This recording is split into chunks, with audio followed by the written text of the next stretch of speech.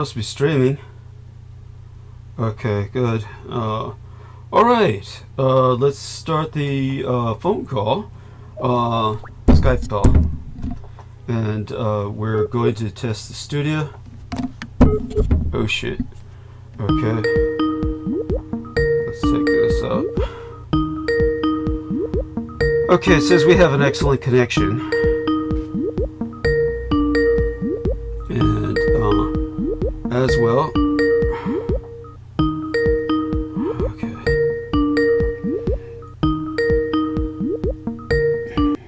Okay. So, Hey. yes. How are we? We're streaming live. So, Okay, yes. yeah, do me a favor, and I'll have to go make tea soon, so we'll do that when you say the blurb. We'll wait till we get a few people on first, if we can. Let's see if you can get everybody on, and I'm going to try and find this other individual to add to our broadcast. So give me a second here to see if I can find her, and let me write to her again. Okay, give me a second here. Okay, give me a second here while I also acknowledge everybody on the phone. All right, I'm just Yeah. adding, Yeah, to everybody Yeah, go who's ahead. listening, we're doing our best. Yes. okay, yeah. so let's Yeah. do a little better. The blurb. So You don't need to start that yet. I'll burn bandwidth. You don't need to start yeah. that till I go make the tea. Say okay. Yeah, say hello, fuck this. Hello to me on it. Okay, say hello to me on it. Okay, there we are. Hopefully she gets that. This is always the biggest problem with adding people onto Skype, and let's see if this works. Oh, I know. What did she say? Holly. Let's see if I can find her on my side. Holly. Are we sure? Am I coming in? Can somebody say? Are you seeing the? Because last time that. Oh yeah, after what happened last time.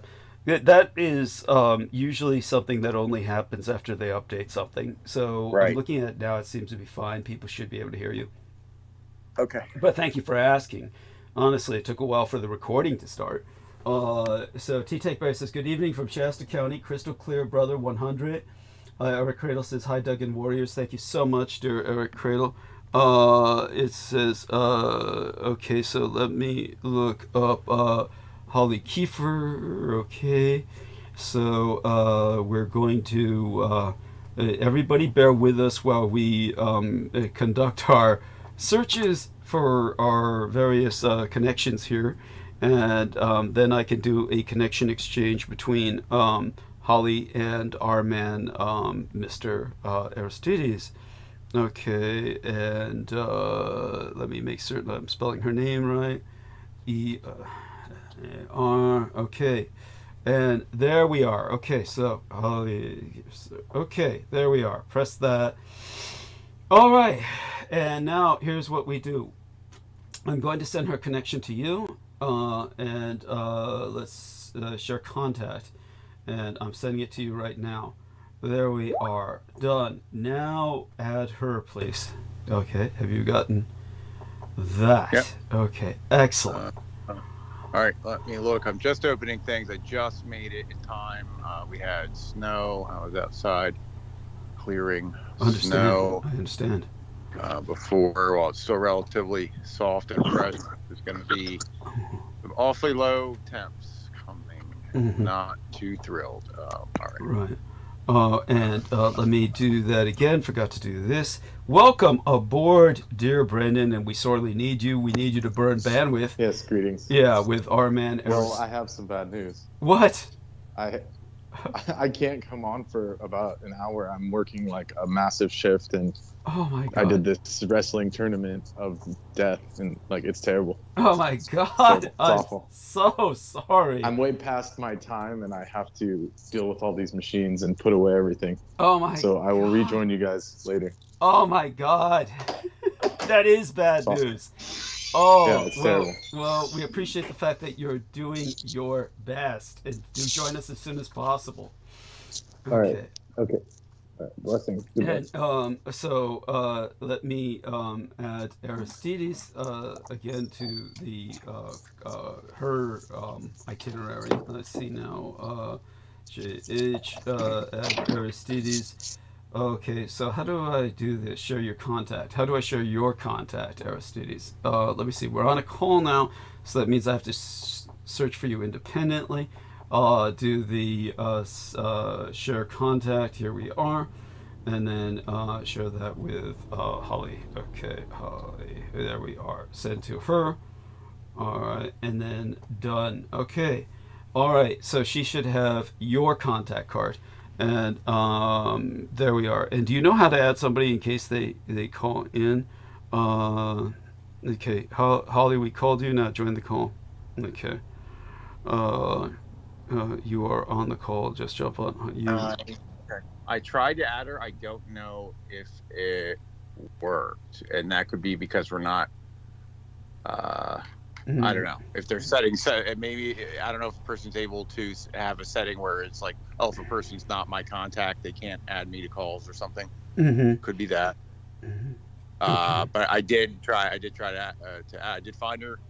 I added her as a contact. That's not reciprocal until they do. Wait, Holly Kiefer. She's calling me. Yes. Well, I don't know. I don't know how to merge. Okay. I'll have her call me. Call me. Yeah. No, there we are. Call Douglas Dietrich. I don't know how to merge. Okay. And I'll do that. I'm gonna. You Okay. can forgive me. I'm gonna hang up on that. Okay. Yeah. I don't know where that. Okay. Okay. There we are. So hopefully she listens to this, and that will help immensely. Okay.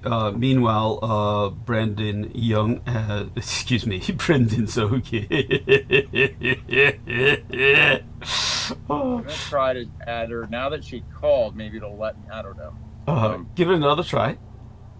Yeah, but she may need to enable some type of privacy setting. Okay. Okay. Well, she's new with it. That's the problem. Okay.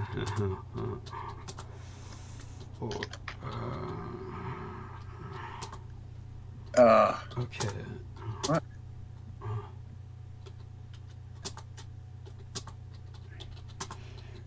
I think she called me again, but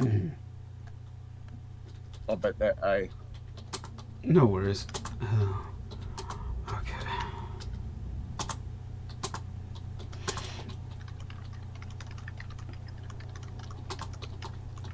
Okay, I'm typing it with her.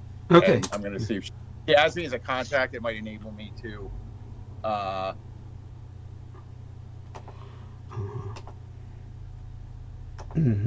So we're all just struggling to do our best right now. This is like, as everybody knows, a volunteer production. We're just trying to struggle with a million things happening at once. Okay, so here's what we can do. I'm going to hang up and I'm going to call her and then add you to the call. Okay? No, wait, just give it a second. Okay. There might be another way, right? Okay.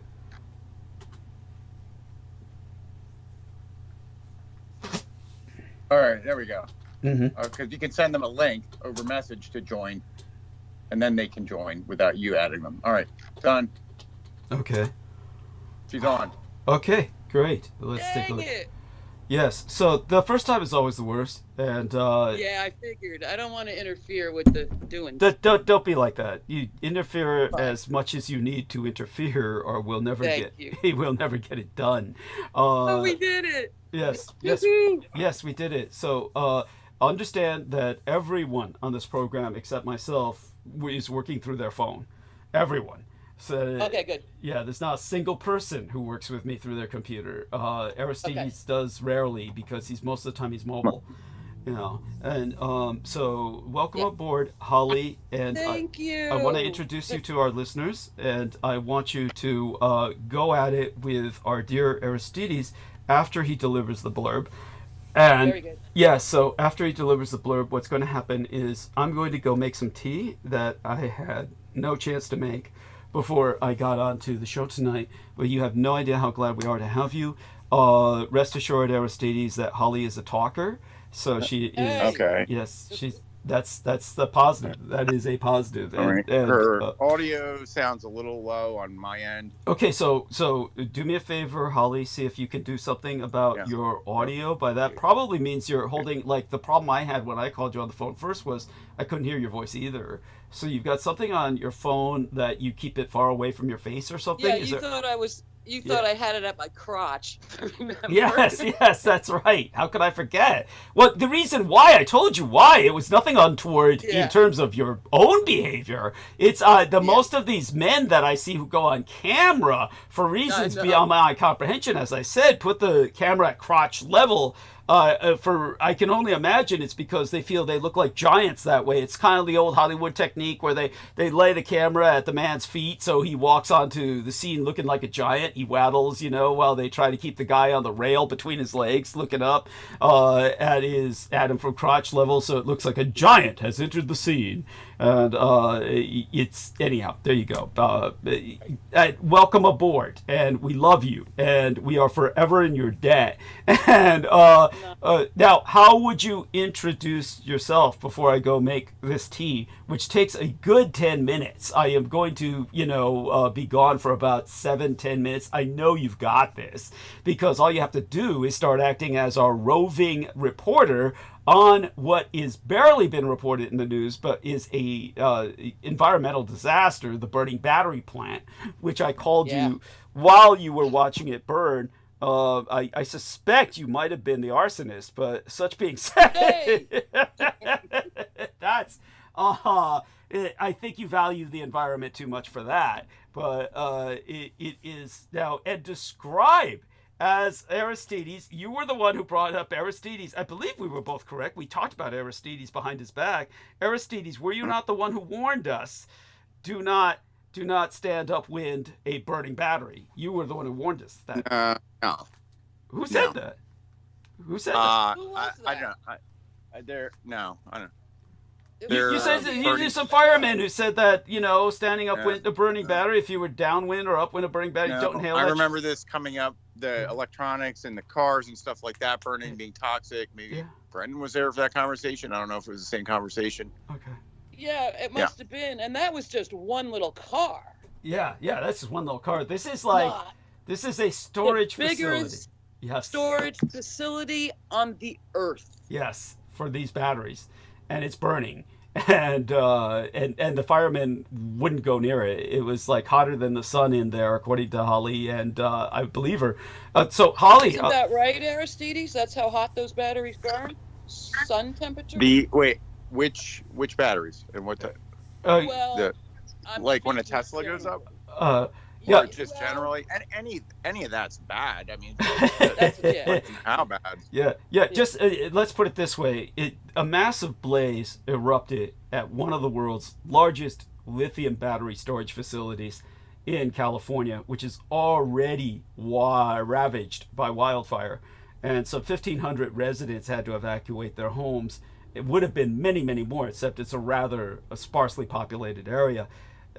Because of this toxic smoke that filled the air. Now, from what I understand, a megawatt is enough electricity to run 750 homes, and the facility in question, being owned as it is by a Texas-based Vistra Energy company, is one of the largest storage plants in the whole fucking world, and it holds tens of thousands of these infamously flammable lithium batteries. And so this incidentally large plant, which stores some 750 megawatts, remember the number here, the ratio, 1 megawatt is enough electricity to run 750 homes, and this place stores some 750 fucking megawatts.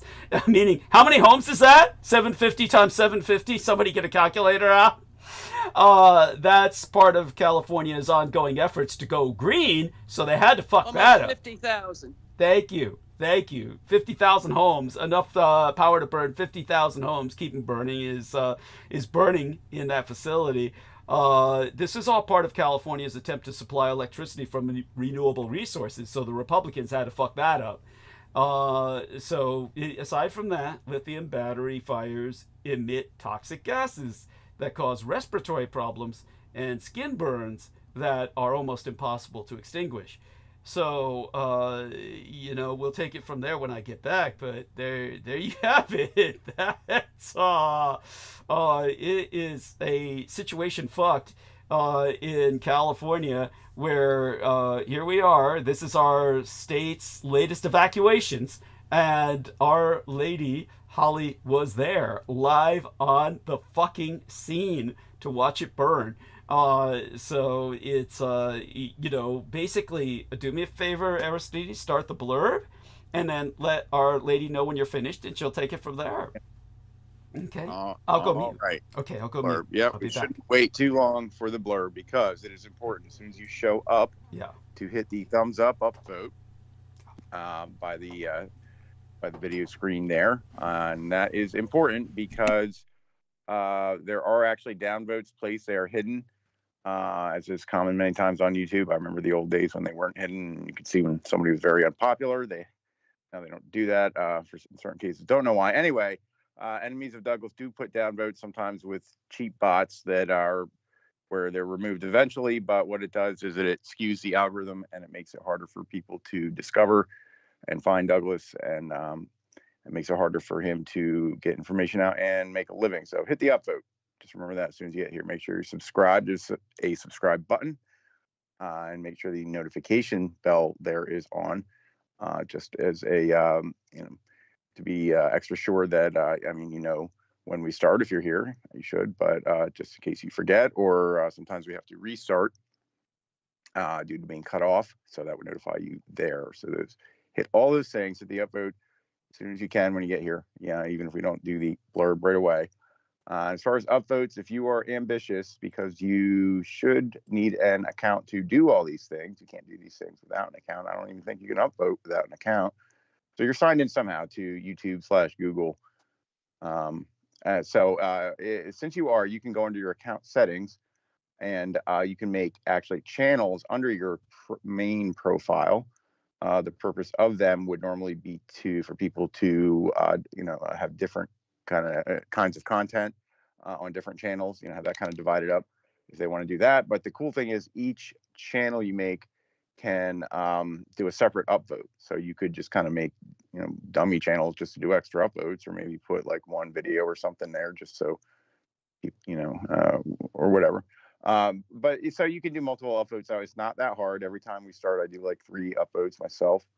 And just remember to switch back to your normal account you want to follow and get to know us with after you do that. So, and then the donation link is already in the chat. It should be appearing there regularly. Please send any donations you can through PayPal. At least $10. Douglas always gets pissed off when somebody sends him like $5. Like, come on. But if that's all you can do, then do that anyway, and we'll handle Douglas, right? So yep, PayPal, and let me try to get into. I still got to back to find that awesome Nemo blurb, and he always tells people to download and re-upload the content. If you can do that, if you can archive it in any way, that's great. It does take a lot of disk space. If you can upload it to your own, to a backup channel, your own channel, that's great. One thing you can do that's really, really easy, and is just grab the link that you're listening at. It's the same link for the live and for the when it converts to a static YouTube.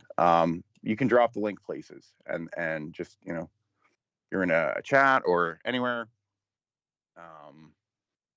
anonymously, just kind of fire it off, or send it to friends.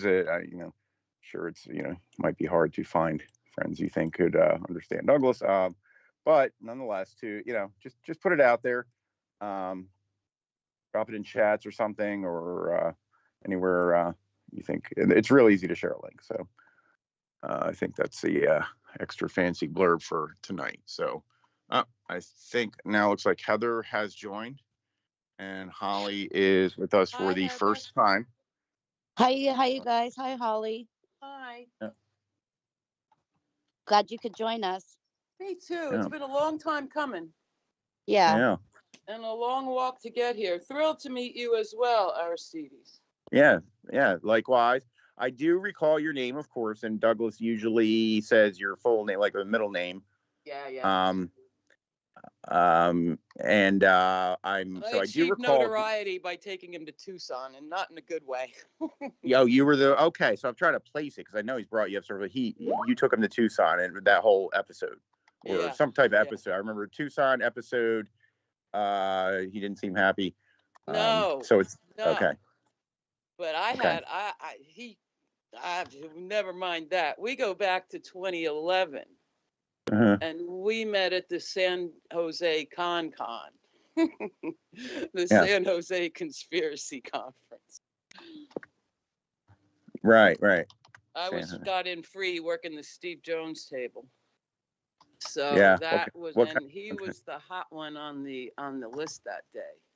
And I got to test that. Who all else was there at the emerging viruses guy? Which one? You know who I mean? Larry. Douglas knows. And that was right at the time that he was really nutting up. And he did a wild and wacky, like, hard to fathom presentation that day. Not sure who that guy David is. Ray Griffin was there. Who else though? Varying levels of sanity. Some I really respected and some not so much. But Douglas was a different breed of racehorse, man. And it was kind of eerie because I felt this presence enter the room behind my back, and I look over and here's this guy in the middle of a sea of people all wanting a piece of him. And that was the first glimpse of the guy. But we've stayed in touch ever since, and his show has had many, many incarnations with many, many personalities since that time, with varying degrees of success. And just about the time I start to think it's comfortable, something jumps out. But we just both mentioned the other day what a sound group this is.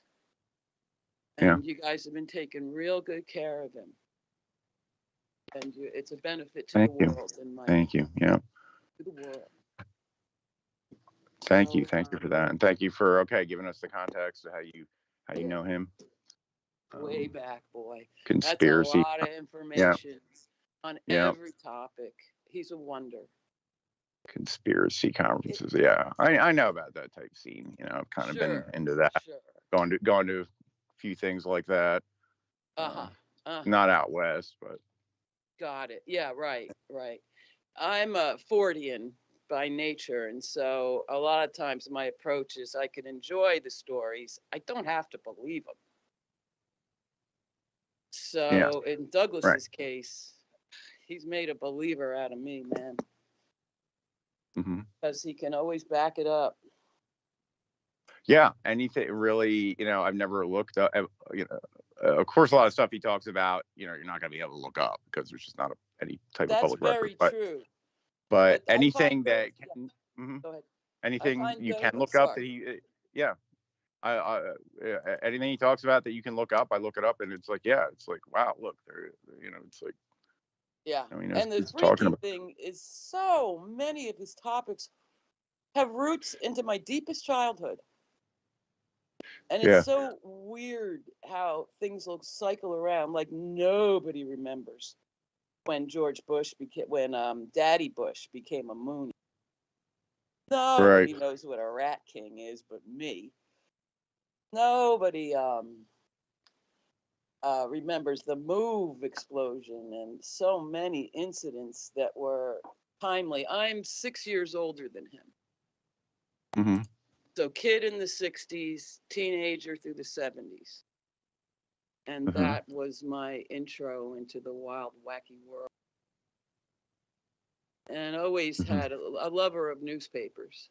Learned to read on a newspaper. Yeah.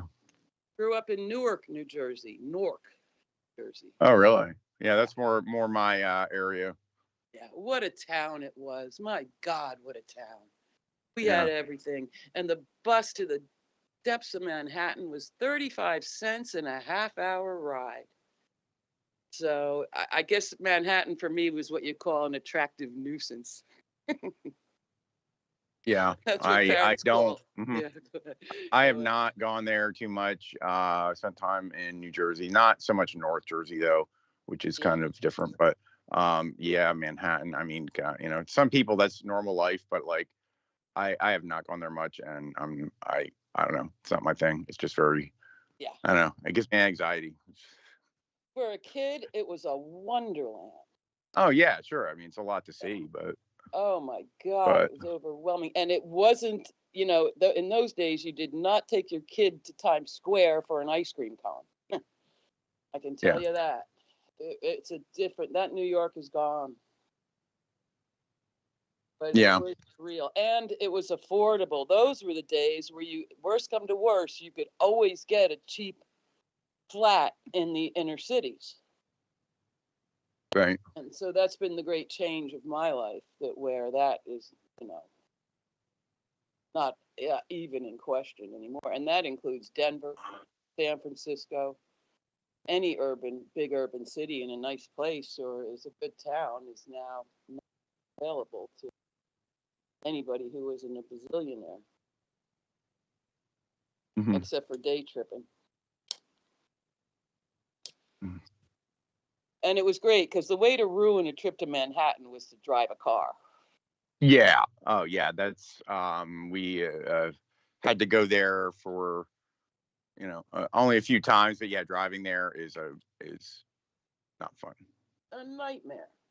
Yeah, but of course, because I mean, look how ridiculous. Yeah, it's so congested. I mean, it's so ridiculously many people in one spot. It's just a nightmare. But on foot, you could own that town. Right.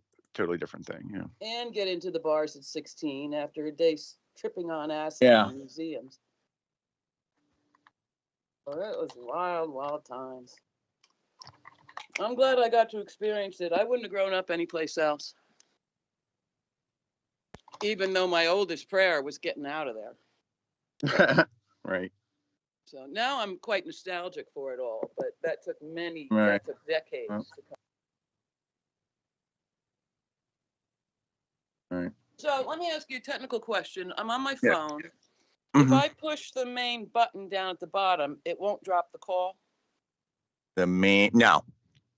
Okay, I'm going to do that now because I need to keep monitoring my battery. Yeah. What type of phone? It's an old 6S iPhone. Okay, yeah. No, if you close that, it'll keep the call open. Okay, just like on a regular.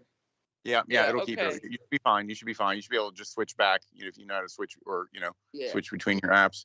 iPhone 6S, man. Wow. Yeah, and it's been a tank. Good little phone. And I don't want to upgrade because I'm not a late adapter. I'm a kicking and screaming and being dragged down the hall adapter. So I don't want all this AI in my life. I don't need it. Right. Doesn't help. But an iPhone that old, like it's not even like you can't even load, like you're dead ended on like the OS. It won't load the newer OS, but it's also working for you. I was afraid it wouldn't let me have Skype. Yeah. But it did. So I was pleased about that. Yeah. But I'll be rocking this thing till the end. The one before that was a 4S, and every engineer I talked to agrees with me. That was the greatest phone ever built and has never been equaled. The 4S, can you imagine? Yeah. I'm on the iPhone, but I'm a little farther along than that. Yeah, I'm dreading upgrading, but the day will come. I'll go for the SE. Because those are So they had the original SE. Then they came out with the SE 2020. Yeah, and that was like an 8. It's I'm not sure what its equivalent was, or the first SC. Yeah, right. It's just basically a no frills version of whatever the current tech is. You know, like not it doesn't have. Yeah, but not really old. It's just it seems like it because they don't give it the 3 cameras and the giant size, but it's right. Still whenever the SE was still new tech for 2020, it was just simplified to like the more simpler package, which is nice. I would recommend that's a good phone if you can pick up an SE 2020. I'd recommend it, and it still has like the button at the bottom because like the newer ones don't even have the button, and that would like weird me out because I have so much like muscle memory of like just pressing the button. I was intimidated. Okay, kids, I'm back, but keep going on. Yeah. Please keep going on about this beauty. It'll take me several more minutes before I'm ready. A few more minutes here, but I'm listening. Continue. Well, it was just it was too simple, It was just a black screen and a button. I don't know how to work that, Yeah. Oh, by the way, Heather Holman has joined us. Have you been introduced? Yeah, we've been talking. I'm just listening in right now, talking about the iPhones. Excellent. I feel like I already know her. Yes. Yeah. Delightful. Yeah. Okay, the two of you do. So let me take the earbuds out for a few seconds while I get a scarf on in tonight's weather and just take care of a few other minor things around me. And I'll be right back. There's a little footage here. What looks like... what is that, Heather? John? Oh, T-Tank Barry sent us something. Yeah, so thank you. So, oh, right. This is some incredible... this is ores on his property, no doubt, that he's been able to find some veins of ore on his property, perhaps lithium.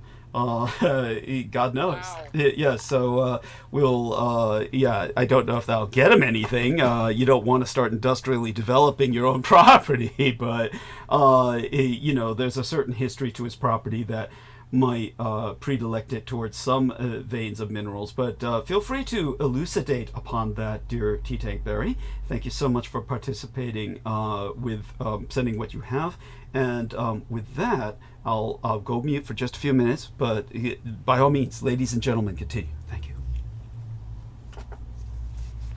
All right. Is he going to come on, T-Tank?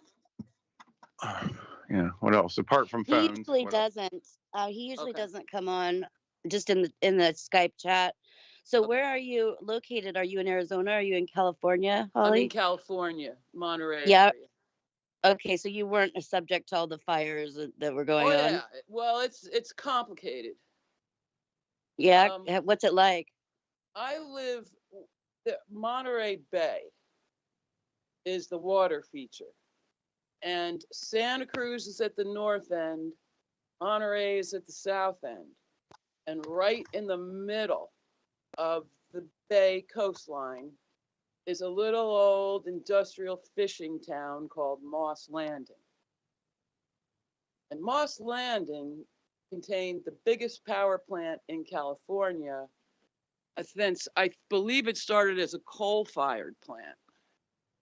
And then Duke Energy bought it and changed it to natural gas.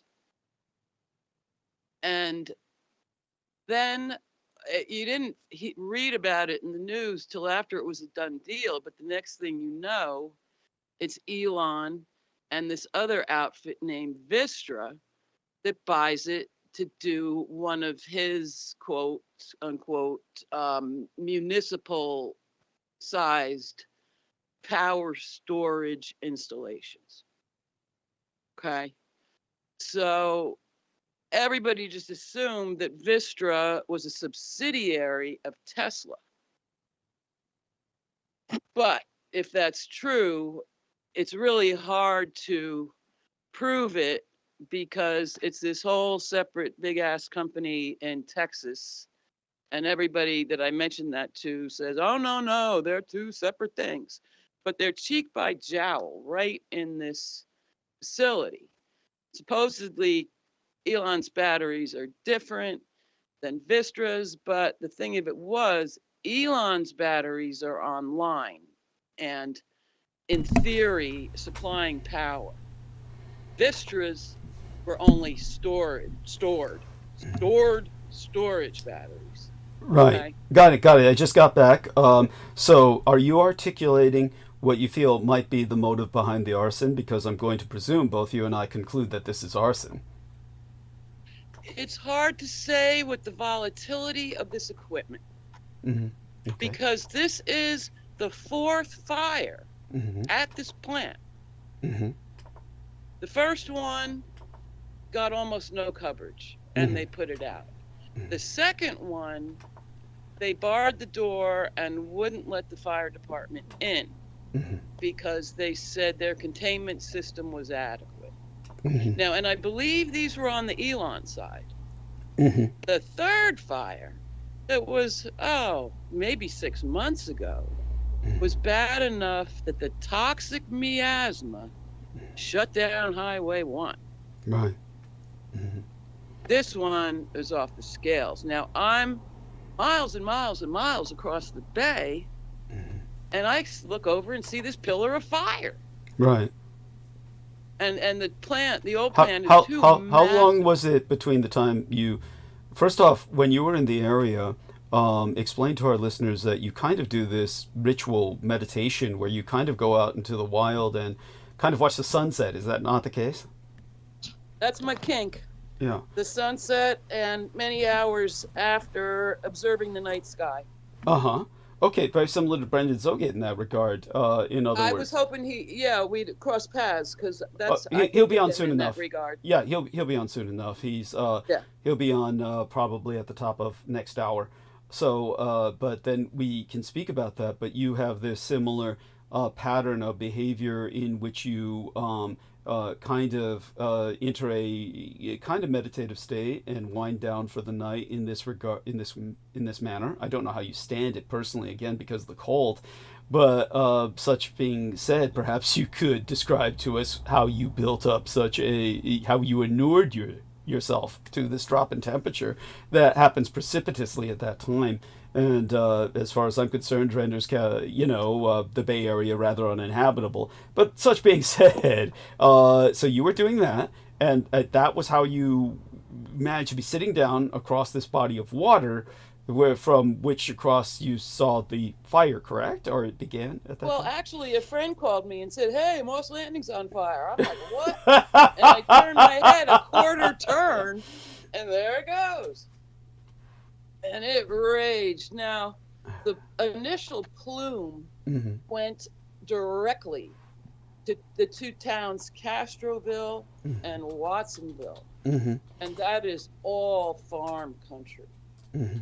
So as bad as breathing this cloud is, nobody's talking about the residual in the water and soil on all this strawberry field. And artichokes and groundwater, and the slough is a magnificent wildlife reserve that's taken a beating for years because of this plant, and now it's just gotten a dose that is horrifying to think of. Yeah. So it's a real stinker, and they call it now California's 3 Mile Island. Yeah. Yes. And we're getting reassuring platitudes from the officials. Always a bad sign.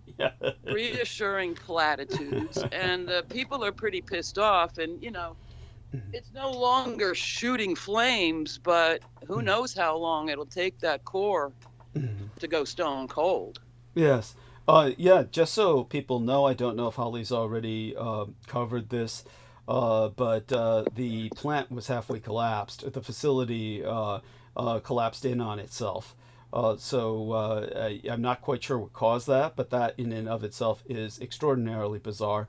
It was serious enough, of course, where residents in neighboring areas were urged to shut their windows and stay indoors. This was taking place on, I believe it was, I'll have to get my calendar up, Friday when we spoke. Was that the case? Yeah, this was going off, I believe, Monday night. Monday? So, later. Yeah, Thursday night. It was Thursday night last. That was it, Thursday night. So it had to be, if I can only get my calendar up, we're talking about, here we are. It had to be Thursday or Friday when we spoke. I believe it was Thursday night. And so... Yeah, that's right. Yeah, so when I called you on Thursday night, you just happened to be sitting there looking at this fire. This was a synchronicity, which in and of itself was quite bizarre. And at that time, it was announced that all of the schools in area, all the local schools would be closed on Friday into the weekend. So they closed the schools, ordered those who were not going, ordered to evacuate immediately to not open their windows or even leave their homes. So it's obviously bad. It was bad. To say that this is California's 3 Mile Island is no exaggeration. This is equivalent to a nuclear radiological leak. And again, I can't understand how the storage facility collapsed in on itself. That's something that almost would take explosives to do that. You might argue that the batteries themselves constitute the explosives necessary to do that if they had started blowing, which is conceivable that they started exploding and blowing and then tore apart the facility from the inside. But isn't the facility supposed to be built to withstand that? You would think. That's the whole point of the facility, to store them in, is to withstand so. that. So this adds to my belief that my conclusion that this was arson is that somebody planted explosives to destroy the integrity of the facility before setting fire to the batteries. First off, there's no way that this can just keep happening accidentally when it's happening that many times. I don't understand where security is not coming into play in this issue. Have they never hired security? Is there no security around this facility? How is it? They probably do, but bear in mind, Elon just blew up another rocket. Yeah. Well, that we can explain. That we can explain. Elon's blowing up all his own rockets for reasons that I don't know how many people take Brendan Zoget seriously when he talks about it, because he constantly alludes to the comedy film titled The Dictator, which was released. I can't even remember when that film was released, but it shows an idiot who has power in a nation who's arguing with his engineers and tells them to redesign the rockets to look more aggressive. He wants the rockets to be look pointy. more penile. Yeah, look more penile. In his case, he wanted them more pointy, and they argue in the film this will add drag, break up the aerodynamics, and and of course he doesn't care. This is exactly what Elon Musk said, as if he were emulating the film verbatim, and insisted on doing what he did, and the engineers told him that would result in more rocket explosions, that they would be blowing up on the launch pad fairly regularly after this redesign, but he went through with it. They forced them. Yeah, and there you have that. But I want to interject something here. Of course, please. Yeah. And I fully believe there could be a number of reasons why Elon's rockets could blow up. Mm-hmm. But there was an interesting video of a small, roundish discus type shaped craft flying by one of his rockets, passing by just as it blew up on the launch pad. What? I'm gonna damn. I don't have a web link for it. I just have the video, but I am going to try to drop it in the Skype box for review. It's like a 3-minute video, but if you can kind of scroll around maybe, and you find where it's showing the small little thing passing by. Not an airplane, one of these, let's call it a UFO. No, this is old. I forget what year this was. Let me, maybe the thing will say. You're talking about something from the early days? I'm sorry, you're talking about something. No, this is older. This is old. This is not recent. 2016. This was a 2016 launch of a SpaceX rocket, and I put it in the box there. You can look at it. There was a small craft that went by. It looks like a small craft that went by. Probably at high speed. They probably had to slow it down so you can see it, but at high speed, just as the rocket blew up. Okay, and so take what conclusions there you will. Yeah, no, thank you for bringing that up. Obviously, there could be many reasons for his rockets to explode, but a lot of it, I would say that it's all dependent on his interference, that it explodes. Almost every explosion is almost certainly due to Elon's own micromanagement.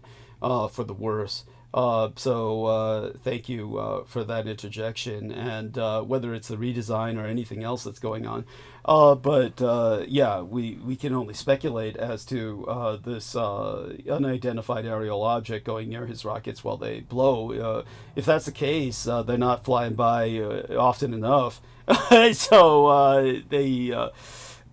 certainly during the original American space program, we had unidentified objects that were hovering nearby and blowing up most of America's launches back in the early days. But that was explained in the context of the Third Reich in exile, which George Knight's territory. Right. He and I can go into that another time. Right. Well, that's kind of where I was going with this. You know, is it really that, or is it something, similar but different?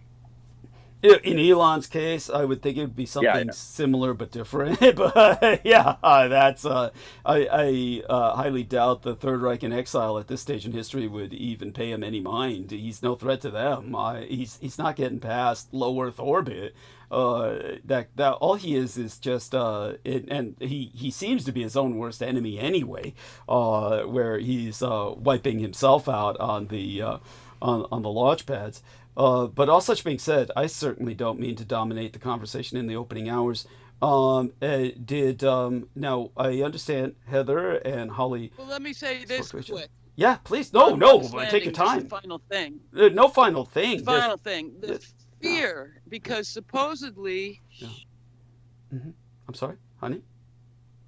Sorry, my connection is getting dodgy. Can you hear me? Yes, thank God. You blacked out there for a minute. I'm going to talk fast, and then I'm on the move. So if the call drops, I'll restart it when I get to my spot. Okay. Go on. But the thing of it is, they're saying that at this point, the fire is confined to the Vistra part of things. Mm-hmm. But the fear is that it will trigger the Elon side to blow. Mm-hmm. Okay. Because of the heat. Right. Yeah. So that this could, quadruple in size at any moment. They just, they don't know yet. Mm-hmm. And are they daring? And hazmat crews are on, on site. Hopefully they're standing way back, because what the hell are they going to do? Well, if they're in protective gear, there should be something they can do. What did like you said last time, at the time that you and I spoke on Thursday, you were mentioning the fact that they were already proclaiming that the hazardous materials teams were on standby. And like you said, at that point, we could understand why they were potentially doing nothing other than standing on standby. At this point, they should be doing something. And they say there's no foam. Mm-hmm. There's no sand you can throw on it. I don't know. They keep telling us it just has to burn itself out. Outrageous. So hope to God it doesn't catch the rest of the plant on fire. I don't understand how they don't have preparations, contingency measures for this sort of phenomenon. Did they all just store this and hope that nothing would ever happen? That is so fucking stupid. It staggers the mind. Yeah. Yes. No, it's beyond comprehension. There's no words for this. It's unspeakable. But then so many things are unspeakable in our society. Our society is beyond dysfunctional, but yes, I presume that we could always blame corporate cost-cutting measures, where they just said hope for the best that nothing happens, and meantime spend no money on any of this. But look, while you're moving, doesn't mean you can't try to talk. Let's see if the connection stays while you're moving. I understand Heather and you were speaking earlier, but have you had a chance to introduce yourself to the listeners? And how did you introduce yourself? I'm just curious. Okay, she may not be able to respond. So that brings us turning back towards Heather. So Heather, what exactly, I don't know if you were able to hear Holly introduce herself. Yeah? Oh, no, real quick. No, I asked, and she said she met you in 2011 at the San Jose Conspiracy Con. Okay. Oh, I thought you were asking Heather to introduce. Jesus fucking Christ, honey. Get used to it. Yeah, that's, okay, come on, honey. I said I was talking to you while you're moving. Come on. We got to get used to communication. Yeah, no, I got that. But I think you said Heather, because I've been talking. She hasn't. had much time. Did I say But Heather? anyway. That's okay. This is an important thing to me. It's really important to me to find out whether or not I said that. Did I say that, Aristides? Yes. I said Heather? No, I said Heather the second fucking time. I didn't say that the first time, did I? All right, I'm confused. Okay, no, but we got a little bit of primer on Holly, where you're going and how you met, and that's what I had to say. Yeah, what I said was, Heather and Holly were speaking to each other. I said Heather's name first in that regard, but did Holly, how did she introduce herself? I mean, that's how my sentence. Yeah, a little back history. Yeah. At any rate, just go at it. Go ahead and talk, ladies. You. Yeah, and so when you mentioned that, if Heather, let's turn towards Heather now, since Holly wants her to talk. Okay. Yeah, and so Heather, how's your situation? It's going pretty good. We're getting ready to move, so it's going to be hard and frustrating to try to pack everything up, move it. Mm-hmm. And why are you moving? Because we're moving in with Finney's mother because, she's older. Okay. She's 83, and we're just going to share a place with her. Mm-hmm. Okay. Yeah. And when is this move happening? You're saying it's happening right now, or how many days? No, it'll be within the next couple months, but we're just taking it slow. Mm-hmm. Okay. Yeah. And so if you're moving in with her, then basically this is kind of like permanent. Do you grandfather into the house when she eventually passes? Well, she's actually moving as well. We rented a house in the retirement community, so there's going to be no kids around. Okay. And I'll be hanging out with all the old folks at the senior center. Okay. What? You're moving into a retirement facility, an actual? No, just the community. It's a whole city. Of the elderly. Del Webb? Yeah, by Del Webb. Yeah. Got it. Yeah. Got it. Mm-hmm. So And I've always wanted to live there. It should be really different for a change. you always wanted to live there? Well, growing up, I liked the houses and stuff. It's a clean neighborhood. You've seen this place since you've grown up as a retirement community? It's always been there? Yeah, my great-grandparents had a house there, and my mom and my great-grandparents are both buried out there. So I've frequented throughout the years. I've been in and out. So it's got its own cemetery. Oh, yeah, it's got several cemeteries. Delightful. Altogether. Yeah, altogether. I think the pet cemetery is out there, too. I'm not sure. Of course. That would go without saying. That's people love their animals, and they'll I'm just surprised that they don't intermingle the cemeteries with the pets buried next to their owners. I'm sure some would prefer That's a good idea. Maybe you could start a trend. Human pet cemetery combo. Think of the money we could make. We've got to invest some real estate for that. Yes. Humans could be buried next to their pets. The way things are going, most people prefer the company of their pets than they do to other human beings. Okay. All right. So, such being said, Holly, have you reached your new location yet? No, I'm traveling that way. What the fuck are you doing? Are you hiking along Are you hiking along a 2-mile trail? What the fuck? Not quite, but I'm going slow to guard the connection. Okay. When I fled Newark, yes, I was very young. Tucson was my first destination. Mm-hmm. And man, it was really something, and like another planet for me. Mm-hmm. And I keep a big bloody chunk of my heart buried in Arizona. Because something about that state just really gets me. Well, it didn't look like it was healthy for either Lori Lee Solomon or yourself the time that we were down there. Neither one of you. It was emotional. Yeah, neither one of you was happy about it. No. You were both flashbacking. That was emotional. Both of you It wasn't unhappy, but it was painful. painful. I think it was downright fucking traumatic is what it was. let me tell. Certainly was for me. I know. Yeah, that, and I have nothing to do with the place, and both these ladies made it traumatic for myself. This was it was, yeah, but let's put it this way. We would not have gotten down there at all without Holly. Holly came up at the last minute. Look, just relating this is traumatic to me because the insanity of the whole situation. And you saw me at my absolute worst. And more than that, remember, this was the day after Trump got elected the first time. It was. Yes, it was. Yeah, it was. It was. So it was all that backdrop. Yeah. Well, it was. At that time, however, politics were still relatively a joke at that time. This was prior to Stephen King's The Stand becoming reality, which it became during that administration. Yeah. But when, at that time, it was still a disappointment, but it was not yet full-on horror. It was a horror that you felt, but it was more like it was still the forewarning part of the horror novel. It was not yet the full scale, they're at the window and they're clawing to get in scenario that it became.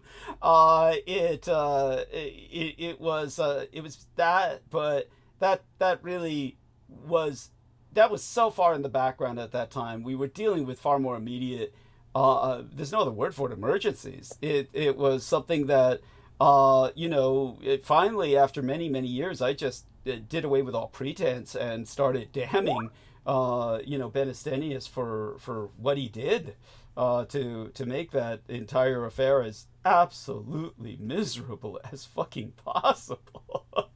And getting no film out of it.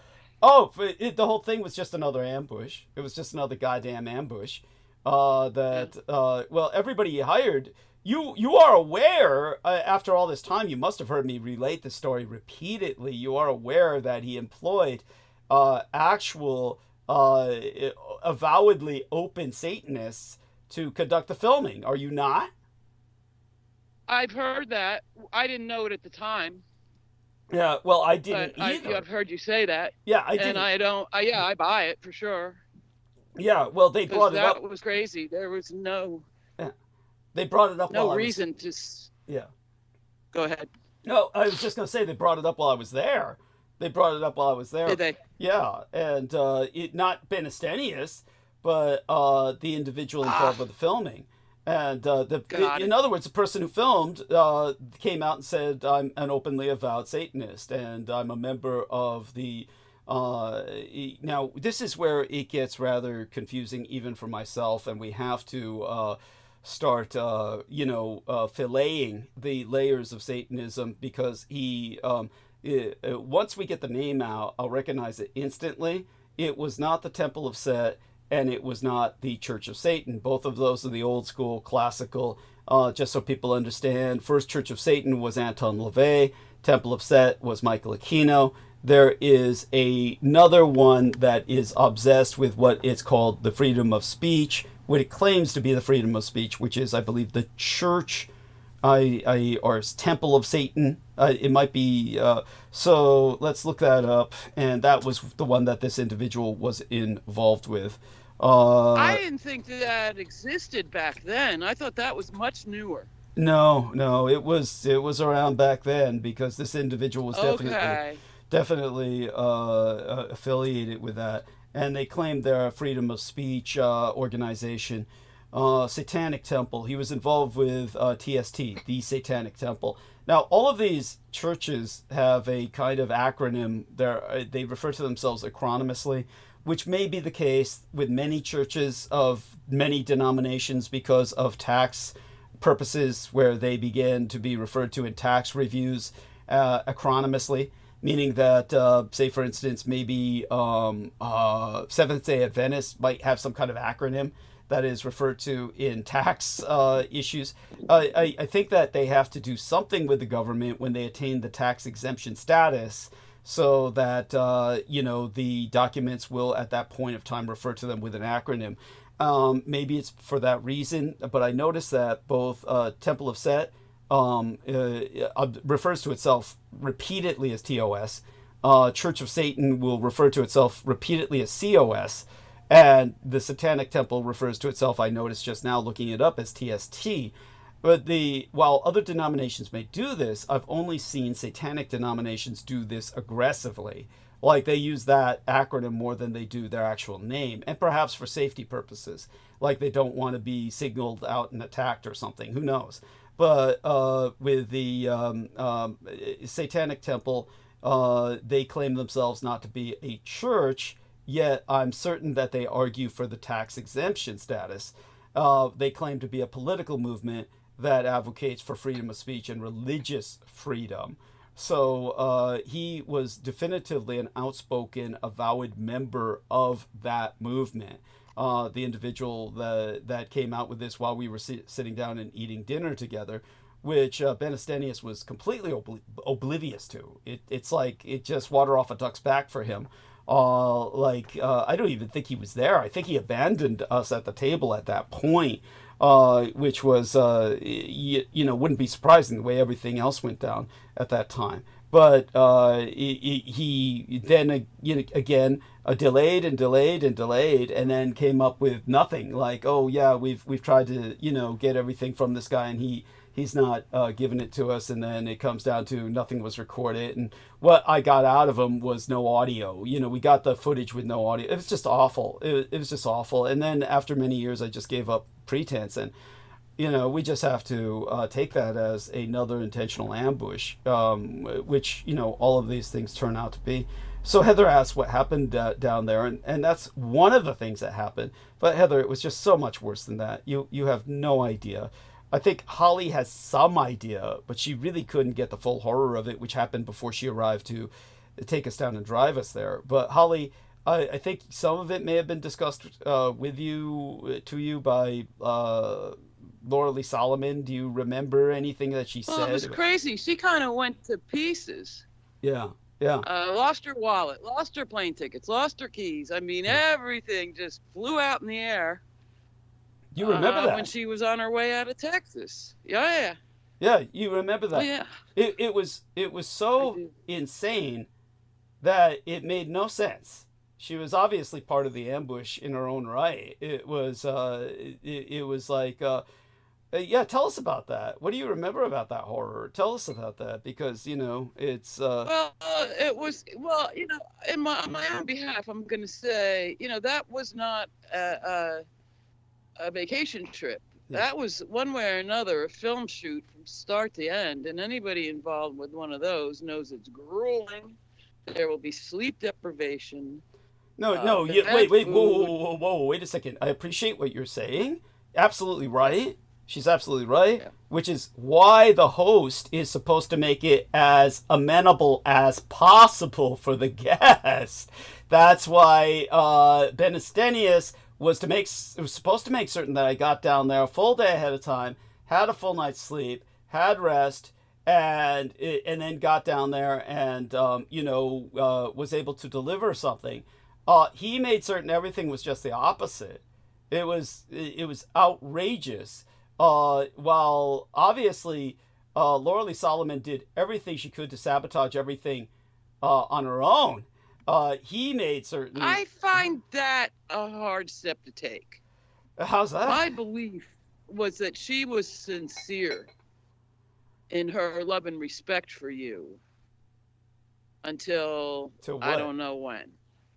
You know goddamn well that's not the case when you saw her behavior as time went on. As time went on. But I did not, I certainly at the time of that trip was my first time meeting her, and I didn't get that vibe is all I'm saying. Let's put it this way. She was committed, if anything, she was overcommitted emotionally. She might have been overcommitted emotionally to doing as much damage as possible. There's no other way to see that. Apparently you forgot that I had to spend hundreds of dollars to bear in mind, I have no money.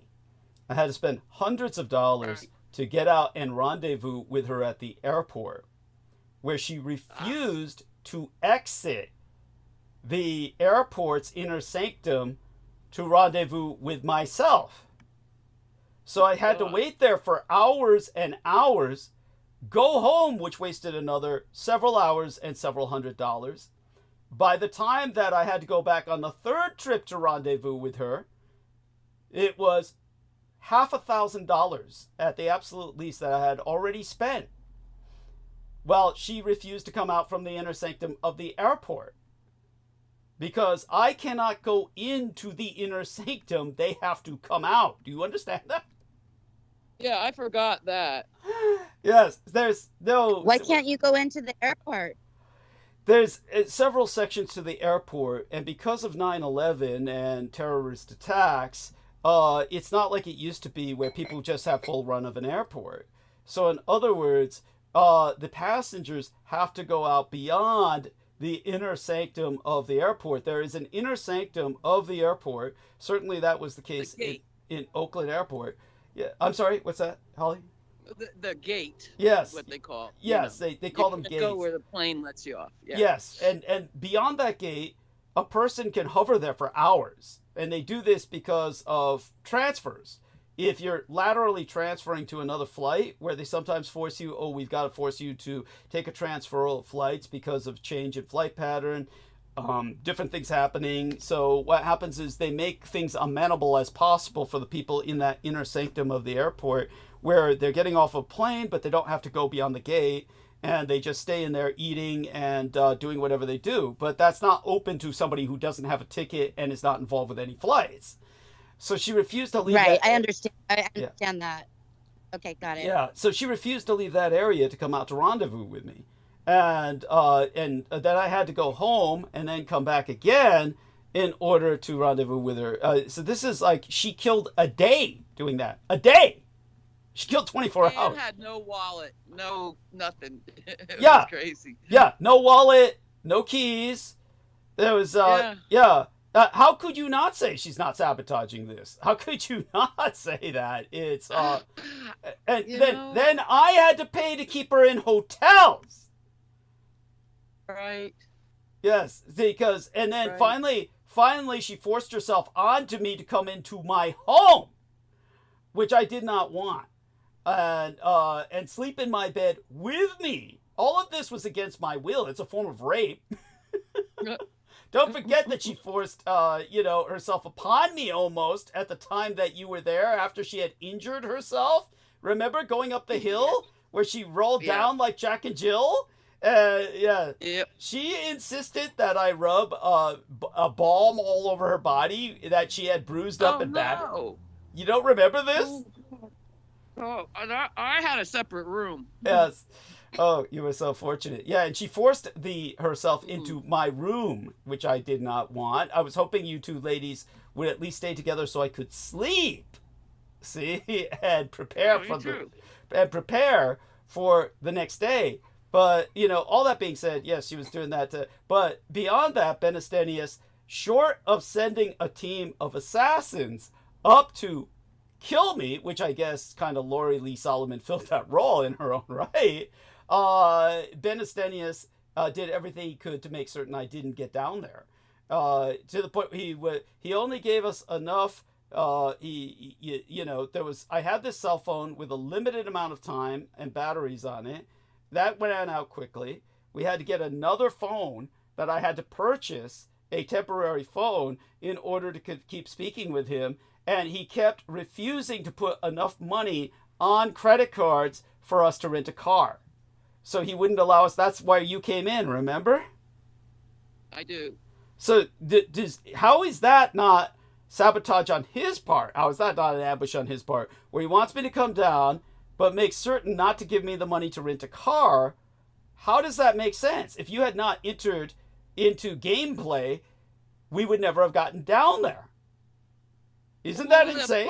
The part of this was the other really creepy guy, that old baseball star. Yes, that's Robert Lacey. Robert Lacey. And he was hating on me and Laura. He wanted you all to himself. Absolutely. He wanted me to himself. And he freaked when he heard you were bringing accompaniment. Yes, yes. And he got his fist up Benestenius's ass and manipulated him like a sock puppet, which tells us, what does that tell us about Benestenius? None of this makes any sense. But he wouldn't even make eye contact with me. Yes, that's right. No, he hated both of you with a passion that he was very vocal about.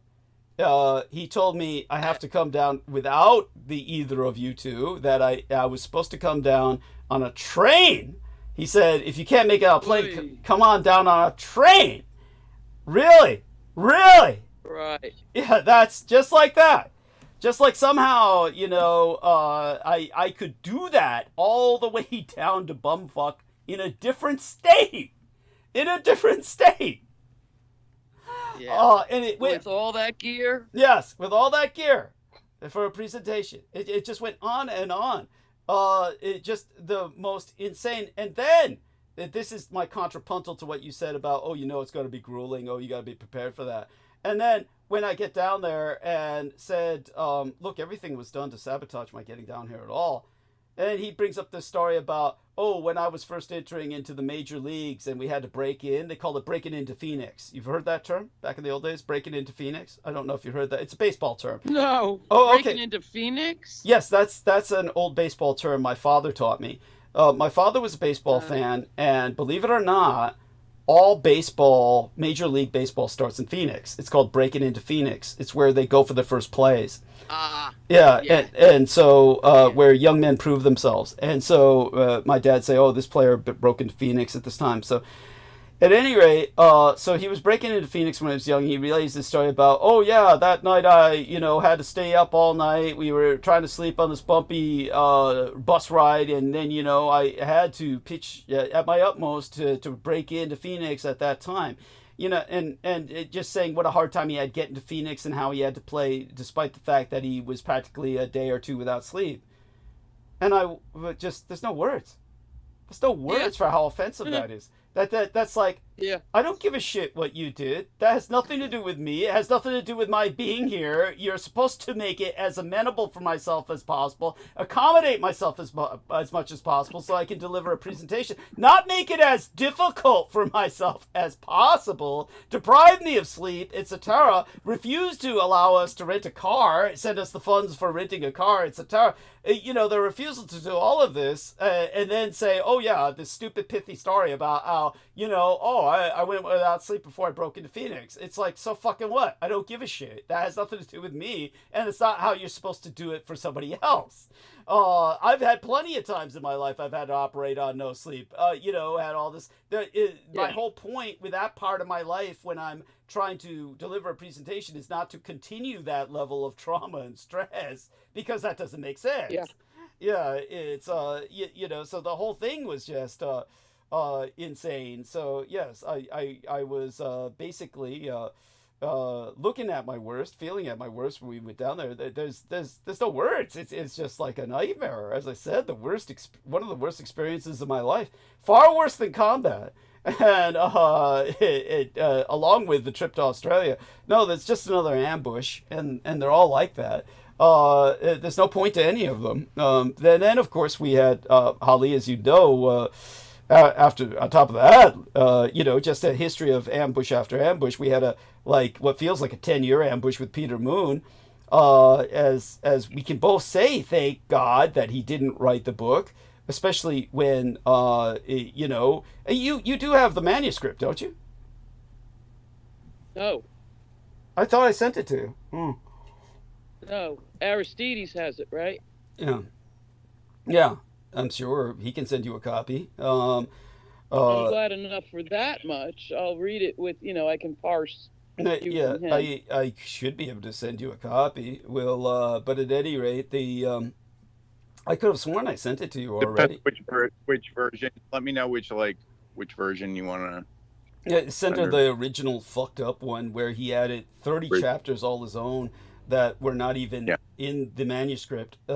You could see by that he had planned to add 30 chapters of his own. In other words, he had doubled the length of the book, and he was going to add in all of this crap of his own, including, and Aristides, if he reviews the chapters, can confirm this, including a chapter on Amos and Andy.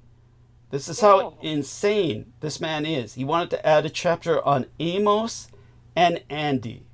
Now, for those of you who don't know, because nobody knows who Amos and Andy are, Amos and Andy were a old-fashioned radio show from 100 years ago. And I'm not shitting you. It's literally, we're talking about 100 years ago, where Amos and Andy were two black guys that were caricature blacks that were part of this black Moorish church. They were they had like their own Freemasonry, and so this captivated the senile, demented mind of Peter Moon. He spoke of them often on this show, and probably it was so painful for most of our listeners that they couldn't even bear to recollect that Peter did this. His real name being Vinnie Barbarick, of course. But Vinnie Barbarick, of course, never tried to emulate them or imitate their voices. And most people would never review Amos and Andy today simply because they would find it so racist, so offensive, they couldn't tolerate listening to it for even a second. It's just two black guys speaking in or two white guys voice. It's like two white guys in blackface, except you don't see their faces. It's two white guys voicing black voices with exaggerated inflection. So everything they say comes out sounding far worse than Song of the South.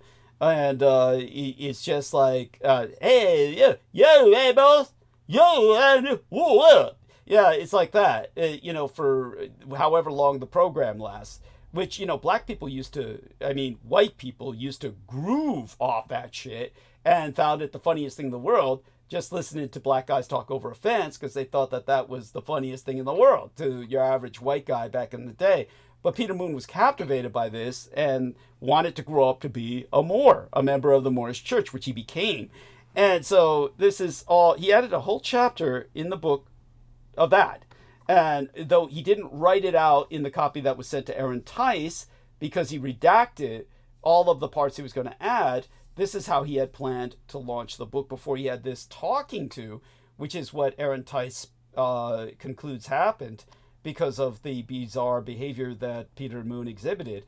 But yeah, I could have sworn I sent you a copy of that manuscript, but yeah, such being what it is, we'll certainly do that in the near future, sometime after this episode's over. And yeah, if you can send her the first one. Oh, yes, if you could send your email to Aristides, Holly, then that would be fine. You can. I will. I dropped them in her Skype message for now. Oh, okay, the PDFs. You can download it. The original PDF, but although not with whatever name it had, just the name that you gave it, and then the additional chapter thing. So these are like the original source, like stuff that you got. Very good. Yeah, that was good. Sent to Aaron, and when Aaron teased it out of him, and so by that you mean not the original title. You mean what's the title? I renamed the file. I forget what the title. The file, or it might have been. He might have had it as Vox Arca. It was Vox Arca. Remember Holly? Yeah, no, the dumbest thing I ever heard in my life. No, Holly, tell them how you told me. How you told me before you did it. You said, don't let him name it Vox Arca. Whatever you do, tell him. You do. Yeah, remember, tell him. You said I was just disgusted. Because he took a weird proprietary kind of attitude about the Vox real fast. Yes. And all of a sudden he was the expert. Yes. And that really bugged the crap out of me. And I knew it would just be a disaster. But you had some interesting observations about this, Holly. Tell people about how your observations of Peter Moon's various kicks, that for periods of time he spoke of nothing but the Cho for months after months. Where every episode, and then it was the Vox Arca. So tell people about what you noticed about these patterns that were developing. He'd just get these fixations, and then the next thing you know, he's like the expert. Yes, Yes, that's right. So I was like, what? And then to make that the central feature of the book, I just thought was disgusting. Thank you. Thank you. I mean, it's not the most important thing. Thank you. Thank you. But the bizarre aspect. This context, anyway. Thank you. But the bizarre aspect of it was he was not only going to converge that with my identity. This was the argument that Holly and I had against Peter Moon naming the book the Voxarka, was he was going to conflate that, converge it, basically replace my identity with it. In other words, I, as Douglas Dietrich, want to be known as something else beside the Voxarka.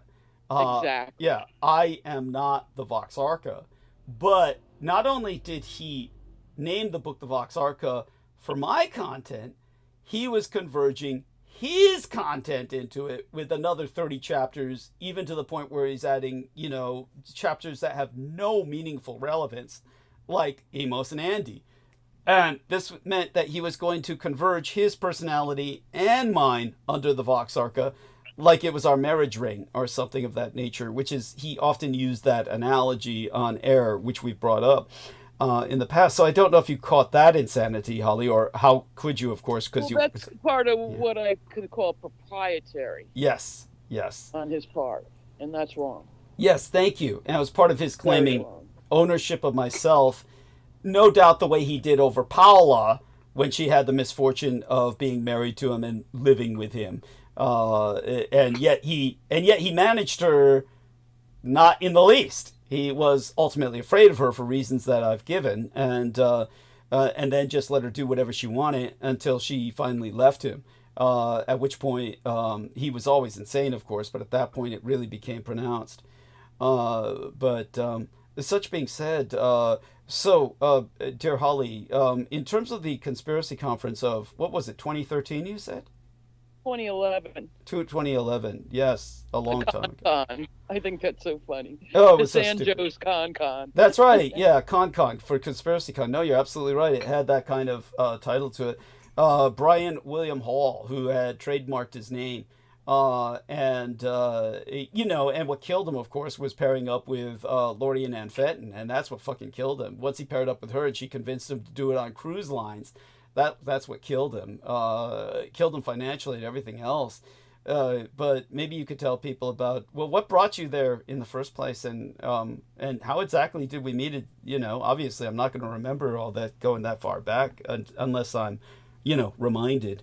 So, but what drew you there? What drew you to the Conspiracy Con? I got in for free in order to work the Steve Jones littered merch table. Okay. And Steve Jones was one of the more credible 9/11 guys. Okay. Yeah. And how was he doing? I was game. Yeah. How's he doing? I do not know the answer. Okay.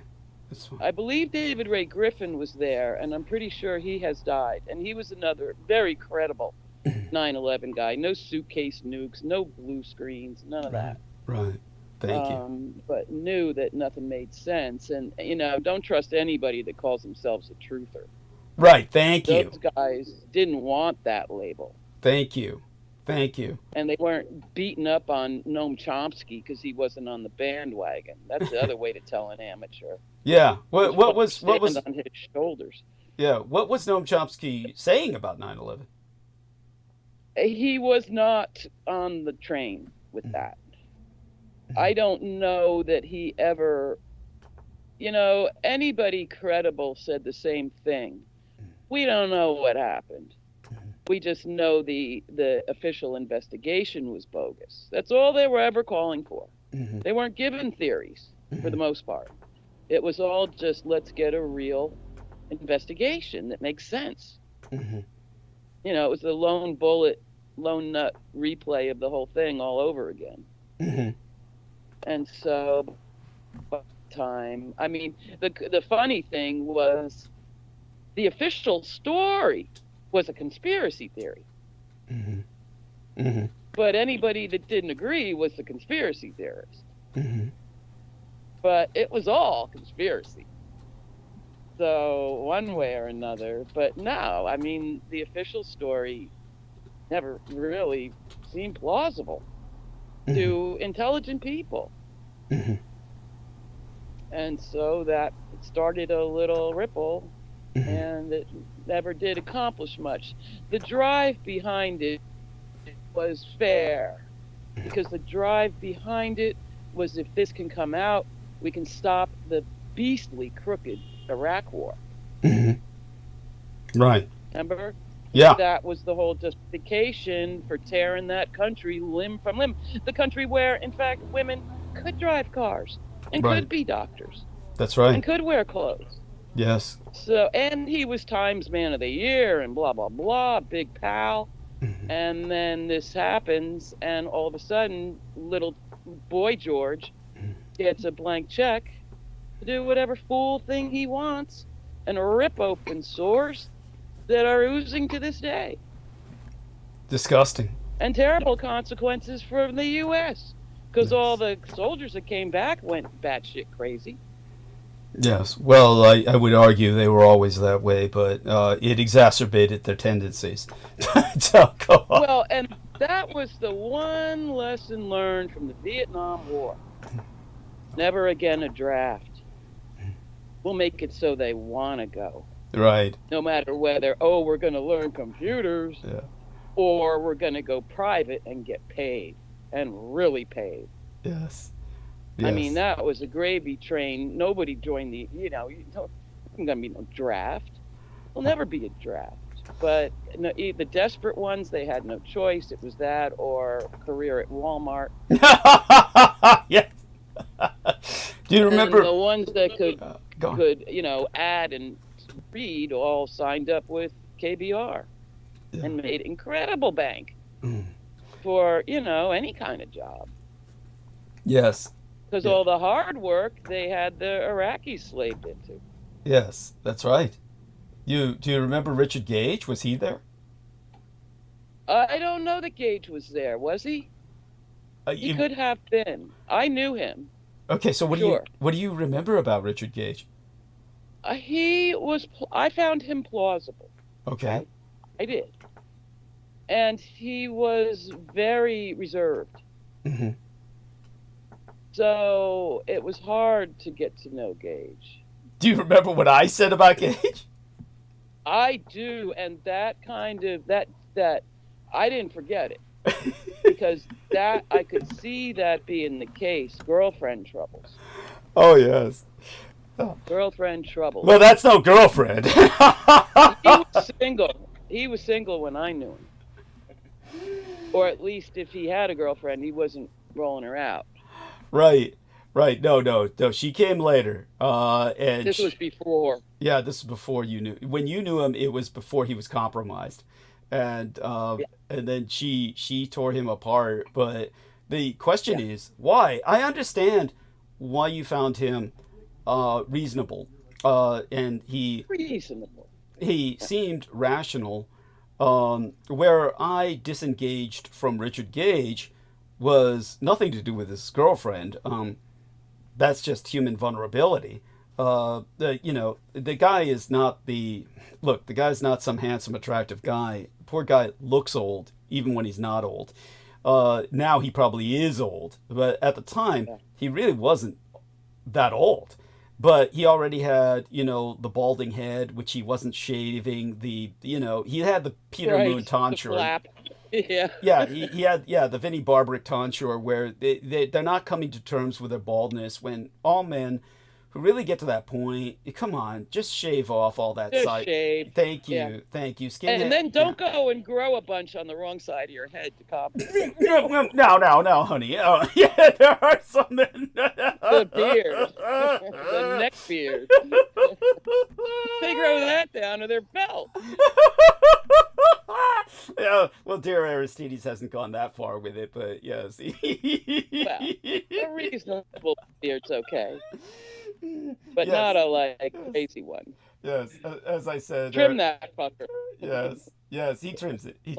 And no neck beard under any circumstance. Yes. That's unacceptable. Yes, thank you. It just doesn't look right. All women all gay men aren't having it.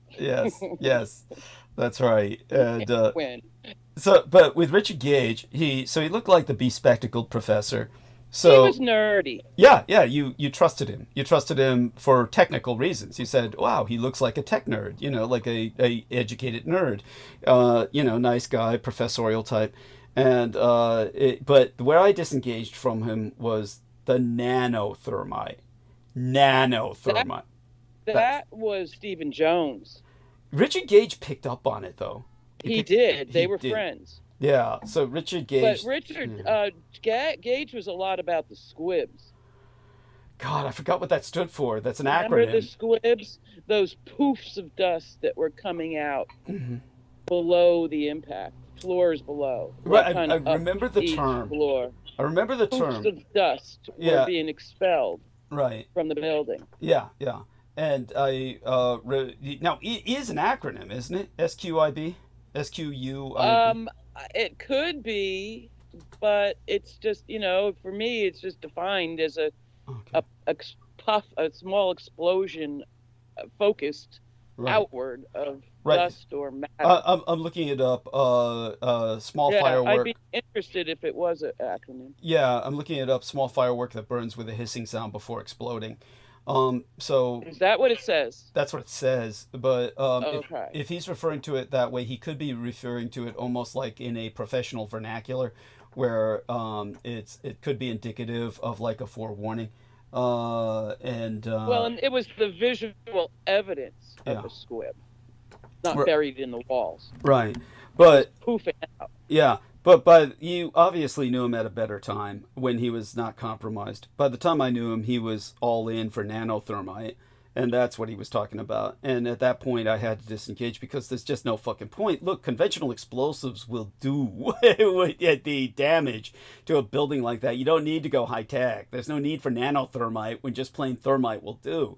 That's fair. Yeah, and the idea that when they brought in all this high tech shit, they're just discrediting themselves. So at that point, he kind of discredited himself. He discredited himself to me, but I could still sympathize with him as a human being. And like I said, he had this gorgeous prostitute, an escort, which anyone would have identified her as such without any negative judgment, certainly not on my part. And I thought he had just hired her because he wanted to look good at parties. And so I, even broached the topic with him. And he was not offended, but he was insistent and adamant that no, it's not an escort. No, she loves me. She loves me. And I'm like, no. I just thought, come on, dude, get real. Look at yourself. Look in the mirror. Okay, she doesn't love you. She doesn't need you. She can have anyone she wants. It's like, no. I could see him going head over heels, though. Yeah, he did, and it destroyed him. Heels. Oh, it destroyed him. Yeah, she wiped him out. She wiped him out. Oh my God, poor son of a bitch. But why? Is what I was wondering. Probably because originally he was talking about the squibs and he was conventional, and by the time he had taken up the nanothermite that had already targeted him, now it makes sense. It makes sense to me. Okay. Yeah, as a matter of fact, she was probably instrumental to his being corrupted into the nanothermite range. That makes even more sense. And then it was not too long after that where he said, my wife, she wants me to get out of talking about this because it's a threat to my personal security that I continue doing this. And that's when he stopped talking about for a while. Then after she wiped the floor with his face, then he came back into, talking about it again. But by that time, he was poor as a church mouse. So there you go with that. There. Objectless. It was reminiscent of your great story about Lou Wolf. What did I say about Lou Wolf? So I'll start this from the beginning. Yeah. I was like #1 fanboy for the publication, the periodical. Oh, that's right. Covert Action Quarterly. Let me say this one thing. Because that was where, in about 1990, I first saw the picture of Aquino in full regalia. Yes.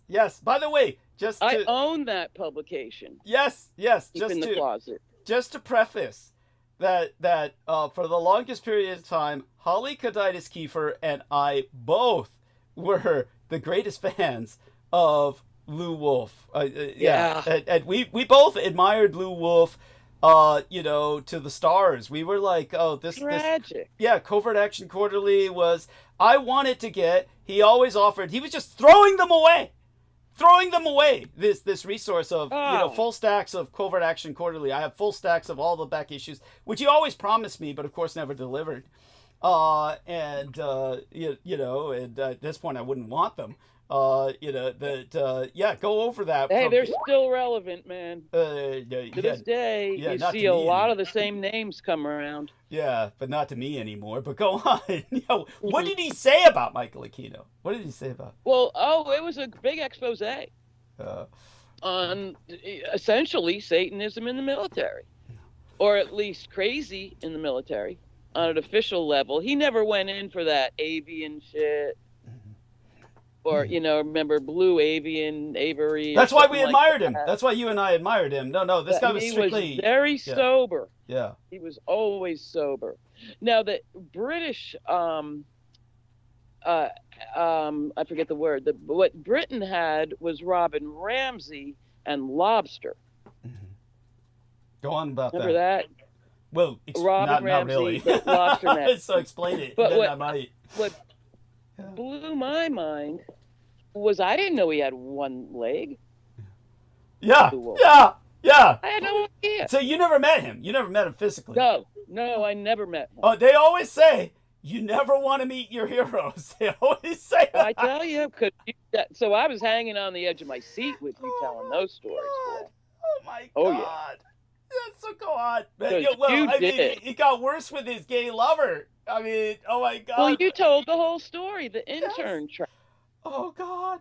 The trap of the bad intern. Yes. But he was talking about the trap of the bad intern himself. I'm telling you. Yeah, on my show, he was talking about the trap of the bad intern. And I'm like, dude, when I met the son of a bitch, it's like, you're not listening to your own advice. Again, was he thinking with his dick? I don't know. Obviously he was. Because that can take over the show pretty profoundly. No. That little tiny brain. Yes. Yeah. Dick cat. Yes, oh my God. So I don't know what happened. I don't know. Well, we know what happened. So he still lives. Unfortunately, yes. What do you know about him now? That little or nothing. Yeah. But how do you know he's alive? Somebody I know ran into him at a 9/11 event. Oh, but that had to be 10 years ago. Mm-hmm. Okay. So wow, 10 years ago? Well, no, then he may not be which alive. seems like yesterday now, these days. I don't know. Yeah. As you get older. Oh, God, don't say that. I mean, Vinnie Barbrick wasn't that long ago. For instance, YouTube just pulled an episode of mine from 2018, and Brendan Zogia, he was under the impression that was pre-Barbaric, meaning before Peter Moon. And so Peter Moon hasn't been around that long, but it feels like he was... That would have been Pavel. Yeah, remember? You remember? Those shows were a mess. Yes. God. Oh, yes. He was... Pavel was always making certain that he never uploaded for days and days and days. He would only upload before the next episode, and then he always fucked it up so that it would get taken down by adding some stupid music, just like James Arthur-Yanchik did, because he wanted to play DJ. And then what would happen is that what was the other thing he did to sabotage everything? Oh yes, they weren't transmitting. It was dropping, and buffering, and it was a constant battle. Yes. Just to hear the show. Yes. And you never knew how long it would drop, 3 seconds or 2 minutes or 5 minutes and the buffering. It's a nightmare. Yeah. You couldn't deliver. Yeah. Under like that. Yeah. No, it was awful. It was, but then again, everybody's assigned to me to conduct these these sabotages and these ambushes. It's endless. But I'm sorry. Continue. It has been. Yes, it has been. And Peter Moon was the most pronounced and prolonged episode of that kind of sabotage and ambush. He did everything he was ordered to do, which is basically supposedly churn out books, which he would never advertise, would make certain were misprinted, would never do anything to let anyone know they existed. And so his only job was to make certain nothing got done. And he accomplished that admirably, following his orders down to the letter. But such having been said, going back to Lou Wolf, do tell people what other things you might have found out from Covert Action Quarterly, please, by all means. The positive days. Very long. Yeah. It tanked. I mean, it was all anticipation about the big 9/11 issue. Okay. Go on. That, for me, I was, I had a subscription until I moved to California, and I got the back issues too. Since I moved here, I started buying them when there were still newsstands. Yeah. And not subscribing. So, that like my following it was sketchy then, but after the 9/11 issue came out, man, it was different. That's all you knew. It was different. Like how like any. So I mean, it was. I'm not dissing this as an important subject, but it was, about refugee children and stuff. Right. Interesting. So it took on this subject. Well, it took on this humanitarian turn, is what you're saying, as opposed to conspiracy. And not all that relevant. Right. That's right. Compared to the zeitgeist of the present. Right. That's right. We were counting on reasoned analysis of that event, which was hard to find in all the dust cloud of that. Yeah. There was a lot of wacky theories. Yeah. Which is why I didn't reject Stephen Jones out of hand. Right. Stephen Jones. What do I know? Not. Yeah. What do I know about Stephen Jones? Again, the 9/11 guy. Big Mormon. Okay. Devout Mormon, not fundamental, but devout Mormon from Utah, and he's I believe a physics professor, head of the department and all that. So we came from a heavily academic background. Yeah. He claims he both collected and had personally sent to him samples of dust from 100, 500 locations around the city, something like that, in the blast pattern. Okay. And he found these nanoballs in there that were very distinct in the ash load, and a signature of this, matter that's produced by that kind of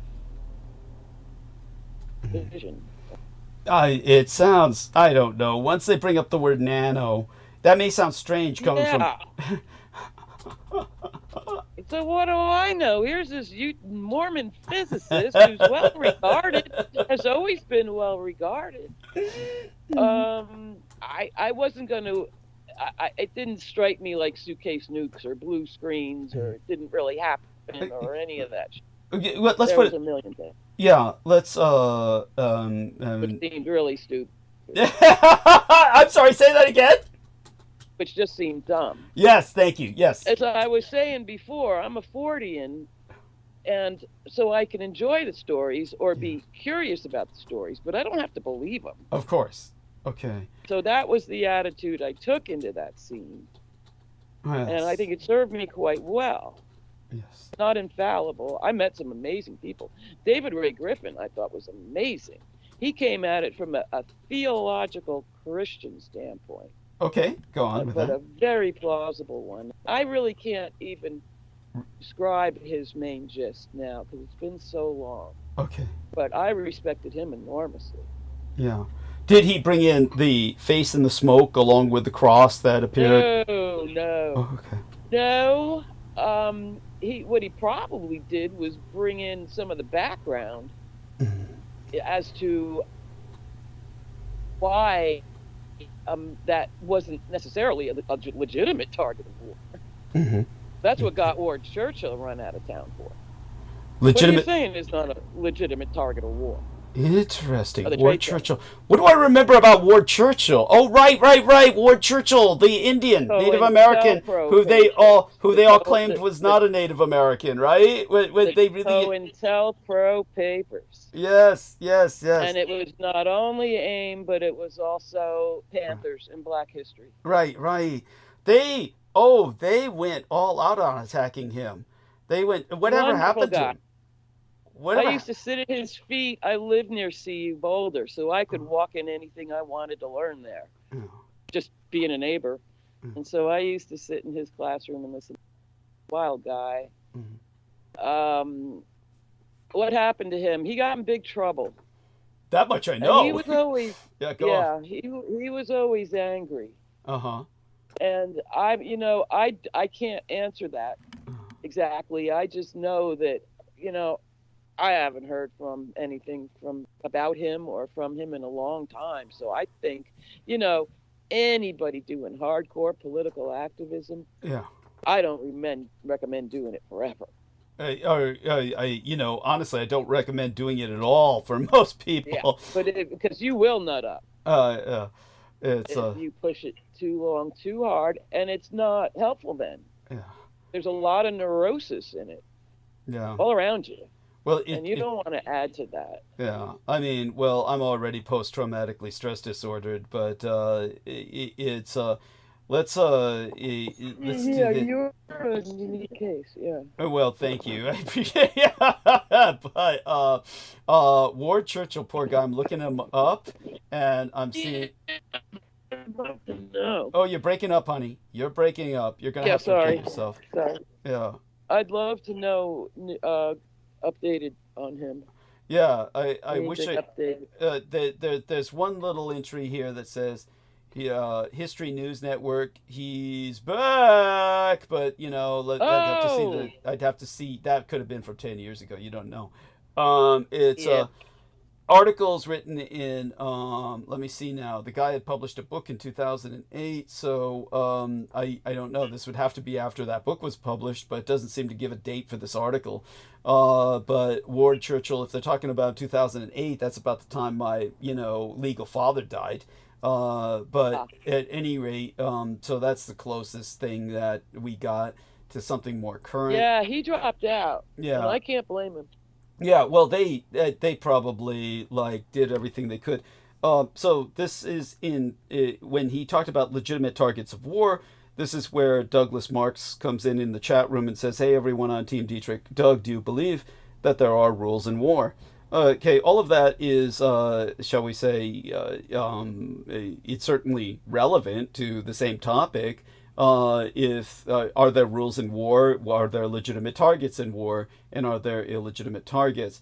Obviously, where Ward Churchill got in trouble was by expressing to the American people that, of course, the Twin Towers were a legitimate target if the other side believes they are at war. Then why wouldn't the Twin Towers be a legitimate target? It's absolutely absurd to say that they are not. So this, of course, got him, just as our dear Holly has mentioned, they destroyed his life. They just kept coming at him. And most of all, they were attacking his identity as a Native American. Claiming, of course, that he was not a Native American and trying to destroy him at the foundations of his identity. So I got something to say about that. Yeah, please, by all means. And it's a general rule because I've seen this happen before. Mm-hmm. There'll be big breaking news. Oh my God, he's only 32%, or what's that percentage they use? Your full blood or your 50%. He's only 36% Native American. But that's legal. That's legal. Even 60. It might have been 64. Okay. Yeah. It's legal. By it that might I mean, have been. But yeah, go on. He's legally an Indian if that's the case. But go on. Yeah. Yeah, I hear that. But not real. Like he's not full-blooded. Well, there's no full-blooded Native Americans left because the Americans gang raped them all. They subjected them to mass rape and extermination. So of course that's. And so this is the little thing. You got a 10,000-year full-blood history, and then one marriage, you're 50. Yes. Two marriages in the line, you're a quarter. Yeah. And it's logarithmic, so some people get born with more of that gene than others. Yeah, no, of course. Well, you've heard me talk about this on Even air. in the same family, you'll get a cowboy and an Indian here. Yeah. And it's straight up, appearance and everything. Yeah. Some get the white, and some get the other 10,000. Yeah. So it's messed up. That was bogus, you know. Yeah, That's of course. All it takes. It's 4 marriages, you know, and boom, you're not an Indian. Yeah, no. Oh, it's. That ain't right. No, it's so awful. It is so awful. But anyhow, just so people understand the baseline of or the program for the Native American recognition in the United States. Is that you are legally recognized if it came down. Now, I used to know this. I'm really just ballparking it now. And Holly will have to help me along with Aristides and Heather. But basically, because they have to count it down to a very low percentile where you're legally recognized as a Native American Indian, because otherwise they wouldn't have any Indians to recognize. There are no full-blooded Indians anymore. It's if they are extremely morbidly inbred.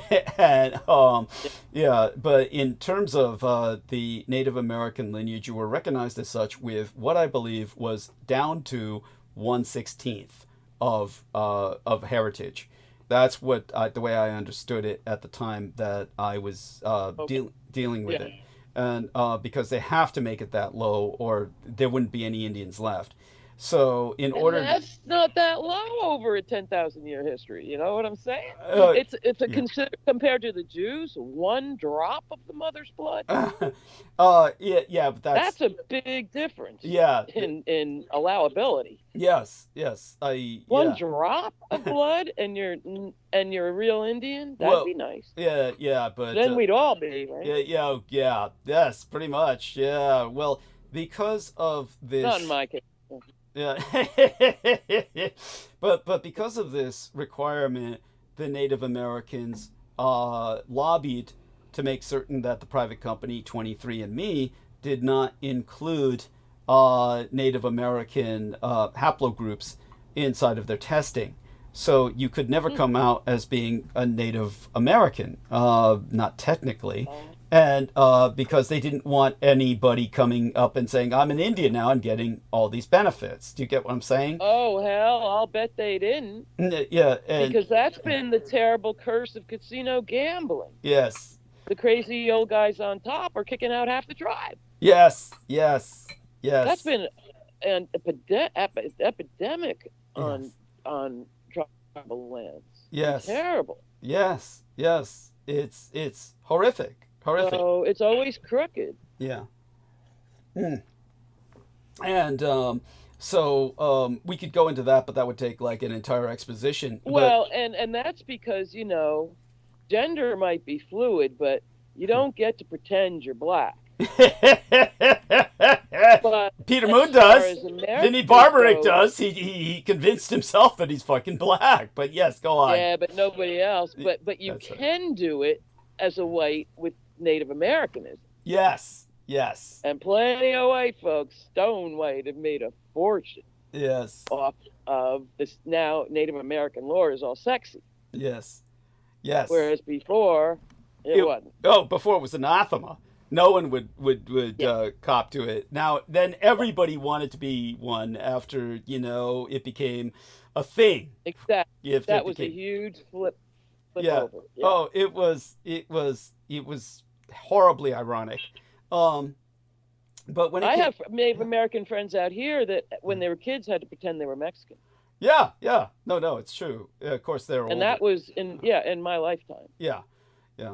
And then the next thing you know, any opinion, there's a microphone in their face. You can't get enough. Yes. And that's a lot for a personality to process. Oh, yes. Oh, absolutely. I don't know what that does to a person. Oh, well, it's traumatic in its own right. But dangerous on both sides. Oh, yeah. Oh, yeah, obviously. And there's room for, of course, some chicanery and some hoaxing and some, just fraud. Oh, yeah. Hey, they love to make a buck just like everybody else. Yeah. Yes. Now, with before we got into that, one of the things that I want to point out about, before we might or might not return to what Douglas Marks has asked, is that when it comes to the subject of Jones, you brought up the Mormon named Jones. Yeah. Who then brought up... Yeah, I'm sorry? Those nodules. Yes, nano nodules. The dust. Yeah. Yes. So just to give everyone my stance on this, anyone who brings up the term nano at all, and I do want to qualify this, obviously I come from a background where I use the term nanoplasma. I talk about nanites in my own body. So it's not that I have any proprietary claim to nanotechnology or feel that this is something that personally invades my court or something like that. Hardly. It's simply that the entire circumstance and situation is different with myself than it is with the Twin Towers. With the Twin Towers, we have two monoliths, which there's no need for any nanites.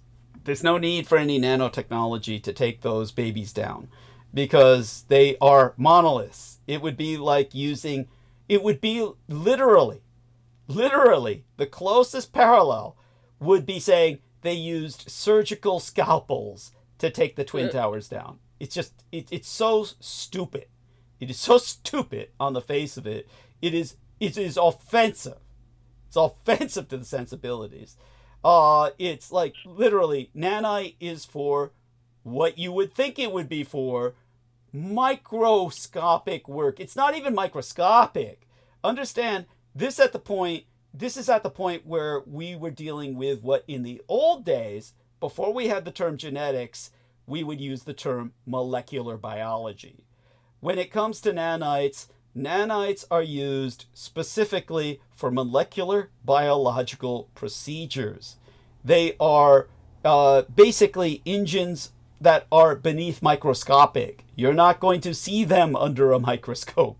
This is why anyone claiming they found evidence of some kind of nanites in a site as polluted as the Twin Towers. Yeah, what would be your instruments? What would be your instruments? It's like, say for instance, when people ask me a logical question, and I take no offense, is when people say, Douglas, if you've got nanoplasma, couldn't they find that in your blood tests? No, of course not, because blood tests are not equipped to find nanoplasma. They are not geared towards that. You would have to be dealing with a specific spectroscope, a specific kind of engine that is geared towards working with nanites in the first place to detect nanites. These machines are incredibly expensive. It's the equivalent of, let's say, an industrial strength laser. If you have an industrial strength laser that can pierce steel, are there lasers that can pierce steel? Yes, they can. There's lasers out there that can cut through steel like butter. Guess what? They're so heavy, they're so to scale, you cannot place them on a mobile platform like a tank. This is why we don't have laser tanks. Otherwise, we would have laser tanks, right? There's a logic here. No, you would require a nuclear powered tank to actually have something that large, because you'd need the energy for the laser as well as the mobility for the platform, which of course you couldn't use anyway, because outside of an aqueous medium, you cannot use a nuclear powered vehicle in the air or on the ground. Well, theoretically you could, but you'd be destroying everything indiscriminately. This is what would bring us back to Douglas Marx's question about, are there rules in war? Say you just didn't give a shit and you wanted to eradicate someone else's land for all eternity. Yes, you could fly a nuclear-engined plane over their skies. You could set loose a nuclear-powered robotic tank upon their land, and you're just irradiating everything around and salting the earth for multiple generations to come. Okay, that doesn't do anybody any good. Nobody can benefit from that. So there are constraints to war in what you want, and therefore you kind of constrain your behavior, at least for your own selfish ends, in war. So there's certain things you're not going to do for obvious reasons. They're simply either impractical or they're against your own interests. But when it comes to... So because you're going to want to pimp that place out. Yes, yes. You don't want it all poisoned. Yes, thank you. Thank you. No, we let Americans do that to themselves with... Yeah, they want to make that conquest work. Yeah, yes. Americans, of course, will do that to themselves with lithium storage facilities and shit. Then they'll render their own land unlivable. Or Russians do that to themselves with Chernobyls and shit. It's like... but all that being said... we do to ourselves what we wouldn't do to others based on our own stupidity no matter what culture we're in. But all that being said, this is where we come back to the nanites. Okay, there's no way anybody individually has the capacity to detect nanotechnology. It's like a person claiming they've personally have an industrial scale laser that can melt through steel. It's like, okay, it comes down to the show me. Where's your industrial laser that can melt through steel? They would have to have a facility in Los Alamos to have some shit like that. They'd have to have, your average person individually cannot have access to something like that. They've got to be part. A little old electron microscope wouldn't do it, huh? Thank you. No, nothing. You're saying. Yeah, nothing like that would. Because I don't know what the state of Utah spends on that kind of equipment for their university. It's nothing that this guy would be able to take with him to New York. Let's put it that way. It's like, oh no, he took I understand he's claiming he brought stuff. Yeah, he brought stuff back to the lab. That's all I'm saying. I'm not defending it. No, I get it. Yeah. No, I get it. I have no idea. I'm just bringing usually you've got the right answer. So yeah, thank you. Let's just put it this way. Lay it on us. Yeah, it's the state of Utah is not normally a defense contract state for its academies. Now, all academies normally... Indeed, yeah. All academies, in one way or another, especially the higher prestige the academy, the more an academy is recognized, the more it's going to be contracted by the U.S. government. But Utah, while it's not a stupid state, and it doesn't produce stupid people, they're highly educated... I mean, it's a science fiction religion, but after all. Yeah. But that being said, but it's not creationism, at least. No, thank God. Thank God. Yeah. No. That's why it's leagues ahead. It's leagues ahead in science because or the capacity to learn science because of that. So I'm all for the Mormons in that regard. This is not intended to insult Mormons, unlike Peter Moon, who hated them because they were a rival church to Scientology, I guess.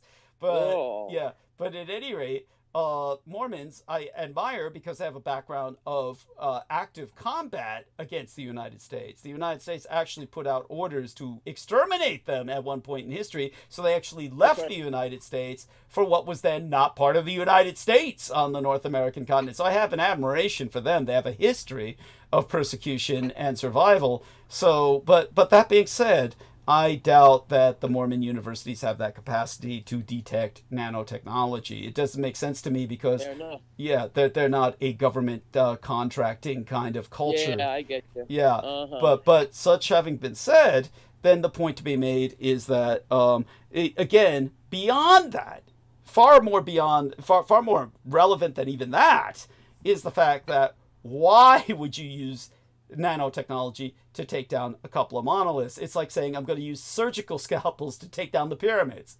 It's like, I get that. Yeah, it's absolutely senseless. It makes no sense. So it's like this trendy term that people started throwing around, and then the uneducated masses go, ooh, it sounds neat. Just like that woman who claimed it was a heat ray that burned through the Twin Towers. And it's like, Holly, Aristides. Well, then, for me. Judy Woods. This guy. Okay. Yeah. Yeah. Let me say this really quick. Judy Woods. Yeah. Go on. Yeah. No. He was just saying Judy Woods. Holly, go on. Take it from there. Yeah. This was a very unprepossessing, humble, on the quiet side, reserved, and not looking to get paid in any way for getting involved in this. And so that was my question. What the hell was his motivation for ever stepping out on this limb that was full of right-wing God knows. crazies? God knows. I knew Tarpley. I partied with Webster Tarpley. Yeah. He's a piece of work. But yeah, then I if he wasn't sincere, I don't know what he was getting. He may well have been sincere, but he may have been, shall I say, deluding himself. Doesn't mean he's not sincere. Yeah, but if he's still like teaching people, he shouldn't be.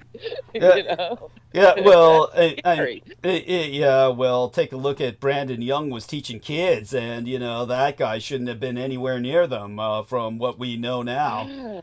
Yeah. It's mysterious in a way. What the hell? Half these cases you can't. There was a lot of that in that group. Well. But first off, everyone became obsessed with the technical aspects of it, which was a total distraction from the conspiracy of who was behind it. It doesn't matter in the end how it was done. It matters. I feel that, yeah. Yeah, who was behind it. But in terms of getting into the technical aspects of it, they managed to distract everyone from who was behind it. But also... Well, let me ask you this. Yeah. Did you see... I didn't see a plane in the Pentagon. I can't believe there's that plane vaporized down to the last nut and bolt. That is horribly funny. I mean, what? You gotta admit, the outline of the plane is there. It's like a cartoon where Wile E. Coyote goes through the wall. The outline of the plane is it's a horrible. Where the fuck did it go? Yeah, it's a horrible parallel, but the outline of the plane is there. But in all fairness, there were personal witnesses to the plane hitting the Pentagon. There is, I think, footage of it. I think there's footage of it. It's just everybody. Okay. Yeah. Okay. Yeah. Okay. But as a matter of fact, I know there's footage of it because people later on started altering the footage and saying, see, there's a drone bomb, a missile under the plane where the plane fires the missile. And that's all a load of bullshit. No, it's the plane went through the Pentagon. But I think what disturbs us all is that you expect to see at least half a frame sticking out of the Pentagon. The only thing I can think of to explain that would be that they cleared it up so fast and then took those photographs, and there probably are photographs of half the plane frame sticking out of the Pentagon. That's very plausible. Yeah, but they've never released them because of respect to the dead, is what I suspect. It's probably because there's like dead bodies hanging out the windows and shit. That's ugly. Yeah, and so they probably never released it for that. It's like they scrubbed everything about the Twin Towers. Now, man. Yeah. So, but by the way, I hope Douglas Marks understands that in a way we've asked his question. That are there rules in war? Well, one could claim no, but one would assume that people would still follow codes of self-interest. Now, are there laws of war? Yes, there are laws of war. Theoretically, we should not be breaking them, or theoretically, anyone who is signatory to those rules would not break them. But such being said, do people break them? Well, all the time. But all of that having been said, hello, Palestine. Yes. Oh God, don't even get me started. Well, all we can say is this: war should be legalized. By that I mean have laws applied to prevent it from getting out of hand. That's going to sound incredibly stupid and contradictory, but yeah, sure, it should have that. But at well, and Douglas, you probably have a blistering analysis, and I may have, but I don't think I ever caught it on the Geneva Convention, of course. Yeah, Blistering analysis. It's in days of yore. Yeah, it's I mean, gotta have something. Well, yeah. That was never. It's always been used like toilet paper. Well, yes and no. It's kind of like it's so odd. All I can say is that far more. That's a long thing. Yeah, far more relevant than the Geneva Convention because it is more recent would be the Nuremberg laws. And that has gotten butchered. The Nuremberg laws have never been applied outside of against the Germans, and everybody else just threw them out the window. So it goes to show there's no point. Just like the ICC, yeah, and international outfits like that. Tell us about the ITC. I forget the acronym. International Criminal Court. Oh, okay. Yes, right. ICC. At that level, and I think there's an ICC. Yes. And there's another one, I believe, that's international. Oh yeah, that always get ignored. Oh yeah, and jeered. I'd have to like look them up. Really. But I wonder if Nuremberg perhaps they use those standards. The Hague and the Hague and the International Criminal Court are supposedly using the Nuremberg laws, the Geneva Convention, etc. But nobody has obeyed them ever since the institution of the Nuremberg laws. The Geneva Convention, on the other hand, people have tended to follow to some degree. It's older and it's asking less of people, I guess. Well, nobody wants to say Nuremberg. Yeah, nobody wants to say Nuremberg. Yeah, but when it comes to the all of that, I do want people to know that I'm holding like a kind of conversation with Aaron Tice while we're speaking, and by text, and so I'm somewhat distracted. But what I'm going to do now is take another very short break because I've got the usual thing that develops with my eye. I have a double row of eyelashes, distichiasis. So I do get a lot of eyelashes that go into my eye, and it's excruciating. And but I'm hoping that Heather Holman will join the conversation with Aristides, with Holly. I mean, you're all doing well. We have compliments from the lovely Sheila Gavin. Sheila Gavin says, "Greetings to dearest Douglas and greetings to Team Dietrich. Great show tonight. Greetings, Heather and Holly." And I assure you all, Holly will be a regular with us from this point forward, as much as time as she can spare. And we love her for it. And you have to be patient with me sometimes. Understand complex post-traumatic stress disorder. It's the little things that trigger it. It's obviously it's not the big things, or I couldn't function in combat. It's the little things, and just be patient when those little things cause me to snap, or it looks like it's veering in that direction. Eyelash in the eye is a little big thing. Yeah, not really, though. It can get to that point. But with something in your eye. Yes. So I'm going to take care of that right now. Going to go mute. Let's see if Heather and Aristides can talk. Let's make sure they can talk, give you someone to bounce off against. Both of you? Boy. Yeah. Yeah, I'm here.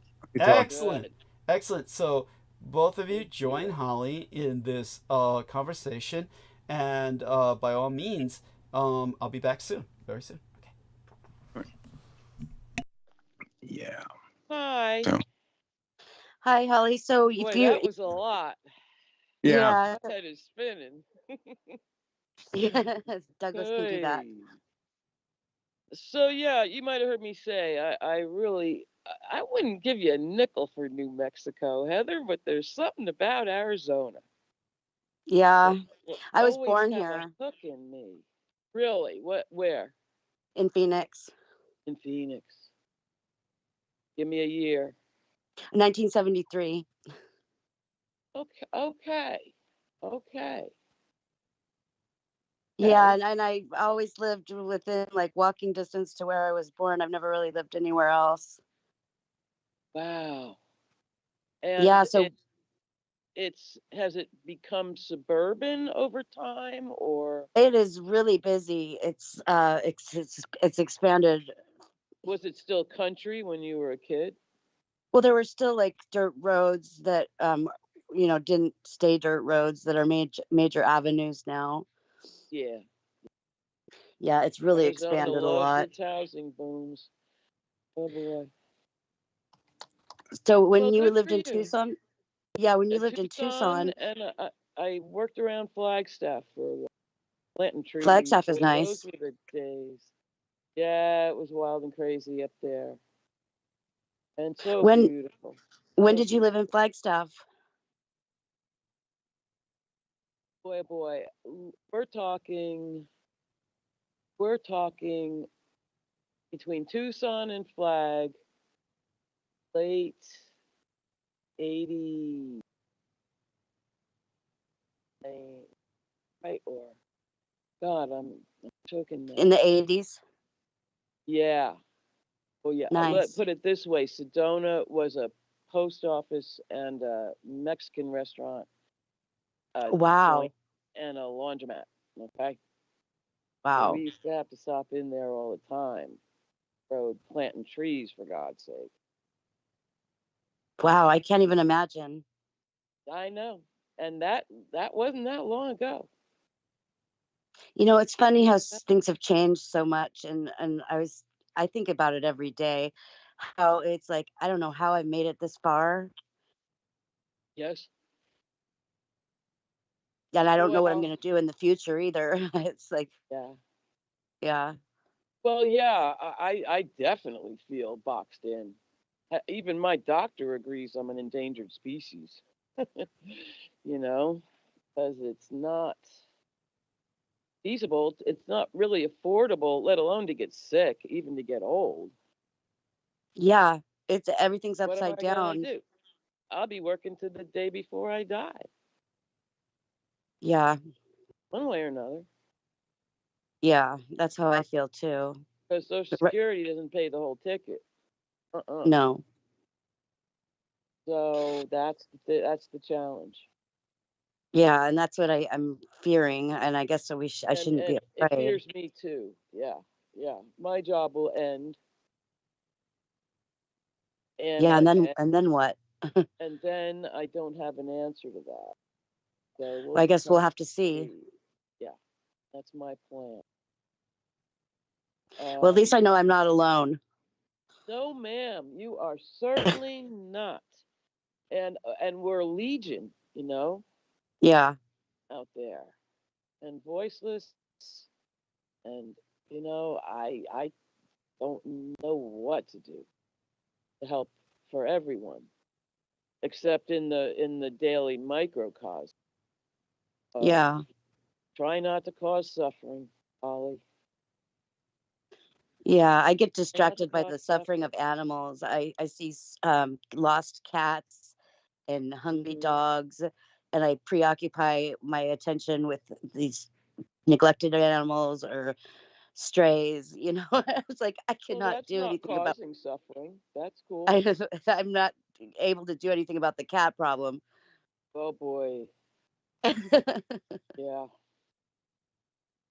Yeah, it is a good distraction. I'm sorry. What's this about the cat? What? I just got back. What's this cat problem? We were just rambling around about Arizona.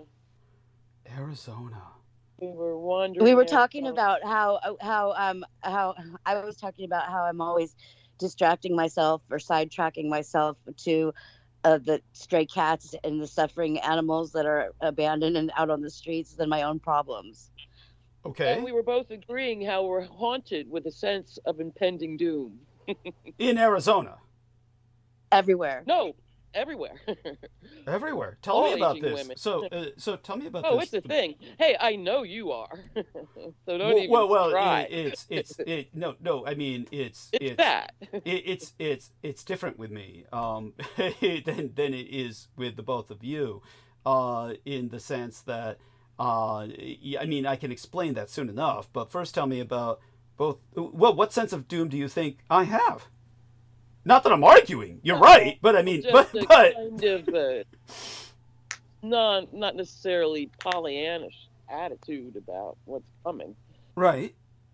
Right, we're talking about how we're going to survive. It's neuroses, but I think it's somewhat justified. I don't trust anybody it's not neurotic. That's not depressed. No, it's not neurotic. It's I don't trust anybody that isn't depressed. Yeah, anybody who's not depressed.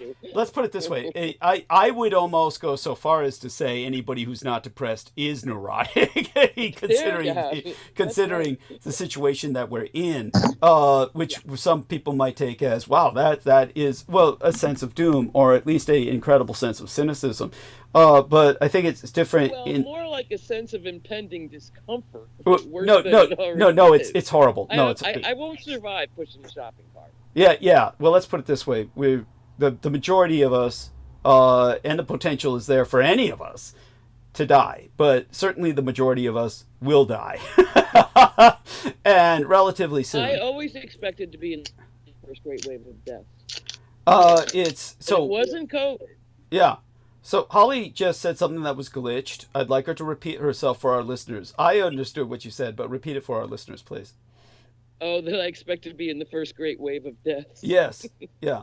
And that's reasonable. That is a reasonable assumption. Longevity was never my thing. Yeah.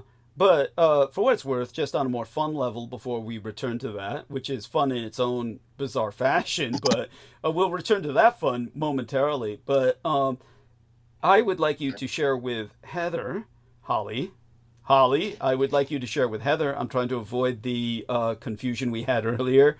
That was one of the small things that triggered my complex post-traumatic stress disorder. You got a little rattled. It's cute. It's so cute. Oh, you have no idea.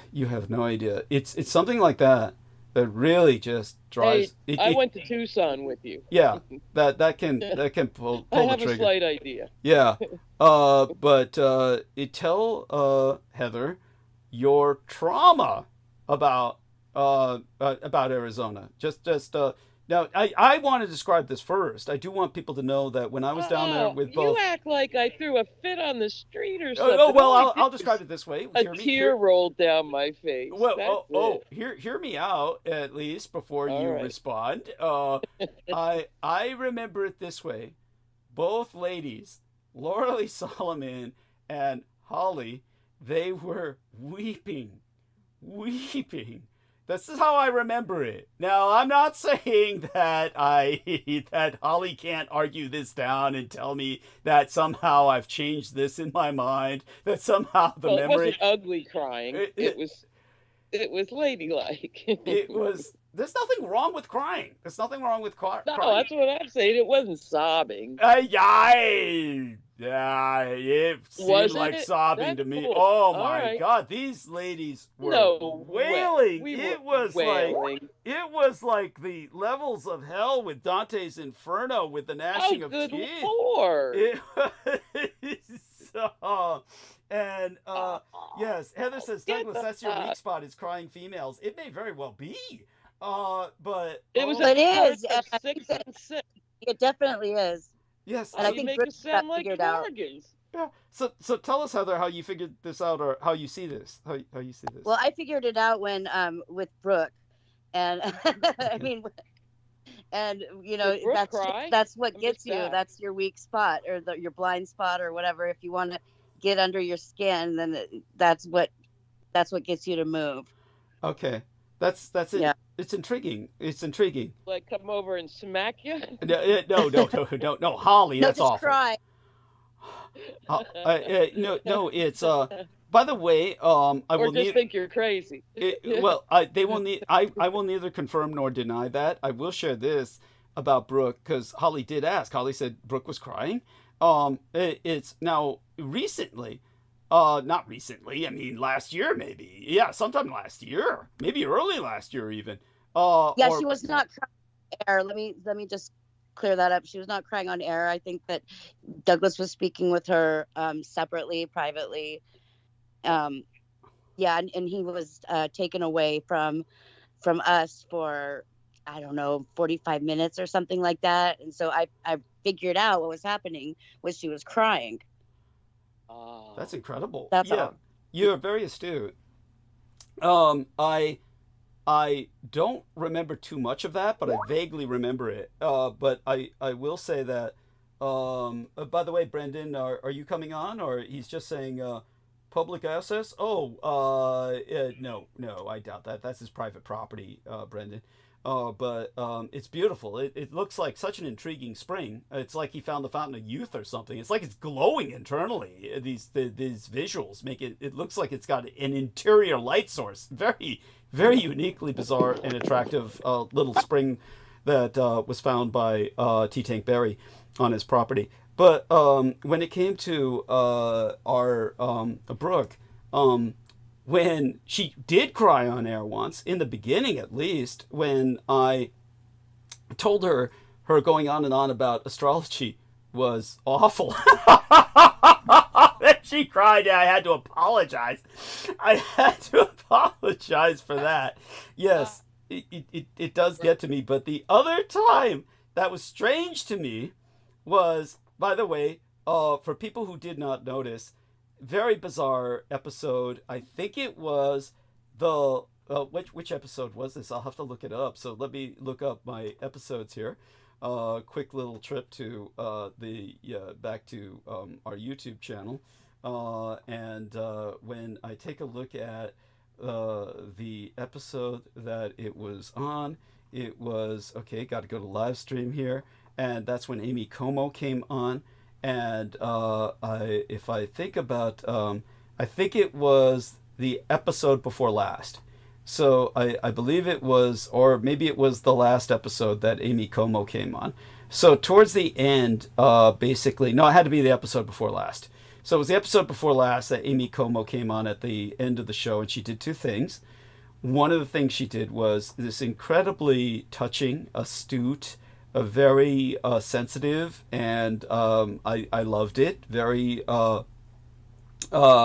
she said what I do every episode, how I turn out a quality product every episode. That I've done this for years and years, and how she said it in such a way it just needs to be listened to for that reason. But it was something that as well. Then she started harping on Brooke Gibson.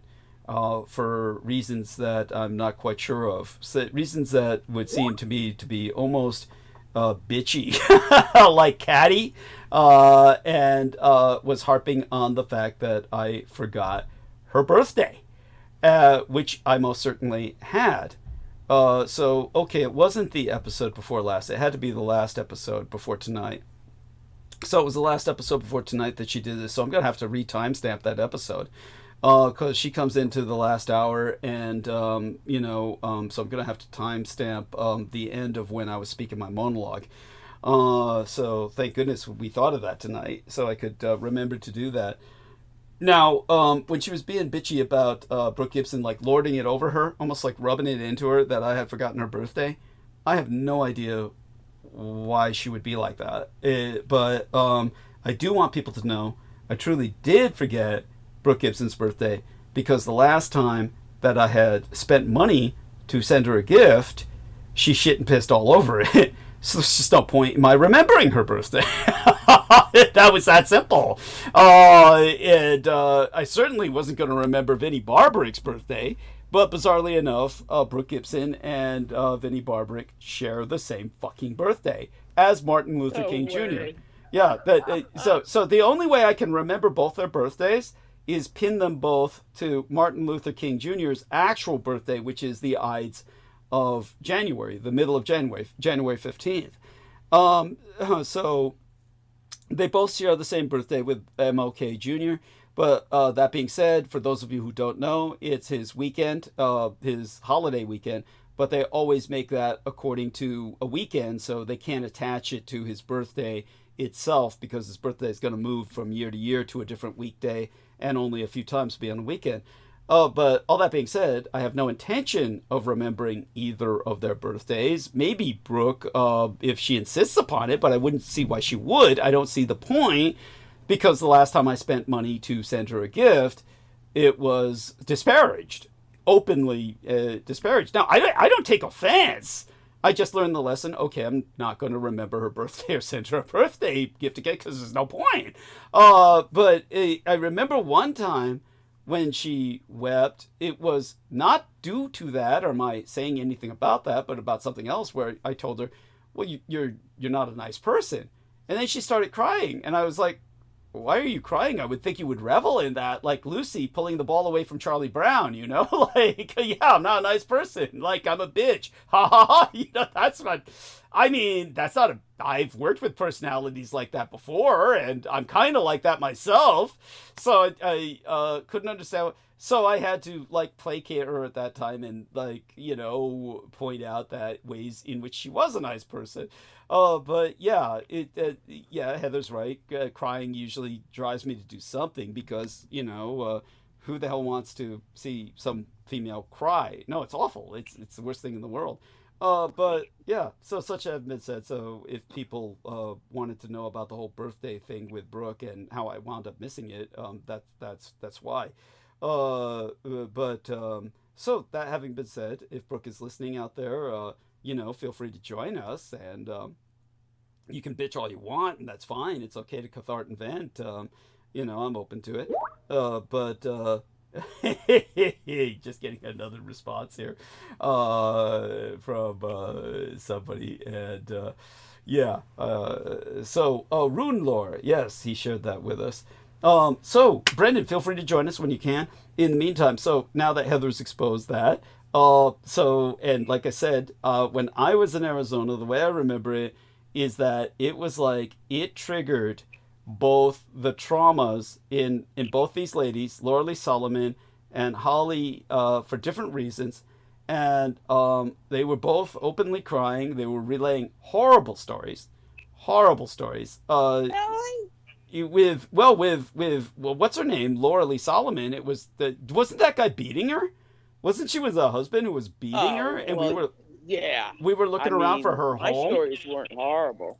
Oh, honey, they were horrific. It was my story. A dog being driven to suicide. Oh, Sandy. Yeah, that's an interesting one. Oh my God, she was telling us about a tortured dog driven to suicide. No.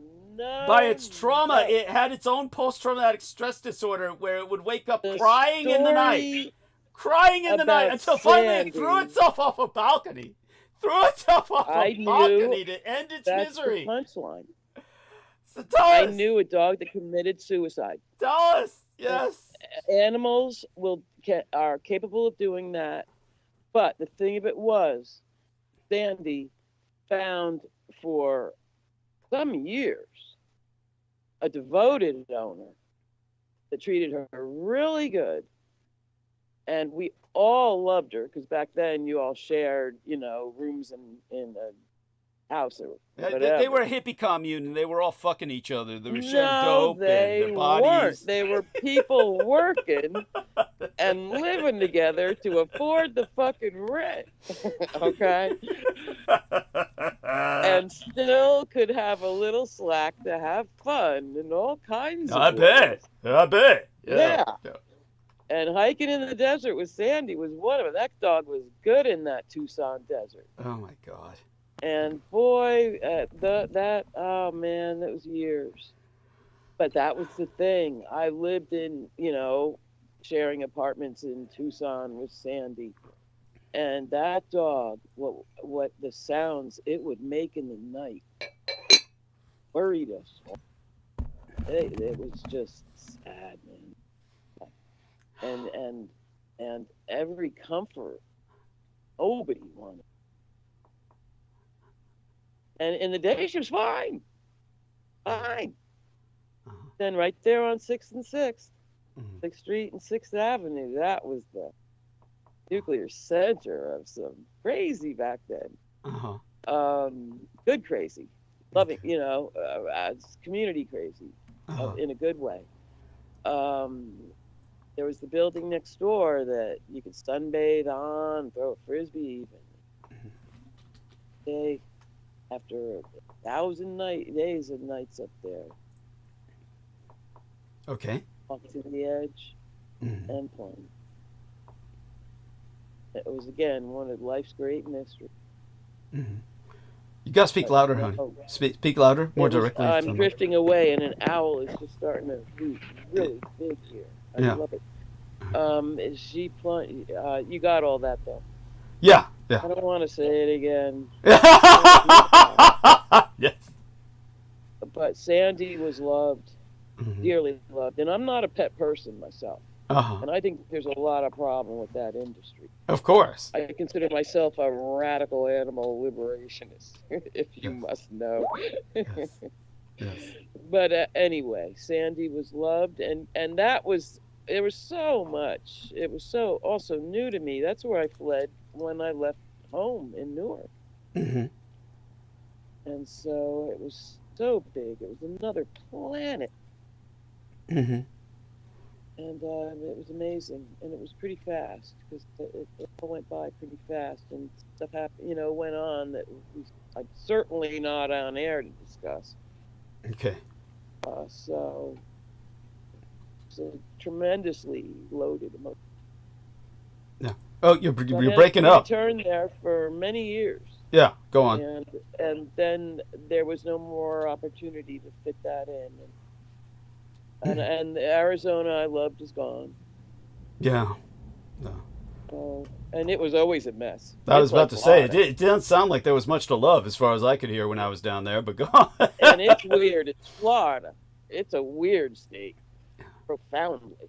I mean, craziest headlines you'll ever see in your life. Yeah. And, definitely. It strikes me as that's what it would be like. I remember... And the nature is super exotic and rarefied. I mean, I don't know. I don't care what anybody says. There's something about wandering in a saguaro forest, especially in the full moon and shit. My God. It's deep. Yeah. Sorry. Yeah, so Heather, respond to this, please. Prescott was hardly it is really nothing. weird. There's a lot of tumbleweed.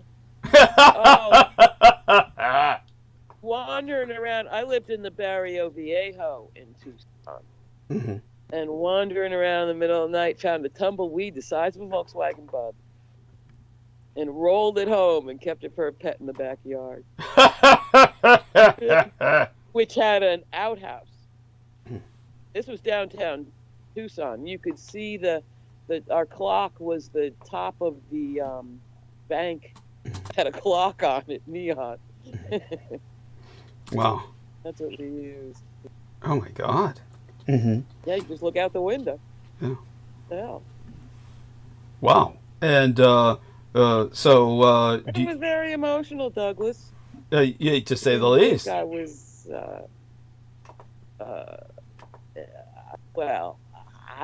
it's always grieved me that your memories weren't better than worse than combat. I'm just saying, you got, have been so much worse. And it was so crazy because, I was confessing, and I kind of laughed about it at the time, looking over my shoulder while we were driving down Highway 10 to make sure there weren't drones going to strike. Oh my God, that's incredible. Left his apartment. Yeah, take him out now. Oh my God, should have done it decades ago. They knew that Robert Lacey and Ben Estenius were doing the job for them. They didn't need no fucking drones. Nothing was going to be filmed. Yeah, nothing was going to be filmed. So you're just lucky you had us. Well, lucky I had you, honey, not fucking Laura Lee Solomon. You have no idea how bad it got. Laura Lee Solomon had put something. She took a piece of luggage and she put it on top of my hot water thermos, which is electric, and it vents its heat. So she almost set the place on fire during the hours that we were gone. When I took that luggage off, it was melted because this cunt had put that. And you're thinking she wasn't trying to sabotage everything? Well, I missed that action. Yeah. Because like I say, I had my own fine suite. Yeah. With a balcony. Yeah. Yeah.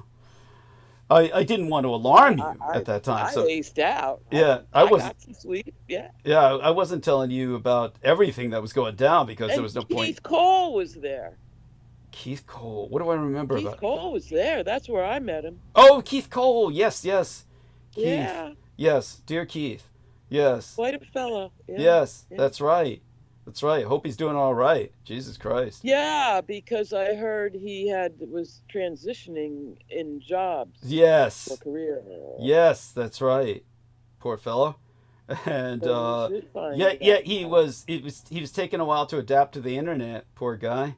Well, me too. So. Yes. Well, yeah. No shit. Late. Yeah. Look how long it took you to get here. You people have no idea what it took to get her here. It's basically, but. Well, what I said before, I'm not even a late adapter. I'm a drag me kicking and screaming down the hall. Yeah, well, I'm right there with you. By the way, Brendan Zoget has joined us. So, dear Brendan, introduce yourself, please, to Heather. Excuse me, Holly. Could I just? Yeah. Holly. Oops. Holly. Yeah. And yes, Brendan. Greetings, good evening, everyone. And yeah, we've spoken before, but it's good to speak with you on the show, so that's nice. Holly, do you remember speaking with Brendan before? Did we? Yeah, it was some kind of catastrophic Douglas event where he lost everything or something. Yeah. Oh. I don't know how to make that sound not rude, but yeah, just another one. That's fine. Yeah, just another one. Boy, because I remember everything, but somehow I do not. I'm sure we've spoken. It was probably brief, but I'm sure we've spoken. Yeah, I'm sure you have as well because. But I never had your number. Well, you were on the old Revolution Facebook? Radio. Why isn't Douglas on there? Holly, you were on the old Revolution Radio show. At any rate, I had listened to you before. Yeah, exactly. Yes.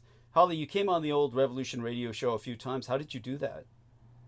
Only one time. No, you were on there multiple times. You were on there multiple times. Oh, it was only Douglas. So help me God, I was on there one time, and because it was multiple times. You guys stayed at my place on the way home from Tucson. No, honey. You were on multiple times on Revolution Radio because for some reason you were able to get on the show through your phone. I would text you throughout. No, you got on vocally. Brendan remembers hearing you. Yeah, this was during the firing lines. Yeah. It was the Saturday show. You used to call in. Yes. Yeah. Oh, did I? That's hilarious. Yeah, but beyond that, you were on. Okay. Yeah, beyond that, you were on a few times when Laura Lee Solomon was with us, and somehow maybe Laura Lee Solomon brought you in by somehow connecting your call or something of that nature. But somehow she brought you. I remember us having a private call once. No, we had plenty of private calls. Well, not plenty, but a few. But honestly, Laura Lee Solomon brought you on a few times. More than once, believe me. You were the way Doug operates, you probably thought it was private because he That's does right. That That's correct. I could understand you remembering it like that. You probably remember it as private. Yeah. I remember everything. But it was broadcast to every dark corner of the earth. There's a spell on me, man. Yeah. Well, trust me, Holly. Let me tell you something. Yeah. Let me tell you something, Holly. He has this you have this romantic. What would be the word for it? Like romance vampire. Yeah. Oh, it's a magical relationship. Thrall. Yeah. Oh yes. But I mean that in the literary sense, where that's right. It's just easy to talk to you. Yeah, thank you. Well, I got this whole theory that great teachers are magnets.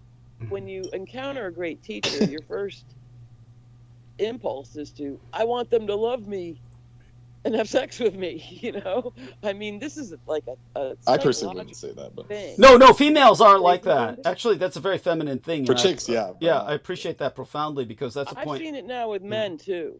Yeah, well, a lot of men these days are picking up.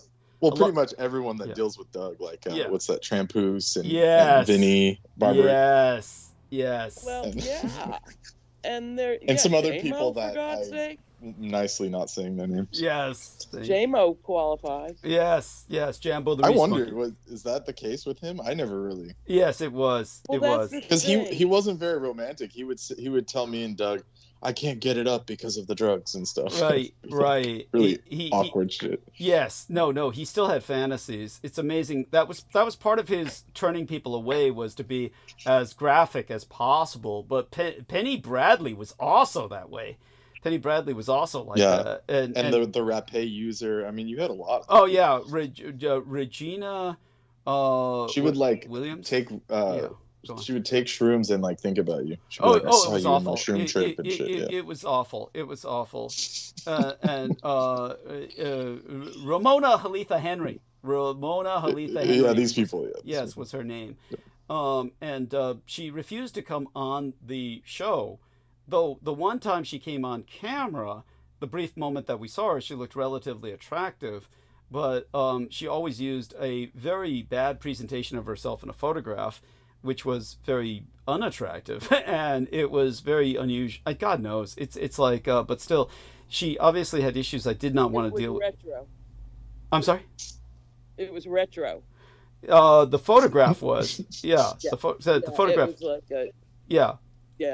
How ladies used to do their hair. But she looked like she was 100 years old in that photograph, if you know what I mean. I mean, she looked like, yeah.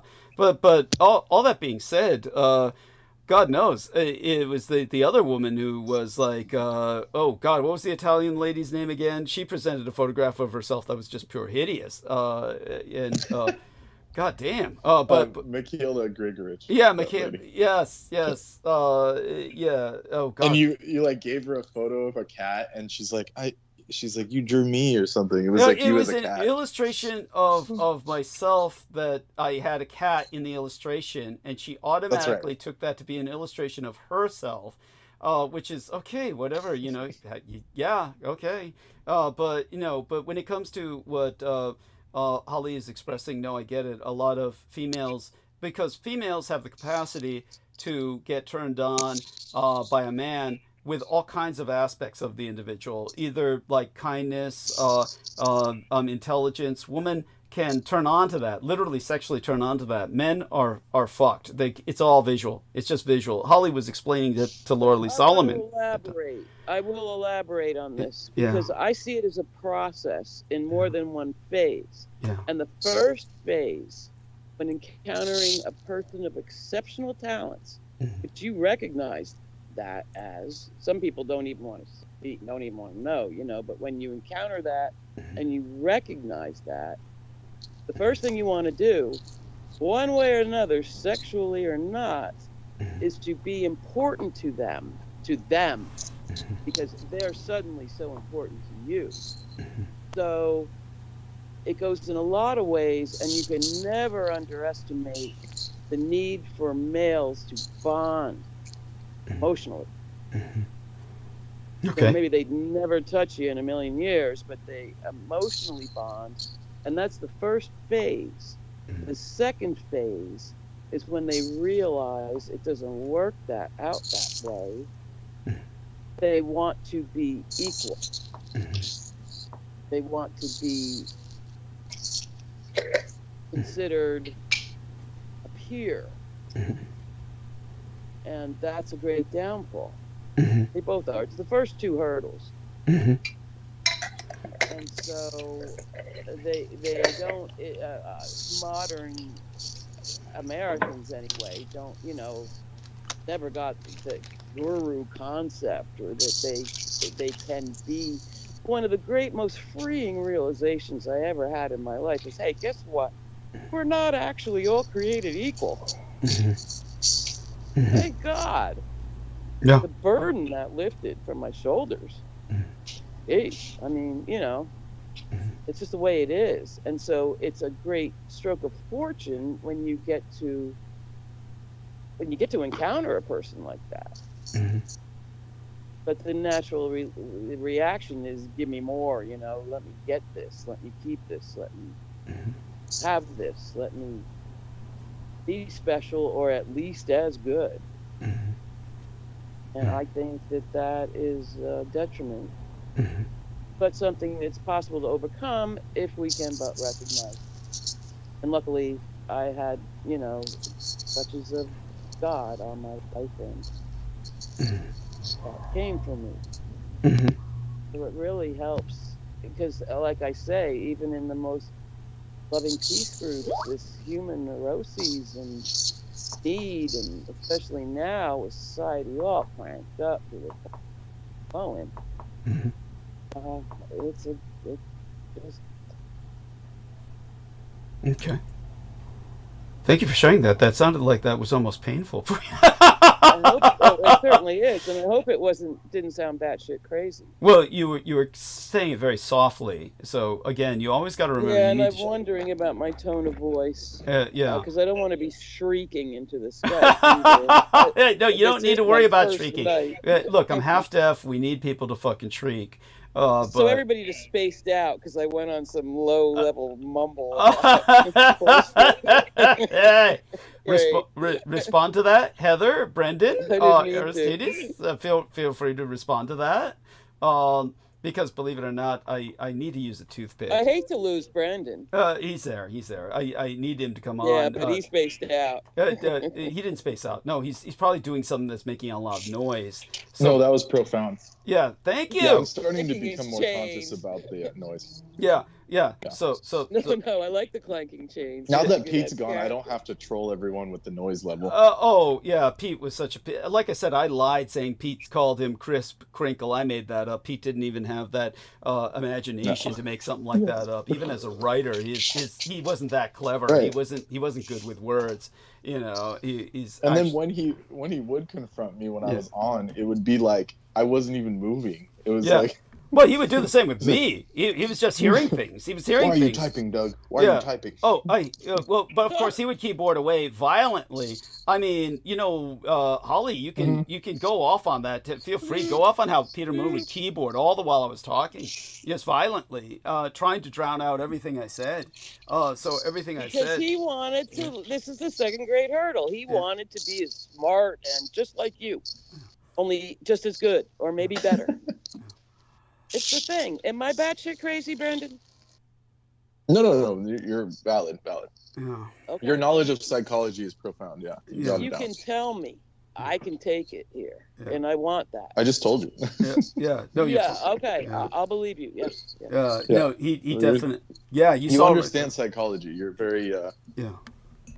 Bay Area. I like it. Yeah. And do me a favor, Holly. Well, I need to use a toothpick because this I had to eat before, just scarf something down before, and now I can't stand the feeling of that tooth against my tongue with that particle there. So while I go use that toothpick, I want Holly to tell people how she hitchhiked across America without ever getting raped. I mean, how did you manage that? I'll go on mute while you tell our listeners about that. It was another day, and I will not. But Brendan, did you catch that Moon-Mars occultation?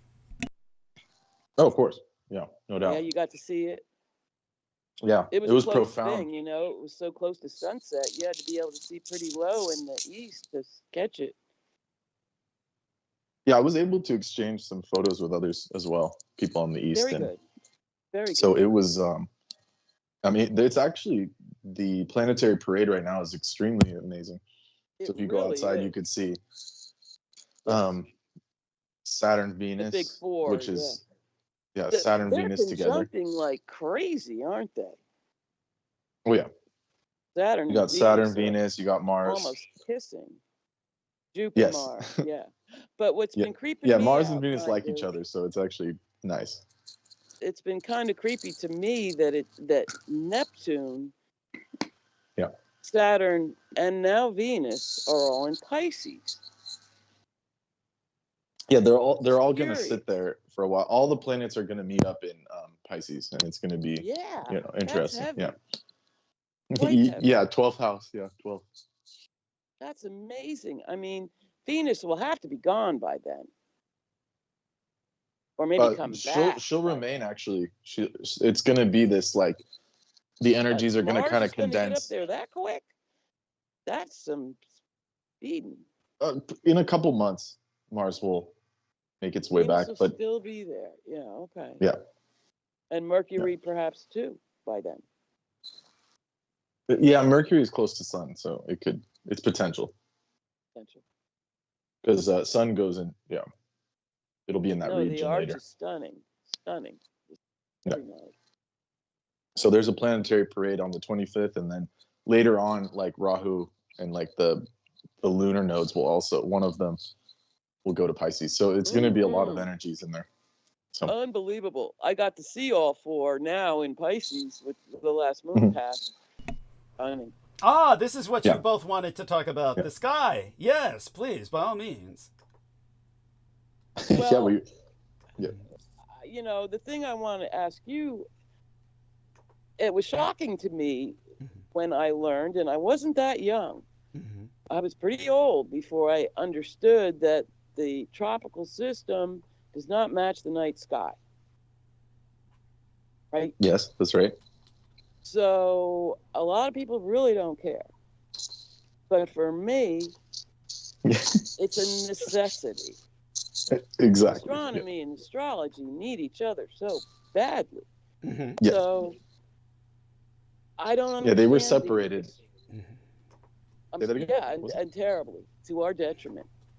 And don't get me started on what's happened to astrology, a personality parlor game, and no conception as a system of process. How'd you feel about Peter Moon's astrology as Laura?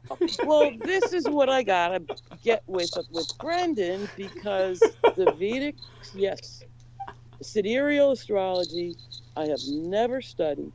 I just do my own kind of Gnostic thing, because when those planets enter the constellation and enliven it, they're beings. I mean, they're like living things. You could talk to them. Like, not a big deal. Enliven it. My great teacher of before Douglas used to say, "Man needs astronomy. He talks to the stars." Wow. But he needs astrology because that's when they speak back.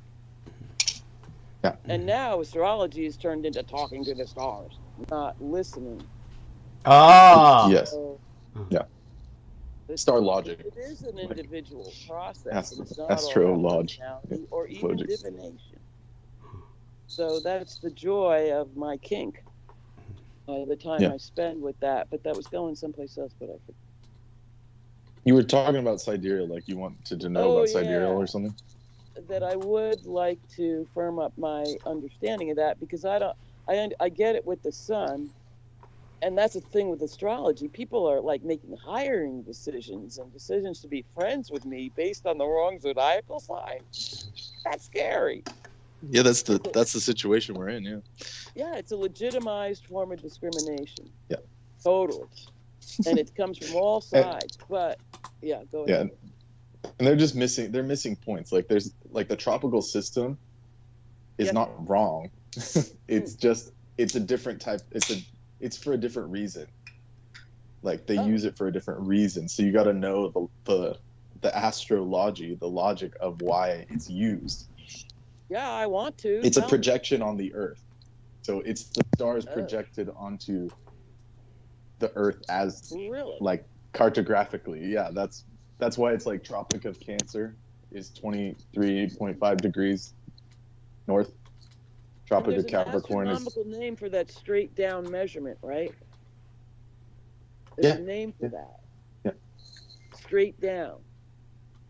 That's not the declension. Declination is another. Declination and that thing like the azimuth. You're talking about like zenith and azimuth. These things. Okay. They're interchangeable with astronomy and all of that. Like it's all there. Oh yeah. Yeah. Oh yeah. But so the tropical is just a projection. Yeah. Is Mars really in retrograde when they say it is? Yeah, it turns red. Like you can see it. Like that's when it turns red. Like when people say Mars is red. Like if you go out there right now. Oh, not Mars. I mean Mercury. Mercury. Yeah. Is that? Yeah. No, it's not negative. I thought retrograde was when it rises farther from the sun. Retrograde just means it's a regression. It just goes like it's moving on the ecliptic and then it goes the other way. It stops and moves the other way. Yes, I get that. Yeah, that's all it is. I didn't understand for a long time until I realized, it's closer to the sun than we are. Duh. And so we see. Yeah, and well, Mercury is the prince. Like sun is the king, Mercury is the prince. So that's why it's always like it's archetype. The archetypes reveal it better than the physical. Than if you're like looking at it physically. The archetypes are better. It's so wonderful to be with Venus too, to be able to see their entire plane of orbit. Because it's the long picture. Yeah, the long picture. Yeah, you get the whole. There's sacred geometry in all of them, of course. Oh boy, but the thing, astronomically, I thought, like the moon tracks backwards across the sky every night, right? It comes up an hour later every night, right? It's moving. Okay, so it moves every 24 hours. It changes signs. Backwards in the sky, but forward. It's not I mean, it's not backwards per se, but it's moving against like the ecliptic. Yeah, like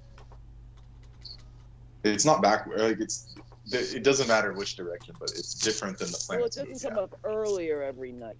It comes up later every night.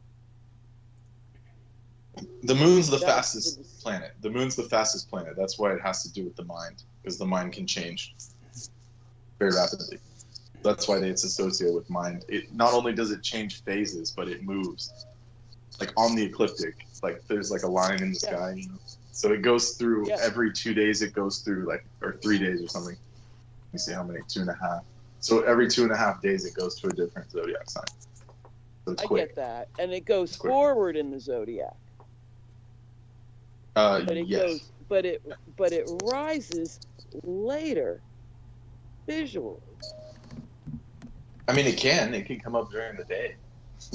It gets close to the sun and then it disappears. Every night, the moon appears in the visible sky every night, an hour-ish later than the night before.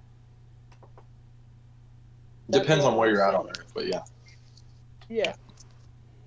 So because it's moving. It's moving. That's what I call. And the sky is also backwards. A backwards movement. It's backwards in relation to the sun. It depends. That's why in like Jyotish, the sun and the moon combo are the most important. For everyday life, like sun and moon, they call them like yogas, or like these like intersection points between sun and moon, because those are the main ones we have to deal with. Lunar. That's why the spine has like solar and lunar channels. Like there's two energies. That's right on. The creation has that polarity to it. And Ramadan's the last night of February. It could be. It changes every season. Yeah, I understand this holiday, year. So it's the last night of February. February 28th. Very nice. First night. I watch for it. Yeah, are you like a Muslim?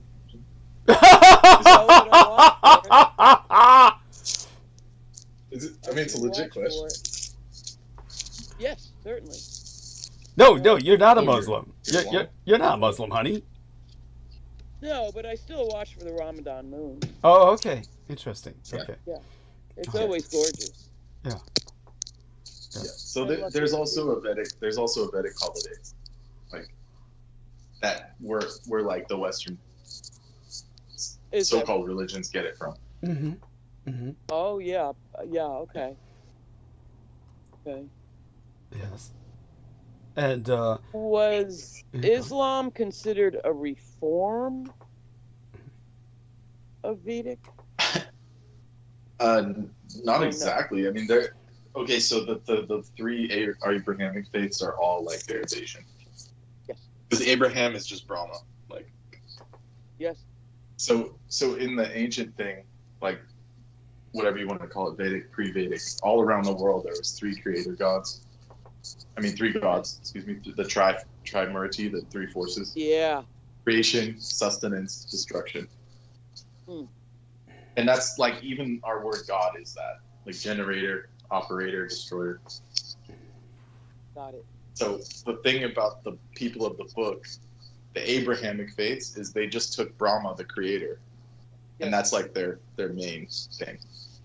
But the thing is, like, when the creator creates, like, it doesn't do anything else. Like, it gives the full blueprint. Like, Brahma's Yes. Obviously a very high being and very important being. Like, no one's denying that the creator is not important because he puts forth like the blueprint of life and all that. But it's not like that's not like the final thing. Like, you still need Vishnu who like sustains. Like, without Vishnu and the sun and stuff, like, you wouldn't have any sustenance. Oh, yeah. Like, you just have rocks or whatever. You just have like stuff. So there has to be like a sustenance, and then once there's too much going on, then destruction has to recycle. So, like, you have to have all three working for any construct. Yes. So the people of the book, like those Abrahamic faiths, like, they just focus on one. Yeah. Just Brahma, Abraham. Abraham is Brahma. Sure do. And Abraham and Sarah is Brahma and Saraswati. Yes. Identical story. Same. Exact same story. Well, all three book religions are martial religions. There's different energies. There's different energies. Like, they're all they use Mars. based. They sometimes use Mars. I wouldn't say they're Martian, like, really. They're Martial. more like sun, No, like Christianity's sun. Martial. Well, I understand what you're Yeah, saying, they'll Holly. kill people, of course, yeah. I understand what you're saying, Holly, and I think that Brendan does not misunderstand what you're saying. It's simply that he's taking the word martial to its etymological root and saying that they're not particularly Martian in the warrior sense. Is that the case, Brendan? You understood what she meant by martial as in militaristic, militant, as in crusading. Yes, understood. Yeah. Yeah. Okay. Originally they were, but now it's think like... I was talking crazy alien stuff for a minute. No, not at all. But also Mars is discipline. Like, none of these people, like, it used to be like that. Like, when the Essenes, like, have you ever heard of the Essenes, these people? Oh, yeah. The early Christians, they were very militant. Like, so in the early Christian warriors, the early Islamic warriors, they were very chaste and honest people and into science and medicine. And so, like, these things have fallen. They're not what they should have been, or were in the past. Not what they should be. Have. Yeah. Because, so Martian, like, the Martian discipline and stuff is like, you eat, like, you know, like, you only, like, eat to be healthy. Like, you don't eat for pleasure and stuff. Like, you do Martian things. Martial. A hard bed and stuff like that, yeah. Yeah, sleep like samurai stuff. That's a good way to put it. Yeah, like samurai, like, sleep on the ground, like, always do a routine, you know, like, train, do a lot of training. So they started out like that, and it's become something else. And I won't even talk about, like, Judaism, really. Like, they're more about, like, Saturn, which is like wealth, and that's why they're connected to jewelry and stuff. There's nothing wrong with that. That's just, they have a different function, like, from the start.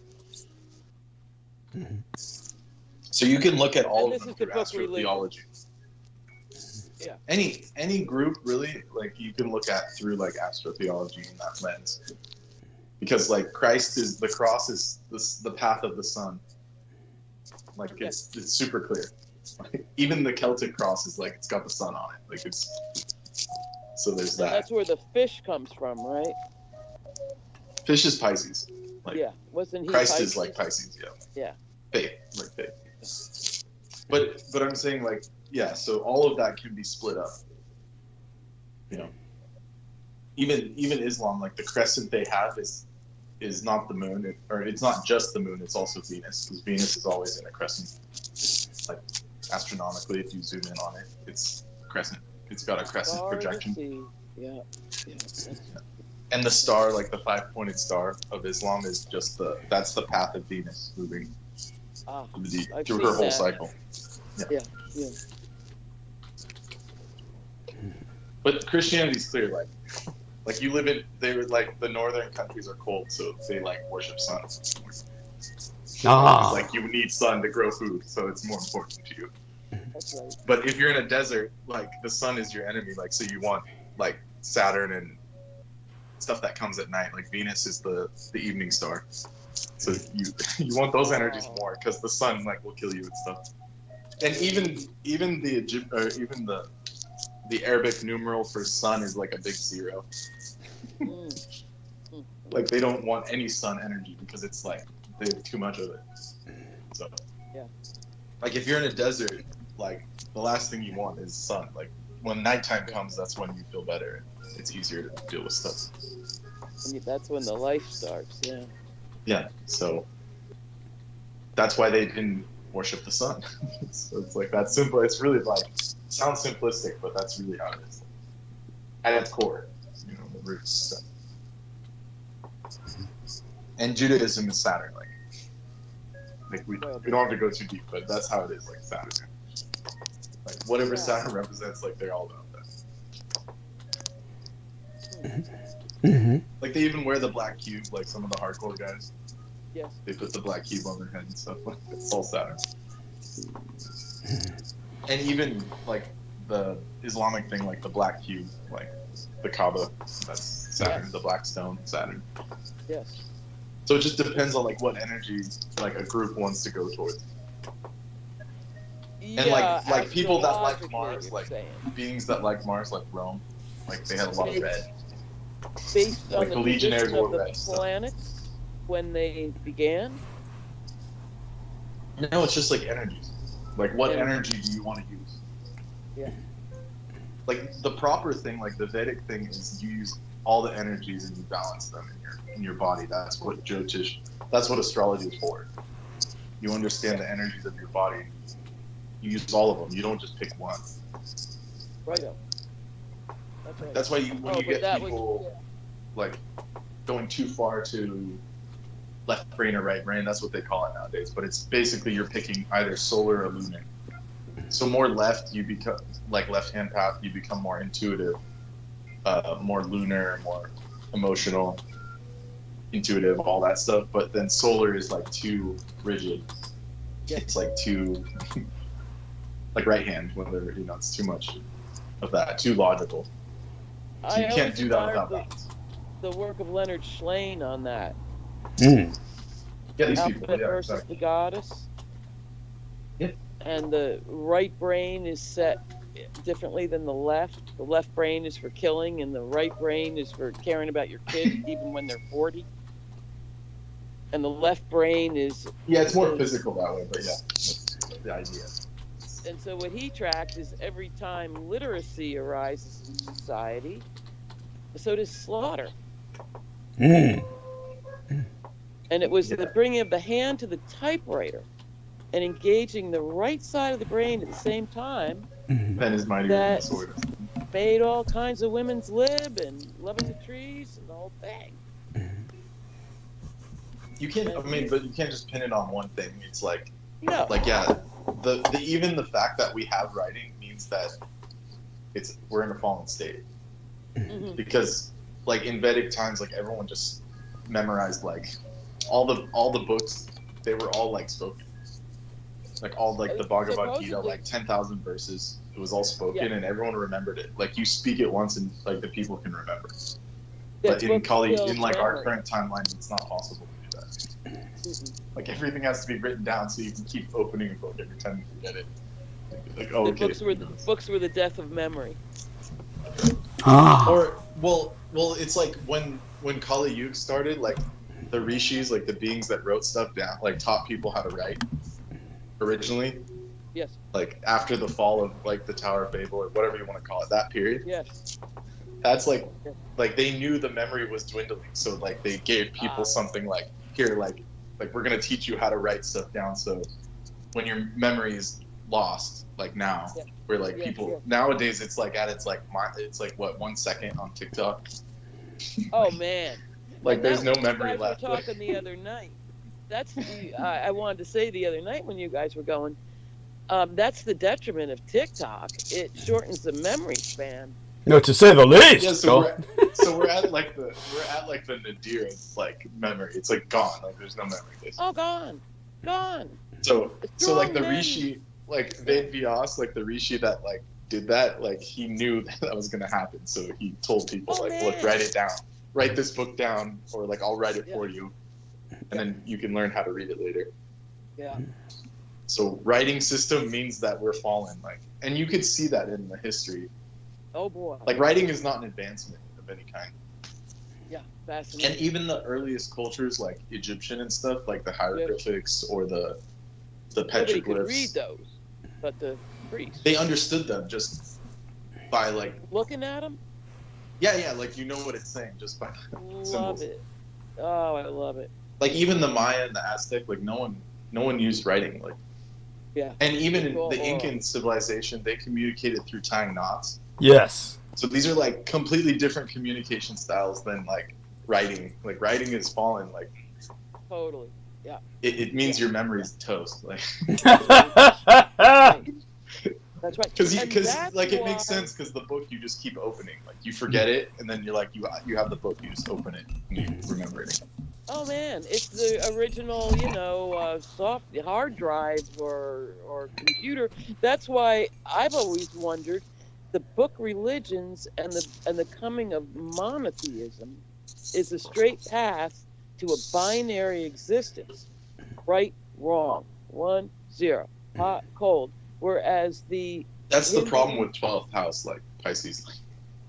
the Penelope, It's faith. It's just pure faith. Like but a Penelope of gods gives you all possibilities. It's not binary anymore. yeah, so that's like that's like Aquarius. Like where like truth comes Okay. out and like things make sense, like logically connect. That's what I need, not this binary. But 12th house, like Pisces, is just like, yeah, right or wrong. You either believe it or man, don't. no. And that's Pisces? Huh. 12th house, 12. Faith. Like pure Yeah, faith. I wouldn't have Like, thought it. I wouldn't have thought it'd be attributed to Pisces though. What do I know? Yeah, Pisces is that. That is Wow. 12. Not like Like Taurus or something. My sister was a Pisces, so that explains why she became a Jehovah's Witness. The binary thought process. Yeah. Yeah, and those people are like if they have heavy Pisces, they become escapist. Like 12th house makes you want to disconnect from the world and escape. That's the There's Jehovah's a lot of Witness. escapism. Yeah, that's Jehovah's Witnessism. Yeah, she's. But that can be like really detrimental, as you can tell. Like Oh, no as you- shit. as you explain. Yeah. Yeah. Because that's where you I get never like thought- hardcore junkies and stuff. Yeah. Like if they have too much 12th house energy and they can't like Yeah. unify it or whatever, they can't balance it. Yeah. Yeah. And it's just like you just disconnect completely and just go crazy. Yeah. Or whatever. You just want to be in a dream state like 20%. I mean 90% of the time. And then guess the I other never 10% is finding attributed- money for drugs. I just never attributed the two fish to be super rigid, Right. So It's a binary sign though. You even see that too. yeah. And in the original like iconography, they're tied together. They're Mm, not like twins. They're Yeah. tied. Like there's like a tie. bound. Yeah. Bound. Yeah, they're bound. Incredible. But it's like And they Pisces got- is still a good sign though. It's the ocean, like the Piscean Yes. ocean, like the ocean of existence. It's like very holistic. Yeah. So it's easy to fall into it, but it's actually that expansiveness is like when you go through all the other signs, you get into the expansiveness of like they call it like cosmic consciousness. That's like the full thing. So it's like you go through the steps properly and then you get to 12, then it's good. If you don't, then you fall into the ocean. It's abysmal. Huh. So that's what those two fish are. Like what? It's kind of like Jonah and Sink the or whale. Like swim, you either you're ride saying. the fish or you're toast. Like Sink or swim. you Yeah. swim. Yeah, literally, that's a Pisces. It's a like, it's a stunning constellation, proverb. but it's got to be real dark to see it. Yeah. Pisces. yeah, it's dim. The stars are dim. Fomalhaut From is the one that Mars. stands out at the bottom. Fomalhaut is this? It's a secondary Pisces, but it's actually an Aquarius. Oh, you don't say. Yeah. Fascinating. It's the star of that's the star of the magician. Is it? Fomalhaut. Love it. It's quite visible.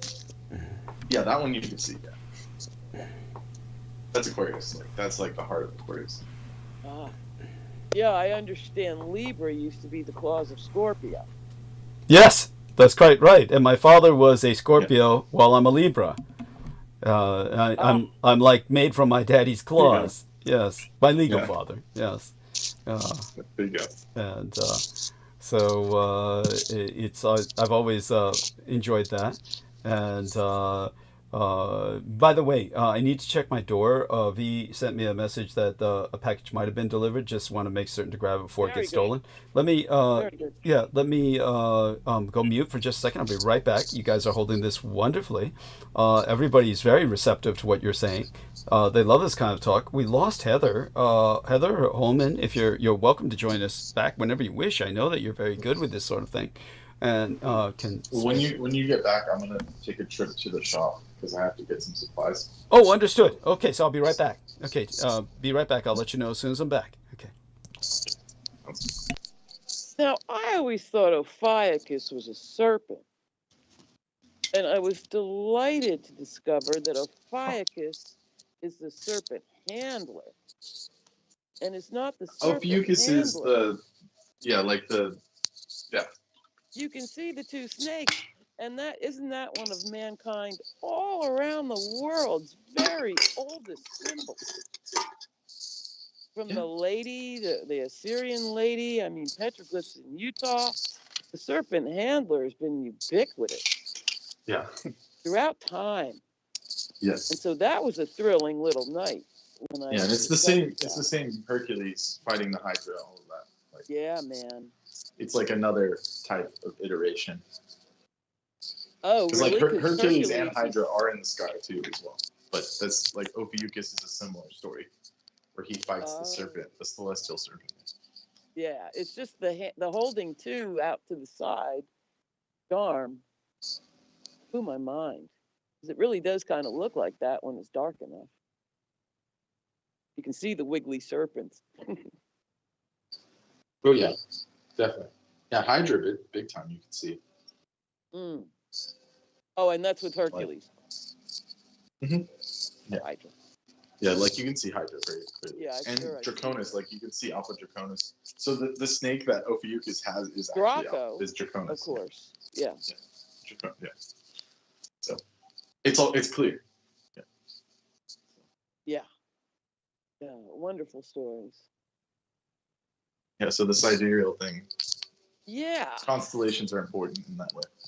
Yeah, and I want to get a minute to look into it more deeply, and I guess that's all possible online now. So yeah, and there's books. Like speaking of books, like yeah, anything like they are useful in this time frame. Like yes. So like for example, like here I have something on it. We can find Ophiuchus and it'll describe it. But yeah, continue while I look for this. I had the privilege of working for an independent telescope society, 36-inch Cassegrain on the last dark mountaintop. Oh, very nice. How was that? Yeah, that was a astronomical institute, and it was fascinating. Astronomy, though, man, it's the natural science with no nature in it. It's all nuts and bolts. Yeah. And nobody gets what paid they've made for it into is just silly. Yeah. You got to design weapon systems in the daytime to afford to be one. Yeah, because they make so they don't want people like looking at the actual stars because then you come to know like you get a relationship with them. So they put you inside of a planetarium and all this crazy stuff. Oh yeah. And you don't learn like the best thing that I learned in taking the fact that there was an ancient system. Like they still use the zodiac signs because it's like they can't not. No. It's in our bone marrow, I guess.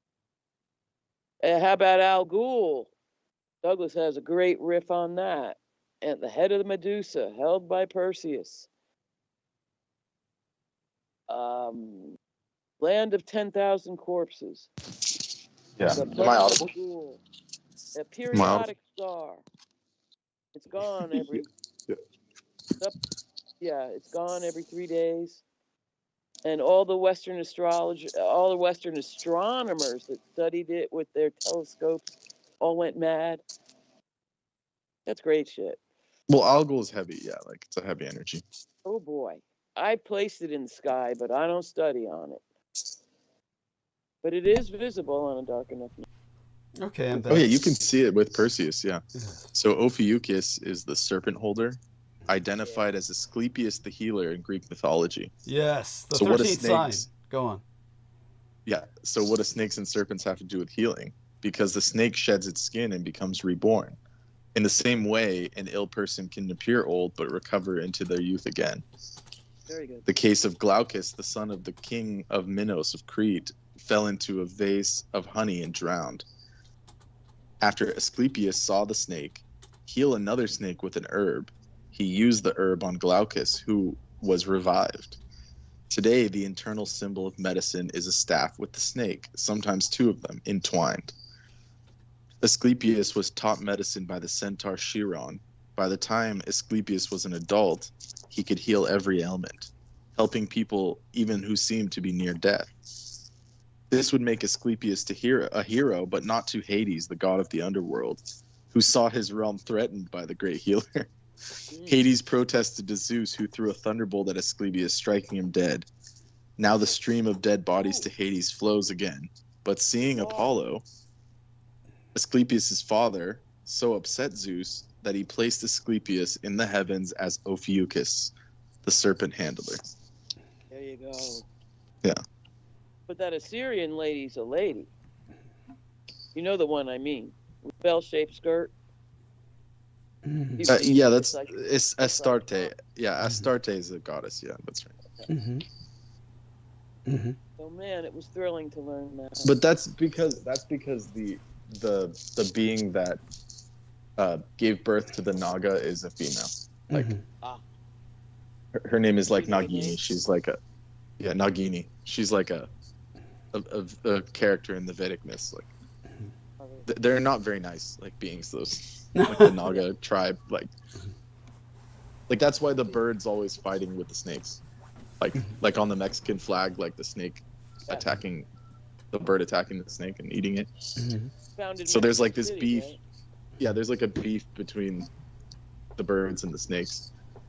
So like the Naga tribe is not like exactly benevolent, but they have knowledge of healing and herbs and all that. At like least you were human saying. friendly. Yeah. Okay. Human I mean, friendly. well, cosmically they're all right, but I'm saying like her, Yeah, that's like what I the mean. goddess, the actual goddess is not good. Like the snake goddess is not nice. Like, Yeah. sorry to, say that like that, but that is how it is. Like if you go into like the Vedic mythology, you'll find out why.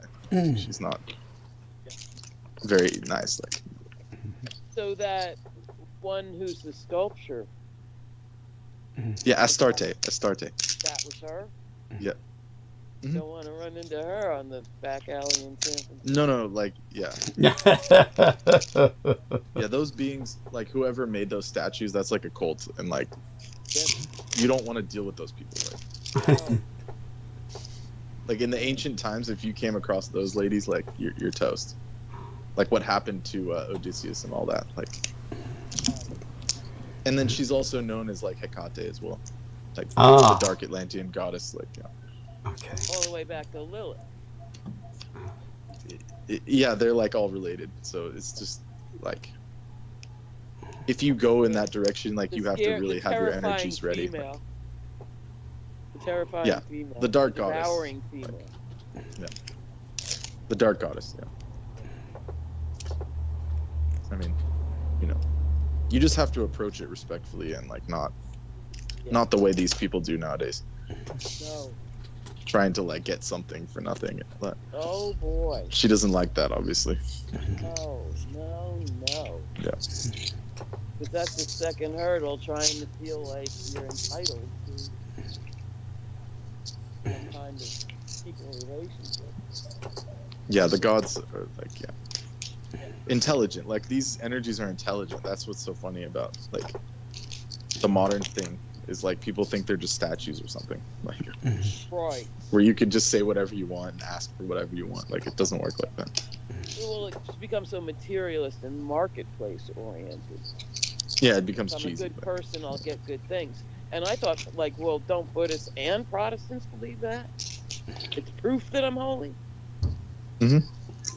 At least Tibetans do. So, but Catholics, not so much. It's more suffer now, the reward later. Well, actually, the Catholics are really there's penance and all the rest of that, but it's nowhere near some of the heresies of the schisms or Protestants who really are into Calvinists. Yes, thank you. Yes. No, they destroyed Europe. I mean, as far as I'm concerned. Yeah, thank you. Yes. Like, people see that as like the height of Europe. I disagree. Yes, thank Definitely. you. Thank you. And then, like, look what they did when they made it to England and stuff. I mean, Yes. like, Oh my more God. people died under that banner than anything else. Yes. And then America, on to America. Yes. Well, that's where they, like, exiled all of them here because they were so Yeah. crazy. Yes. And they got to found it. Yeah. Yeah. That's Oh, what people don't understand about, like, that's why the New England area is so weird. I mean, there's no other way to put it. Yeah. And then people, like, it becomes like a joke, like the Amish and stuff. It's like, no, it's not a joke. Like, those people have been around because of the founding father type people. That's why they're still around. Like, Yeah. you know, Religious. that was America originally. Like, Mhm. super freaking, Super. you know, and they complain about Islam being puritanical. I mean, Yeah. it's funny. I was just so lucky to be born a Catholic because at least we get to worship a lady. Yes. The Mother of God. Yes. We Quite sure so. do. And isn't that Yeah, a but freak? originally they weren't gonna put they originally scrubbed like the Yeah. goddess from their thing, and they had to put it back hell in yeah. later. Yeah. Oh, totally. I believe that. Like, they had, like, after the Council of Nicaea, they actually had to have another congress of the you know, of the archbishops and all these people, and they had to, like, actually put the goddess back in because it wasn't working. Huh. Like, you can't have just, like, the masculine figure, you have to have both. As was the deal with Yahweh. No need of a female consort. And That's like a different thing. I won't really need to, we don't need to go there. But yeah. Well, that's my basic. The difference between Catholics and Jews. Their God would never come down and fuck a human woman. That's ridiculous. Yeah, that's because they hated women so And much. That's The what Jews, it comes down to, basically. yeah, the Jews hated women so much they couldn't imagine their God coming Could down. never do a thing like that. Yes. But Jews talk back to God, and Christians are all just obedient. And it's my fault. yeah, At least Catholics, if I'm not happy, it's my fault. yeah. And if I am happy, it's my fault because I must be doing something wrong. These are all, like, constructs, though. I mean, Yes. the real thing is Yes. different. Yes. Thank you. Right. And They are kind of bone marrow deep. Just because, you know, if it's hard to be around them. Mm-hmm. Okay. Who? Say that again, Well, honey. let's not get on, you know, on that Yeah, we topic. don't have to go. Oh my god. Yeah, 109 countries and counting. It's too much. It's like, Oh my god. just, And shit. I heard a skip in the audio. You know, don't take it personally. It's just, yeah. I didn't write the history, man. Like, I didn't write. You know, it's like, if that's the true history, I didn't write it. Like, that's what it is. Okay, just checking in with the live stream. And in terms of both of you having this conversation, tell me, are you still outdoors, Holly? Yes, it's quite pleasant. You're kidding me. I mean, it's not. You're not freezing. No, Mm-hmm. I've lived. This is the warmest place I've ever lived. Really? Okay. Well, keep the phone closer to your mouth, please. You Sure. sound like you keep sounding like you're talking from a great distance. Like, where you at? Hawaii? Like, Yeah, like you No, sure as hell aren't in California. Coastal. She says she's It never California. freezes. Yeah, I don't. Holly, California coastal is one of the coldest areas on fucking Earth. yeah. It's like 30 degrees right now. Yeah. What the fuck? Here it's 50s. Oh. There's a bite, a strange bite here, but it's actually in the 50s. Mm-hmm. So, it's not that bad. Mm-hmm. It's not that bad. I know how to dress for it. I wear the same clothes winter and summer here. Mm-hmm. Okay. Which is Interesting. It's okay. How do you stay warm? Like LSD or? Couple layers. Put some clothes on. Take off them shorts. I wear some layers. And, I know my out of the wind spots. The wind will get you. Don't want that. Mm-hmm. So I have sheltered spots when necessary. And no, this is a very tolerable place to live. As opposed to like other places I live, like Colorado. Oh God, couldn't believe. Oh. Yeah, Colorado's cold as fuck. Yeah. Oh my God, our state's much colder. So I haven't missed any of that. Yeah, I'm one of those people that likes the snow, so I don't ever want to live in it because then I'll hate it. Yeah. I don't want to have to function in it. It's pretty out the window. Mm-hmm. But don't make me have to get to work. Right. Mm-hmm. Right. So I'm gonna carry on and do this shop, like real trip to the shop, so I can get my supplies, and I'll be back. Okay, great. Delightful, Brendan. I'm so glad to talk to you. Yes. Yeah, I appreciate it. It was good to speak with you as well, in depth, and yeah, it was cool. But we can still speak. I'll be back shortly. Yes. And so glad the two of you could speak, but he'll be back. And with that, of course. So Holly, let's see if Heather has rejoined us. She has not. I just hope she's okay. I did send her a message asking if she's well. She doesn't usually drop off that early. But what else would you like to speak about? Or else, I could always, I could go into monologue, of course.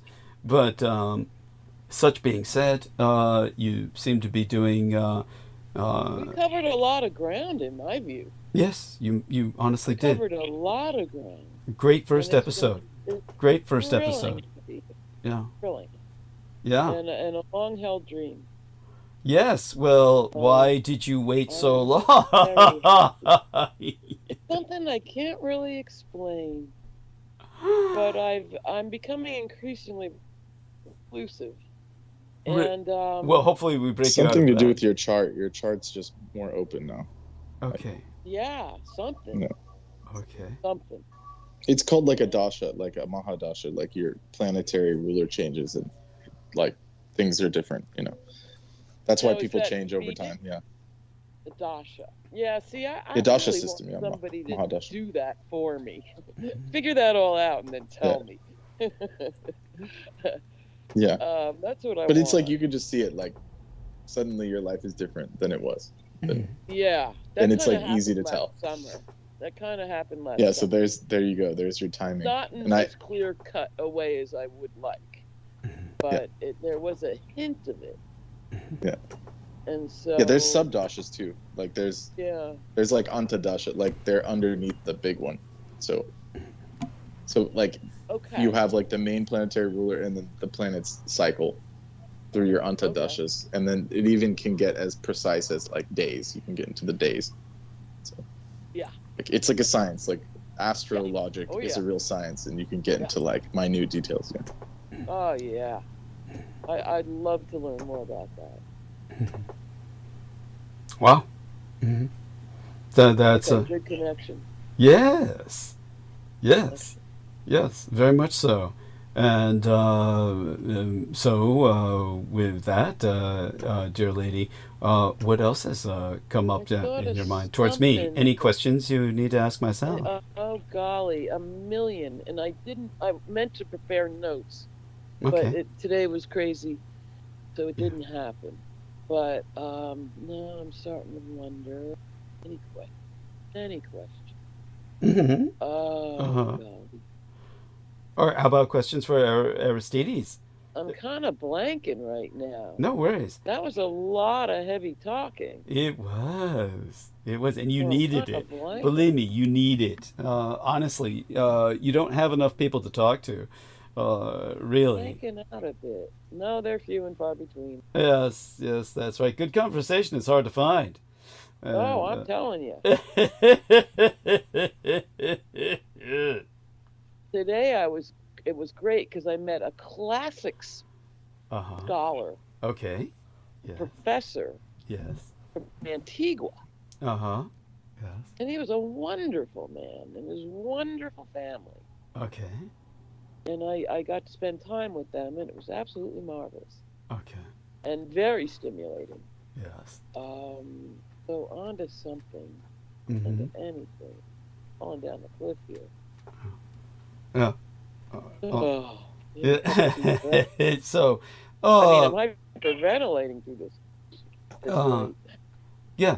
Aristides, are you still with us? I'm just curious.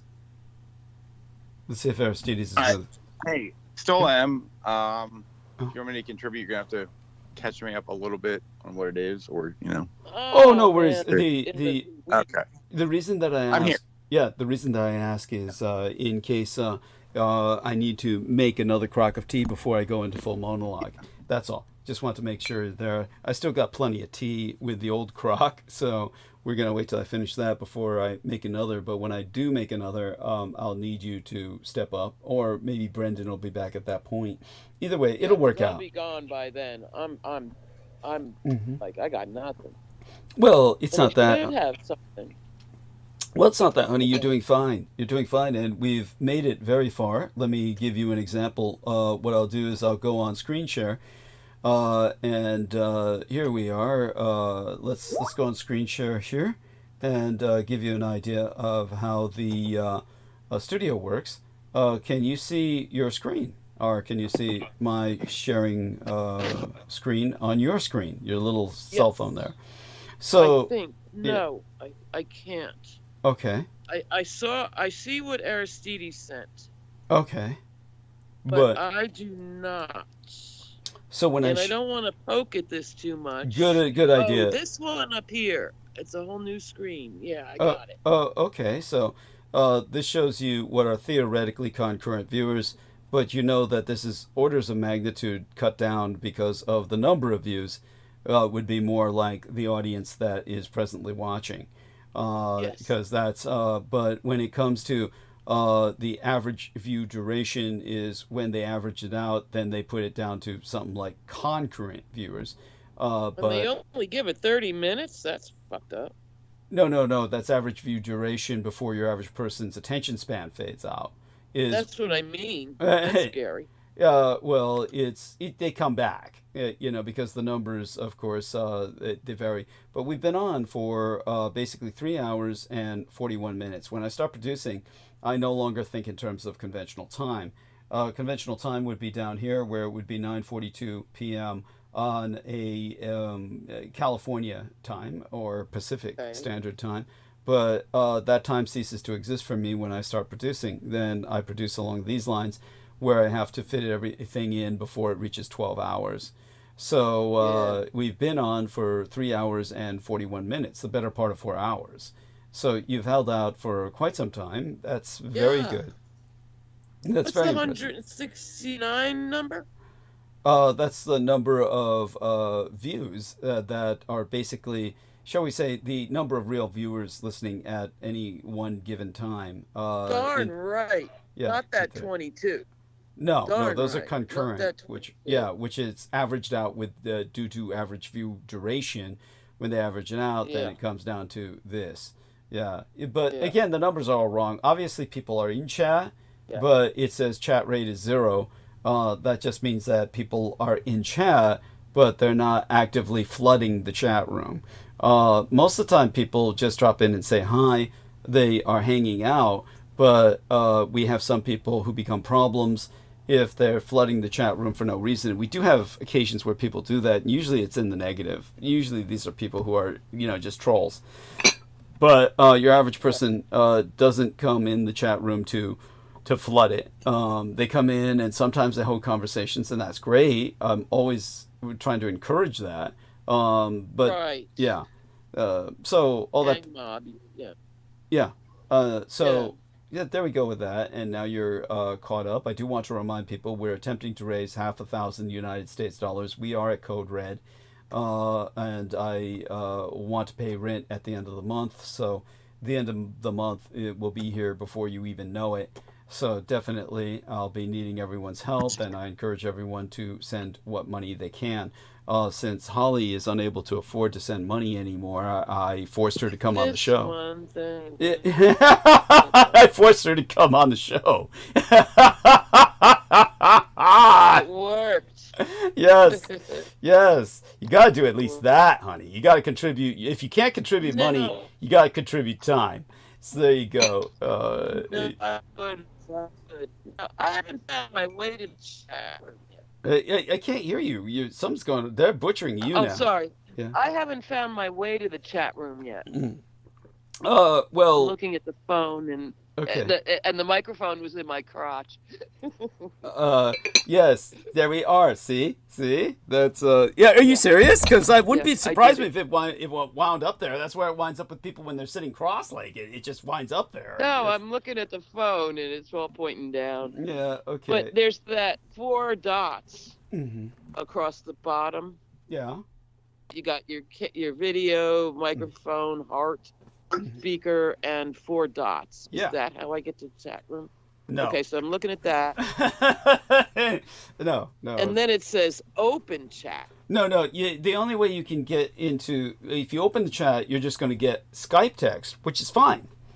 So go ahead and open. Yeah, because isn't that the chat you're talking about? No, it's a totally separate chat. So here's what I'll show you again. Let's go back to the screen share. We'll go back to screen share here. Not that this will help you necessarily, but here we are, screen sharing. And if you see the cursor moving, yes. Okay, now I'm going to go back to the studio. And Sheila Gavin, welcome aboard. Let's. I mean, she's been here, but there it is. There it is. This is a different chat. See, chat is to be disambiguated. So you got to be in the studio chat. Yeah. So what you need to do is you need to set up a YouTube channel. Right. You have to set up a YouTube channel to do that. And but by all means, set up a little YouTube channel, and you don't need to put anything on it, honestly. And that way you can do upvotes on my episodes. We need as much upvotes as possible. So set up as many chicken shit little YouTube channels as you can, and we need upvotes from each of them. So by all means, we've got an enemy that's determined to take us down and suppress us, and believe me, they've done a bang-up job. We need all the allies. First off, we need everybody to spread the word. Everybody's out there, spread the word that the son of Adolf Hitler exists and that he's transmitting, and he has the solutions to your social problems in general. I don't have the solutions to your personal problems, but I have the solutions to your social problems. And in general, again, obviously there's not a solution for everything, but let's put it this way. My solutions are certainly better than what they're offering you, which is just more problems. Oh, God, that's all they're offering you is more and more problems. So that having been established, I always thought you were the soul of rationality as far as public policy was concerned. Yeah. The very soul of rationality. Thank you. Yes. So that's a disturbing topic. Okay. How are we to keep our sensibilities when confronted with chaotic situations? There's got to be some techniques with this. Techniques? And I'm talking to people about this. Like what my one dear has suggested in business and decision-making and management, this is why you form the ad hoc committee. Okay. Because when the crazy one tries to disrupt a productive agreement between people with some idiocy, you invite them to form an ad hoc committee, and take it next door, get everybody together, and come back later. Yes. So that's one way. I mean, I'm talking down and dirty. I mean, we got to figure out how to cope with shit that doesn't make sense. Because human beings require certain kind, and this goes all the way back to, is there such a thing as consensus objectivity in reality? Because there was for a while. Let's put it this way. You mentioned earlier you've got a good memory. I do not doubt that you have a good memory, but I'll tell you something. Pretty much everyone I know who has some level of confidence in themselves based on experience in life or accomplishments or something, they have some sense of identity. The one thing I notice about all of them is they will all say, I have a photographic memory, or I have a near photographic memory. And and believe me, they don't. Not even fucking close. They don't. It's what happens is I notice that everyone convinces themselves they have a photographic memory, and it's photographic in the sense that they see crystal clear images of the way they've revised their experiences. But of course, the term to use, as Brendan Zogit brings up, is eidetic memory, is actually the correct scientific term for someone with a photographic memory, and such people do exist. That ain't me. No. Yeah, it's a curse. No one really wants that because you're suffering from perennial trauma. Unless you're an eidetic who's raised in like a bubble where people are caring for you all your life and you're not exposed to various insults and injuries, then you might come out okay, and maybe your talent will be exploited as a human data processor. There's less and less need for such people these days because of quantum computing and its development. But such people will always serve a purpose. There's a reason for them to evolve. And the purpose might only be their own. Maybe only they will find a purpose for themselves. But just take my word for it. It is more of a curse. I've spent most of my life drinking and drugging to drown out my memories, which are quite acute. But when it comes to, or have been in the past, but when it comes to such a thing, most people have very poor memories, remembering only what they want to remember, and it's always from the same angle. It's basically they're the heroes of their narrative, and they're the victims of their narrative, and everyone else is somehow if they feel negatively towards that person, the person is a villain in their narrative who has done them wrong. But these wrongs are often just as imaginal as they are real. And you have other people who are like in your life, but you may not remember them at all because of you're dealing with your own. I'm not speaking of you personally, Holly. I'm speaking of people in general who, convince themselves they have good memories, because I run across this so often. It's amazing to me how many people make that claim.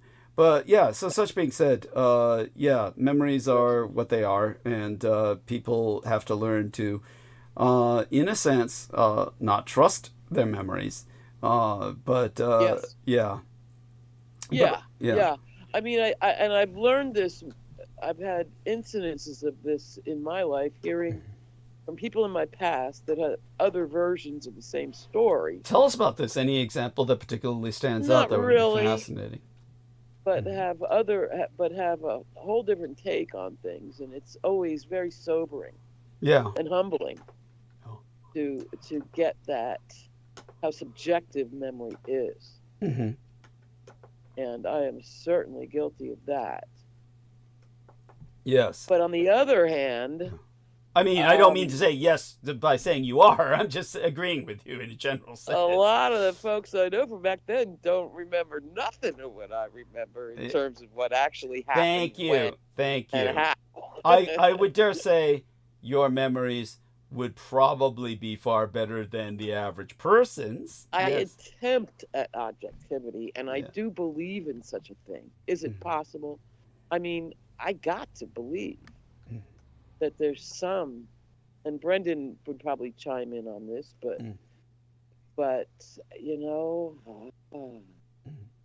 it's so ingrained in me that there is some kind of, and nobody said it better than you, and you again echoed a thinking I was working on so eloquently.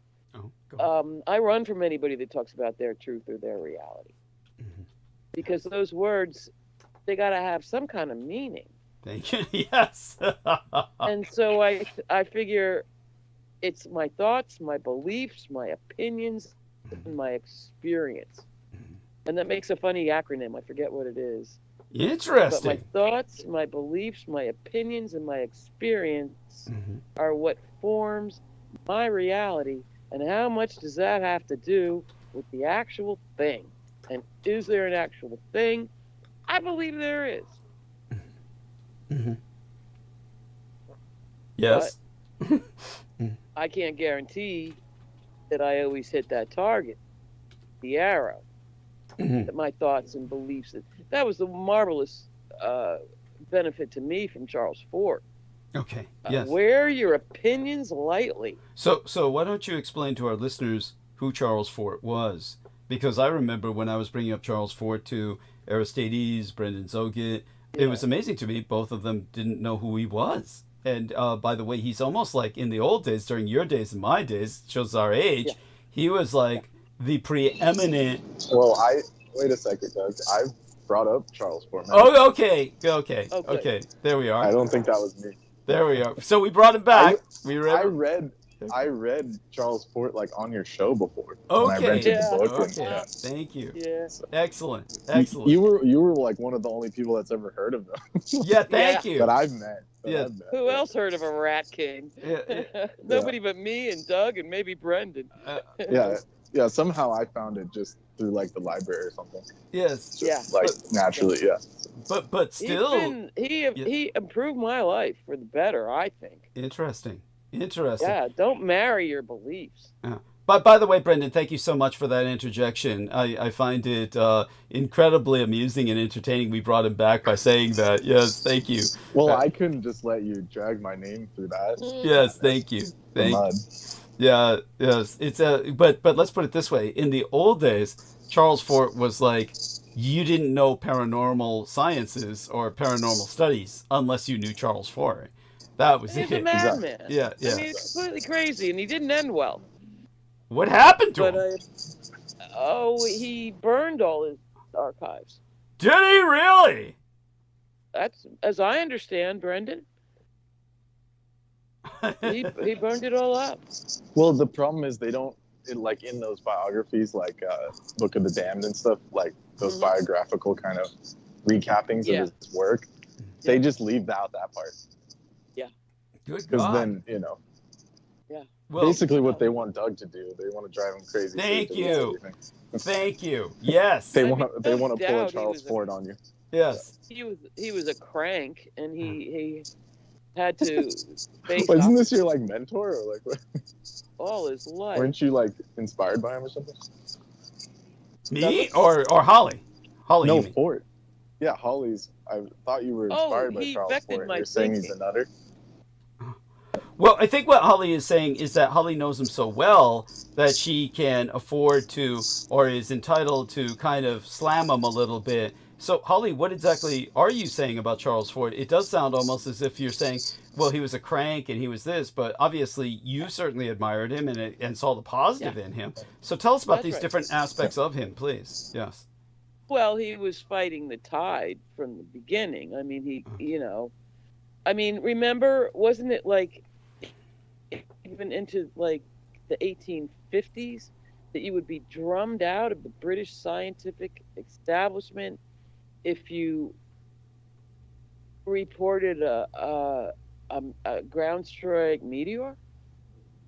I don't know these things. It sounds about right. Didn't even, you were done. And so he wasn't, he just fit this weird niche and exploited it in a way that, with a belief system that, I don't maybe entirely ascribe to, but I admire his not giving over too much to the emotional and allowing for anomalies, for fuck's sake. Because that's been the big problem of science. The scientific method is great as far as it goes. There may be wider possibilities for behavior. I mean, yeah, every time you drop a rubber ball, it's going to hit the ground. Every single time. But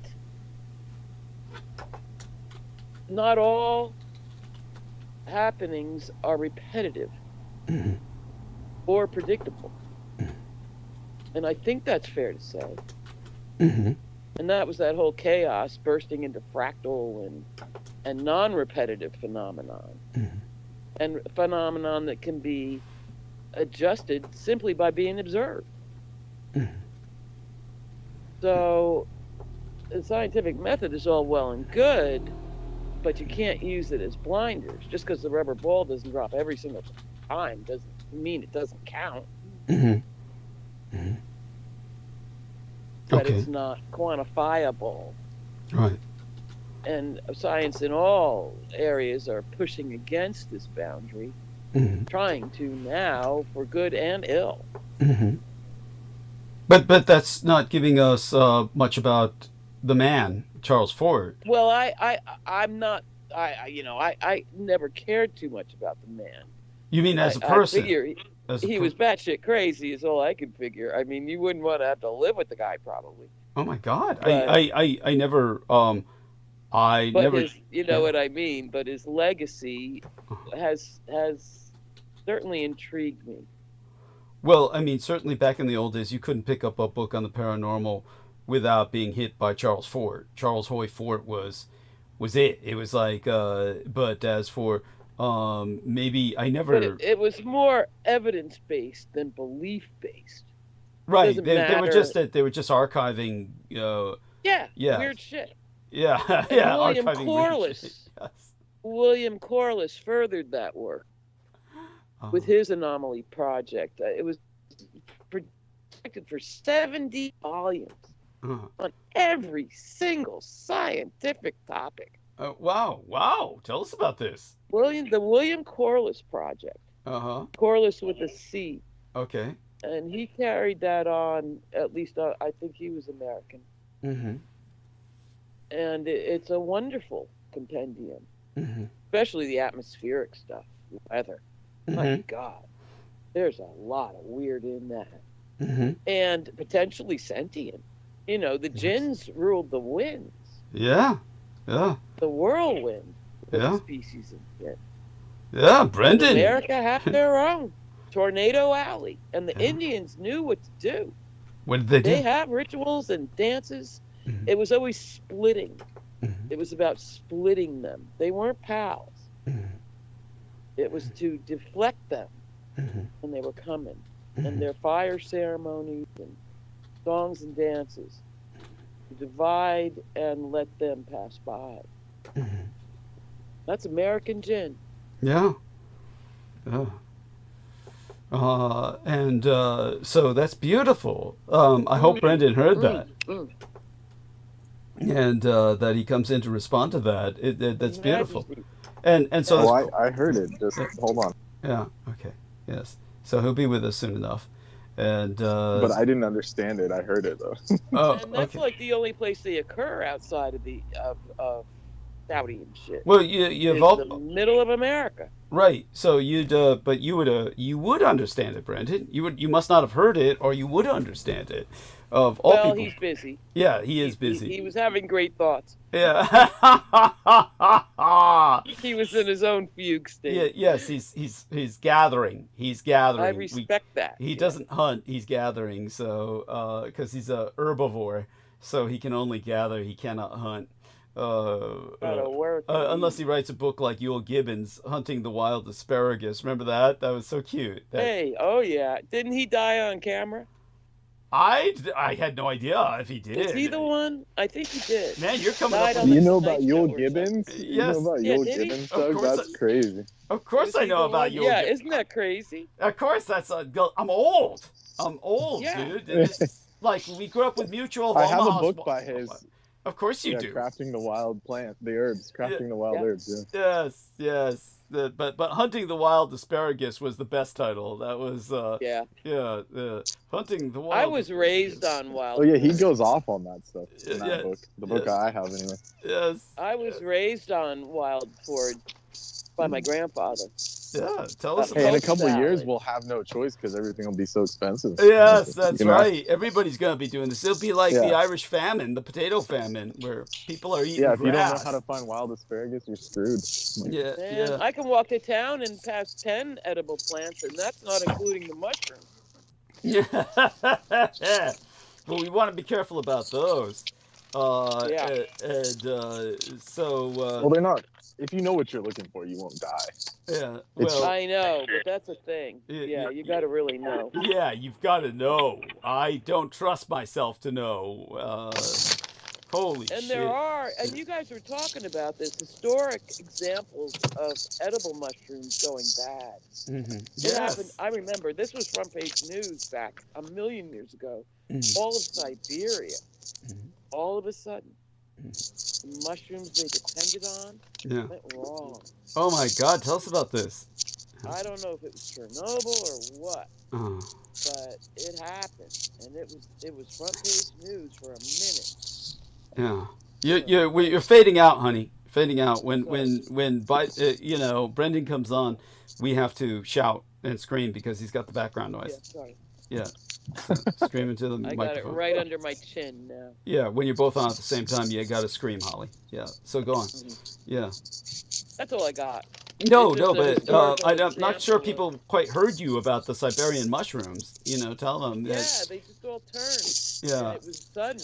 Yeah. And they were trusted and age old and they know what they're doing. Yeah. Yeah. But all of a sudden, boom. Mm-hmm. And you guys, I swear this came up. Mm-hmm. Yeah. On a show recently. Yeah. With dependable mushrooms going off. Mm-hmm. Yeah, that's right. I spoke of it. Yeah, didn't it? Yeah. Didn't it? Yeah. That's right. Yeah, I spoke of that, and because we were speaking with Brendan about the good mushrooms can't always be trusted either. That's right. That's right. Yeah. And there is a document. Yeah, the thing about the fungi is that they're intelligent. Yes, that's right. Oh boy. Yeah. Yeah. Sure. But okay, they're the closest to the animal kingdom. Yeah, that's right. That's right. They're eukaryotes. But by the way, just so people understand, mushrooms are closer in their DNA to human beings than they are to animals or other plants. Yes. Beyond that, like the cell structure too. Yes. Yeah. And so it's a kind of cannibalism when we're eating them. That's why they taste like meat. So Brendan, how could you not understand what Holly was saying about the American gin? She's talking about the Collins books on weather. Or did I say the guy's name right? Collins? No, and that's nothing to do with him. Okay. Actually. Well, he's a wonderful. We'll just recap it. So. Recap it for Brendan. Well, the William Corliss Project is a marvelously ambitious collection of scientific anomalies, and I was saying that his chapters on atmosphere and weather, his books on them, are always great. But somehow that led into talking about tornadoes associated with gin. So tell them about those. Nothing to do with. Well, tell them about that. I'm sorry? Tell them about the tornadoes and the American gin concept, please. Oh, yeah, that's the only place that tornadoes really occur is in formerly Midwestern America. Now they're coming out in Manhattan and shit. Yeah, we had one as well. Yeah, that was great. They used to be called like elementals. Yes. They're beings that are in nature that can do that. So that's what you were saying. So say that, Holly, about how... All the way down to dust devils. But they were... and every time I see a dust devil, I cannot look away. Mm-hmm. But it was it's like a being. Weird thing. Oh, that the Native Americans had ceremonies to appease them. Yes, and split them. They knew that they were sentient winds. Yes. And so that was spun off from the weird weather. Is it ever sentient? No, and that makes sense because now they're totally uncontrollable. Yeah. Yeah, and I tell you, I must have seen, I mean, it's edging up onto 10,000 views of sunset into like midnight. And there have been probably less than 6 times when I felt it looking back. And Wow. I'm serious. And I know. What was looking back? Being The sun? The whole night existence, the clouds. The night itself And yes. was looking back at you. Yeah. Yeah. I swear to God. And so my theory is Some good shit. 2,000 years ago, Go on, honey. you might have felt it too. 2,000 years ago. Well, a lot more than you do today. Yes, your average person would feel that. Yes, go on. 2,000 years ago, when it was all Native Americans, and it's fascinating in Central California, some of this history. But my theory is that back then, that was commonplace. And every night, this guy put on some kind of TV show Yeah. for those people. Yeah. And there was actual engagement. Yeah. And No boy, doubt. No, it's intelligent. Yeah, it's intelligent. oh man, that's been, I'm getting chills all over. The lucky night. I mean, I can count them on one hand. Out of 10,000 that's happening. Wow. So I just remember. Did the piece of paper look like a little dead dead, in the deadhead? ancient times? They just sat around and watched the show. Yeah. Well, don't forget they had their own mind-altering drugs too to make it even better. Yeah. And it makes it even better. Yeah, peyote, all the rest. Yeah. It makes it even better. Yes. I can't believe I forgot to grab a bottle of water when I sat down. I'm gonna grab a bottle of water. I'll be right back. Are you back with us, Brendan, or you finished the shopping? Just curious. Yeah, I just I need a moment to re-enter into the tomb. Oh, take your time. Take your time. I'm not in a hurry to get the water. I still got plenty of tea, but I do gotta grab that bottle Living of in a water. storage unit's not easy. No, it You fucking gotta sucks. do a lot of stuff. Yeah, it fucking sucks. And but yes, by all means, when it comes to what you're discussing, dear Holly, yeah, that was an interesting she's beat. back. What the fuck was That that? was Heather. That was I think Heather. it was Heather. Heather? I think so. No, Heather? no, it's not Heather. She's not on the call. No. All right. Oh, she did answer. Here we are. Yes, I'm just cleaning up, doing my regular routine before bedtime. Then I'll be back. Oh, okay. There she is. Love her. What a dear little girl. So cute. And hope Vinny's doing all right as well. Yes, we spoke of her. Yes, Heather is an incredible case story of someone. I have no fear of, shall we say, they're flipping Heather because it's like Heather is she's not on their strings. Let's put it that way. Yeah. And you guys go way back. That's for sure. Oh man, Laurie and Ann Fenton was scared to death of her. That's good enough reason to like her. Yeah. There you go. And what a situation. At any rate, as things continue, of course, everyone do keep Brooke Gibson in your thoughts and prayers because we have no idea how she's doing. How's the comments look? Comments are fine. It's Do I have to? yeah. Well, yeah. Like I said, we're trying to get something out of her that we're quite open about with her, and Jesus, She ain't giving up nothing.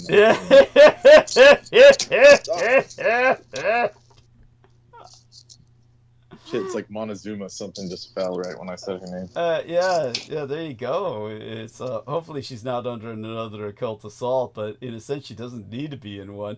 Let's take a look at that chat as was suggested. No, everybody's quiet, honey. You know, like I said, most of the time, chat's pretty quiet. It's not that most people who are with us really don't. They're here to listen. The one thing I noticed is it's because you got everyone under a vampire thrall. Like, that's right. they turn into veg. They all want to fuck you. We do notice that a lot of people seem to have that in common. Yeah. Oh God. But when it comes to and like I said, I'm embarrassed by how I looked when I met you. I was at my absolute worst and feeling horrible with everything that happened. I know. So was I. Hey. Yeah. It was no beauty show, that's for sure. No, it was awful. It was awful. It was just it was like I said. Well, anytime you go to Arizona, it like takes away like 10 beauty points just by location. Totally. The funny thing was, Noreen Helpan warned me based on astrology that was a bad area, and so was Australia. So in both of these areas, their latitudes. I checked your chart too. Yeah, you shouldn't be in a desert. Yeah, not go to a desert. Like, bad stuff happens with you in deserts. Thank you. So you're better off like a dehydrator. Yeah, it's like a fruit dehydrator. Yes. Well, beyond Colorado, just superficial, too. like it's just your chart does not support deserts. Yes. So tell us about that, Brandon. Brandon, God damn it, fucking yeah. It's there's a reason for this. I'll talk about privately. Why I'm using that name lately, or it keeps cropping up in my brain. But in terms of the deserts, astrologically, explain to people how the latitudes. Apparently, they're in latitudes that are antithetical to my birth chart. Correct? Beyond that, the actual nakshatras aren't conducive for desert environments. Okay. So what? You have like placements that have to do with like the ocean and stuff. Okay, so you don't want to. So what are that's more preferable. Okay, so the preferable environment for myself. That's why you have an affinity for like nautical stuff, you know. Okay. Like, and your father was a sailor, so that's just part of your karmic like thing. Yes, got it. So that's why you're more comfortable with that, anyways, in general. So are you saying islands are good places for me? Yeah, islands would be safe.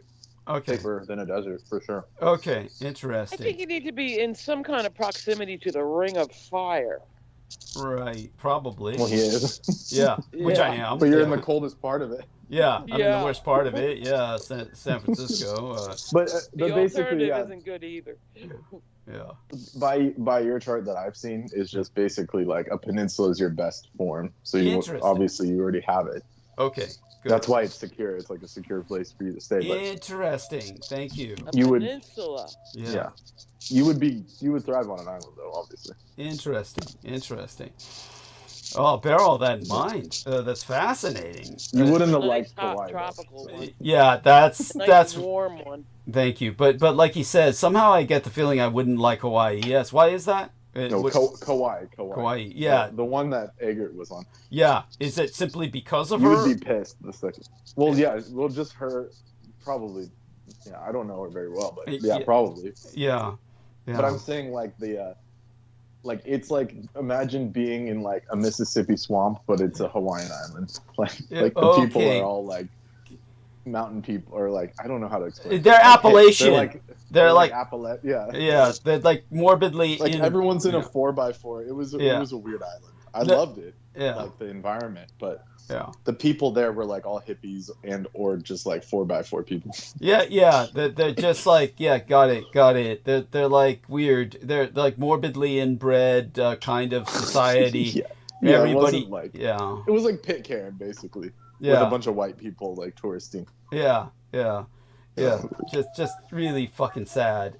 Troy Bellamy says happy birthday. Anyhow, go on. Before I read Troy Bellamy, go on. No, go ahead, Troy. Oh, no, finish your thought first. Jesus Christ. Oh, I was just saying everyone who's been to Kauai when it rains hates it because they can't get the red mud, like the clay. The red clay out of anything that they own ever again. Like Interesting. Okay. Like there's not a lot of roads. Like it's very sparsely developed. Like it's not very developed. It's a small island and they don't really have big cities on it. Like that's right. I'm not talking shit of it. It's just how it is. Right. It's definitely It's rustic. I would not. No, I wouldn't like it. No.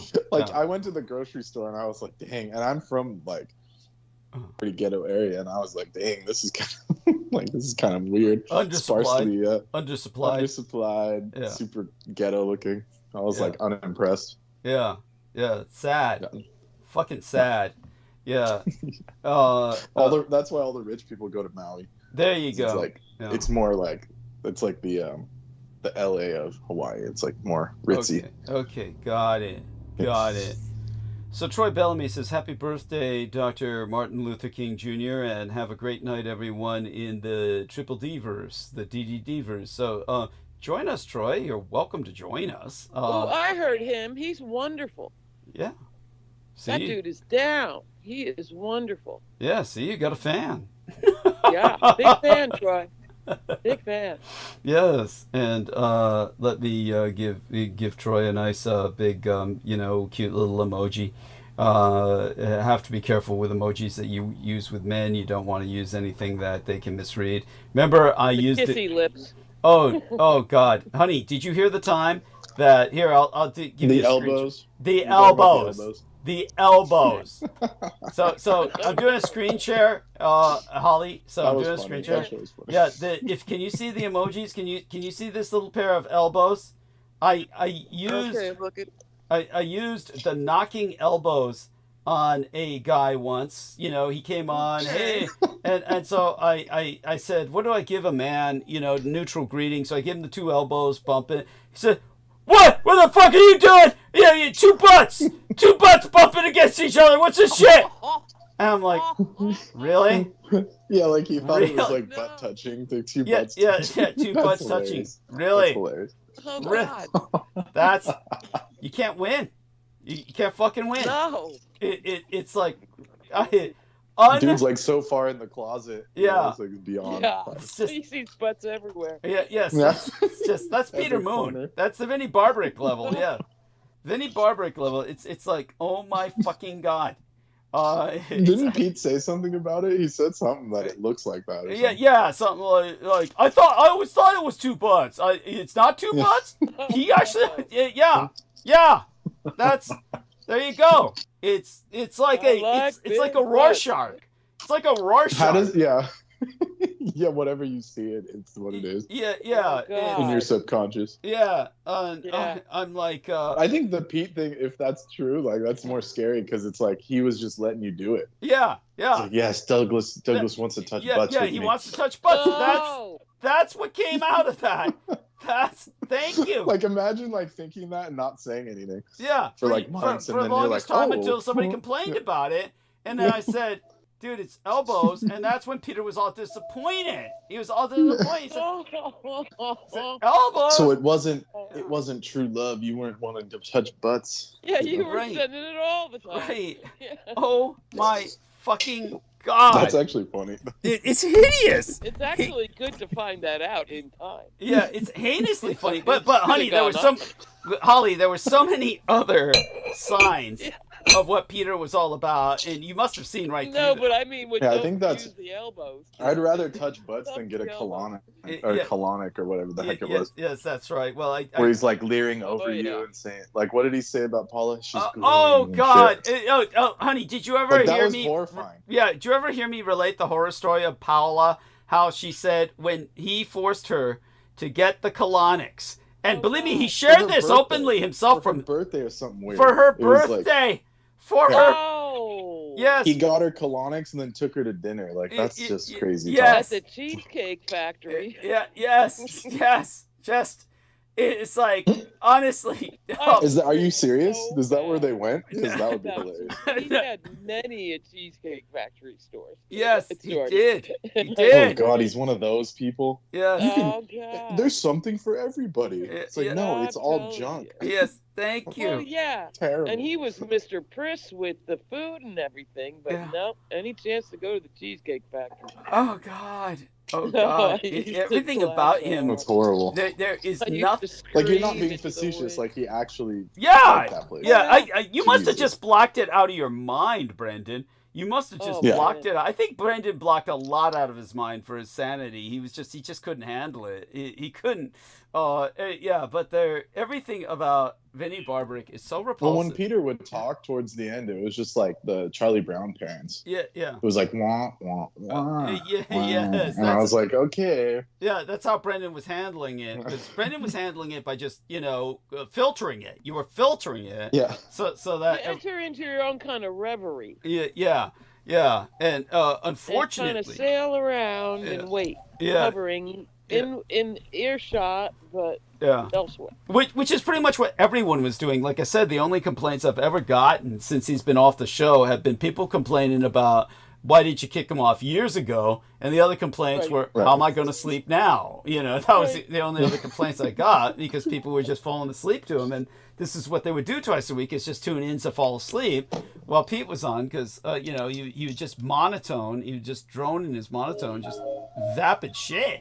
Strangely comforting. I guess it was like I would play like a kind of like a mini game. I'd be like I would not listen to Pete the first 3 hours, and then I'd be like, this is about the time he's talking about Romania, and then I'd click on, and he'd be like, Sal Moxies, and I'm like, I knew it. It's like he drones, and then he like defaults to Romania at the end before he goes to sleep. Right. Like clockwork. Awful. It's just awful. By the way, again, no insult to Romanians. I love Romania. And Peter did not ruin that for me. He gave it a bad name. Yeah, he's the one who gave it a bad name. Yeah, if anyone's like, it's just honestly, like I've gone into Romanian history before and we'll go into again. He never wanted to go into Romanian history. He had no interest in Romanian history. He was interested only in bizarre, abstract, bullshit about fantasizing a fantasy Romania that was discredit to Romania, like a bunch of piles of stones. His own fantasy of Romania. His own fantasy of Romania, where stone piles were the ancient Romanian Sphinx and shit. And if you take a look at it, it's just a pile of rocks. And he says, this is the Romanian... Yeah, and then the Golden Sphinx. Don't even get me started. It's gold inside, but it's only on an astral plane. On an astral plane. Is that cyclotron stuff? Yeah. There isn't the world's biggest cyclotron underground in Romania, yes or no? No. That's what I thought. 1,000 times, no. But he kept saying there was, right? Yeah. Yeah. In the early years. Yeah, he kept saying there wasn't. Before he found out about the Vox Arca and the show. Yeah, thank you.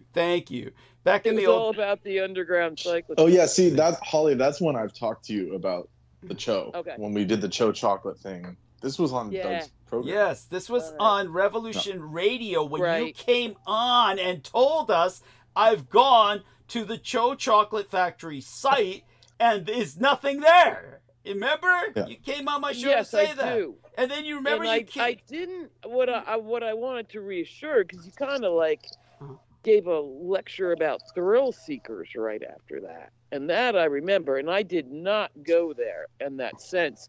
I was rolling through Oakland. I never portrayed you in that sense. Oh God, please. Oh no, I didn't want that. I found that I happened upon the chocolate in Whole Foods, and it was the highest end chocolate at the time. Yeah, it was like that's elite. Right. Before they started selling it in remainder bins. Yes, go on. Oh man. Yeah. And I haven't noticed in a long time, but there was the address right on the back. I thought, holy shit, Doug was right about all of it.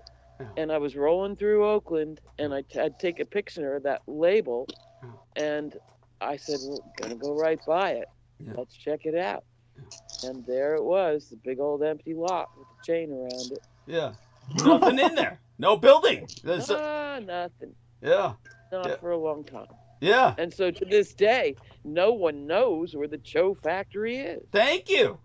And they keep changing the address, because remember, and they were lying even then. You can come for tours. And when you went to that place, there's no tour to be had. I'd have checked it out. I had time. Yeah. But nope. Yeah. I did have, and only, I think, because I met you, one Cho dream. Interesting. Tell us. Plus a sighting, or a strange sighting in San Francisco. Yes, with a friend who witnessed it. Yes, tell us. Okay. Don't just tease us.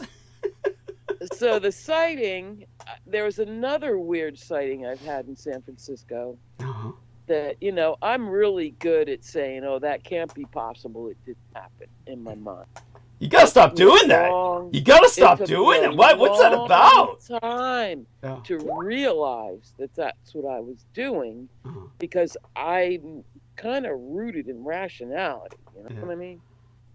And so when I don't know why, like considering the life you've led. There's a... I know, but I mean, it got me this far, right? Mm-hmm. So me and a friend were walking down the street in where's that giant multiplex in San Francisco? You mean used to be there? Jesus Christ, what was that? It's long gone. Well, it was in that neighborhood, and it was gentrifying and stuff. You know? Oh, you're talking about walking towards Market. Edge of Tenderloin. You're talking about there was a big multiplex theater that crazy. Oh man, that's been boarded up forever. But go on, damn, we're showing our age. But go on, that was they even used to have like a gentrifying. That gentrification has come to a stop. But go on. Oh, I'm somewhat relieved coming from my background. Oh, don't be. I really wish they would gentrify the whole place, but then again, COVID killed that. Yeah, they were trying to gentrify. Yeah. They opened up like some food chain, like I can't remember whether it was Whole Foods or some other Trader Joe's, something. They opened a chain store, one of their branches down in the Tenderloin area, and they had to close it after investing millions in opening it, and then, you know, getting everybody there, and then they had to close it simply because there's so much theft, so much violence. That was the Whole Foods. Whole Foods. That was the Whole Foods off it. Yes. Okay. Yeah. Oh God. So. And then they just. Rainbow Market. I don't know, but go on about that with Brendan about. Well, this is a little. Oh, go ahead, Brendan. Yeah. Yeah. Finish up your thoughts on that. Yeah. Oh, I was just saying it was a Whole Foods, and people kept going in and just literally jacking the employees. Yeah. Like instead of stealing food, they would hold the employees up while they were at work and take their wallet. Yeah. Oh. And then Amazon, that owned Whole Foods, said, we cannot guarantee the security of our workers, so we have to close it or something. Yeah. Yeah. Holy, the exact opposite. So that's how bad SF was or is. It is. Yeah. They didn't care about the food. They just went in and jacked the money from the workers. Yeah. God. Like they're making anything. Yeah. God. That's why I said, Holly, when I was I'll go into that again later. But go on, Holly, with what you were saying. Tell us about these sightings, please, by all means. Well, that was, and I was going to say, that's the existence of everybody that works in any dollar store. Yeah. Anywhere. Yeah. Do not expect protection. Yeah. Oh. And you will get. It's awful. It's awful. It's awful. It's intolerable. I mean, we live in a society. It's combat. That's combat conditions. Yeah. Yeah. But anyway, this story's little, but we just walking down the street and out from an alley darted this dark, shrouded, short figure. Carrying over their shoulder a gigantic bundle of sticks. Interesting. Yeah. This was kind of far up and it was dark, you know, so it was just this archetypal moment. It's like there's some Led Zeppelin album cover with little dwarf carrying a gigantic bundle of sticks. Yeah. And that was just like that. And my friend and me looked at each other and like, what the fuck? And then they darted up another little alley. We walked right past and couldn't tell. But that was just a moment. But the dream was trippy. And I'm sure it was some psychic relation. You know, I didn't know who'd show. Although I read obsessively all H.P. Lovecraft when I was much too young. Okay. Mm-hmm. So I encountered the term, but for God's sake, I was here and I was in the hypnagogic state. And there's a tell when you're in that state and you suddenly feel like you're falling backwards. And the next thing I knew, I was seeing a movie behind my eyelids, and it was black background, and there was a series of photographs scrolling left to right of dishes, food dishes, like exactly like you'd see in an Asian restaurant, of various selections of things you could order. And, you know, the undercurrent of this was a low, and I'm getting chills right now, dude. And this was years ago. A low, guttural Asian voice speaking. Speaking. And I knew something was wrong. So I woke up, sat up, laid back down, started right up again. That's a real hell. Yeah. And then I really wasn't. But the dishes were going past kind of fast. And it was only because I've known you that I recognized that was probably bloody meat. Yeah, yeah. And gore. Yeah, yes. Presented as delicious dishes with this low monologue. Yeah. And I'll never forget it. Yeah. Could you emulate the voice, what it was chanting? No. Not even close. It was like nothing I ever heard or could possibly have. And God, I never want it to come out of me. Yes. And, you know, as the great Jungian trope, everything that happens in your dreams is part of you. Not anymore. Yeah. So true. And any incel in their basement that can't make it in society wants to study astral travel. Yeah, it's so good, God. And those goals are attainable. Oh yeah. I mean, that's a Zamo thinking he's a big old black magician. They are attainable with the right dedication. So now I do have dreams. And there are certain tells. And I know it ain't just me. That is fucking terrifying. Yeah. Absolutely. But the tells have always saved me. Yes. Yes. One night I was camping up on a high mountain ridge, falling asleep, and all of a sudden, this guy was in my head, really freaking about which cable company to go. I mean, AT&T or Sprint. Wow. Okay. I mean, going nuts over it. And I realized, hey, this ain't me. Right. Damn straight. This ain't nothing to do with me. Yeah. So it's like our inner minds aren't sovereign. Yeah. At times, at least. Necessarily. Yeah. Necessarily. And at times they merge. You know, we cross somebody in the astral. Yeah. Man, this was like some guy maybe that just died the next mountain ridge over. And, you know? But this has happened, and so there's tells in my dreams, and one big thing for me, and I've lucid dreams a couple of times on the Castaneda method, and it's not something I want to refine. Good for you, but go on. When I feel temperature in a dream, that's a big tell. Yeah. If I put my hand on something and it's warm, boy. Oh, wow. Or certain sounds that I could not possibly produce.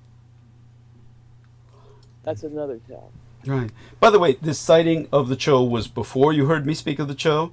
The actual sighting? Yes. Okay. Interesting. Okay. The dream was after. Yeah, the dream was after. Okay. Dream was after. Yeah. I mean, but I didn't know. Neither of us knew what the hell. Yeah. No, that's fascinating. And hell, San Francisco's full of old ladies that apparently collect giant bundles of sticks. Right. In the middle of this urban environment. Yeah, there's no tree. Yeah, no, there's definitely that's Cho. That's Cho shit. Yeah, that's what I think, and I think the dream was too, because it wasn't fucking me. Yeah, definitely. That's for sure. Yes. Hell no. Yeah, that's Cho shit. That's Cho shit for sure. Yeah, Right? yeah. And the dream thing was probably because you investigated them and they didn't like it. Yeah. Or even Or just I heard met of it. Douglas. Yeah. You know, Yeah. Because they don't like what I've said either, but they can't affect me for whatever reason. Yeah. Bloodline related. But No, me neither. I found As a it turns restaurant out. with a But hybrid show. I think it's just a wavelength that happens, you know, totally unconsciously, just near proximity. But you'll both The notice. knowledge. You'll both notice that Peter Moon, for all his obsessing on the Cho, Vinnie Barbaric never spoke of a single Cho dream. Well, I'm glad enough. Did he even have any dreams, that guy? He never had any dreams like that. All he had was, you know, he had all kinds of weird fucking stupid dreams. We know his dream about... Oh, yeah, that's right. Yeah, we know. Weird, yeah. And he would take them like gospel from God. This was like the voice of God, though he didn't believe in God. The closest thing he had to a God was his goddamn dreams, because that's when he forced Paula to have an abortion. Remember? And she was glad to do it because, you know, the baby would have come out looking like Tiger fucking Woods. And so she was like happy to follow his command. But do you remember that, Holly? What happened with that? You know, that was kind of shrouded in mystery. It's no mystery. Basically, what happened was you know, after you know, Vinnie Barbaric pulled his fuck over and just went into full meltdown, then I explained what had happened, but you might not have caught it. Basically, you know, after that, I gave out all his secrets because I don't know him anything now except to pick him apart to the bone. But what had happened with Paula was that she was basically fucking any number of guys. But one of the people she was fucking was her brother, who is not her biological brother. They were both adopted. And her biological, I mean, her non-biological adoptive brother was just this fucking Pakistani motherfucker who Peter Moon believed was Romanian. I mean, which goes to show how fucking stupid Peter Moon is. I mean, you look at the guy, and the guy looked like Salman Sheikh, except swarthier. Just swarthier, and he's just repulsive, greasy-looking pack motherfucker. And you know, and so she developed a liking for that kind of look because, you know, that was the man in the family she grew up fucking.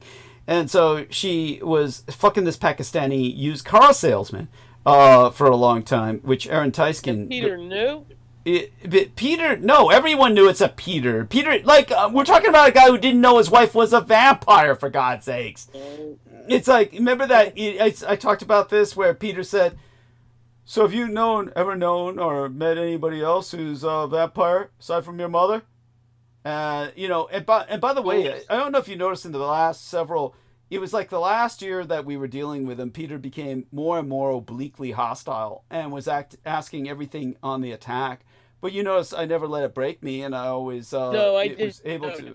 Yeah, I was always able to answer, give him a full answer. And you were the soul of tolerance. Thank you. But when it came to, you know, aside from the fact that I'd already described other vampires that I had met, the insanity of his question, or rather the insipidity, was he's so fucking stupid. I kept silent. I felt like saying, yeah, your wife, you idiot.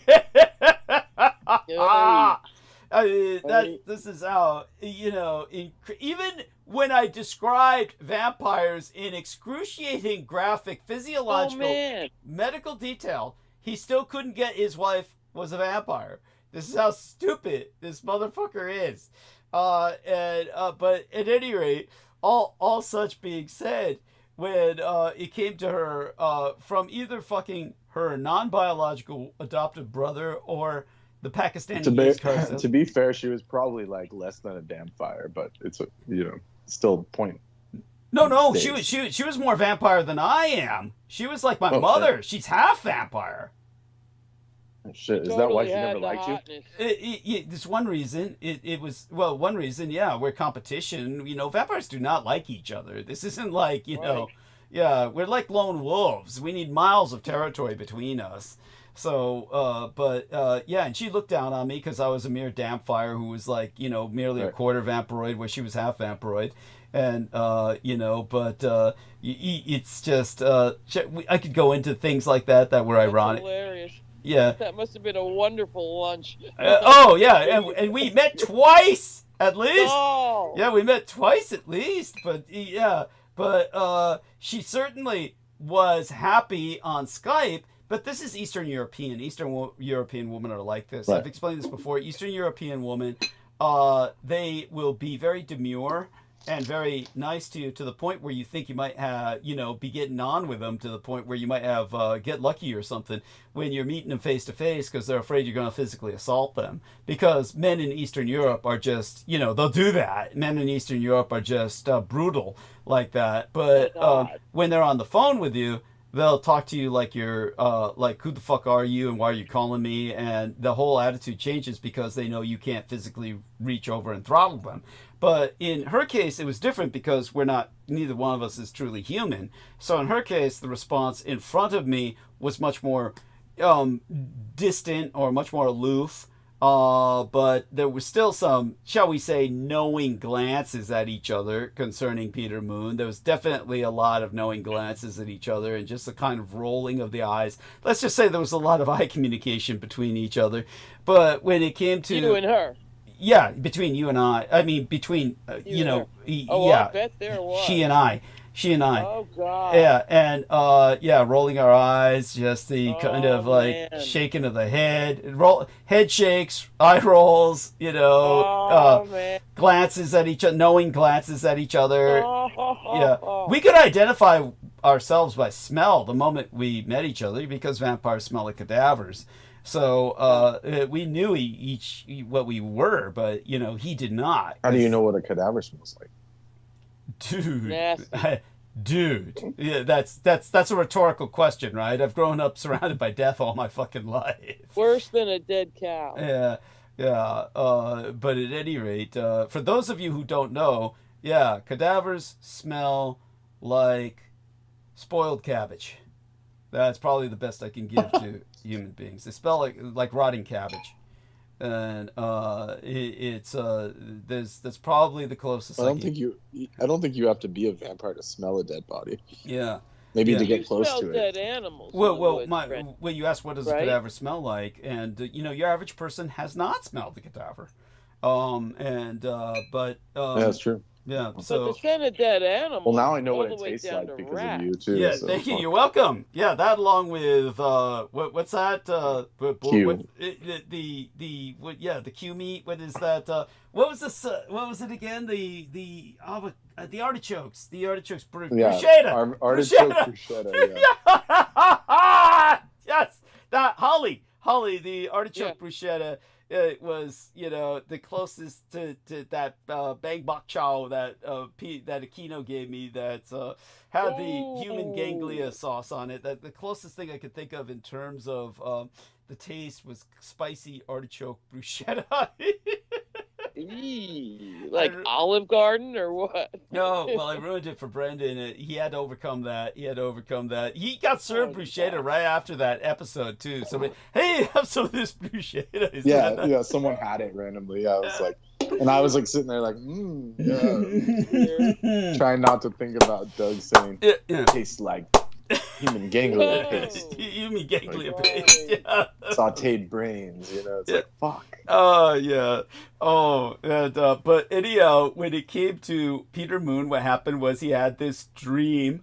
This was while his wife was fucking both her non-biological adoptive brother and the Pakistani used car salesman, among others. And but anyhow, so she became pregnant at one point. But then Peter Moon had a dream of Michael Aquino. And Michael Aquino said, "Your child is myself, reincarnating through your wife's womb." God, that's so fucked up. Yeah. And that shit doesn't actually happen. So Peter Moon woke up and said, "You must abort this baby! It's Michael Aquino coming back through your womb!" And so she just shrugged and said, "Yeah, sure." Because it's like, yeah, she knew it would come out looking like Tiger Woods, so fuck that. That's too fucking weird. And to me, this is a second hurdle, trying to put his relationship with Aquino on a level with yours. Yeah. See how that works? It's there's that, and He's also, got to be important. oh yeah. But don't forget, he was like trying to make Aquino look like a saint in my books. Tell her, Brendan. He makes Aquino look like a saint in my books, right? You know. Yeah, but you know what I mean. This is this dynamic. It Well, he was happens scared. He around was great like- teachers. Yeah. He was like, I'm scared to write about you. Yeah. He was like, Oh I no, had he was getting bad bad nightmares. dreams. Yeah. And it was messing with him, and he was getting bad. But luck, and that was he his excuse. That was his excuse. Yeah. He's just obeying orders. Yeah. Aquino, He was obfuscating. Yeah. Yeah, Aquino told him not to write about him, and he's obeying Aquino. And the whole point is with Peter Moon and Vinnie Barbaric, we'll use his real name. He's so offensive because I worked with Michael Aquino through this horrible decade. Yeah, he edited all of the abuse stuff out, basically, essentially. He did. And he said, I can't write a book about that. Yeah. Yeah, and his excuse was it's giving him nightmares. Like, what about me? Yeah. Like, do I not have the privilege to be post-traumatically stress disordered as being a personal and witness? the worst one was when he was like in his intro, he's like, I want to tell you the whole story, of what was the second book even about? I don't even remember. It's supposed to be about the occult, the generally about the occult. So he said, I want to reveal all this stuff, but I have basically to like summarize, he said, unfortunately, we have to go through Douglas's life story first. Like, that was his intro. Like it's a burden. Like it's a burden. Yeah. But first, we have to take this huge tangent into Douglas's life, as if it wasn't about you in the first place. Yeah, thank you. It was hilarious. But then he didn't mean it to be, because you see those 30 chapters he was going to add after that made it about his life. That's why it was a burden. That's why it was a burden. Yeah. That's the insanity of, fucking Vinnie Barbaric. But his, everything about him is so negative. But in terms of, so now you heard that about the abortion, and it's not shrouded in mystery. That's, and like you said, Holly, that's like Aquino saying, I'm coming through your wife's womb, and that showed how important he was to... that's what I'm saying. That's what I read it. Yeah. And I've seen this. That's what I've read. You're not my first great teacher, but you may be the last. Thank you. Yeah, I'll take that as a compliment. I don't know if I will be the last. I've been so blessed with that. It's the one real continuity in my life. Mm-hmm. And it wasn't like I had to, it's one thing I can say about my life that has benefited me beyond words. Well, and so, you may be the last, but you're in the lineup. And I've often thought that before... Must be nice. Be nice. I'm telling you. Got me ready. Other people are not so fortunate when they deal with someone like Douglas. Well, it got me to you and gave me the presence of mind to be able to... But by the way, honey, that was another thing you reported on Revolution Radio, and Brendan, back me up here if you remember it. That was another time. Your memory's good. Yeah, Holly came on Revolution Radio and talked about the other Presidio, Monterey, and you were talking about the Defense Language Institute at Monterey. You came on my show to talk about that. You were on my show a lot during the early days, honey. It's amazing to me you somehow plotted. Yeah, those were some of the classic episodes. Yeah. Those were tough years for me too, so I'm not surprised. I've had to block shit out, believe you me, as well as like slay the dragon of my emotions. I mean, I'm telling you, emotions are a liability. Yeah. And I can be a good person just with my mind. Yeah. I need no soul. Yes. And they're sprouting, like volcanically all over the place. Mm-hmm. So I can't be having that in my inner chatter. I get it. Isn't that what it all comes down to? The inner voice.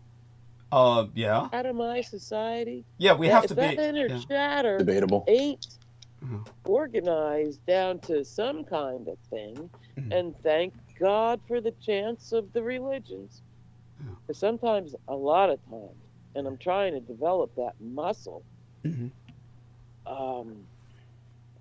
anything's better than my thoughts. I love that. That's cute. Well, let's put it this way. I used to enjoy my own company. Not anymore. That's incredible. I mean, I'm sorry to hear that. What caused that? But it's actual. Was that because of? By the way, yeah, go on. Every decision I made in my life was bad. That's the worst case scenario. Well, stand in fucking line. I can say the same thing. You and I are in a race to the bottom with that. Right. Yeah, but... So maybe it's not that. Wouldn't that be nice? The thing that I tell you what, every day, every morning and night, I pray, please, please, God, let my thoughts and beliefs be wrong. Yeah. Yeah, I get it. Life would be so much easier. Yes. Yes. Yeah. So much easier. Yeah. And but such being said, when you were speaking about well, I'll need you two to talk again because I'll be making more tea soon. Give me just a minute. Because I'm like, okay. You're doing great, honey. You're doing great. And Brendan will lead. Something. Brendan will lead just like he does in dance. Brendan will lead the dance with you, and I've got a funny little vignette for him. Okay. That's great. And I could always bring up subjects for you two to talk about, but you guys have got this, and honestly, I'm just sucking the last of this crock of tea so I can make the next one. Then I'll get my bottle of water with that, and then I'll have all the liquid around me that I need to go through monologue the rest of the night. But honestly, I'm so glad that you had a chance to introduce yourself, Holly. Again, if you were to introduce yourself to our listeners, like, hi, I'm Holly, this is what I'm about, I really want to hear that. Do that. Could you do that for me while I'm here? Oh, God, no. It's that, no. You can do something. It doesn't need to. You don't need to tell them what you're doing, like for a living. I'm an old friend. Yeah. I'm an old friend and supporter and benefiter. Knowing Douglas Dietrich. Beneficiary. I'm not kidding. That's cute. That's cute. I am not kidding about it. You're lovely. How about your collection of missing 411 books? Oh my God, you're one of the few people on Earth who has the full collection, and that shit's so fucking. No, I don't anymore. Oh shit! What happened? Oh my God. He's continued to publish. Mm-hmm. And that's just a funny thing with me. You better go do your thing. Mm-hmm.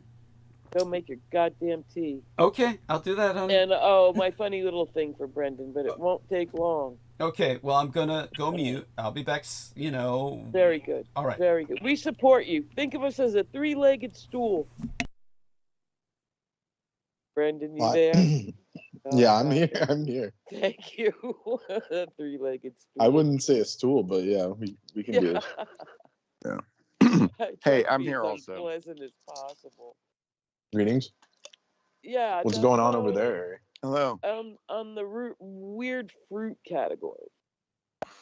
Yes, perfect. Do Great. you eschew alcohol completely? Do I do what? Not drink alcohol at all? Yeah, I don't drink. At all? Yeah, like. Okay. No. Just asking, Why? because it was a funny thing you could do with the Buddha's hand. Oh yeah. Well, you can still tell me. I don't mind. Okay. I may try it at some point. Glycerin might work too. Yeah. But you've heard of limoncello? Yeah. The Italian liqueur made of lemons. Well, I tell you what, the Buddha's hand, oh, it makes a powerful picture. Oh, I bet. Because it's pure citron, so like subtle. And so if limoncello is black tea, Buddha's hand tincture is green tea. wow. With a delightful, palest green you ever saw color in the bottle. And I use vodka. And I don't meticulously scrape just the rind off. I just chop it up, put it in, let it sit a month, and oh my God. So That sounds super profound, like even healing, maybe. I've never experienced anything that I felt was an aphrodisiac. Oh, interesting. Until Yeah. that. So help me God. Yeah, that So I sounds really good. recommend it. Yeah, it is. And you can even take it with a dropper. Or Right. maybe a glycerin extraction would do it. Now, That's I don't mind using it for tincture. Like alcohol's fine. Okay. Yeah. Like I'm not like against it. It's just Well, that's what I'm saying. moderation. Yeah. Some people have to be nothing of that. Since the glycerin or vinegar or whatever. I mean, it'd be good soaked in anything. And I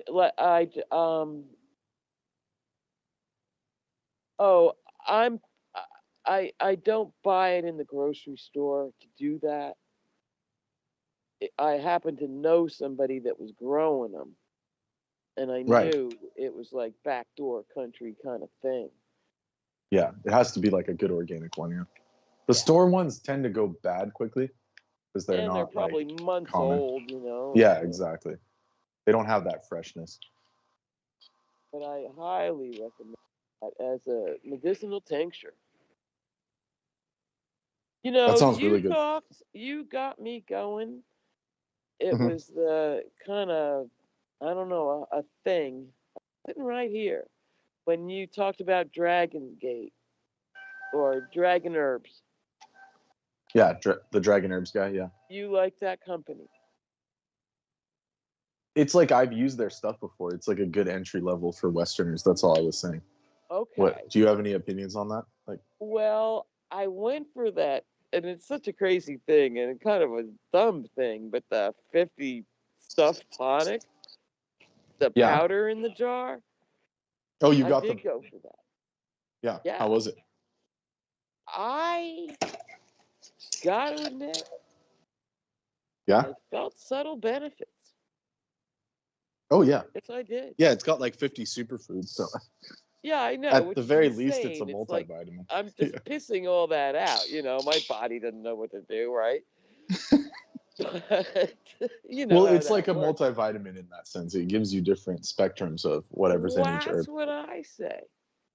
And it doesn't last long for that, $60. Right. But I'm doing 2 rounds of it. And I'm a hardcore, all my life, vegetable juicer. Okay. Ritual. It's my one definite practice. And I mean vegetables with a tiny bit of lemon, fruit, and a tiny like bit straight of up juice, like. Yeah, and not the straight up juice. Now I got an old Vitamix. Right, but I'm saying you use a juicer. Use a juicer. I drink all of it. Yeah, the pulp, kale, chard, carrot, radish. No, not radish, beet, and cucumber or celery, or you got to go seasonal. Yes, of course. Naturally. And drink 8 hours of that every single day of my life. 8 ounces every. Really? Yes, wow. I do. Yes, it's impressive. A squirt of pineapple, because they say about the papain, or what is it in that? And I bromelain. Yeah, that's right. Papain is papaya. In water and drink the water. Oh. So pineapple water. We got on that. Oh, but you talked to me about. I heard that Dragon Herbs company, and they seem pretty legit. Yeah, no, he's good. The company's good. I trusted your endorsement. Put it that way. Yeah, it's good. I mean, I've used their stuff, and like, in general, they're good. So. And they got some pretty exotic stuff too. Oh yeah, you can get like deer antler extract and Chiangbai mountain ant. Yeah. So, like the mountain ant thing, I tried it once, and it's really strong. Like. Oh boy. Like it increases your strength. Like it gives you like. Yeah. Like boost of what the ants have, like because ants are very strong. I mean, lion's mane and all that, I'm good with that, but I don't trust that cordyceps. I don't want it growing out of the top of my head, Yeah, no, I mean cordyceps are good, but yeah, it's like No, It's it not causing me to climb trees and stuff. No. well, it won't take over your brain. It's like it's dried sure? out, you know. Yeah, I said I mean, that I to can't my. guarantee anything, but yeah, that's We have a charming little out in the sticks mushroom farm here, and I said that to her, yeah. and she's like, "No, they culture it now. They no longer grow it on ant heads like in Tibet." Yeah. Yeah. Yeah. It's That's culture. Yeah, it's hardcore. cultured on substrate, actually. Yeah, that's right. Coconut But fiber or some shit. but you can Not still ant heads. find the Chinese ones that are like attached to like caterpillars. They grow it on caterpillars. Oh God, they still grow it on caterpillars. Yeah. That's Yeah, if you go to a wild. Chinese shop, they have it. Yeah, It's well, gross they though. I wouldn't toughened down on those in San Francisco. really. I don't know. Maybe it's still happening. I haven't checked in a while. What Chinese shops? Medicine shops? There's plenty Yeah, there. for the shark fins and stuff. Wow, that's crazy. Yeah. Yeah, probably On the you have to caterpillar. like know it in Chinese because yeah, like when I went there, like they wouldn't even sell me during the pandemic. Like I was telling them in Chinese and they wouldn't sell me stuff. So Wow. yeah, like they were like, "Oh, we don't have it," even though I was like saying Right. or they would say like, "I don't know what you're talking about," but they knew exactly like what I was asking for. Because So they yeah, might get busted for having it, or because they were hoarding it for the coming they wanted it for themselves, apocalypse. or like Yeah. only like Chinese people could get it. And Yeah, stuff. yeah. Got Yeah, it. like Oh yeah, so it's a good language didn't help. Yeah. no, yeah, they Oh don't care. man, that's wild. But now it's easier, like yeah. And once like when I started learning about the Chinese tea and stuff, then they're cool with me now. Very good. Very good. Like now that I have tea with them, it's like they're fine. But Yes. before it was like, oh, just some like random white kid wants all this like secret herbs and shit. Like I ain't giving The them things nothing. he knows. Yeah. Yeah. Like we're not giving them anything. Yeah. You gotta wait at the gate, right? Yeah. Yeah. 3 days. 3 days. Yeah. And you did. Yeah. So I mean, so that's it. Yeah. Yeah. Yeah. Well, I appreciate the reference. I got the lion's mane tincture too, because it was. Yeah. So they Do make or good die. stuff. Like I would say overall quality wise, it's like I haven't had an issue with quality. Very good. And their ginseng is good as well. Like I was using it, and I also tried their chi tonic. There's a chi tonic as well that's really tonifying. Yeah. And that one's relatively affordable. It's pretty good. Very good. Very good. Tonic. I like liquid best.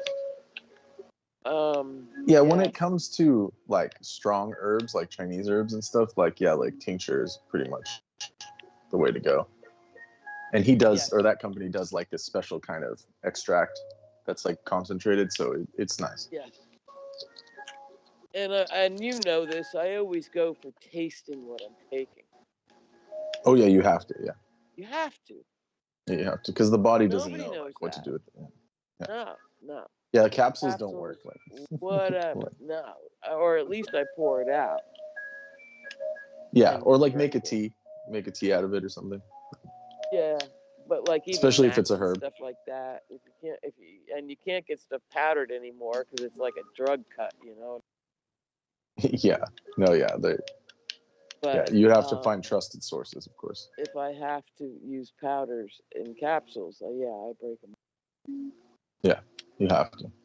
And taste. For it to like be more efficacious. Yeah. Yeah. To get ready, here I come. And so, especially with these exotic Chinese food, it's Chinese stuff.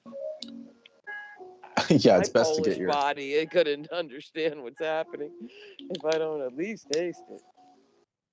What I'm thinking. Yeah, pretty much with anything nowadays, like it's good to get your body adjusted to it before you start taking like heavy amounts and all that. Well, sure, and the ethnicity of it. You know, the foreignness, that it's not native to your genetic type. Exactly. And all that.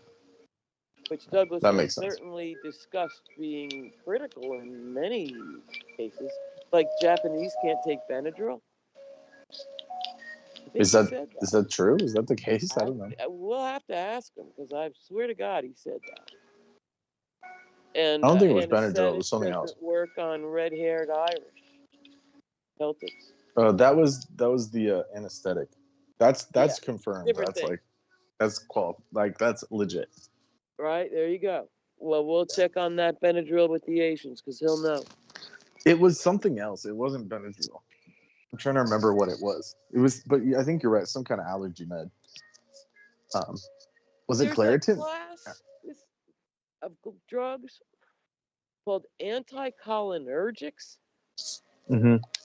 and Benadryl is the bottom end, and it rises to the top.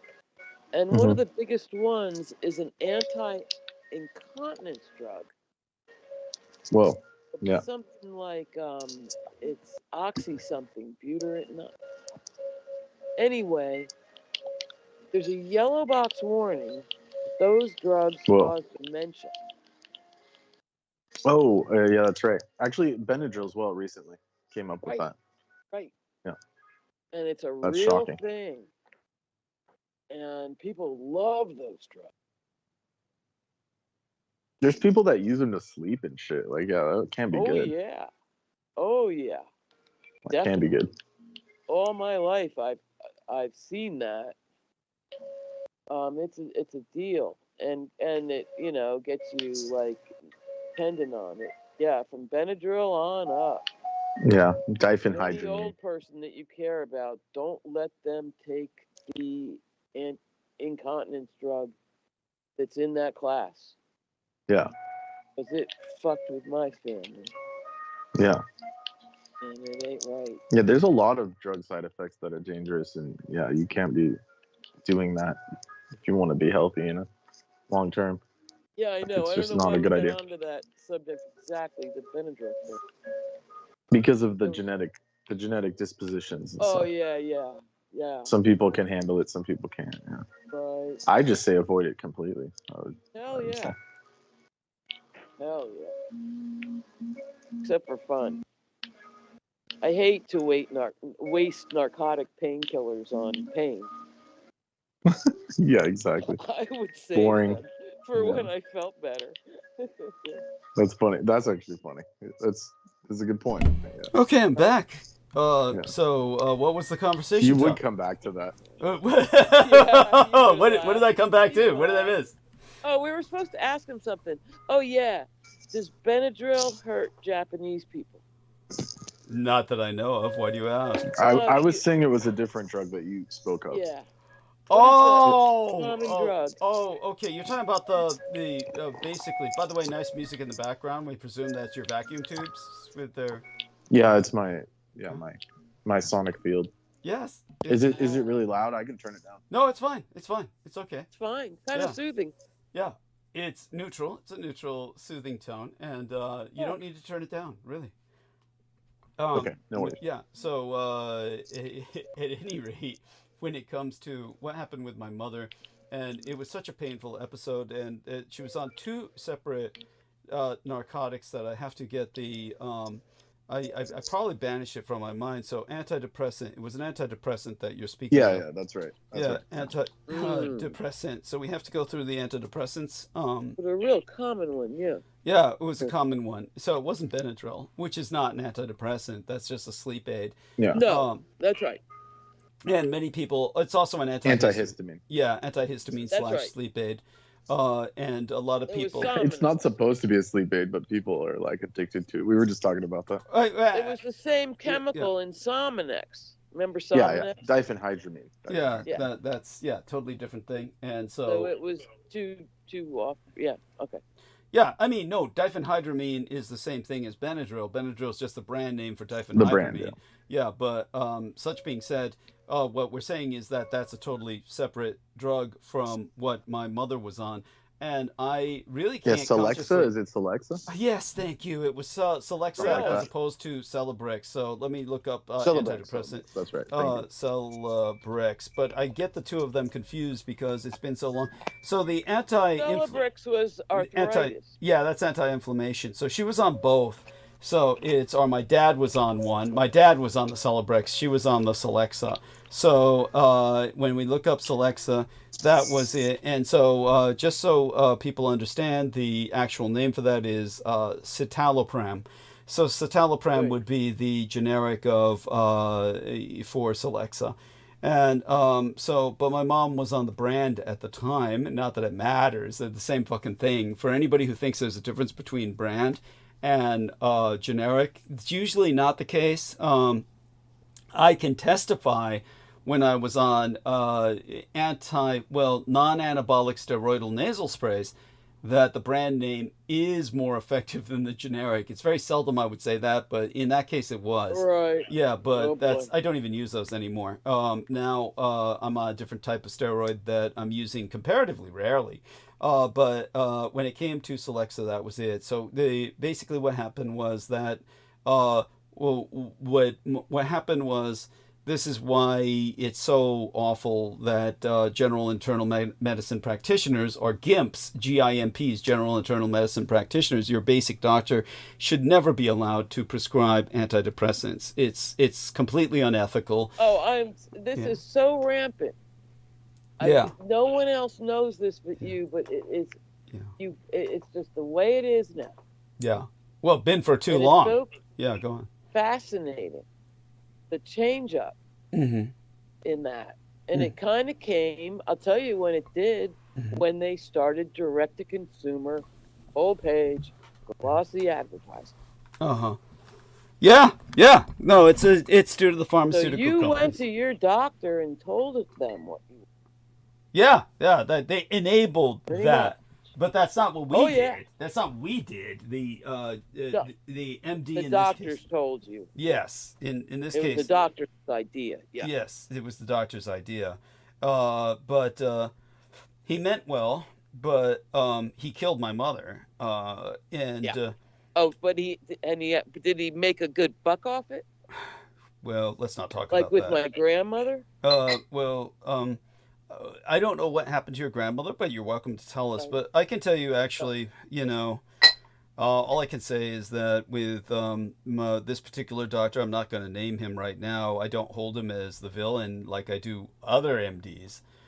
He tried too hard to help my family in too many other ways, but you cannot. So he was legitimate. He was a real doctor. Yeah. As a matter of fact, what happened was he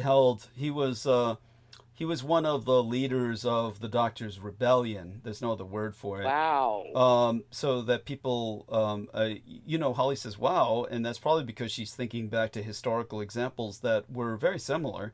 There was what was known as the Doctors' Rebellion in the Greater Soviet Union, in which the doctors revolted against the communist state at one point. And, this was probably during the times when purges were still a danger, but such being said, this was very similar to that, where you were faced with a state that was killing millions of people. And in the United States, that state is the state within the state, the corporate state, the pharmaceutical industrial complex kills millions of people. Well, the whole medical industrial complex does, because it's now the medical insurance complex. And at that time, it was Brown and Tolan Medical Insurance ran San Francisco.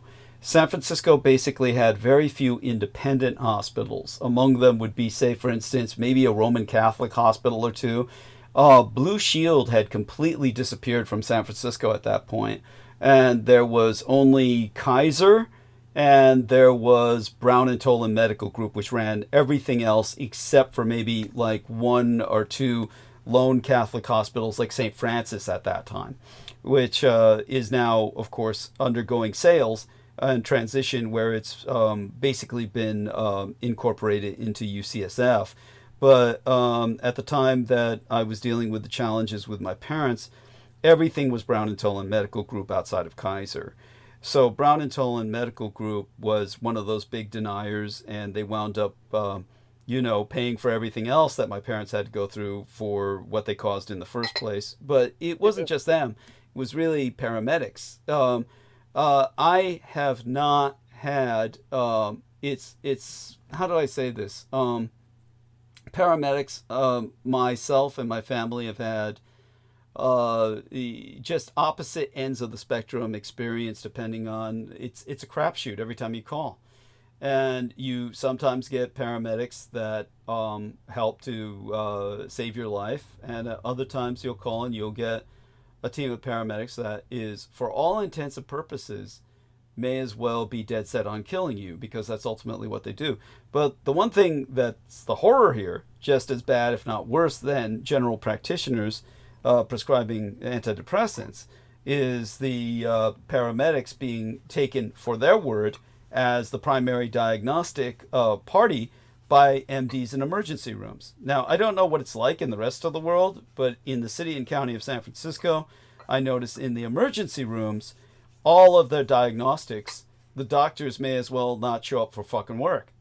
They just check their brains in at the fucking goddamn door, and they rely for everything on the paramedics. As far as they're concerned, the paramedics make the diagnostic. So the paramedics will diagnose you and tell the doctor what to do, and the doctor will follow everything based on the paramedic in San Francisco. It's not always the case, but it's like at least 75% of the cases that I've seen. So that's just unacceptable. Paramedics are not doctors. A paramedic is nothing but a taxi cab driver. He's just meant to get you there alive if possible. And they have no benefit of malpractice insurance whatsoever. Yeah, right? yeah. The doctors are indemnified. Yeah. If something goes wrong, it's on that poor food driver's back. Well, it should be, but it's not. They're immune. They're immune because the doctor will take the blame. He will? Yeah, you're not getting the situation in the city and county of San Francisco. If the paramedics were held responsible, they wouldn't be making the diagnostics. They would leave it to the doctor and just say it's to the powers that be. But no. But paramedics, mostly, I've seen like at least half and half. It's a flip of a coin. You're flipping a goddamn coin when you call them. Half of them will make a diagnostic knowing they'll fully get away with it. They're not going to be held responsible, and they'll just tell the doctor. Like that crazy thing they did to you. Oh, more than once. Drunk. Yes. That was some fucking black-ass nigger. Fuck that. I don't give a shit what anybody says. Even sadder. I have every right to call that motherfucking black African American a goddamn nigger for what he pulled. That is so fuck that nigger. Yeah, that's bullshit. Yeah, that was a nigger paramedic who ran around the hospital screaming multiple times as if it were the most shameful thing on earth. Like in the old days, a Puritan would run around calling a woman a harlot. He ran around the hospital screaming, "This is an alcoholic! This is an alcoholic! This is an alcoholic!" And he kept screaming it at the top of his lungs. And they refused to treat me, refused medical care. Yeah, fuck that nigger. And it's almost a demonic encounter. Yeah, well, that's giving him a defense. He has no excuse. Let's not give him the excuse of demonics. Yeah, just a goddamn nigger who shouldn't be working his job. And believe me, if he calls me an alcoholic, I have every right to call him a nigger. That's bullshit.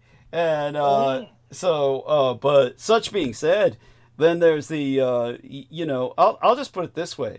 I grew up hating blacks, and I have every reason to hate blacks. I grew up surrounded by blacks that were violent, stupid, crazy, psychotic, everything you can imagine. I have no reason to love African Americans any more than I do white ass crackers and their bullshit.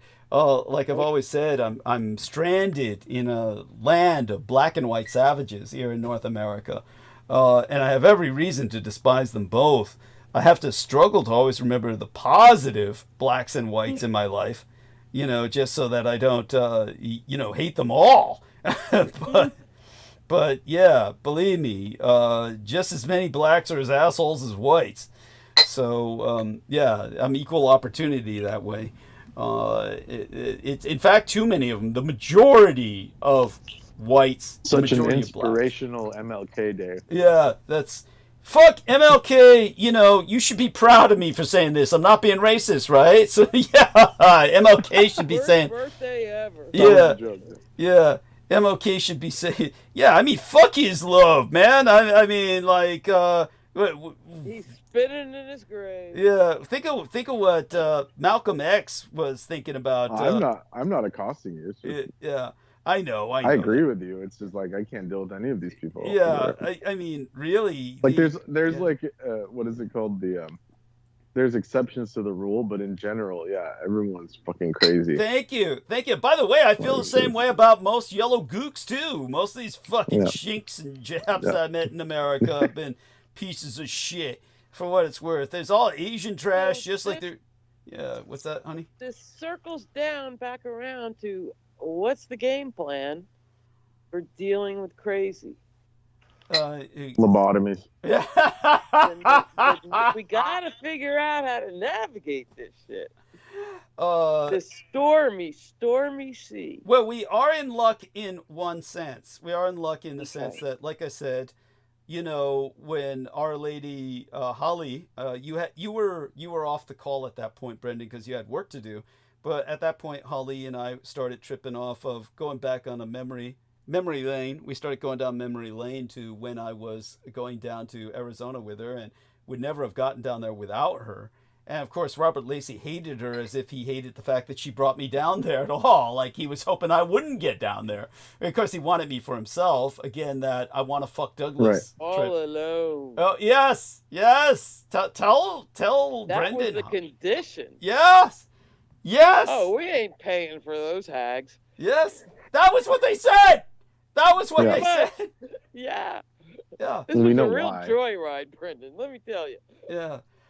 It's like the same trip with Vinny. It was like, come to my house and you can sign a stack of books. You know, I'll have a room for you. Yeah. What the fuck? Yeah. No, he wanted me all to himself. Yeah, that was weird. Yeah, all to himself. That's this is a common pattern here. Now, of course, Trappist Nicholson was willing to go ménage à trois. If you want to bring Brendan, that's okay. Oh yeah, he wanted both of us. I don't know why.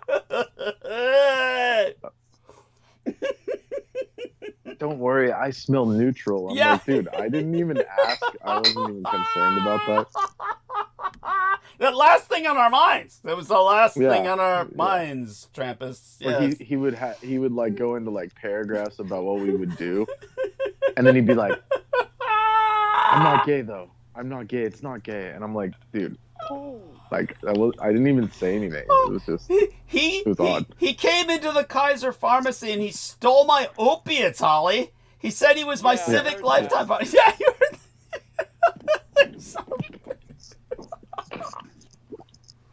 There you go. Oh my fucking God! Living out his fantasy. He was living out his fantasy. Douglas and I, we're a common law couple. Yes, same with Pete. Yes. Same with Pete. Yes. Or Vinny. Yeah. It was like, we're sort of married, aren't we? Yeah. Like, yeah. What the fuck? Yeah. You must have heard him say marriage. that, Holly. Yeah, you must have heard him say that, Holly, when he said. I did. That was cringe. I cringed. Everything about Pete was cringe. Everything. Were you listening on the night of the meltdown, Holly? The Marina Saren night where he really went. Oh, that was really bad. Yeah. I might have. That was where he was off the where he described my rape, my childhood rape to Marina. Oh God. Oh. Yeah. God. Well, when he wasn't talking about that, it wasn't much better.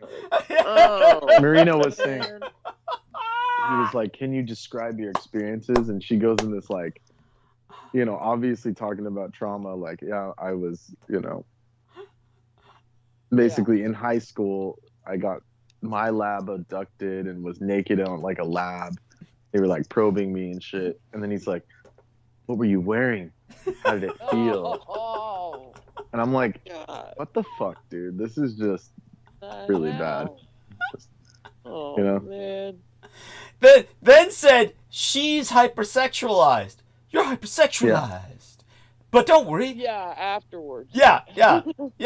And then, but don't worry, Douglas is too. And then that's when he went into my rape, describing it the way a proud parent would describe his son winning the spelling bee with that tone of voice, talking about gross. I tell you, we're gonna. Yeah, Doug is just like you. Did you not hear?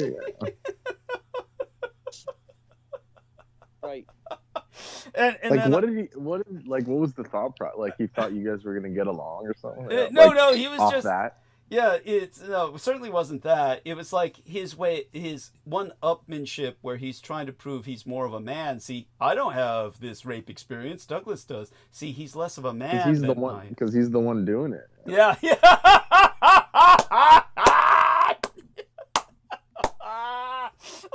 like that time Ian West was describing, and like I told Holly and for our listeners, when that Daryl James guy was that the guy's name? No, Daryl James, that idiot. Yeah, that's his name. Yeah. So when Daryl James, such a terrible fake name. Yeah. Yes, I know. Greatest hits. Yeah. Yes. Yeah. And I'm so distressed that now Trump's in power. He's going to pardon Daryl Neely, the guy who was the producer for.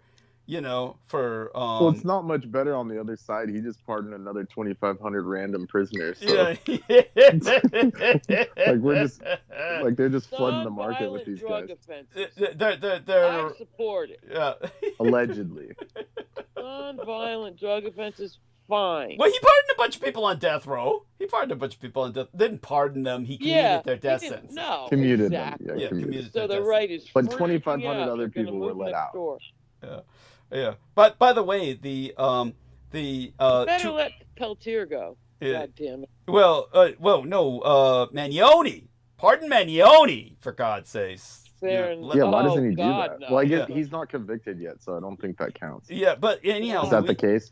Maybe, probably, yes. But Luigi Manioni, you notice they took him out of the news. After I was saying, they made him into a saint, I said, Jesus, look at the way they're parading him around, how stupid they make themselves look, and they make him look saintly. Yeah. After that, you notice they took him out of the news. They locked him away in a concrete hole. Poor Peltier's been out of the news for 50 long years. Who the fuck is he? You know him from, oh God, I'm starting to blank. Not Standing Rock. He's the great last guy the FBI framed up totally and put into jail. He's the Northern Resistance AIM. It's probably founded in his name. Okay. Yeah. American Indian Movement. Okay. Yeah. All that Wounded Knee shit. Got it. Okay.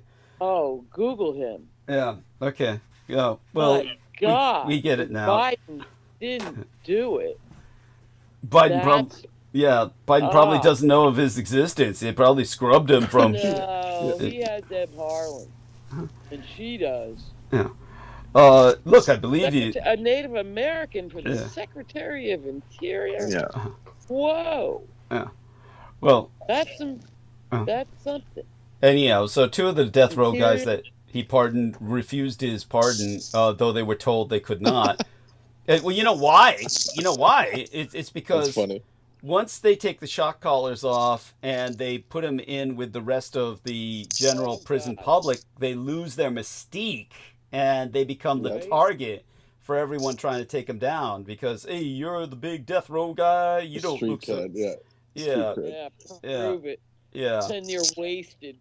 You're fucking, Yeah, and most of them are in no shape. Yeah, they're in no shape. I like how they're like, you can't deny a presidential pardon. Yeah, it's like a curse. Yeah, it is. It's almost like they were ready to go one way or another. Yeah. Oh no, when you're on death row, you live longer than the guys outside. Yeah, it's true. Yeah, they're in there forever. It's to go to the Gen Pop after all that. Yeah.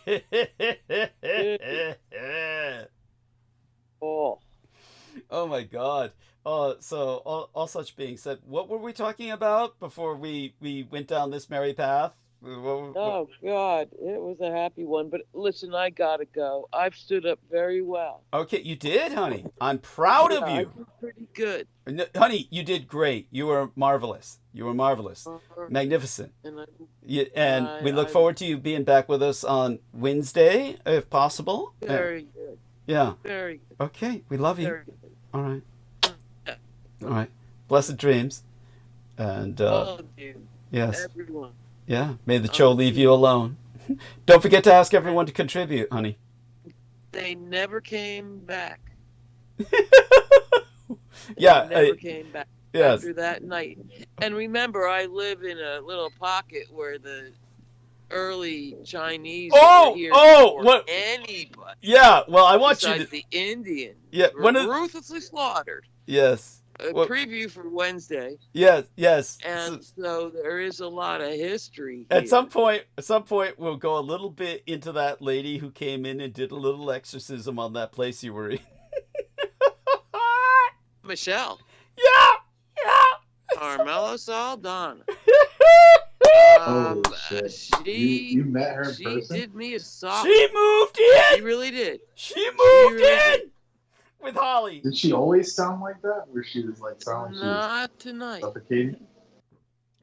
What was that? He's asking, did she always sound like her head was full of snot?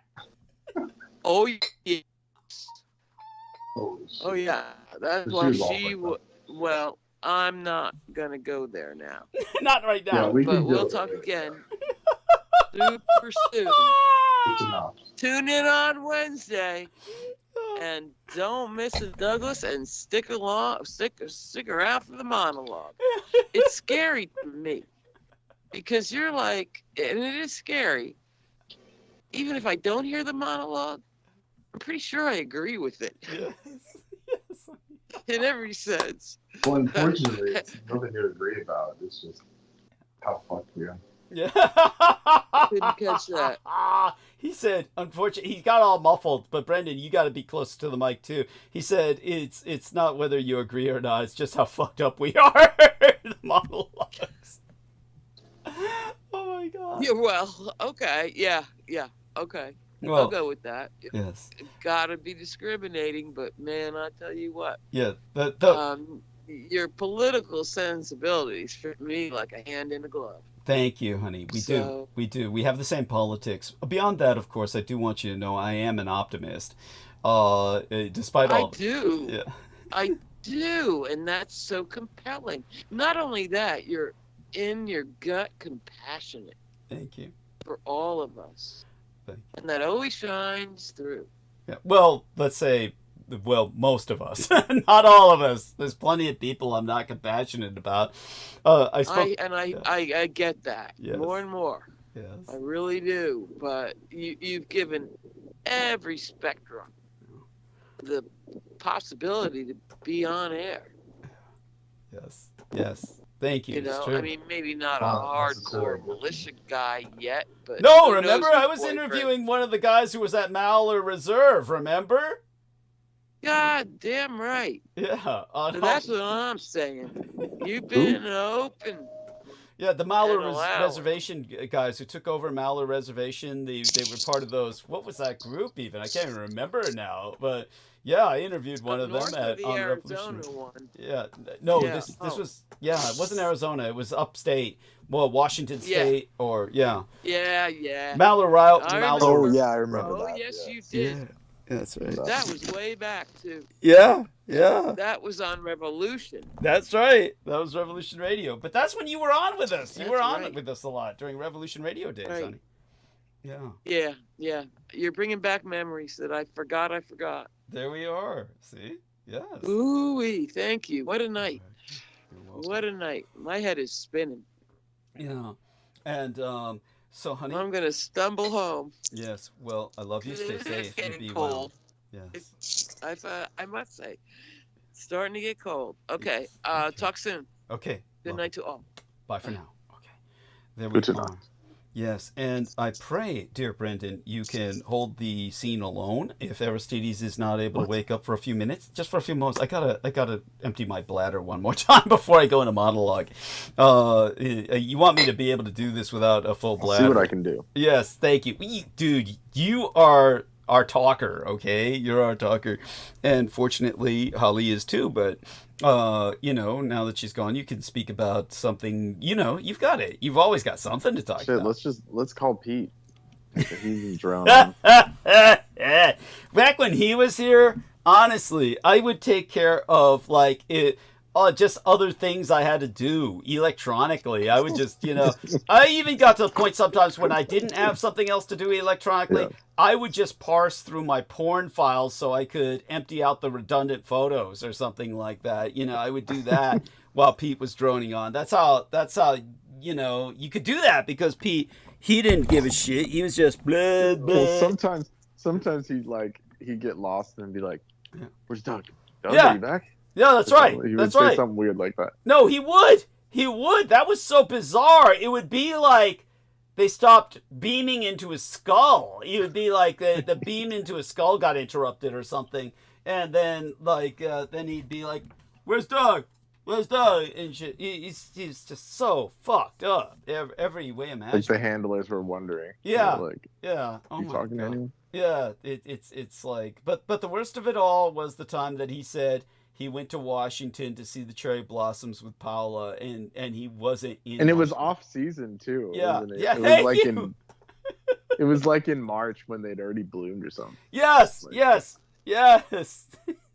Like what were they looking at? The freaking the leaves, the petals on the floor or something? What were you looking at?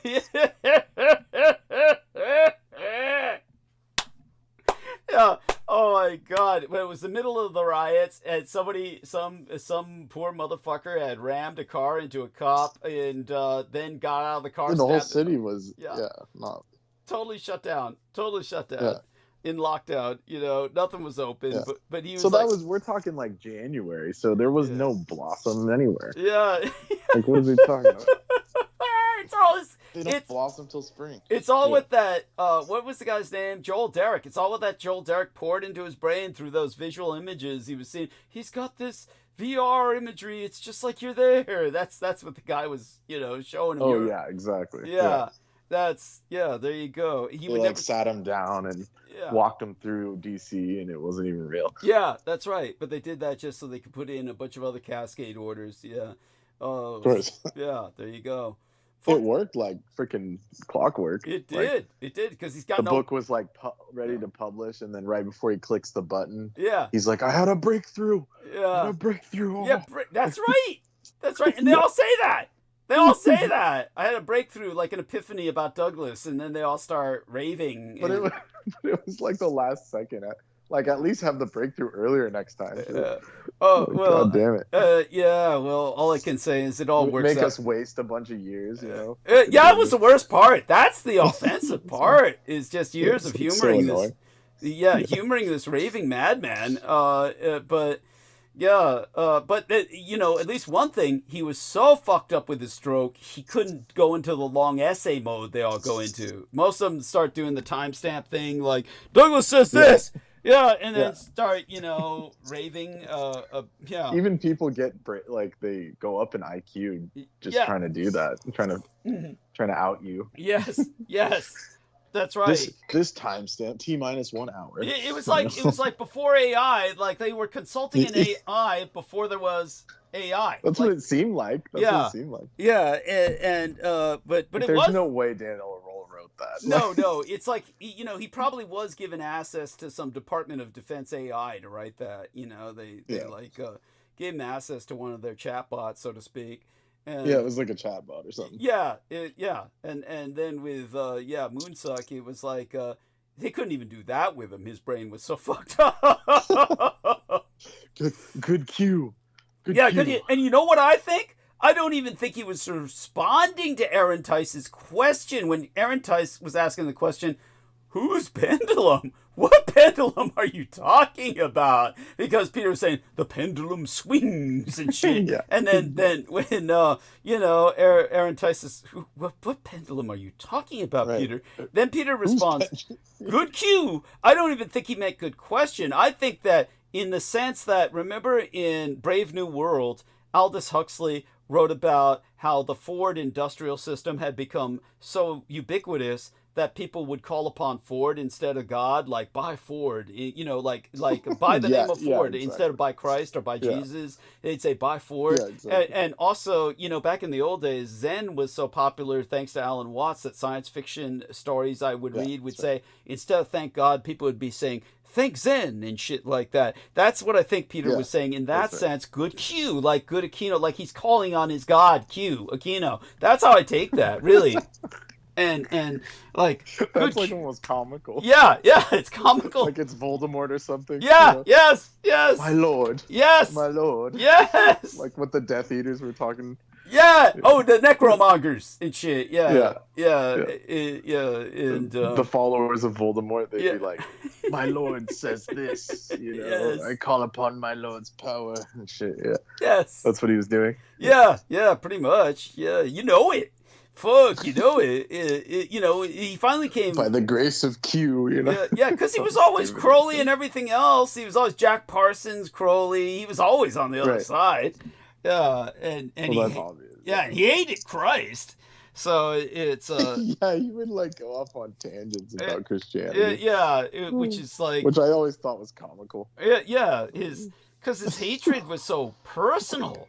It was so personal, like you know. It's like why even waste your time on it? Like I don't understand. Yeah. Honestly, if you don't believe, why waste your time on what he was doing? And it wasn't like he was discrediting it either. It was just like he didn't like it.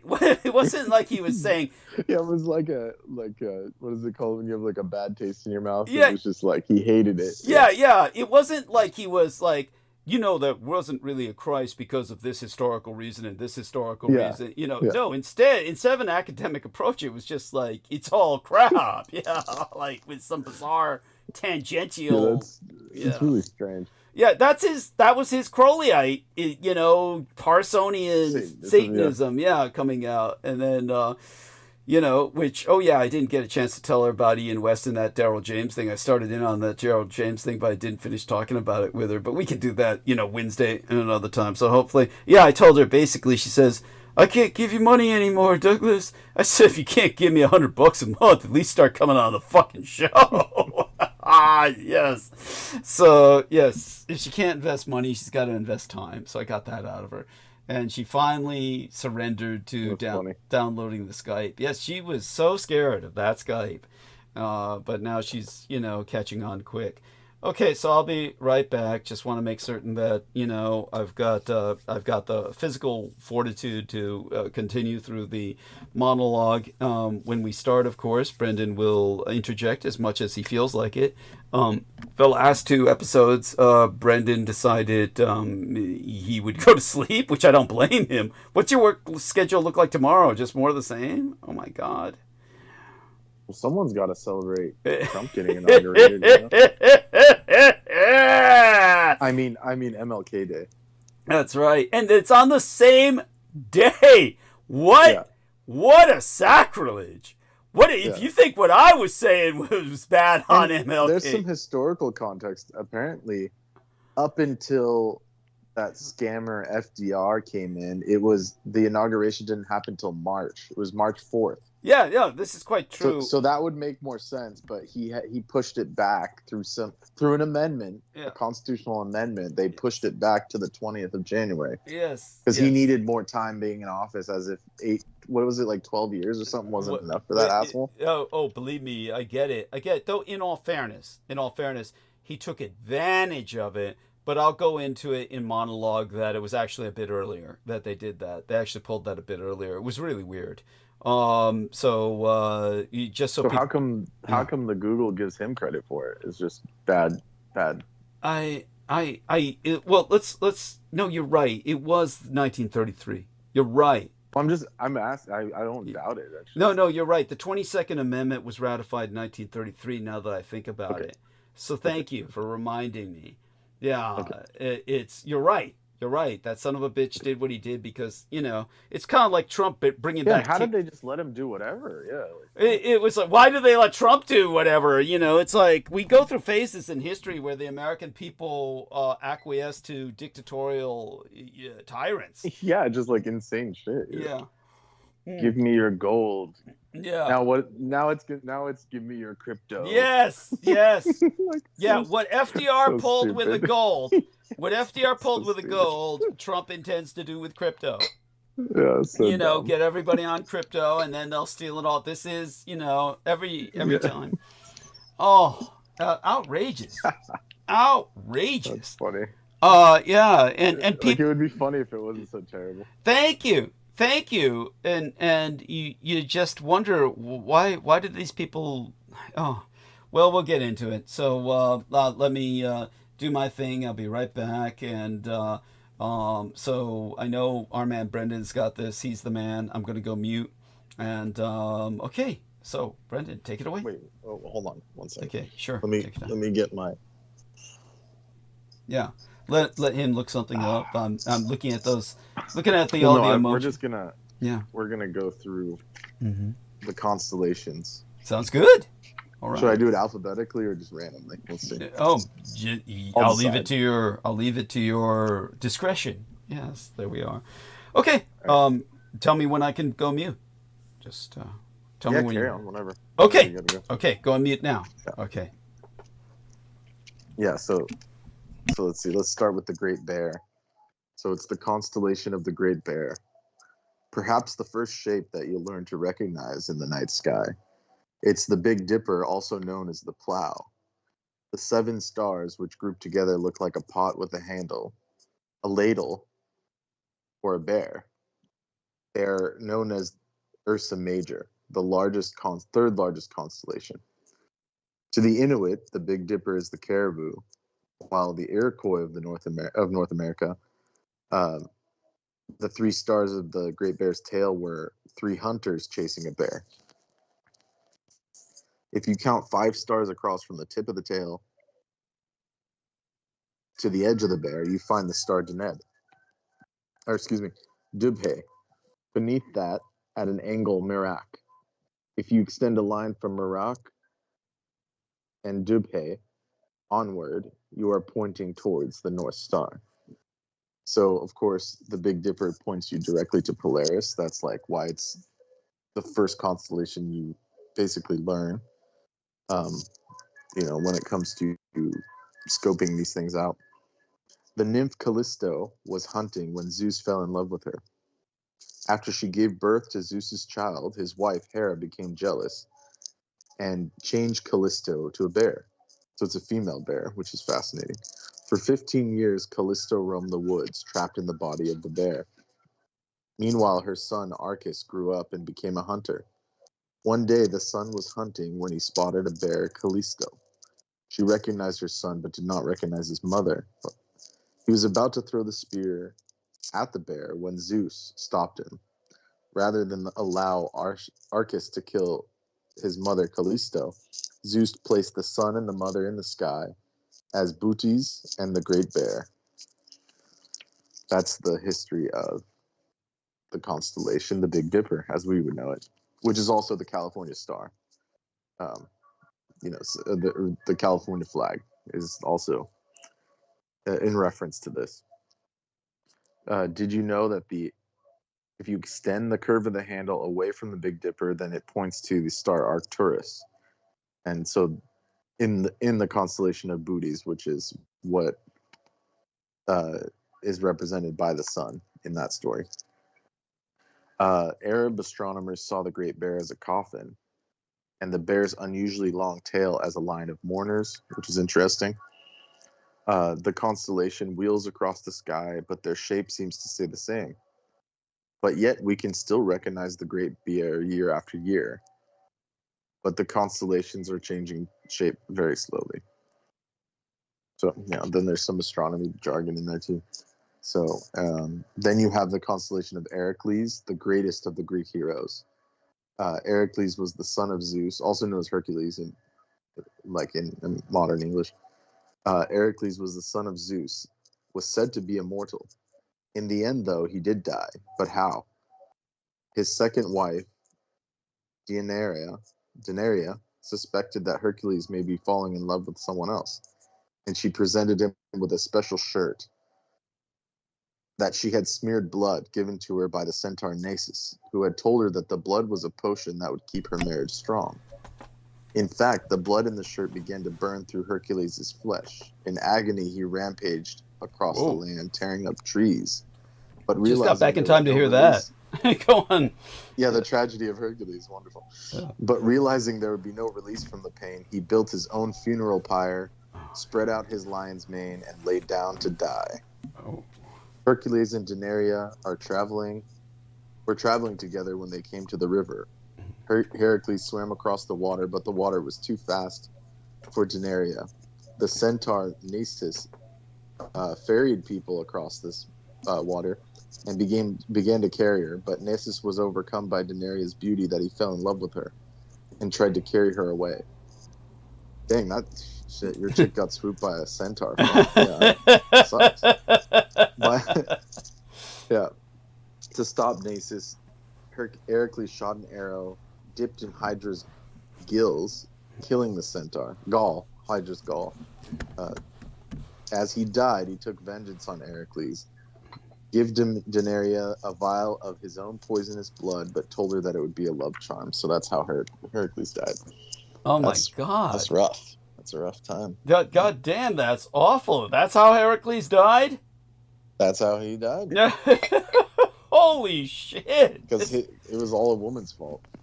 Oh my God. Well, she meant well. Yeah. I don't think she meant well, but anyway.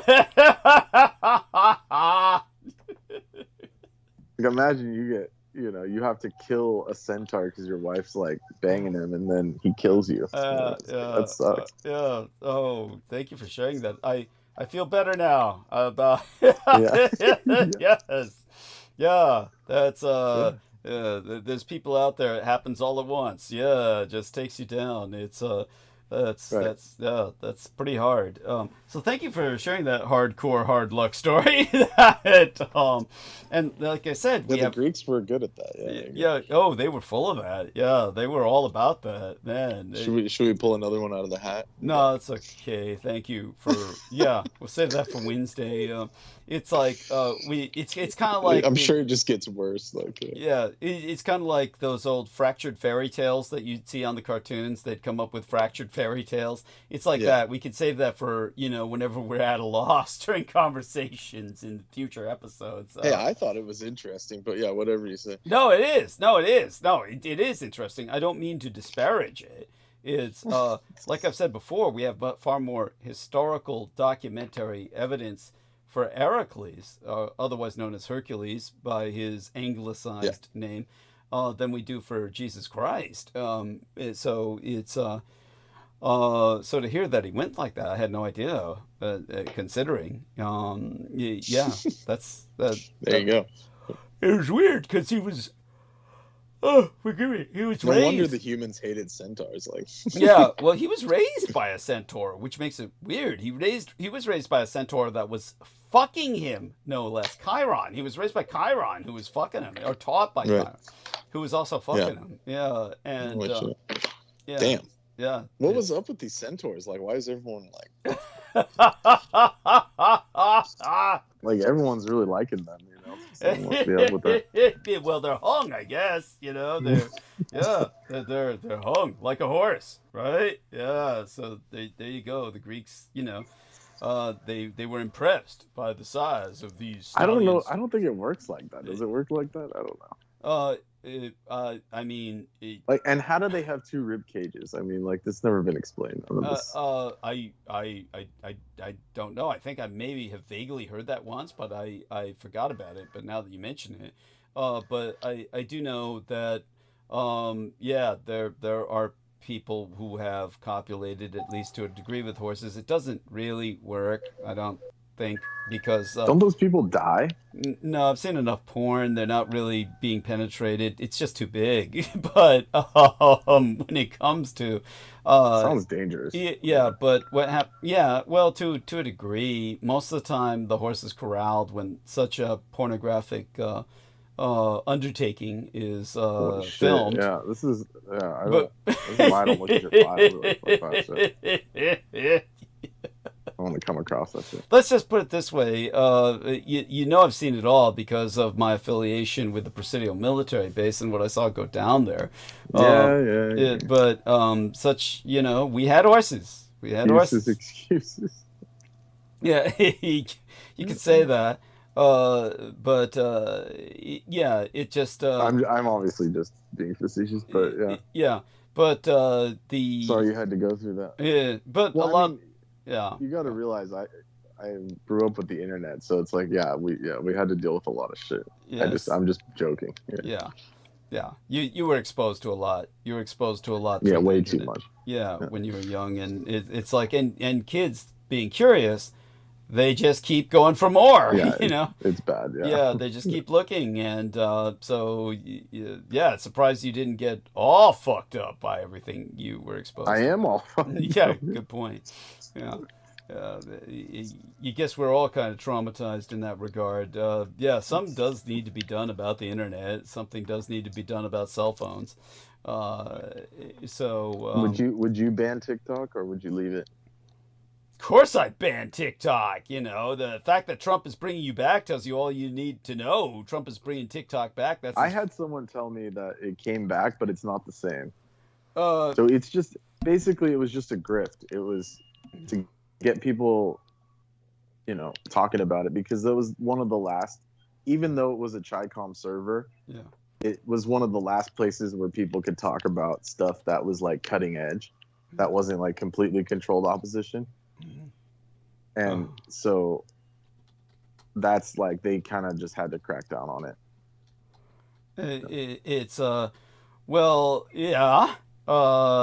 There's that. That's another perspective on it. Because you do wonder why that's where all the conspiracy guys were. Mm-hmm. Yeah.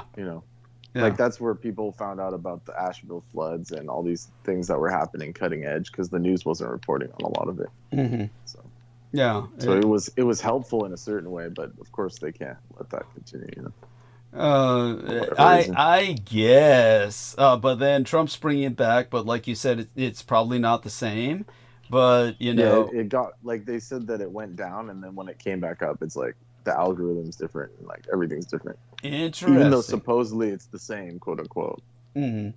Yeah. And that little red book shit is totally. Tell us about this. Book. Yes, help everyone understand that, please, by all means. Yeah. Go to town on that.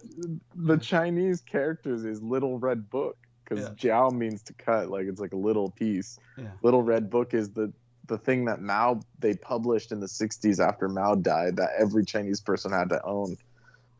Yeah. Yes. So it's so cheesy, like, and Americans are downloading it willingly, which is just so offensive. Thank you. Outrageous. Like in the 50s, like in the 60s, that would like get you put on a list if you had that book or something. Yeah. Mao's book, it's just crazy. Yeah. Yes, that's right. Any thoughts on it other than that's just basic of it?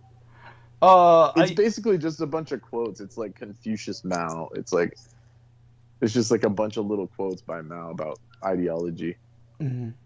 That's what I got from it. Like it's.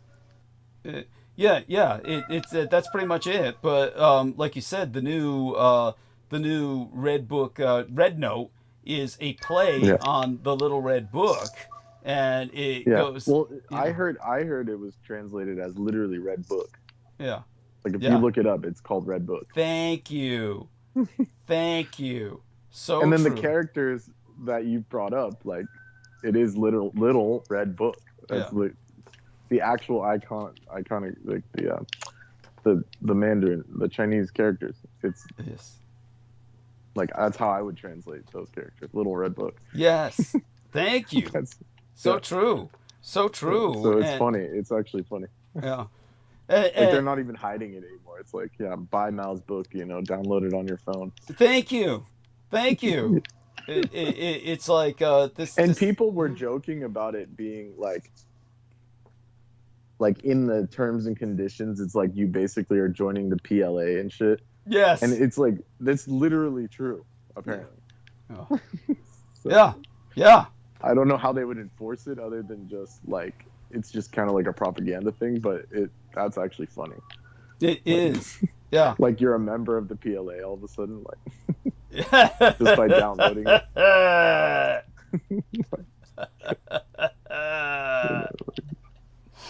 Oh shit. Yeah.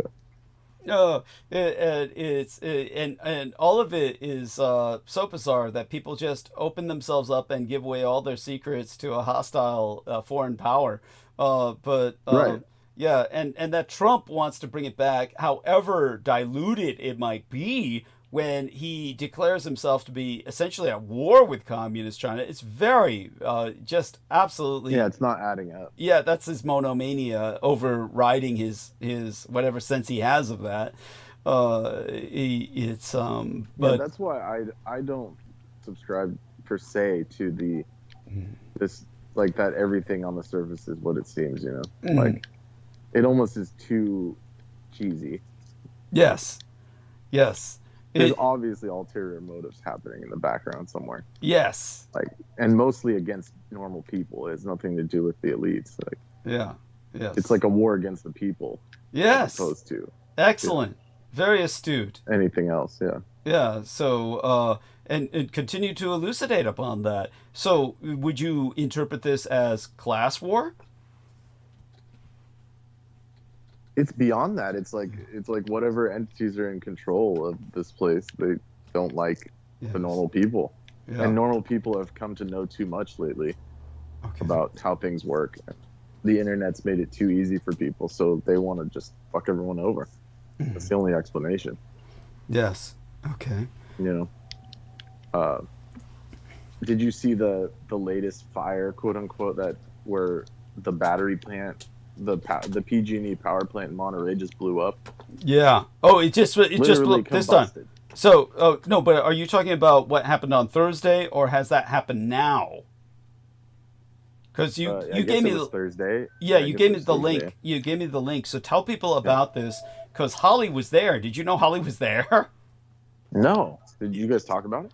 We did, but I want you to talk about it again, because you probably have things to say that she could not say. So, you know, please. Well, it was first of all, it was one of the biggest battery storage facilities, power plants on Earth. Yeah. And it burst into flames, and they couldn't put it out, and they had to evacuate the whole town for a day.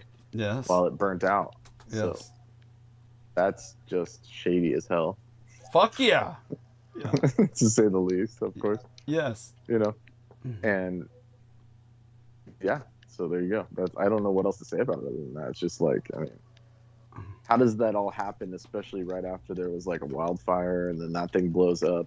Thank you. It's just like I'm telling you, it's war against the people. Like, yes, it's not going to be like an old school world war. It's like the Svartalfar or whatever their, you know, whatever their minions are versus just everyone else. Mm-hmm.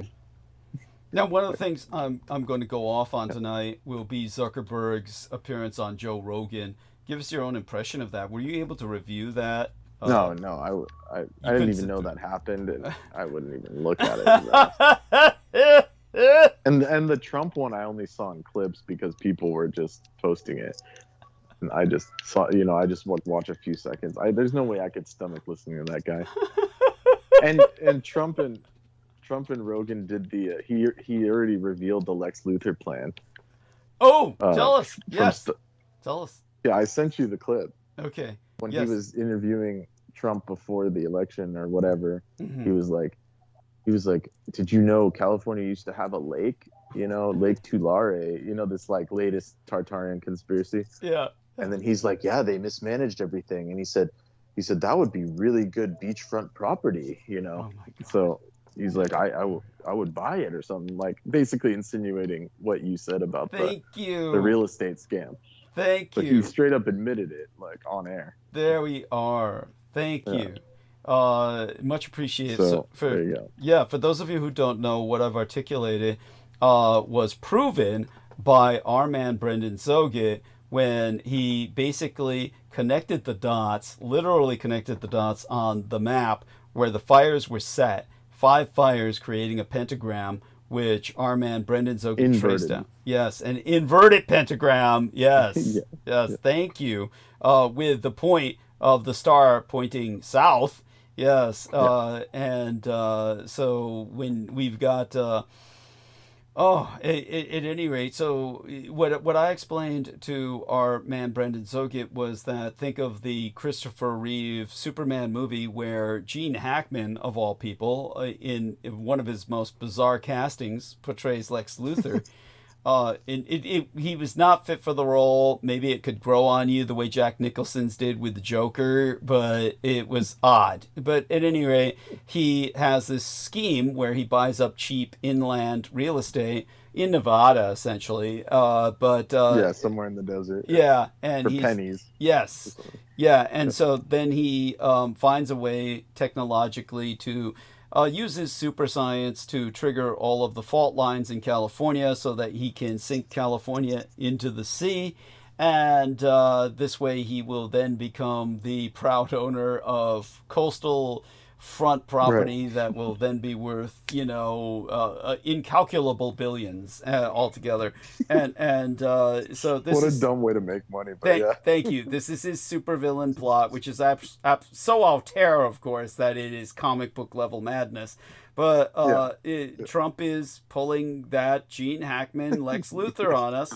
He's sent in Republicans to set fires. Now, they've caught some of these arsonists and just let them fucking go. On camera, too. Yes, thank you. Yes. And so, but Trump intends to render California through these fires. Now, understand this. The big fires all happened while Trump was president in his last administration. When Joe Biden was president for 4 years. In 2018, yeah. Yeah, thank you. And when Joe Biden was president. 2020. Yeah, thank you. Well, Joe Biden was president for 4 years. We had California wildfires, but nothing like what we had under Trump. Then, as Trump is preparing to get back into office, we've got all these fires all over again. What a coincidence.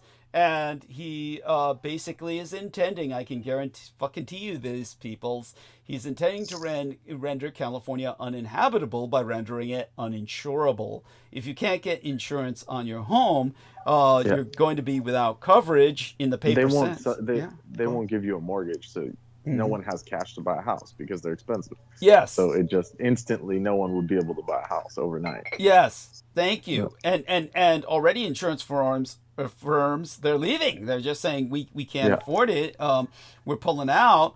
And so basically what's going to happen is Trump is going to use his power as president, eminent domain, and he's just going to say, look, this is uninsurable land. It's uninhabitable. I'm taking it by eminent domain. And for free, he's going to move in. And then suddenly, guess what? The fires stop. And then he can start being the real estate monopolist in Southern California. That's his evil Lex Luthor plan. Gene Hackman style. It's on Gene Hackman level, yes. And he admitted it on air, on Joe Rogan. Thank you. That sounds like it's some good beachfront property or something. Like, thank you. I'd have to go back and listen to it, but I don't want to. But he said it's there. If you look at it, you'll see it. Yes. Thank you.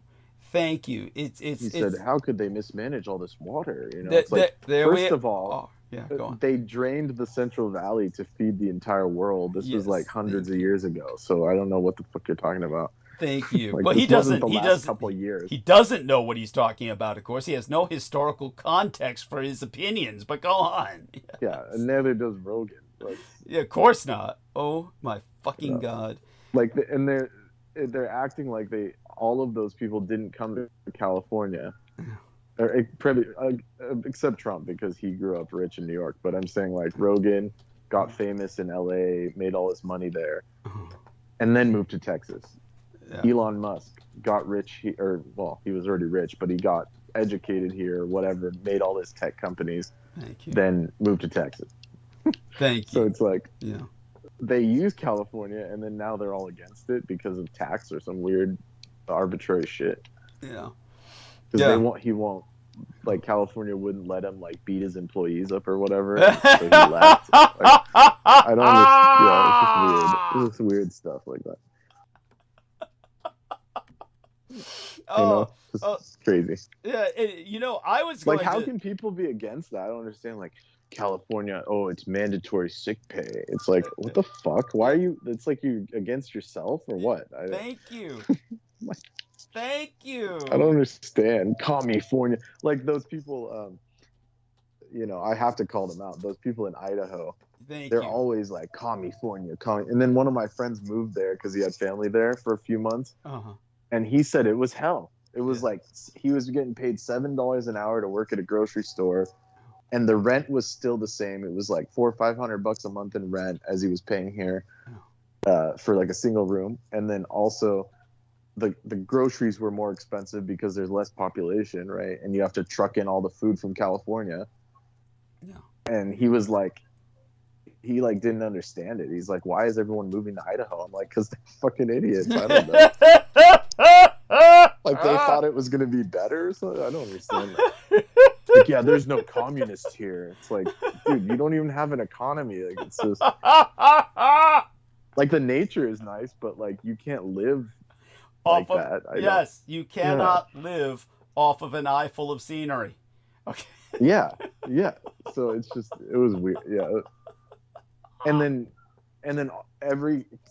recently, I've met like 3 people, a couple of them who got hired at the place that I work now.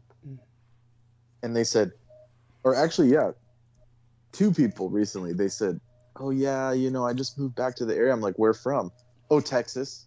Like, why didn't you want to stay in Texas?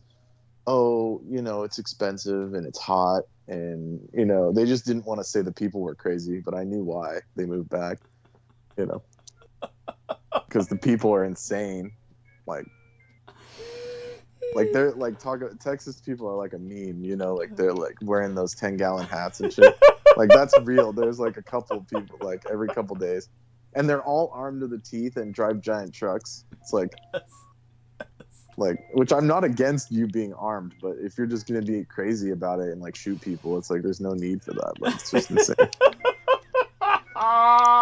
It's like that's not a way to live life. I'm sorry. Just, yeah. Oh, thank you. That's but anyways, that's what I was saying. People moved out of California and then they realize how bad it is and they all come back. Yeah, well, we used to have a saying.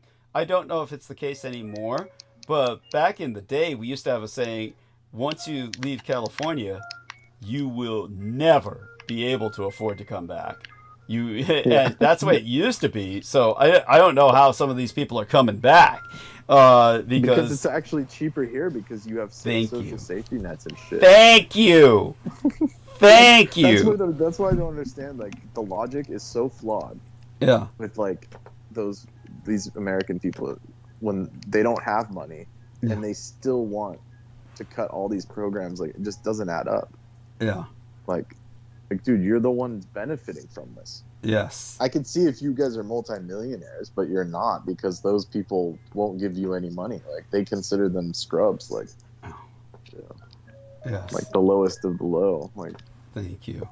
But you get what I'm saying. Oh, absolutely. And by the way, for a while there, I'm so glad that fire started in San Diego, because I was honestly thinking maybe they're protecting San Diego from fire just because Peter Moon was born there and he's one of their Edomites who fucked up San Douglas. Diego is more that thing. Like, yeah, tell us about that. Like, they don't. There's military bases there and stuff. That's why. It's strategic. You can't just blow it up. Like it's strategic. Like you were there, no? Yeah, like you know what it's like. Yeah. Yes. Yeah. Like that's important. Like The fire started finally blowing that way though, thank God. Yeah. And they need their dose of burns, those motherfuckers. I'll always hate San Diego simply because of Vinnie Barbaric. You know, just the fact that Vinnie Barbaric was he was from Santa Barbara. Oh, good point. Good point. Though he spent a lot of time in San Diego with his dad. His dad kept taking him down there. So man, that just makes me hate him more. Yes. His dad was like a nice guy and shit. Yes. Like, what the fuck, Peter? And then he killed him. And then he killed him. Yeah. In cold blood for nothing. Yeah. Yes. I'm telling you, don't. Don't hate on my Scientology. Oh, yeah. Stop saying bad things about Scientology. I'm warning you. Something's going to happen to you. You keep saying bad things about Scientology. Yeah. And I sent you the crash test of the 55 Chevy. Oh, yes. Now explain to me how that blows up. Explain to me how that blows up. Thank you. They like threw this 55 Chevy. This was like an ad from the period talking about how safe they were, quote unquote, you know. But they took it off like an Evel Knievel jump and like crashed it into another car, and it only had like a bent fender. Yeah. And they were like, see how tough our Chevys are? And then that's apparently the car that blew up when Peter's parents all blew to bits in it. It's like, really? Yeah, thank you. Like, are you serious? Like, that doesn't happen. Like, yes. Thank you. It is. It's literally unbelievable. It's literally unbelievable. It's not possible. Yeah, that's like almost as bad as when they drone strike that one guy, yeah, the journalist. Yeah, that's right. And then they said, "Oh, his engine flew like thousands of yards." Yeah, yes. I don't know how that happened. Yeah, that's right. Yeah, he must have just been driving really, really fast. Yeah.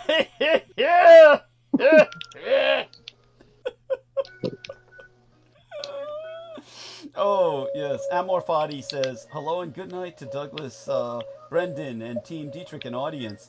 Yes, and yeah, well, let's get into our I'm going to go to bed myself. So well, you know, if you feel the need to interject, please do. If you're listening and you say, man, I got to get in on this, please do. And I'll see what I can do. Yes, thank you. Well, I love you dearly. Stay safe and be well.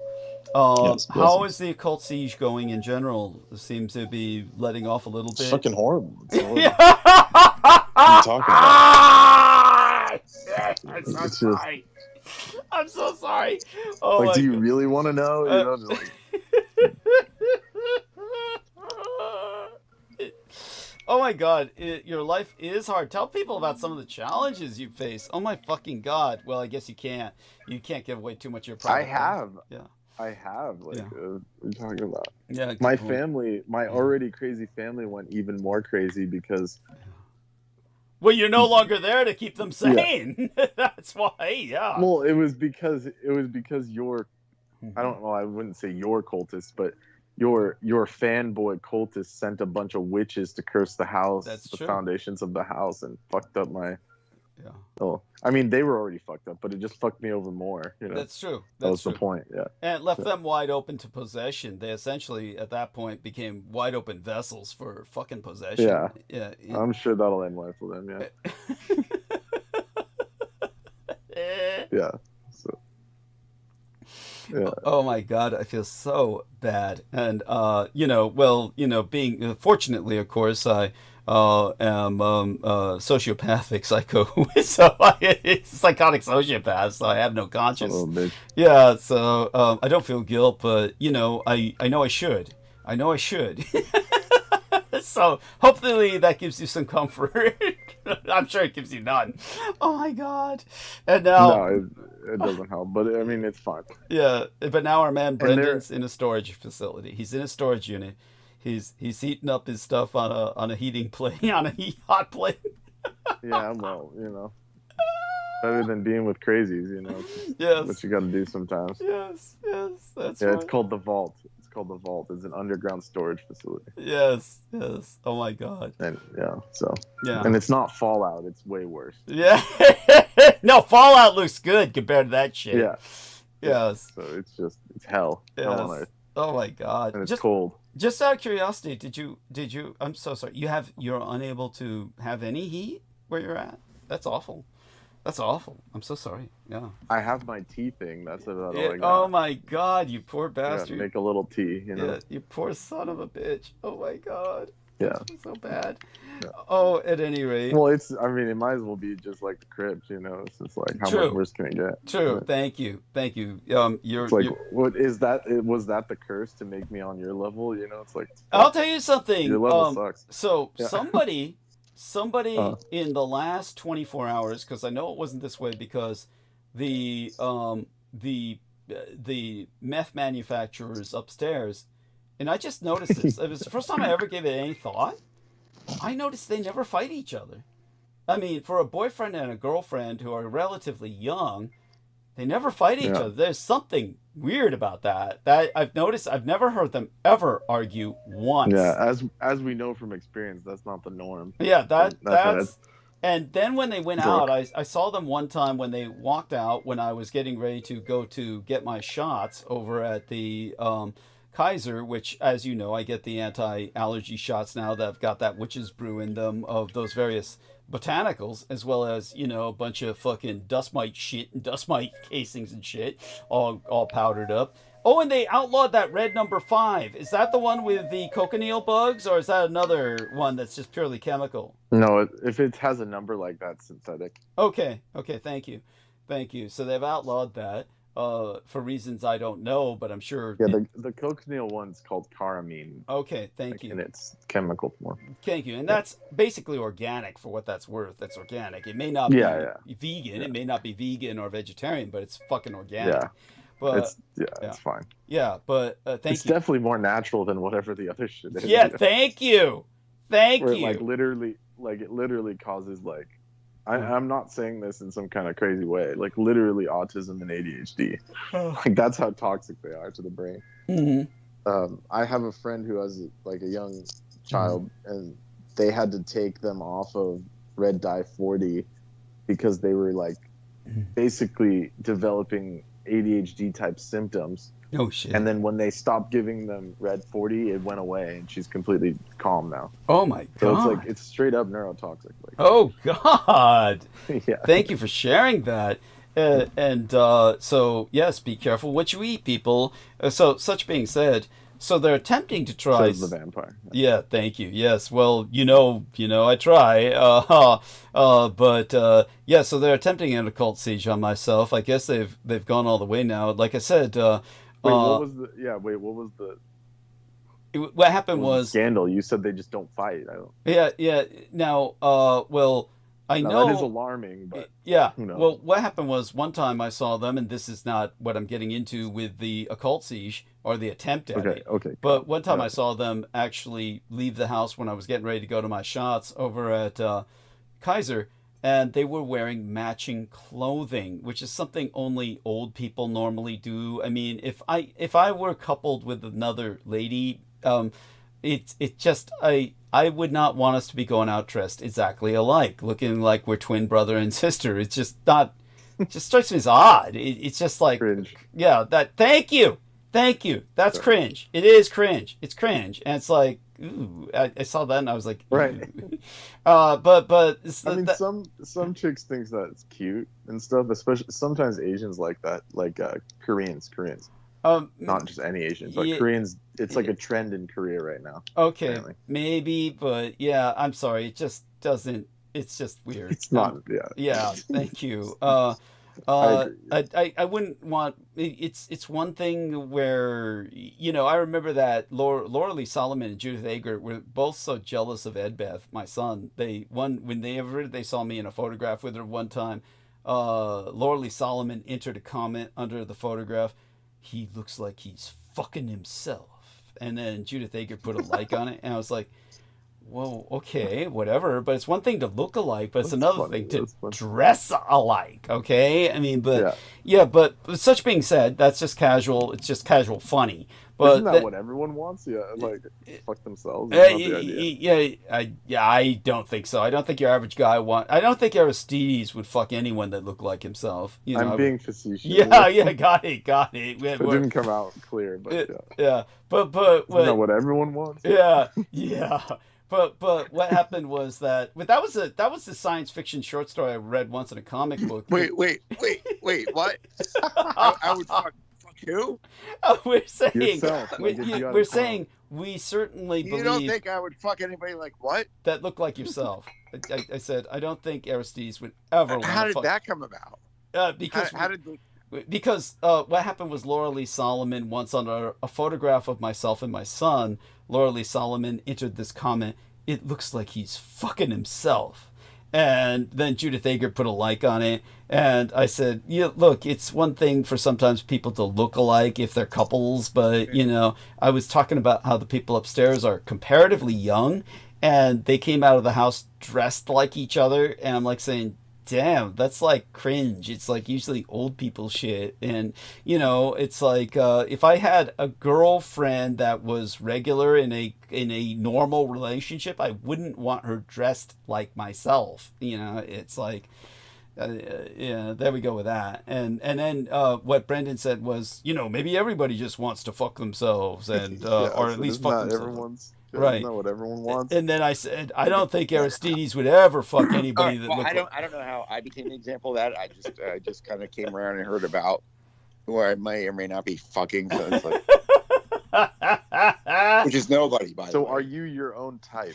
Would you like yourself? If you, would you be like, damn, that's hot? How do you call that? I don't know. Well, I mean, there's got to be some similarity, but if it looks like a clone of you with, you know, it's like a clone of you with like long hair, but no. Yeah. No. There's got to be similarity and like difference, you know. Yes. Yeah. But I did read a science fiction short story that was rendered into graphic form. It was just a short, like maybe it wasn't that short. Maybe it was like, well, comparatively short. It was like 3 or 4 pages. But the short story was that it was about cloning. And what happened was, there was controversy with cloning, but the real controversy developed after it was legalized. And then what happened was I had myself cloned.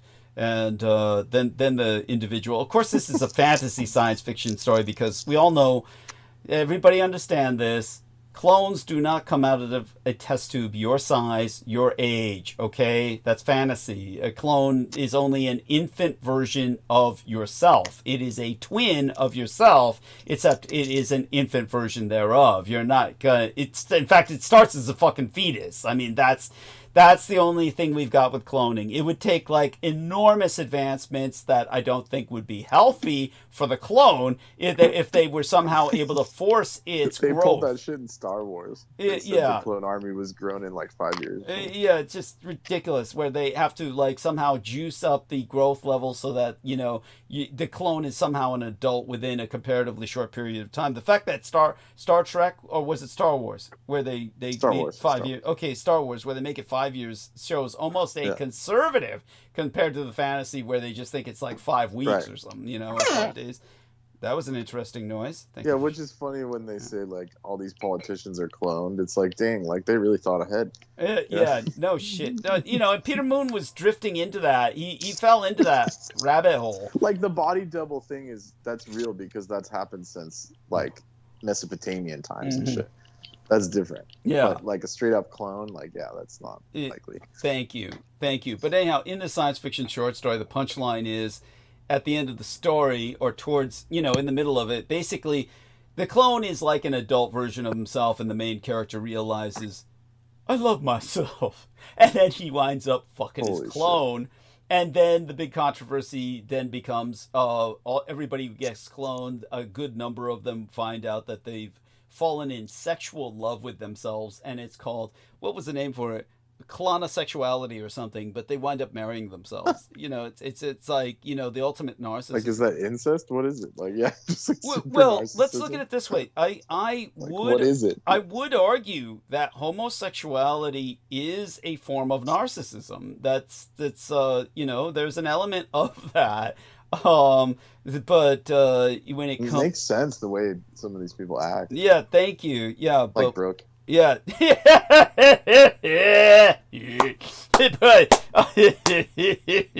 But when it comes to clonosexuality, that's taking it to a whole new level. Yeah. Oh, Peter Moon would fuck himself. Peter Moon would fuck himself because no one else will. That's what it comes down to. No one else would fuck. Yeah. Vinny Barbaric. Yeah, and so such being said, okay, so here's what happened was I know that the couple upstairs, we had a clean staircase when I came back. I think, no, it wasn't when I came back. We had a clean staircase the day before I came back because they picked up a package for me. So they took a package in for me like I asked, and I take packages in for them when they're gone. But they took in a package for me. So shout out to Sammy Romero. He sent a care package. Love you, Sammy. Thank you so much. I haven't had a chance to look through it yet. I may not have a chance to look through it until I get back on Tuesday. So I'll be back on Tuesday. But when it comes to get my shots, and then I'll be home for the rest of the week, essentially. But so they took in the package. So I know the staircase must have been, pretty normal, a normal condition.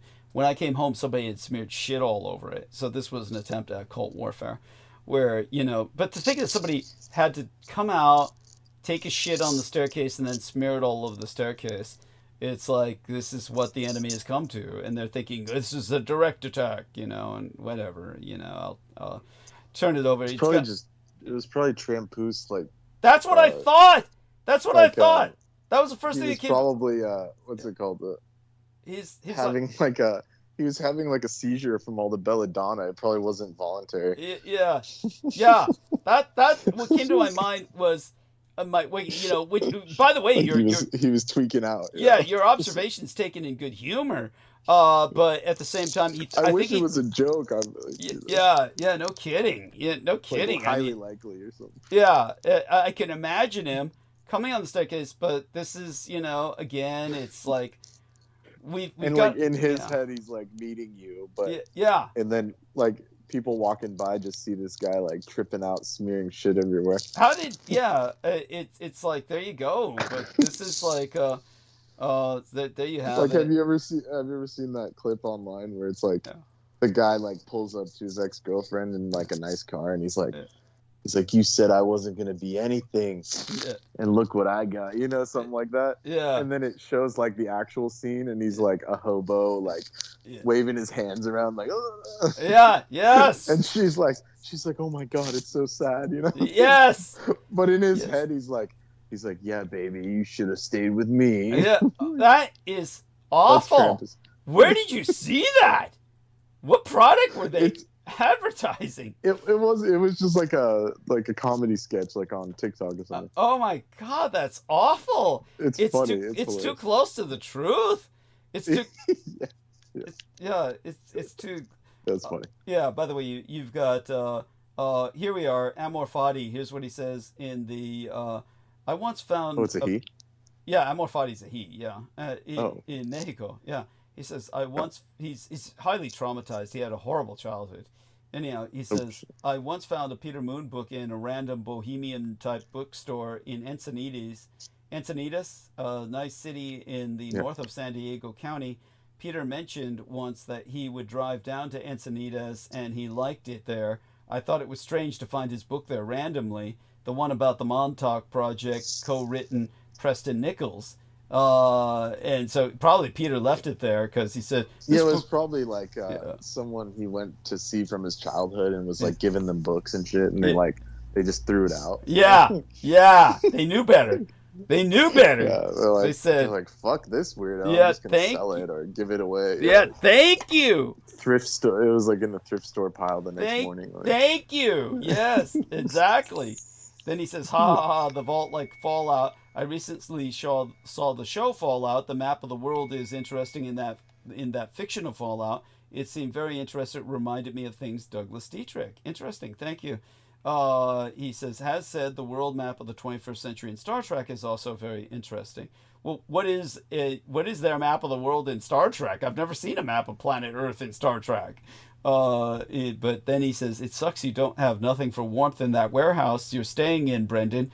Do you have a decent sleeping bag, perhaps, for warmth at night? By the way, you've got both Amor Fati and Heather Holman feeling so sorry for you. Heather was offering, if there's anything I can do to help Brendan. And no, I'm totally fine. Yeah. No, I have all my equipment. It's not a big deal. Yeah, thank you. Yeah, it's totally fine. Yeah, and I have the 2 BAMs keeping me warm, and so we're good. There we are. And I do have like sleeping bags and everything, so I'm all good. Yes, thank you. But it's like you got to do what you got to do to save money. You know what I'm saying? Yes, thank you. Like it's just the reality of thank you world. And just so people know, it's not Douglas Tetrick who cleans up that shit you smear on the staircase. It's the couple upstairs that has to do that. They're the managers of the property. it's I don't have access to the hose to hose that shit off. They do. So just so you guys know. But I'm sure it was intended as some kind of occult assault. Like, this will bring the magic of our shit to him. It seems so likely. So Adamite. Or it was Pete Moon getting his what is that? I thought about that. I thought about that. It really. What was the thing that he gets for like sexual nothing? Oh, colonics. Yeah. So he just did his colonics in front of your house. Yeah. It's like, whoa. Is that what it was? Yeah. What the fuck? Yeah. And then 90% of people would just say, "Oh, that's San Francisco." Yeah. Well, my landlady has always been too cheap to get a gate. So we're the only open staircase, and this is what attracts the homeless to sleep on our staircase. So that is an issue. And but they don't smear their shit normally. This looked occult to me because, it was like somebody did it on each step. That was like... the last time somebody did that, I took advantage of it. Because I was in a feud with my other neighbor who did nonstop construction all the fucking time because he's out of his fucking mind, and he was building the Winchester Mystery House next door. But what happened was that somebody took a turd on my steps, and it was a human. They took a shit on my steps and just left it there. I just scooped it up with a brown paper bag and dumped it in his doorstep, right into his... Yeah, so the next morning... light it on fire? No, just dumped it there for him to, you have to deal with the next time he walked out his door. And, the next day he stopped construction. Everything was quiet for a long while after that. Yeah, he got the message. Yeah, and but this time they figure I won't give Doug the satisfaction of that. Yeah, I'll smear it. Yeah. Yeah. That's funny. Yeah, that's funny. But this is what we're dealing with. I mean, that's something I figure Richard K. Cole Jr. would do, but can't imagine him coming all the way out here. And Moonsuck, I could picture him doing that. Maybe he's down at his daughter's now, but I doubt that too. You have to wonder if his daughter was impacted by the fires. That was. I didn't get the impression she lived in California. Oh, his daughter lives in Los Angeles. Oh shit. Yeah. Well, in fact, she had a problem. Never know. Yeah, she had a problem with squatters. She had a problem with squatters who moved in next door, and they burned the house down. The only thing that got rid of them was they were all crackheads, and they wound up burning the whole fucking house down next door. That's what got rid of the squatters that had. Yeah, Brooke, you hear that? Yeah. Just get a fat insurance policy. Yeah, no shit, Brooke. Allegedly. I don't recommend it. Then set the house on fire with dumb shit inside of it. Yeah. Yeah. And watch it burn. And then you could just be like, I don't know. Last I saw, he had a butane torch and a crack pipe. Yeah. Oh, they'd buy it. Oh, they'd buy it in a heartbeat. Yeah.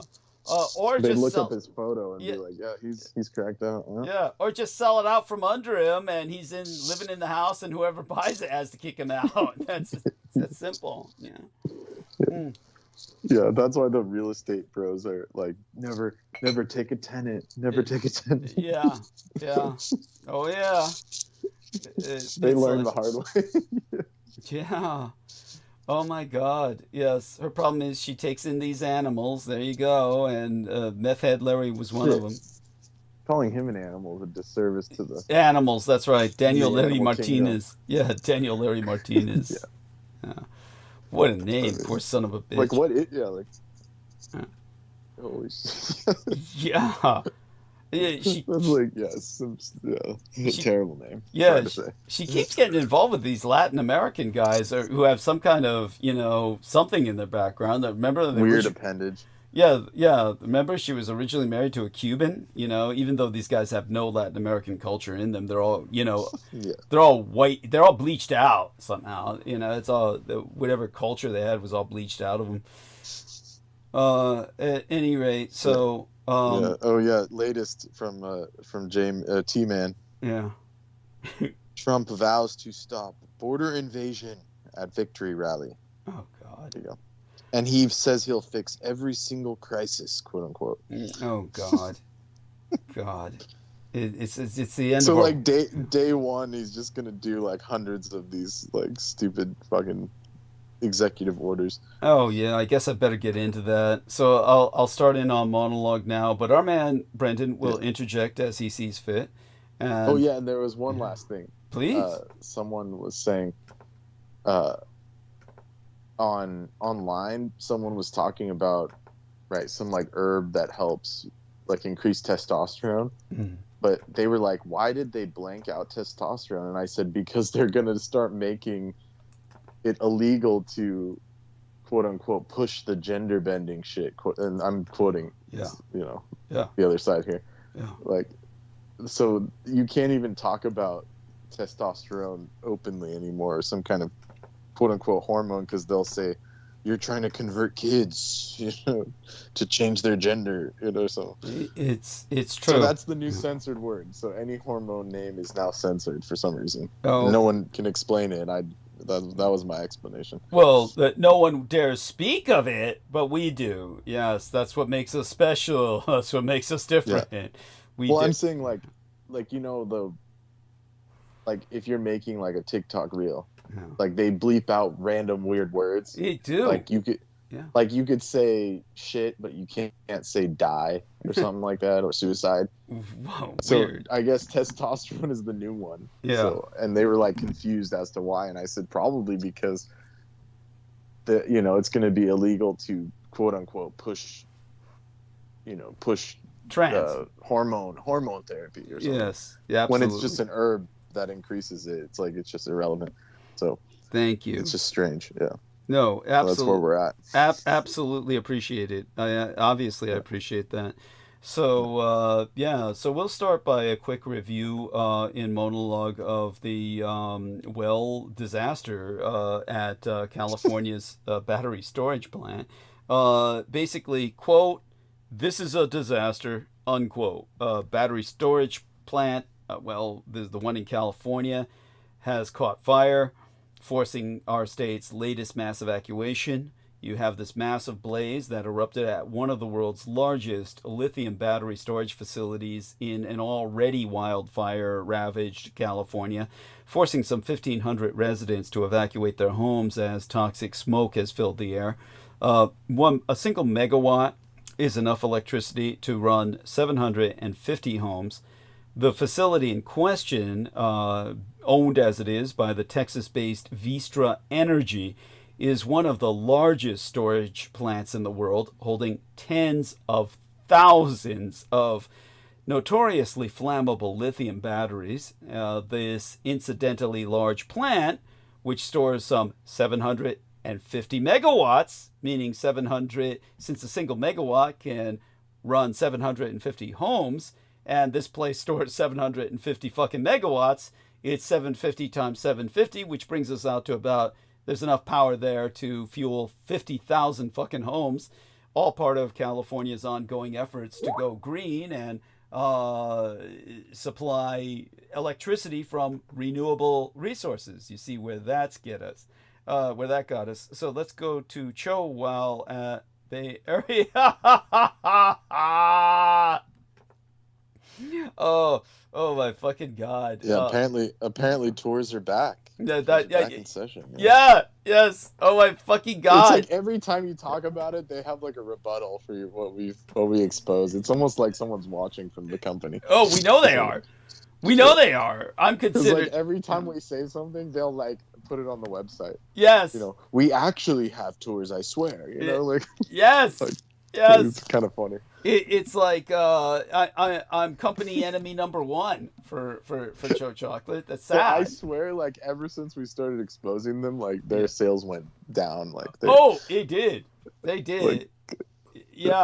And they don't dare to sue me, of course, because I don't have nothing for them. Because they'll be exposed as Cho. Yeah, that's that. Yes, then that element will be exposed. It's like. Yeah, it's so weird and it's so bizarre. Like you can't, how you can't say like I'm not a Cho, like that would just be sus. Yes, yes. And what happened was I did try, like I said, as a joke. Selena Khan, when she was hanging with us, she sent me a bunch of Cho chocolate. I had it in the freezer. And the other day I had a chocolate craving, and I tried it, and it is, it's weird. It's like you said, it's some kind of like stimulant they got in that shit. Tell people about your own experience. It's got drugs. It's got drugs in it or something. Yeah. Yeah, I bought one on clearance, like pretty much like what you said, like as a joke. It was just kind of like, yeah, why not? And I had like, it was like a high percentage chocolate, like maybe like 70 or 80% dark, but I was up for like 2 days. I'm not shitting you.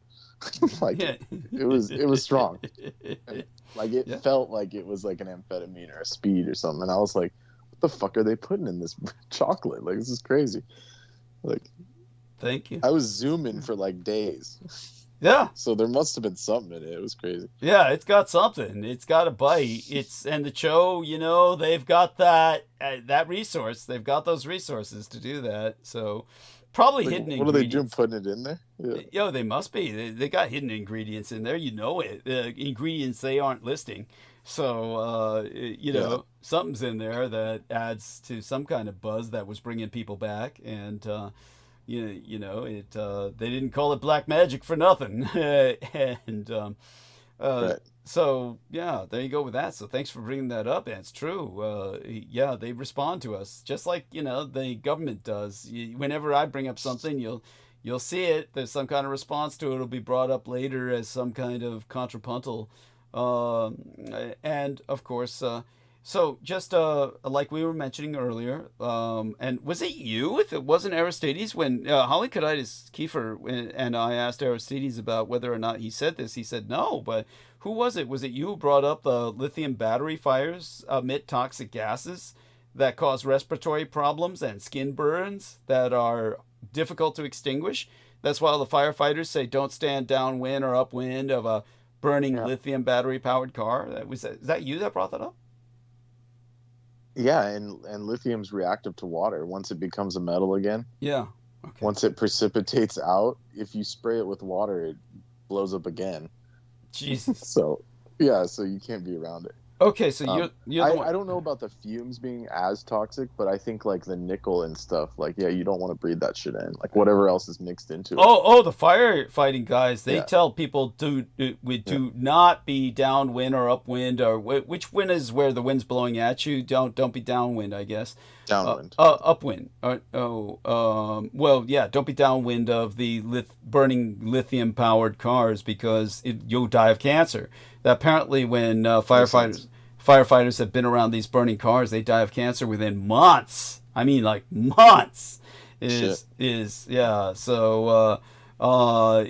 it's like, for God's sake, you can imagine the disaster with this facility burning in California. Now, Vistra, the Texas company that owns it, sells the electricity stored there to the Pacific Gas and Electric Utility Company, otherwise known in California as Murder Incorporated.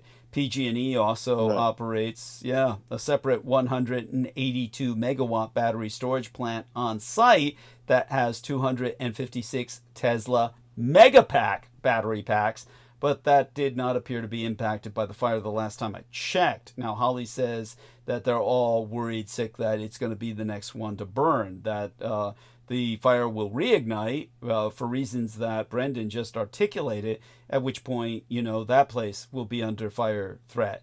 Now, a Vistra spokesperson said all its personnel were evacuated safely, said company telling KSBW-TV that the cause of the fire has not yet been determined, but an investigation will begin once the fire is extinguished. Obviously, it's the Republicans attacking California's attempt to go green and renewable, but the fire at Vistra Corp's Moss Landing plant along Monterey Bay, south of Santa Cruz, far from the Los Angeles wildfires, was first reported around 3 p.m. Thursday and exploded out of control into the night. Now, again, we could hold it suspect that why did one plant catch fire but not Tesla's?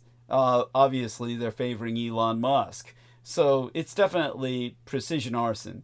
Now, the officials ordered the evacuation of about 1,500 people from the areas of Moss Landing, south of Elkhorn Slough.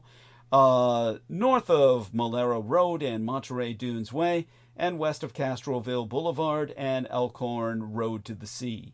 The residents in neighboring areas were urged to shut their windows and stay indoors, and several local schools announced they would be closed on Friday into this weekend. Now, according to the Mercury News, Monterey County spokesman Nicholas Pasquuli warned locals that, in his words, it's imperative to heed the evacuation order and take the direction of law enforcement and fire personnel.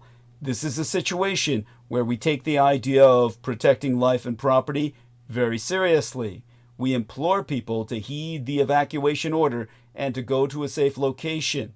It's a major incident. All the resources in the county and our neighboring jurisdictions have been deployed to assist with this incident. Which is basically, it was burning hotter than the sun. There was nothing they could really do other than to wait for it to burn itself out, and a bunch of hazmat guys in, well, moon suits are hanging around. Now, no injuries have been reported that I know of. Local officials were expected to provide an update Friday morning, but I didn't hear it. While the fire was contained within a concrete structure that had partially collapsed, which I feel must have been sabotage, because I can't believe they would build a structure that would not be constructed to take the heat of its, well, contents exploding when you're dealing with highly explosive contents. So I feel it was probably destroyed by controlled demolitions, 9/11 style.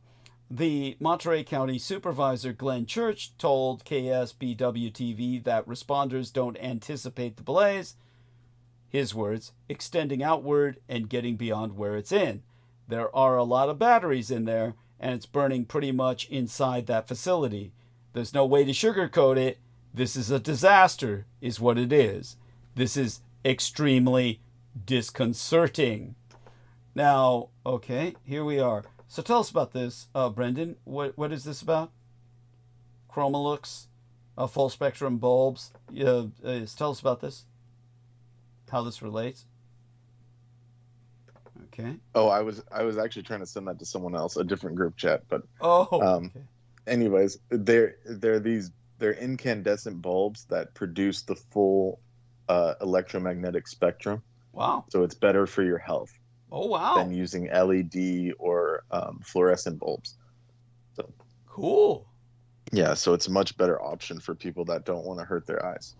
Cool. You know, while staying in their house. They're called Chromolux, full spectrums. Thank you for that.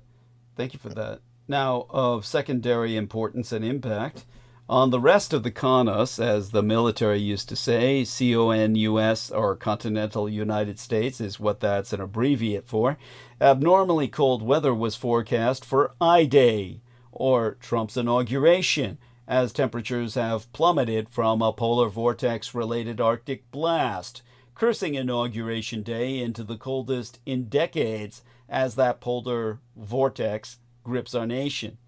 Now, a majority of these United States is bracing for literally life-threatening cold, thanks to a polar vortex that will invade this nation, starting, well, it already started this weekend, and that means that Inauguration Day today could be among the coldest experienced in decades. In fact, to say that President-elect Trump's work week opening inauguration ceremony is set to be colder than the norm is a study in understatement, with forecasts showing that a powerful Arctic outbreak tied in part to the polar vortex is set to send temperatures by this week tumbling down to as cold as 25 to 35 degrees Fahrenheit below average for mid-January. As to why it matters, the hazardous cold could endanger public health, stress electricity grids, damage crops, and make for a frigid Inauguration Day. Point, this event is likely to be far colder and more widespread than the Arctic outbreak that occurred earlier this month. In terms of a threat level, Mother Nature's refrigerator door looks to open with cold air spilling southward out of northern Canada beginning Friday night into this weekend and lasting for at least a week. Point through Sunday, which was today, about 81 million people were predicted to see temperatures plunge to below 0 Fahrenheit, and the number affected will increase from there. Now, another point, that's a smaller number compared with the polar vortex winter of 2013 through 2014, if I remember correctly, but it will increase after today, yesterday by now, as we're past midnight.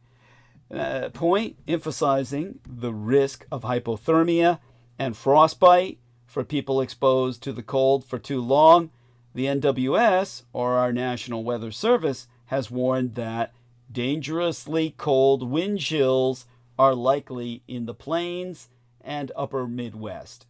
So if we zoom in, the hazardous cold will be especially disruptive in the south and southeast, where temperature departures from average will be significant.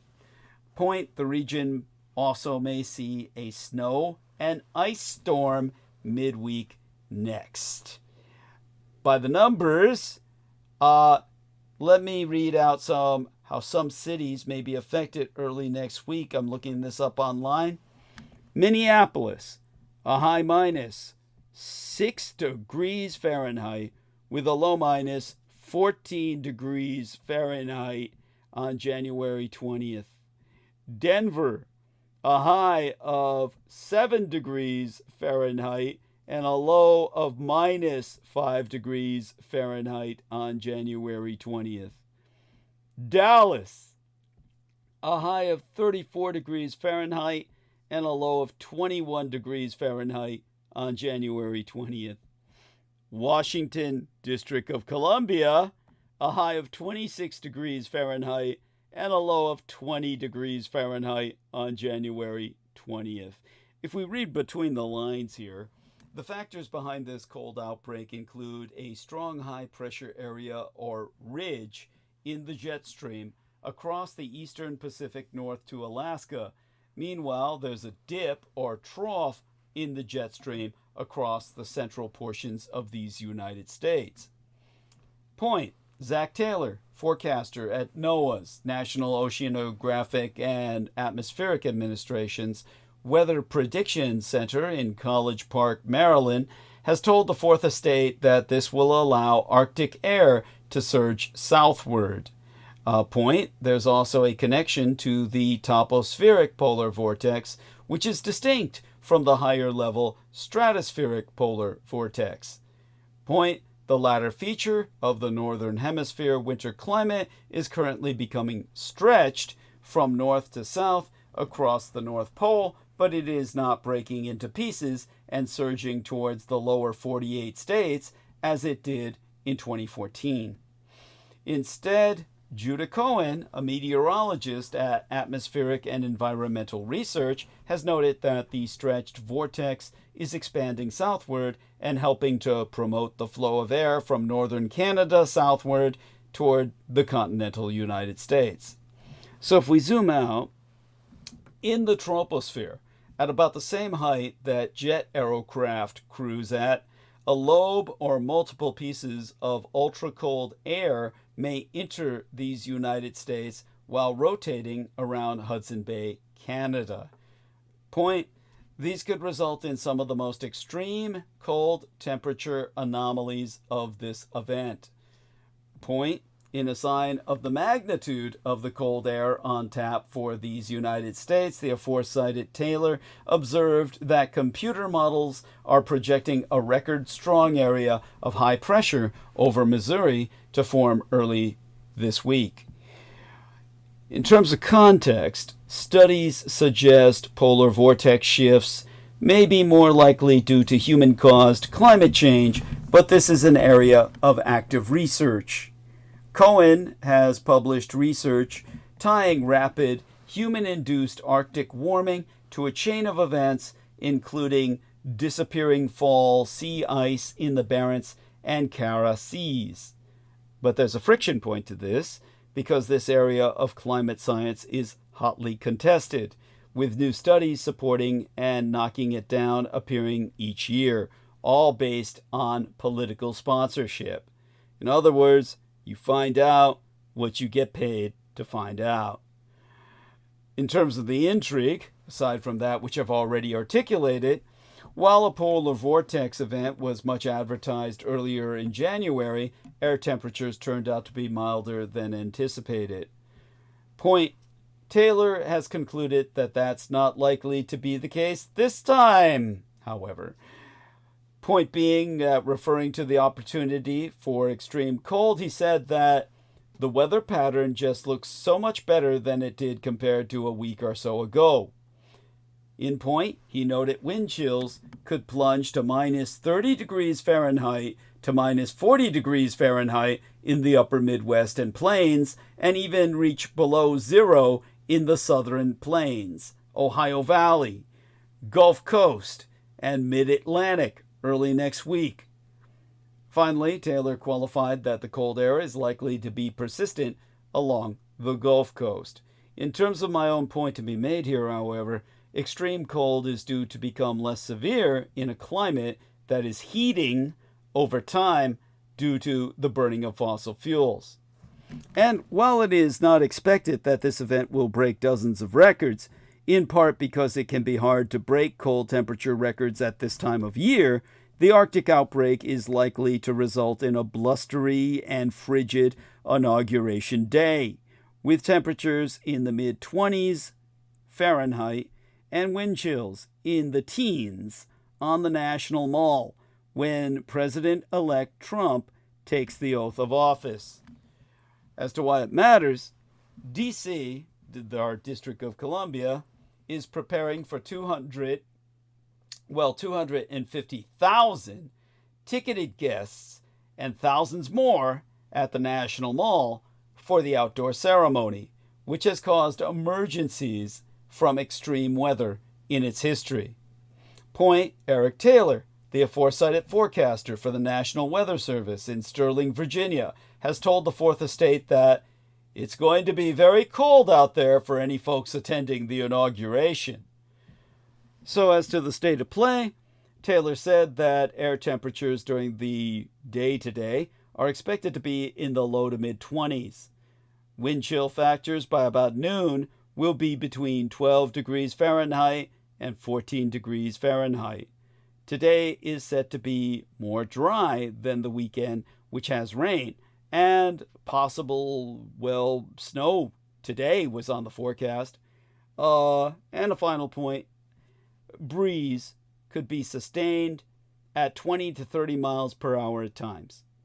In terms of the context of all this, per the NWS, the National Weather Service, today is slated to be cooler than January 20th has been in the District of Columbia in recent decades. Point being that as calculated from 1991 to 2020 data, the normal high for that date is 45 degrees Fahrenheit and the normal low is 30 degrees Fahrenheit. So in terms of a flashback, official weather record keeping for the event began in 1871. The point being that Inauguration Day, previously held in March, as Brendan Zogit articulated, was moved to January 20th in 1937. Well, that was officially. They initially moved it in effect, meaning they practiced what they preached in 1933, the year that Franklin Delano Roosevelt ascended to power. That brings us to the inauguration day that killed a president. The NWS reported that President William Henry Harrison developed pneumonia from the weather on his inauguration day in 1841 and died a month later.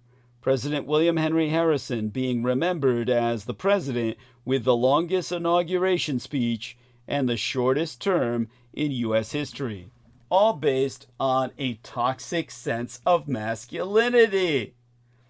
He rode a horse to and from the Capitol without a hat or overcoat and delivered an hour and 40-minute long speech to prove how tough he was, how he was able to handle the cold like a man, like an hombre, like an idiot. And it killed him. Now, travel back in time with Douglas Dietrich. And you're in Washington on the 4th day in March of 1841. Remembered as more than just a bitterly cold and wet day in Washington, D.C., those weather conditions have come to be associated with one of the most infamous presidential inauguration ceremonies in American history and are blamed for the demise of President William Henry Harrison, who served the shortest presidency in all American history. The National Weather Service said Harrison's inauguration day began with a morning low of 34 degrees and eventually reached 51 degrees in the afternoon. While it rained, there are no reliable records to show how much rain fell that day. But President-elect Harrison, being the macho hombre of all time, wore no hat, no coat, nor gloves when he received the oath of office to become the 9th President of the United States of America. According to the Joint Congressional Committee on Inaugural Ceremonies, yes, there is such a thing, while most early presidents rode a carriage to their inauguration, Harrison insisted on riding from the White House to the Capitol on the back of a white horse.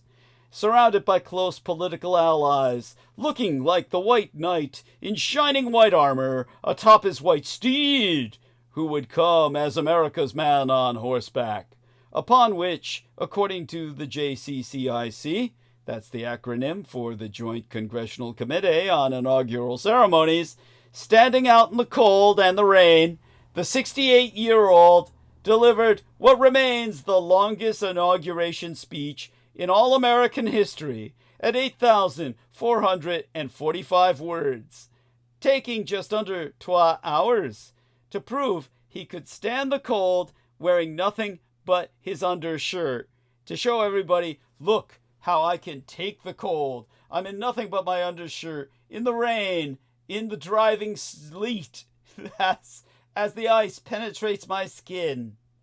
An exhibit from the Library of Congress records that President Harrison then went on to attend 3, not 1, but 3, different inaugural balls that evening, dancing like a fiend, dancing into the next morning, throughout the night, into the dawn, after taking all that cold, all that rain, showing the ladies, hey, look, I'm president, I'm macho, you want to fuck me, bitches?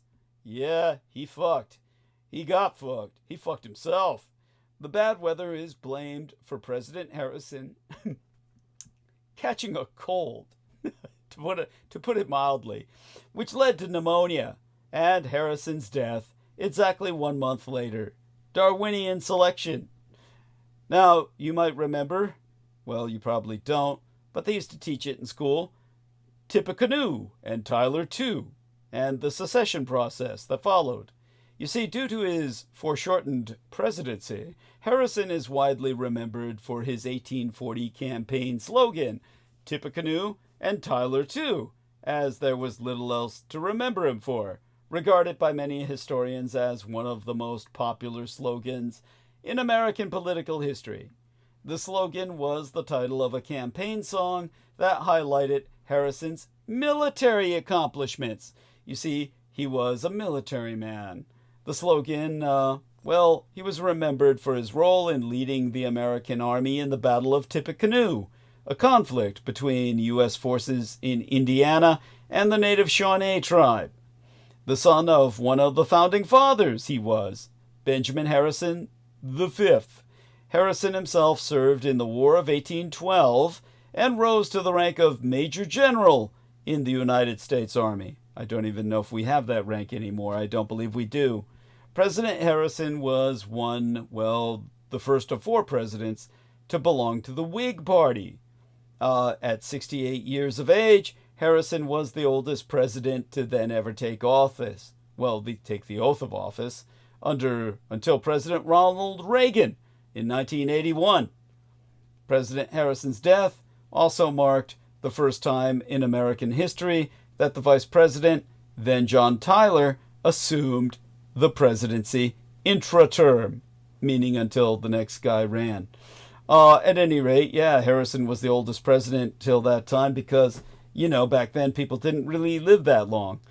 Now, there's been some new research on President Harrison's death that I think is full of shit, but at any rate, President Harrison's official cause of death by his doctor was listed as pneumonia. I think this is pretty much an open and shut case. This is painfully obvious.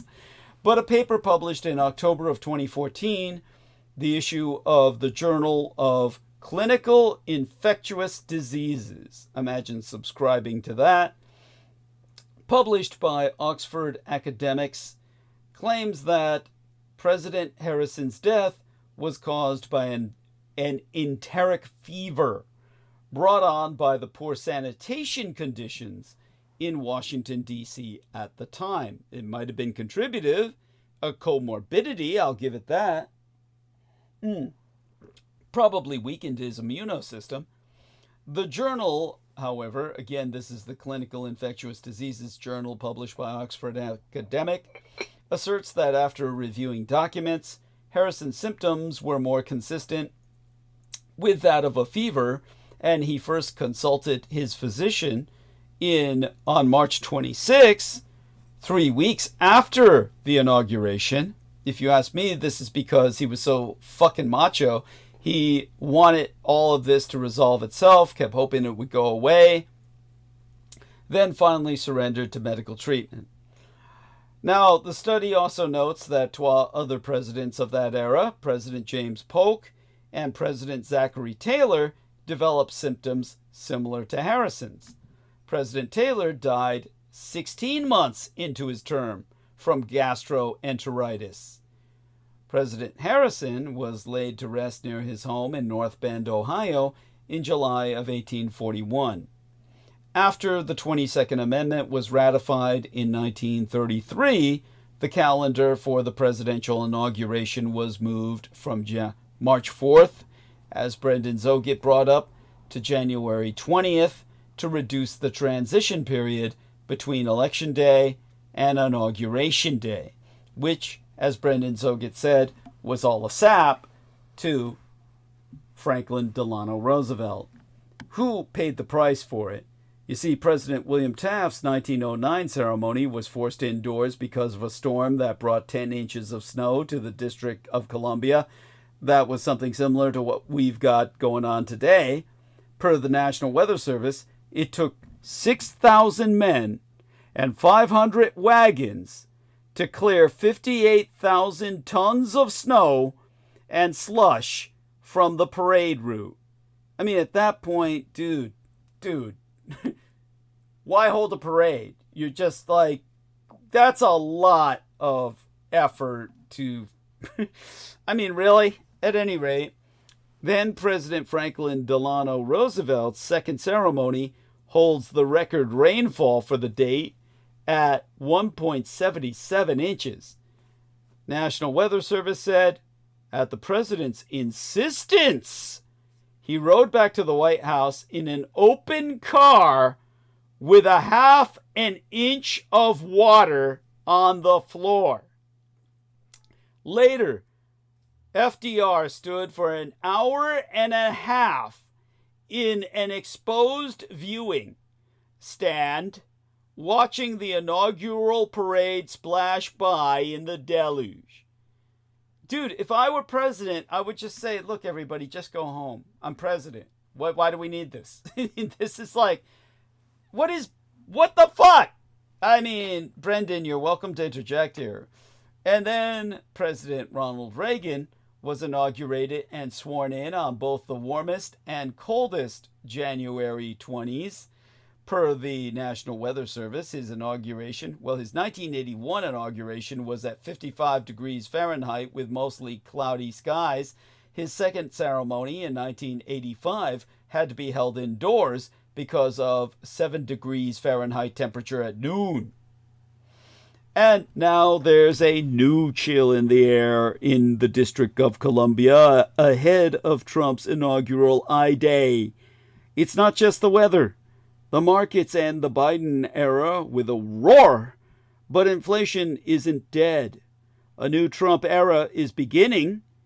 It's the beginning of the end of the Trump era, and he's already bending Washington to his will. When President-elect Donald Trump is sworn today, it won't just signal his return to the White House. It will cement his control of Washington. So welcome to the start of the next 4 years. Not everything goes Donald Trump's way. Bitter cold in Washington pushes his inauguration today into an arena that can hold only some 20,000 people. That's far fewer than might have gathered for him out of doors. Nor will Americans be getting any insight about it from TikTok, it seems. The video streamer went dark in these United States yesterday by now, after a Supreme Court decision. For how long? I expect to see it back soon, given Mr. Trump's newfound fondness for it. Conventional wisdom holds that this is a wretched time to be an incumbent ruler in a democracy. Just ask the leaders of die Neue Deutschland, the new United Germany, Great Britain, the Fifth French Republic, or Canada, or indeed the departing American president. Does that wisdom hold for Mr. Trump? The last time he was an incumbent, after all, voters turned against him. And the simple promises of populists on the campaign trail rarely survive the complex reality of governing. Still, Mr. Trump starts with a relatively strong hand. He will issue a slew of executive orders and other actions in his first days back in the White House. He will then want to see his nominees for government jobs approved by the Senate. This day today has been a momentous day for another reason. The ceasefire in the Gaza has begun at last. This included the handover of 3 hostages held by Hamas, plus the freeing of 90 Palestinian prisoners by Israel, the first of a series of daily releases. The situation remains fragile, but at least there are some reasons, at last, for hope. President Biden's State Department allowed Israel to get away with atrocities in the Gaza. Time and again, Israel crossed the Biden administration's red lines without changing course in any meaningful way.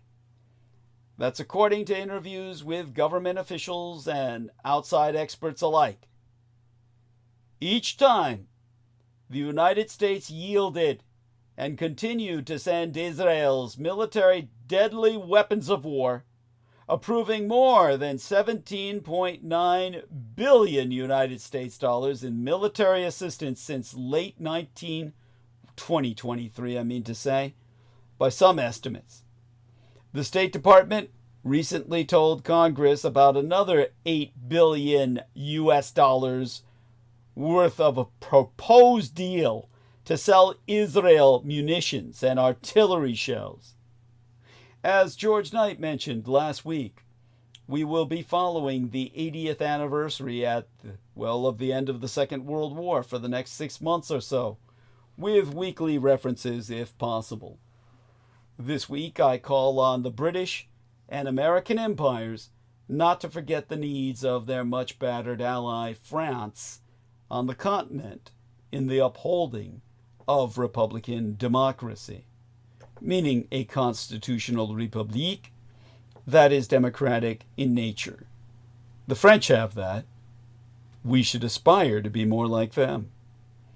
I had a friend many years ago who, after waking up drunk in an unfamiliar place, said that he was suffering from what he called vujade, meaning, well, déjà vu turned inside out, or a feeling he had never experienced before.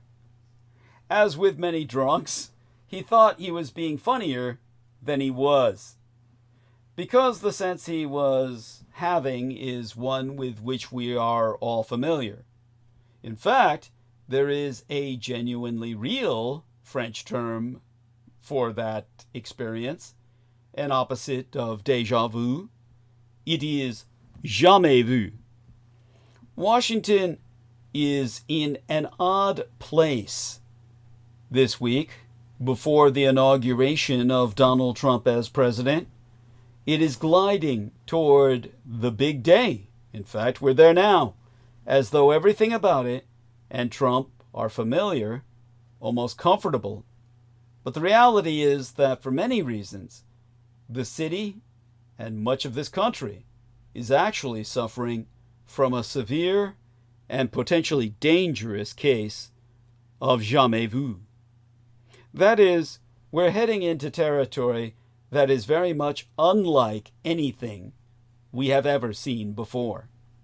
The last time Trump won, in 2016, was a shock to the system. It was itself a jamais vu situation, but one of an entirely different kind.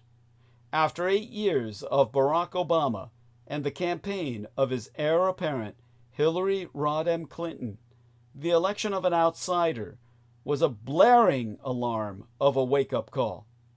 There was a strong backlash amid Democratic circles and even among many Republicans behind closed doors. The reaction was condescending. He was a reality TV star, an unprepared outsider, a surefire one-and-done president, if ever there was one. But while he was voted out after but one term, Trump was clearly not done. And whereas many in D.C. still hiss about his antics, his vulgarity, and his ignorance, the prevailing sense this second time around is of resigned normalcy. My colleagues among the Sky is Falling Democratic cohort have been relatively quiet, and frankly, I'm a bit surprised. It's not that Dems do not fear the worst. They do. But the party is, at the moment, leaderless. Joe Biden seems like his presidency ended around the time of Jimmy Carter's. And that's perhaps unfair to our 39th president. Carter's funeral was a much stronger and more effective anti-Trump statement than anything the genocidal Jewfuck Joe Biden has mustered in years. They are not only without any firebrand voices leading them, the prevailing gerontocracy within my party is still trying to shut those upstarts down, but are sandbagging themselves. Many are in the mode of showing how a smooth transition of power goes. See how peaceful and compliant we are. That'll teach you Republicans for your coups and your plots. Some, like the Zio collaborator, John Fetterman, who is quickly and disconcertingly morphing into the love child of Kyrsten Sinema and Joe Manchin before the disintegrating Vinnie Barbarick's adoring eyes, are going even further, establishing themselves as Gorbachev Democrats and getting way too far out in front of what centrist support there is for measures like the Laken-Riley Act, an immigration bill that will lay the groundwork for mass deportations. Well, all the mass deportations that Trump has forever promised. Others are taking more of a wait-and-see approach. While they expect Trump to try to follow through on some of his worst ideas, they also think that a dysfunctional Russo-collaborationist Red Republican insurgency will inadvertently offer a roadblock on his revenge plans and anti-democratic desires. let's not forget our new president's kleptocratic impulses either. It might just keep him and his team happy enough to busy themselves with personal enrichment and a little old-school Trumpian rebranding on our world maps. What hijinks do you think the naming rights to Greenland will bring? Incidentally, the past few weeks have not been encouraging for those viewing the tea leaves. It looks like Trump is following through with loyalty tests targeting civil servants, a deeply disturbing development that is contrary to our national interests. His politicizing the fire disaster in my golden California similarly suggests a contentious, ugly period ahead. Yes, there will be tax cuts for the rich, and, yea, there will be ketchup stains upon the wall. Republicans, too, however, are feeling a welter of emotions. Many are terrified of Trump and are engaging in acts of personal debasement that would be shocking in any other era.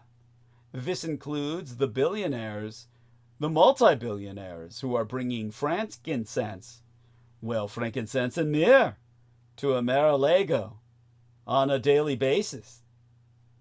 But there are also new rifts emerging in the Red Party of Edom. MAGA, the very word means sorcerer. MAGA true believers, also known as the Mouth Breathers Caucus, like Laura Loomer and Steve Bannon, are deeply fearful that Elon Musk's dodgy bros will have more sway over their president than they will. While the new Trump misadministration may be better organized than the last, and as a result, it may even produce some surprising successes, it is like to be riven by deeper differences like these, and in turn are likely to cause big public conflicts. Many expect the breakup between Trump and Musk to be one of the decisive moments of the next 4 years.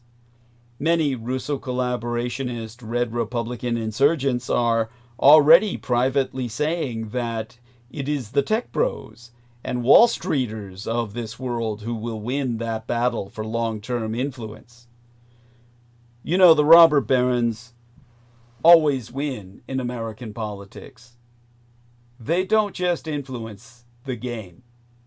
Unless or until a fascist revolution subordinates such super parasites to the state, they are the game. And the tech multi-billionaire war on woke is really targeting workers, as Brendan Zogid established earlier tonight. Our eyes do not deceive us.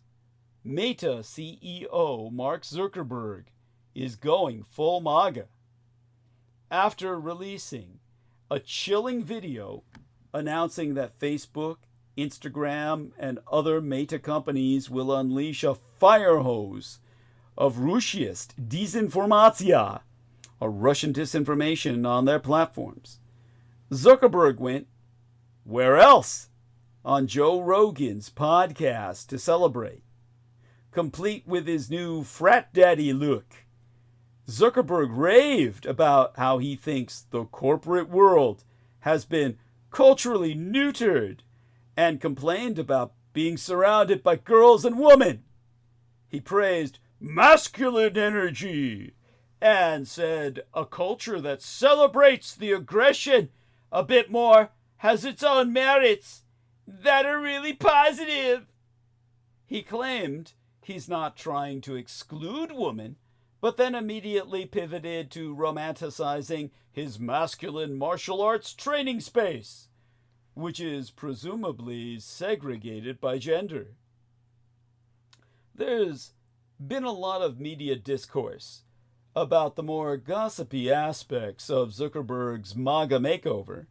He does seem to have undergone several personal changes, picking up mixed martial arts fighting, dressing like an obnoxious dude bro, complete with gold chains, and talking about, well, talking like a masculinity grifter.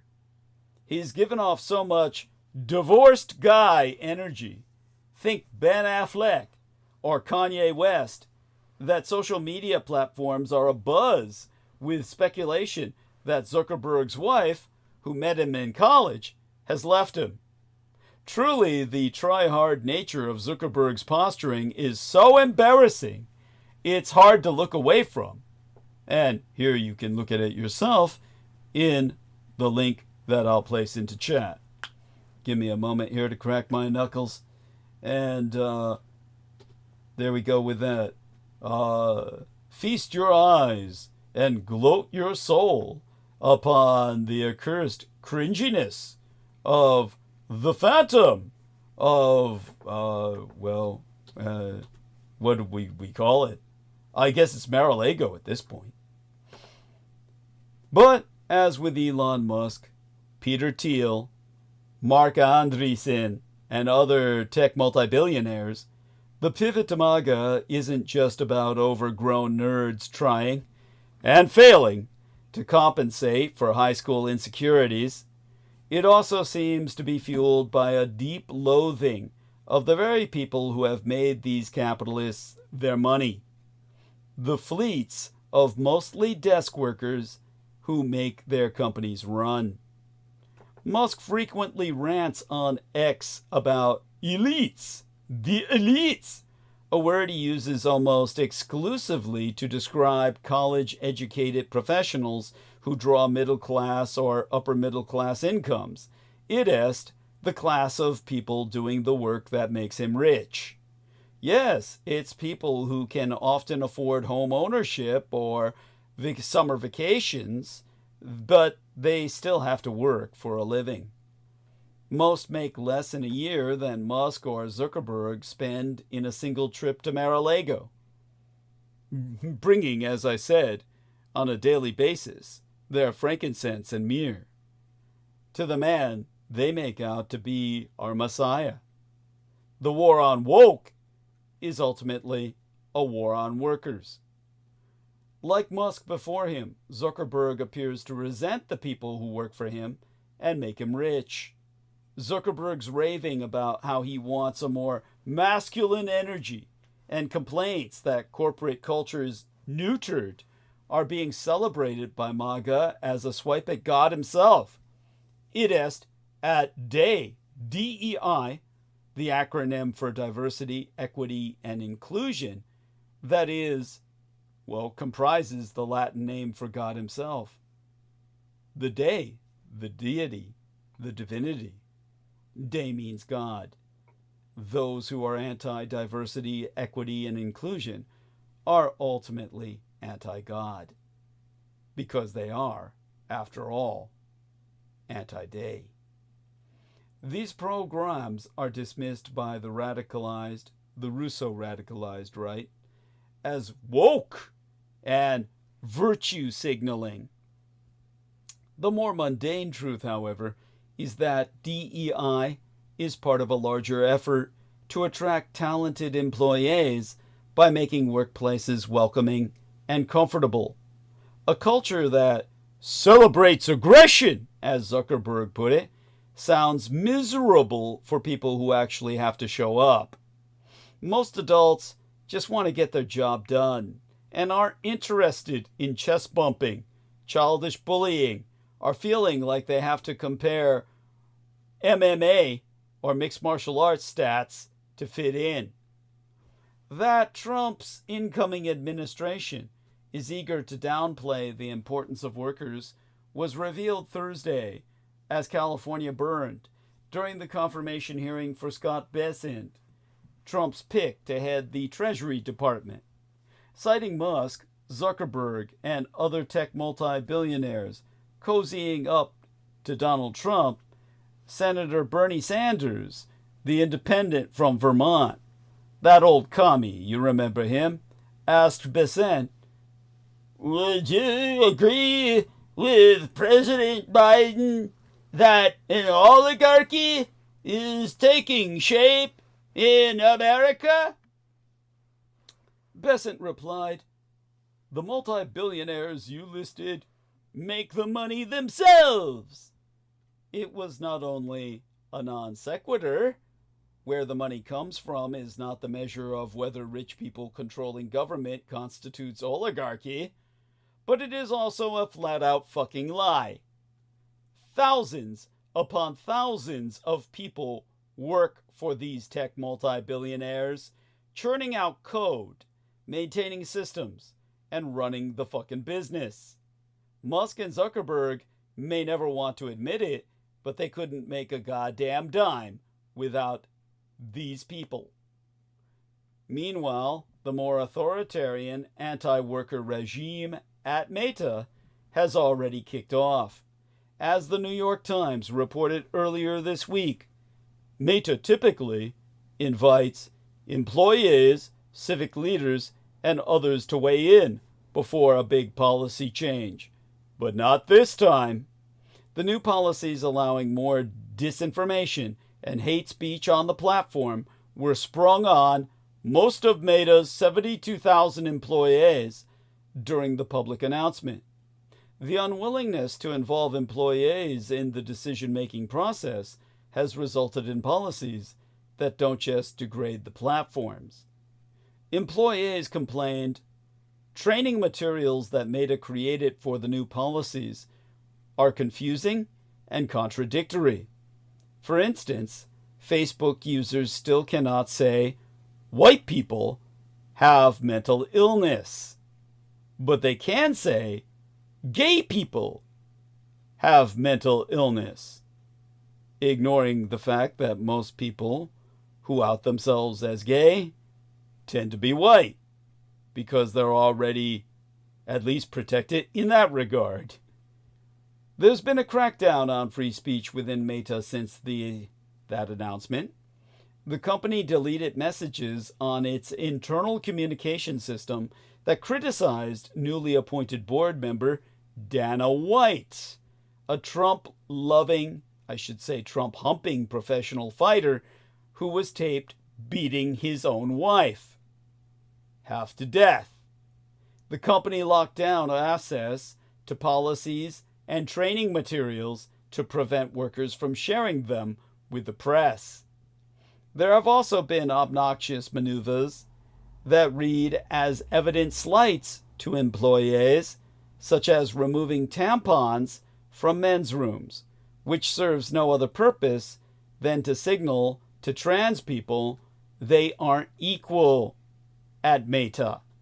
Zuckerberg also announced he's moving the company's moderation teams from California to Texas, where he argues there's less concern about the bias of our teams.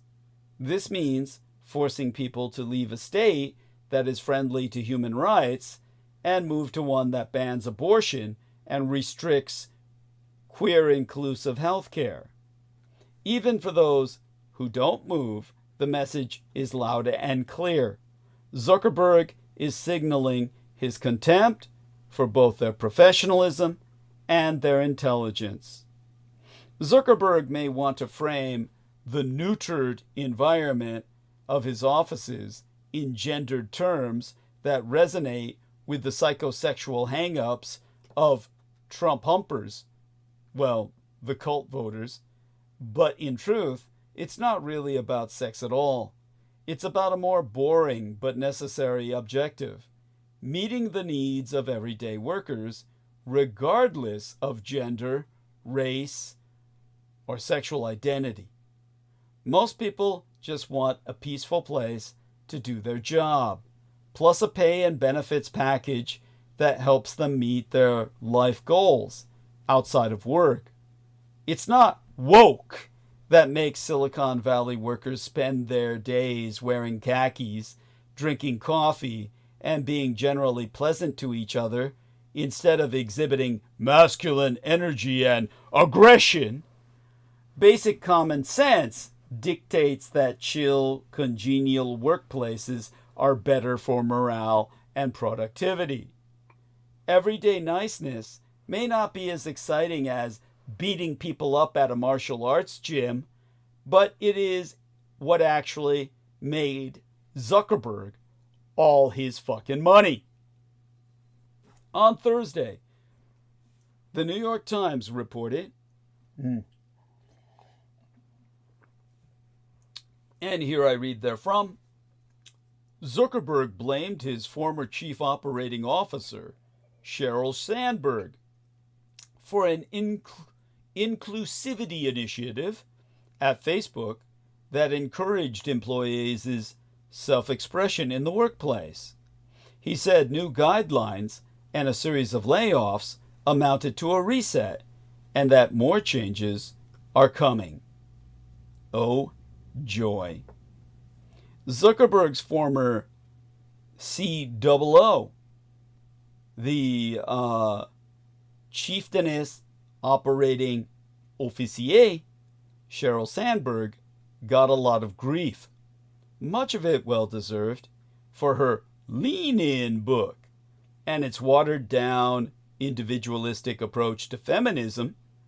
But while she will never be considered a great feminist thinker, her strategy made her success, well, it made her a success at her actual job, attracting top-level talent to Facebook and later Meta. Her feminine approach, which Zuckerberg seems so ashamed of now, focused on making employees feel valued and acknowledging that workers are full human beings, not just cogs in a machine. So the company provides healthy benefits and salaries, on-site gyms, food, wellness centers, and varied transportation options. I agree with the cynic's take that this is all so they get more work out of people. It's also fair to say that it's a sight better than many alternatives which expect maximum work without helping employees minimize stressors at home. Zuckerberg may now see those efforts to address work-life balance and inclusivity as emasculating and woke, but it's not about gender. The stereotypical bachelor computer programmer also enjoys having free restaurants to eat at rather than sadly microwaving a burrito at home for dinner. But pretending it's about masculinity is a good way to distract from the mundane fact that, like a stereotypical capitalist parasite, Zuckerberg has adopted a hostile posture towards his own workers. Perhaps, like so many of the hyper-rich before him, he doesn't like being reminded that, without his staff, he would be a fucking nothing. In his farewell speech to the nation, as delivered on Wednesday midweek last, President Joe Biden compared the rise of a tech-industrial complex to the robber barons of the 19th and 20th centuries. He warned that the dangerous concentration of power in the hands of a very few ultra-wealthy people threatens not just democracy itself, but the basic rights of workers to earn their fair share. The increasingly ugly attitude that tech multi-billionaires take towards their own employees is a troubling indicator of this. We saw this already at X, formerly Twitter, where Musk, having stereotyped middle-class workers as elites, not deserving of respect, felt justified in stripping them of basic workers' rights. He demanded they work long overtime hours without pay or sleep, insisting they work 84 hours a week while he sits around and tweets. He disregarded their expertise, abused them verbally, and made the situation so intolerable that many were forced to leave. He made them betray their basic values by catering to neo-Nazis and, dare I say, other scum that he let loose on Twitter. The primary reason he wants a carve-out for H-1B visas in the expected immigration crackdown is because he can abuse threats of deportation to extract high-intensity work for low pay from immigrant employees. Because the desk workers of Silicon Valley are middle class, they don't rate much sympathy in the current political discourse, which is far more focused on the partisan tug-of-war for working-class voters. But it's playing into the hands of oligarchs to reject the needs of middle-class workers. The real battle is between working people, whether college-educated or not, and the hyper-wealthy, who want to suck up all the money for themselves and leave the people who do the actual labor far behind. People like Musk and Zuckerberg save their rhetorical fire for the middle-class desk workers who staff their companies, but the efforts to redistribute money upwards will hurt everyone, the working class most of all. This was also demonstrated during Besant's hearing, when he rejected a call to raise the federal minimum wage, which has been stuck at a paltry $7.25 an hour since 2009. The chatter about woke is an effort to distract Americans from a simple fact. The desk worker and the factory worker have way more in common with each other than they do with the capitalist leaders who make money on their backs. And the tech multi-billionaires, now cozying up to Donald Trump, are not friends to any of us. So, then, we'll have a more autocratic, loyalty-driven misadministration presiding over a Russo-collaborationist Red Republican insurgency with razor-thin congressional margins and the inevitability of big midterm losses. There will be deep conflict over the present and future priorities of the party, led by an aging frontman who is gradually checking out. A nut who very likely will remain deeply fearful of being upstaged, thereby allowing for a sensible secession plan. Since he's too afraid of that upstaging, there will be no secession planned at all. He intends to stay president for life, but he'll likely be lynched alive. Either way, the man may well die in office.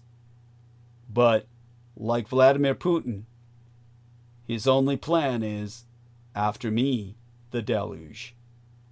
Add to that a fractious world in which all our allies and adversaries know Trump and think they know how to manipulate him, and the end result could be a second term more turbulent and unpredictable than even the first 4 seasons of The Apprentice, White House edition. Our chapter in American life, quite unlike anything we have ever seen before. There be a baker's dozen and one things Trump has promised to carry out on I-Day, or day 1 of his presidency today.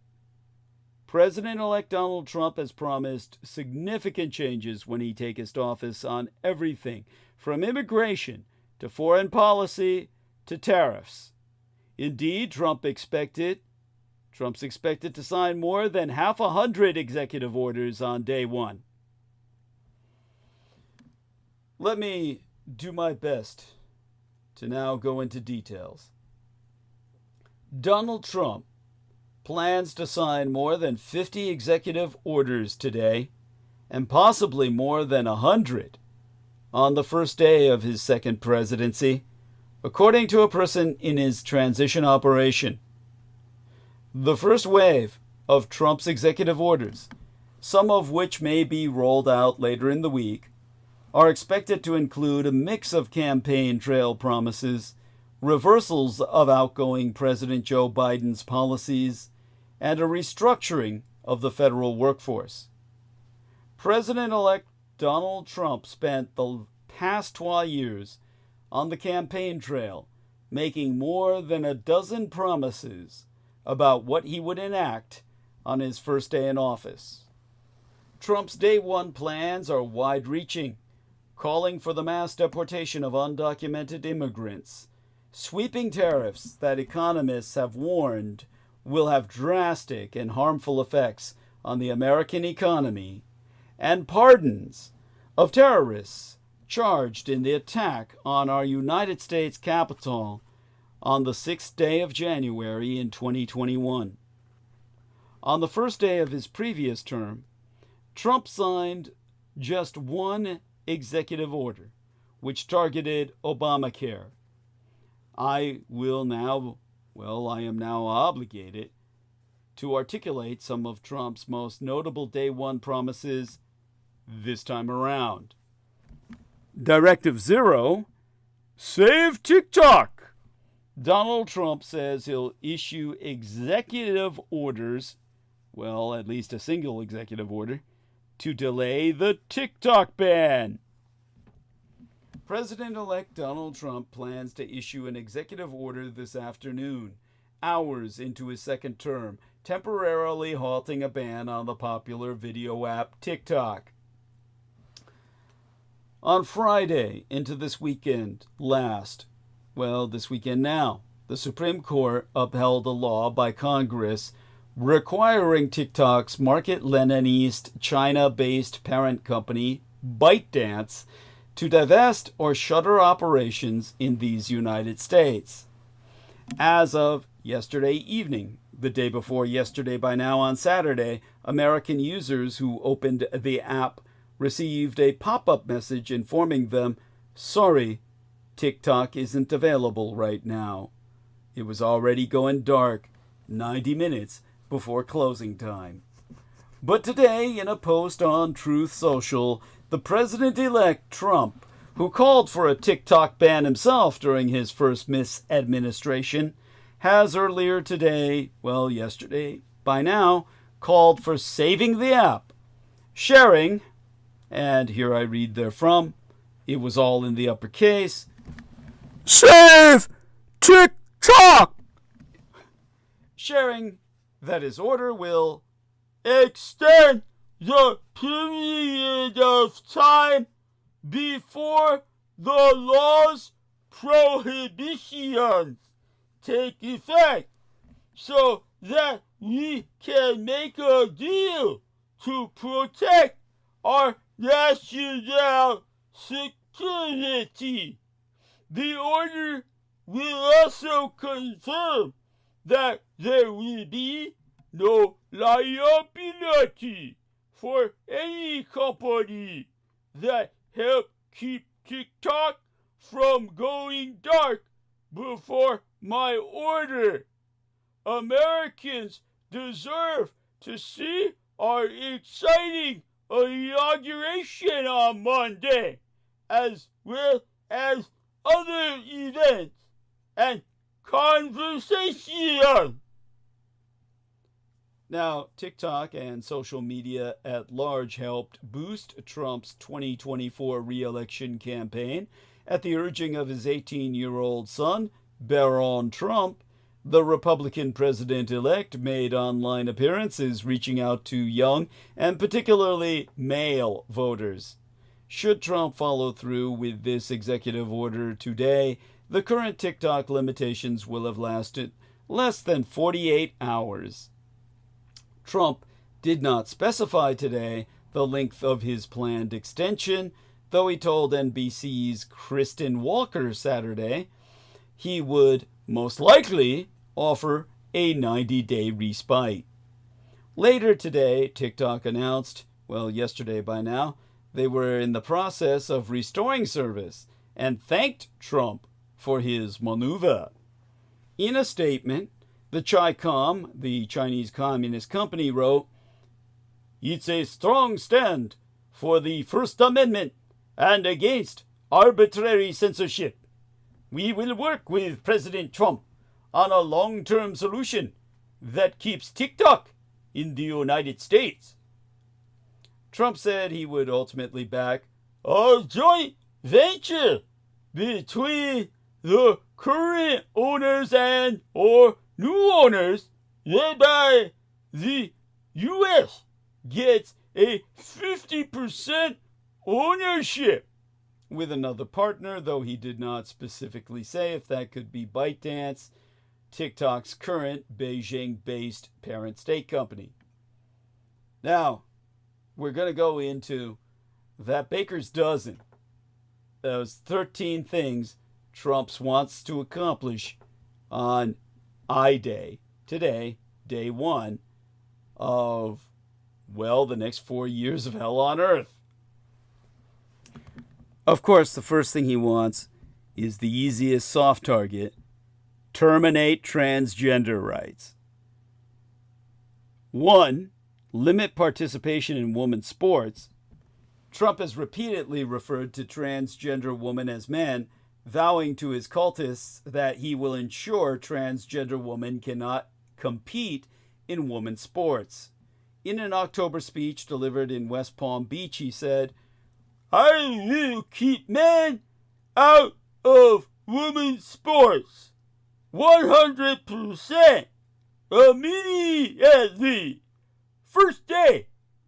During the same speech, he vowed to sign an executive order on his first day in office to cut federal funding for schools, pushing critical race theory, transgender insanity, and other inappropriate racial, sexual, or political content to our beautiful children.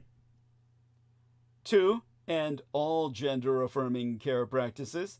Trump has also frequently railed against gender-affirming care, which can include hormone therapy, as Brendan alluded to earlier. Now none dare speak its name. During the Biden administration, the White House provided resources and guidance to ensure accessibility and information about the care options. Trump said in a video posted to his campaign website on February 1st of 2023 that, "On day one, I will revoke Joe Biden's cruel policies on so-called gender-affirming care." What is this thing where he calls transgenderism cruel? Like somehow these people are being tortured. Like they're being forced into it against their will or something. I guess he means it's cruel to what? The rest of humanity, in his opinion? That this exists? And then, of course, we're confronted with another aspect of Trump's 13 objectives, which is destroy democracy itself. Point number 3, in terms of an I-Day executive order: pardon the January 6th terrorists via the epic failure of Merrick Garland. On numerous occasions, Trump has said he would quickly pardon people convicted for their role in the January 6th, 2021 attack on our United States Capitol. When NBC News' Welker asked Trump in December about his timeline for pardons, he said, "I'm looking first day." He went further in an interview with Time magazine published last month, saying, "I'll be looking at J6 early on, maybe the first 9 minutes." In a January press conference, Trump was asked if he was looking to pardon January 6 defendants who were charged with violent crimes.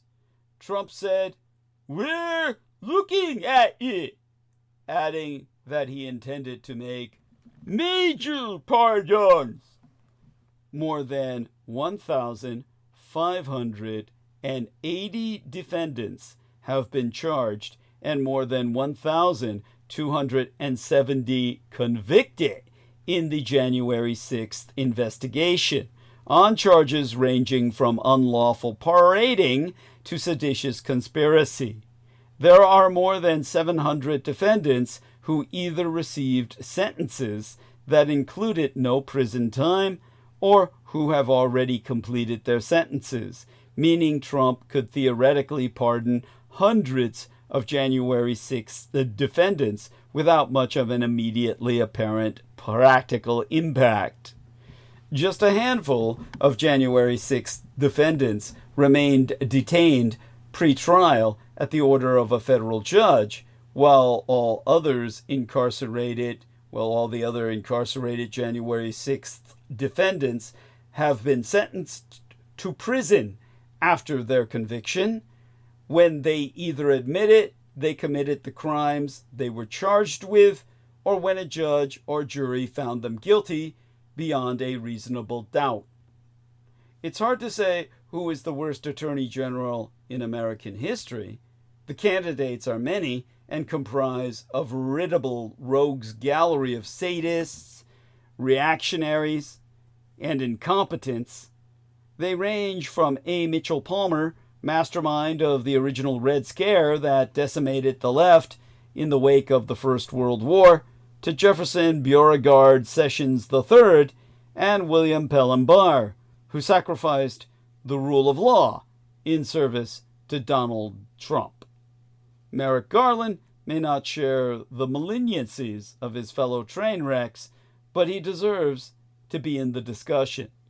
Decades from now, historians will memorialize Garland not as any dedicated public servant and fair-minded federal judge whose nomination to the Supreme Court was torpedoed by Mitch McConnell and Senate Republicans, but as the head of the Justice Department who brought a butter knife to an existential gunfight with Donald Trump, quickening our collective descent into oligarchic Rushism.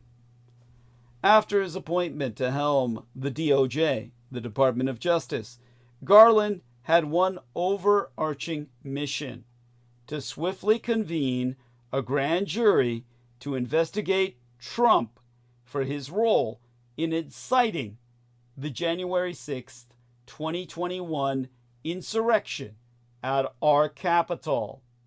This was a task a third-year law student could easily have accomplished. Garland failed abjectly. This was a task a third-year law student could easily have accomplished. I must reiterate that emphatically. Probable cause for an early indictment was abundant and odious, as well as quite obvious. On January 6th, millions of Americans watched Trump stand on the ellipse at the south end of the White House and urge, indeed command his supporters to march on the Capitol and fight like hell. Millions watched the actual assault that followed, blow by medieval blow. Even the corrupt Mitch McConnell, who voted to acquit Trump in his second impeachment trial in February of 2021, declared on the Senate floor, "There's no question, none, that President Trump is practically and morally responsible for provoking the events of the day, January 6th. Instead of targeting Trump and his chief lieutenants immediately, Garland set out to arrest and try the foot soldiers of the uprising. And while he did a commendable job in that respect, eventually charging more than 1,500 with federal crimes, he dithered on Trump himself until November of 2022, when he appointed Jack Smith as a special counsel to probe Trump for the insurrection and absconding from the White House with a trove of highly classified documents.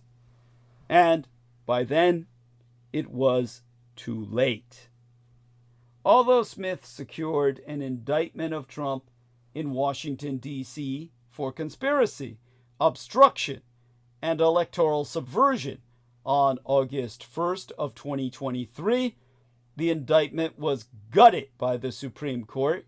In the case of Trump versus the United States, the following July, in a decision that granted Trump sweeping and unprecedented immunity from any and all criminal prosecution. Written by Chief Justice John Roberts, a lifelong reactionary activist with an undeserved reputation as a judicial institutionalist, the ruling is arguably the worst edict handed down by the High Court since the Dred Scott case of 1857. In a scathing article for the New York Times, or rather the New York Review of Books, Sean Villians wrote, "Trump versus United States is distinct as a deliberate attack on the core institutions and principles of our republic, preparing the way for a MAGA authoritarian regime, much as Dred Scott tried to do for the Slavocracy." Smith also indicted Trump in Florida in the documents case, but that prosecution was subsequently scuttled by District Court Judge Eileen Mercedes Cannon, an inexperienced MAGA sycophant whom Trump installed on the federal bench in the run-up to the 2020 election. In addition to Garland, the Supreme Court, and Cannon, Joe Biden also shares responsibility for letting Trump off the hook. From day one, Biden should have used the bully pulpit to attack, isolate, and destroy Trump and his MAGA base. Instead, he pursued a politics of accommodation, preaching a return to the false neoliberal normalcy of bipartisanship. Most critically of all, Biden decided to seek a second term when it was apparent to everyone with 2 eyes and ears that he was no longer fit, either physically or mentally, for another stint behind the Resolute desk. With Biden's approval rating plunging to 40%, Kamala Harris had little to no chance of defeating Trump at the polls. But standing atop the heap, Garland will forever bear the principal stain of wimping out when courage and, to put it in the vernacular, balls were needed to stop Trump before the forces of reaction had time to regroup and reorganize. They are now in control. Now, another part of the baker's dozen objectives of Donald Trump on day one in office is to fuck up foreign policy. Trump's second-term agenda seems to be a recapitulation of many of the worst parts of America in the 19th century. Imposing tariffs, expanding territory, a new Mexican war, and a traditional vision of the American people. These are what the nation needs, Trump says, to be great again. In which case, MAGA cannot possibly refer to anything in the 20th century, when the United States essentially built the modern international order, as much as it must refer to some time in the 19th century, when the United States was a more closed and insular society, a second-rate nation whose economy was far smaller and less prosperous than our own. This brings us to objective number 4, ending the war in Ukraine. One of Trump's most audacious promises was that he could end the war in Ukraine within 24 hours of taking office, or even before. During a September debate with Vice Presidentress Kamala Harris in Philadelphia, Trump said, "That is a war that's dying to be settled. I will get it settled before I even become president. I know Ukrainian President Volodymyr Zelensky very well, and I know the Russian dictator Vladimir Putin very well.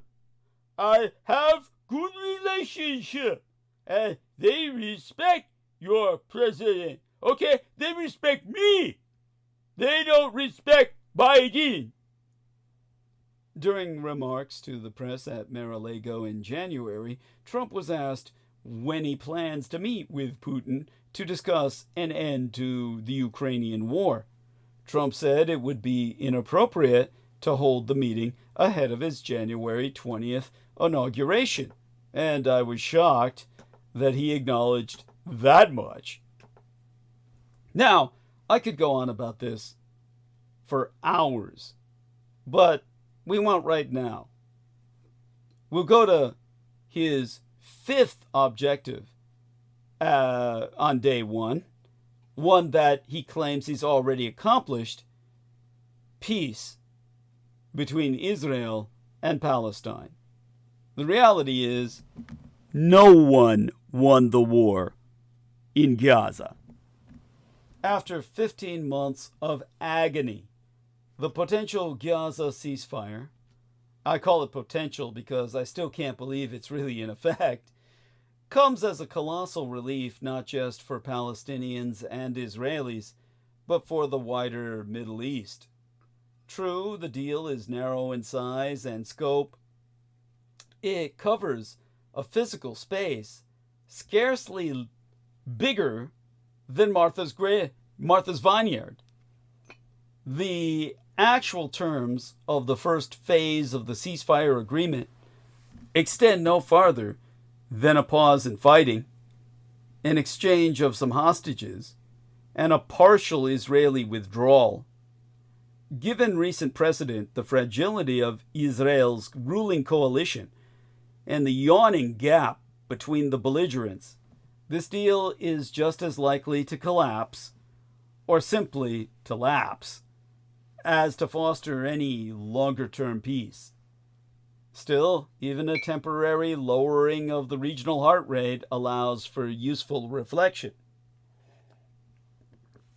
The modern, I should say postmodern Middle East, is prone to shifting alliances and balances of power, but each turn of the kaleidoscope tends to tumble only one piece of the multicolored pattern at a go.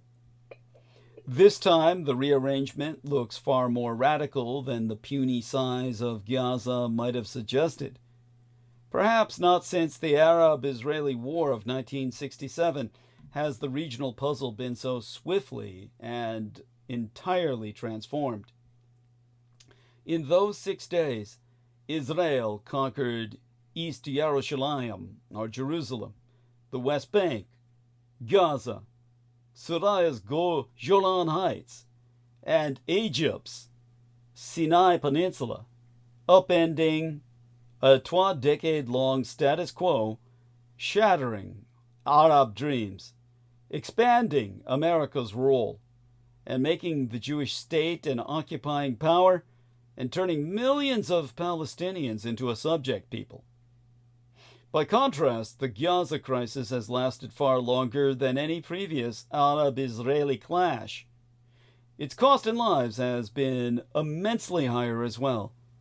An epidemiological study published this month in The Lancet, Great Britain's top medical journal, suggests that 70,000 Gazans may have been killed so far, a grisly tally that is more than 3 times higher than the total number of Israelis, military and civilian, killed in all the wars and terror attacks Israel has faced since its founding in 1948. Even so, Hamas's easy breach of Israeli defenses on October 7th and Israel's loss of 1,200 lives in a single day were an unprecedented shock to the Jewish state. But as in 1967, the reverberations of the war have reached beyond the immediate parties to Israel's other neighbors and even more distant countries across the region, often in unexpected ways. How so? Well, at a dinner party in Cairo, the Egyptian capital, a guest speaks with dark sarcasm of the singular achievements of Yahya Sinwar, the Hamas mastermind behind the horrendous October 7th, 2023 attack that sparked the current conflagration. An Israeli drone killed Sinwar a year later. Ticking off the effects, she asks rhetorically, "Isn't it amazing how one man achieved in 1 year what millions of people couldn't do in decades? Because of him, Israel destroyed Hezbollah in Lebanon. And because of that, the Assad regime fell in Syria.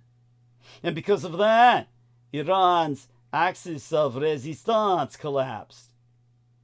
She pauses for effect, then adds that it is Sinwar's genius that we owe the prolonging of Benjamin Netanyahu's political life as Israel's prime minister, as well as the rescue of the Egyptian leader Abdel Fattah el-Sisi from mounting debts and other troubles. The sarcasm is merited. Each of these successes represents an own goal for Hamas. The Palestinian Islamist group was allied to and funded by the now strategically diminished Islamic Republic of Iran. The Assad family in Syria were no special friends to Hamas, but Israel took advantage of their fall to obliterate Syria's entire arsenal of heavy weapons, putting one more potential regional adversary out of military action for perhaps a generation. Netanyahu is far more popular in Israel now than before the war, and the Egyptian dictator, who has viciously persecuted its parent organization, the Global Muslim Brotherhood, has been reprieved by Western creditors in reward for maintaining a stony silence over Gaza. To be fair, Sinwar, at immense cost to both Israelis and Palestinians, did achieve some of his actual objectives. He put the plight of Palestinians back in the global spotlight.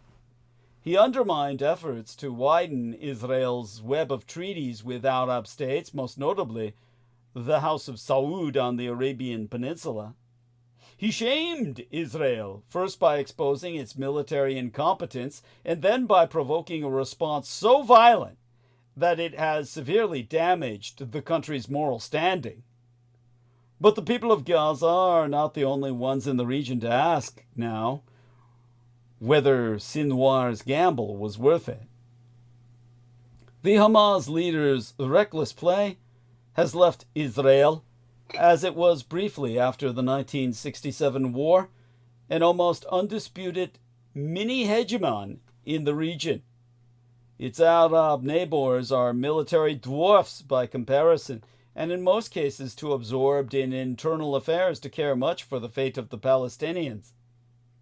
Iran has burned its fingers, and all that even nuclear weapons would bring is a new level of standoff with Israel, which is in any case a rather far-off country that many ordinary Iranians do not regard as an enemy. The timely arrival in Washington of a new, even more gung-ho Israel-first administration than Joe Biden's, which bankrolled Netanyahu's Gaza genocide to the tune of $17.9 billion US, simply underlines Israel's military dominance. But as in 1967, Israel's triumph commenced loaded with unwanted responsibilities. Back then, wise Israelis counseled that to remain an occupying power over an understandably angry people was not only morally repugnant, but could erode Israel's own society. That advice was ultimately ignored in favor of an undeclared policy of creeping annexation and colonization. The result is that today Israel rules over populations of Palestinians and of Jewish Israelis that are almost equal in number but disturbingly skewed in terms of rights and wealth and outlook.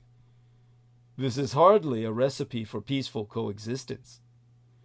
Yet because of unquestioning support from America and other Western backers, because of perpetual Arab disarray, and because of its own rightward political drift, Eretz Israel, or Greater Israel, has persisted in this direction. The temptation to dig the hole deeper is even stronger just now, with Gaza a smoldering ruin and all potential regional challengers cowed into submission. Can Israel now rise to the wisdom of being magnanimous in victory? Alas, the signs have never been worse. And back to Trump's objectives. His other major own goal is to end the economy. Not just ours, but all the world's. Let's start by judging Trump's economy before going into detail or the particular. With Donald Trump returning to the White House this week, it's worse. Well, it's worse all right, but it's worth thinking through how we should judge his new presidency and, in particular, his economic record.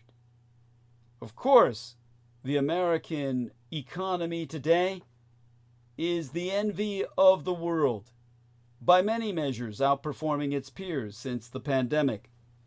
And yet the inescapable problem, as Joe Biden and Democrats learned in November, is that American voters just don't see it that way. Trump's 2017 inaugural address centered on the idea of returning power and prosperity to the people. But the gap between America's strong economy and Americans' economic pessimism suggests that traditional economic measures aren't the right criteria by which to judge Trump's track record the second time around. Instead, we should look at measures that go beyond simple growth or gross domestic product. And they haven't been great over the past 8 years. Inequality. Income inequality increased during Trump's first presidency and remains near a historic high. Trump and Biden have both focused on manufacturing as part of the answer, but factory employment as a share of overall employment is at a historic low. The inequality in America goes beyond jobs, income, and wealth, particularly when you realize that those who don't go beyond high school live significantly shorter lives than those who get a college degree. Housing. The economic angst in this past election wasn't just about grocery prices or runaway post-pandemic inflation. Even in pre-COVID times, the American dream seemed increasingly unattainable for many in these United States. And today its central pillar, home ownership, feels harder to achieve than it has in decades. Trump's presidency might reasonably be judged at least partly by access to home ownership. And finally, technology and power. Where America ends up may also hinge on where Trump's new relationship with tech oligarchs takes it. His embrace of Elon Musk, AI, crypto, and a tech bro vision of the world could deliver either of two paths. This is hard to measure, but the potential outcomes are strikingly different. There is an utopian scenario in which, set free of government intrusion, innovation leads us out of crises. AI makes Americans more productive and happier, while crypto at least makes them richer. Then there is the dystopian path, in which unregulated AI not only displaces workers, but becomes an algorithmic gatekeeper that chooses who gets a job, or even a loan. Meanwhile, free from oversight, another crypto bubble yields a financial crisis. Biden warned in a farewell address, Ēsôús, delivered last week, that these United States are entering a gilded age that threatens the ability of everyday people to thrive.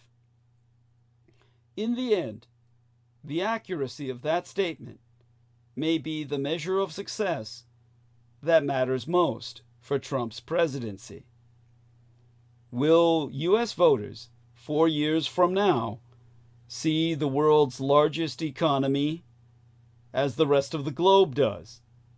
Or will they see a land ruled by oligarchs and be even more disenchanted?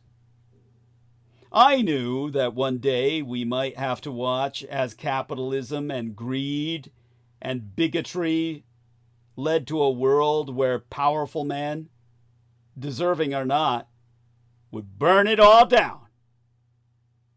What I didn't expect, and don't think I could have ever foreseen, is how incredibly cringe it all would be. I have been prepared for evil, for greed, for cruelty, for injustice, but I did not anticipate that the people in power would also be such huge losers. So pathetic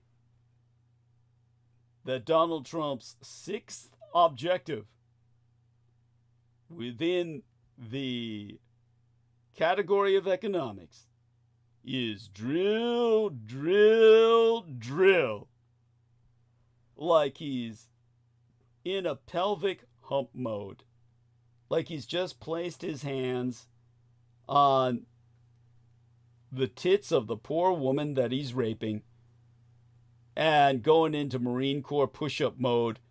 Hut, 2, 3, 4.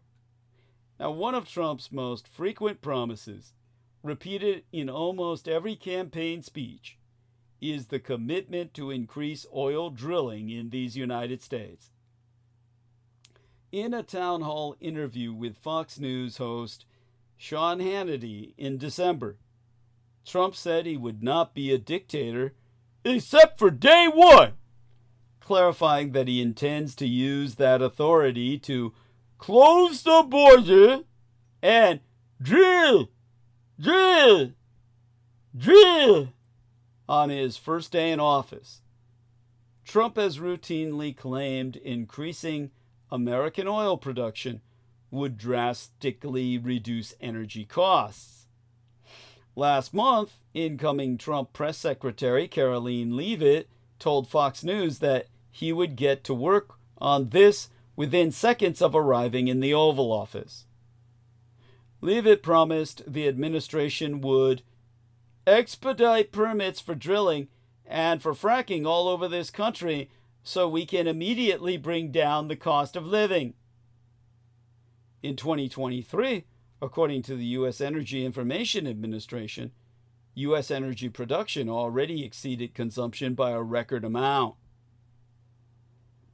Trump's seventh objective is cancel the electric vehicle mandate on day one today.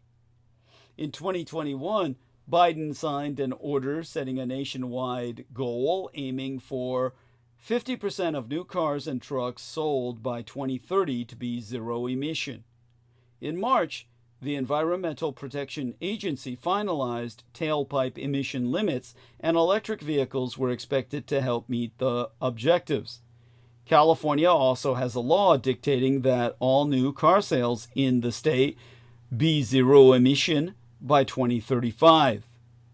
Trump has painted them all with a broad brush, referring to them as electric vehicle mandates, even though no one is required to buy any certain car.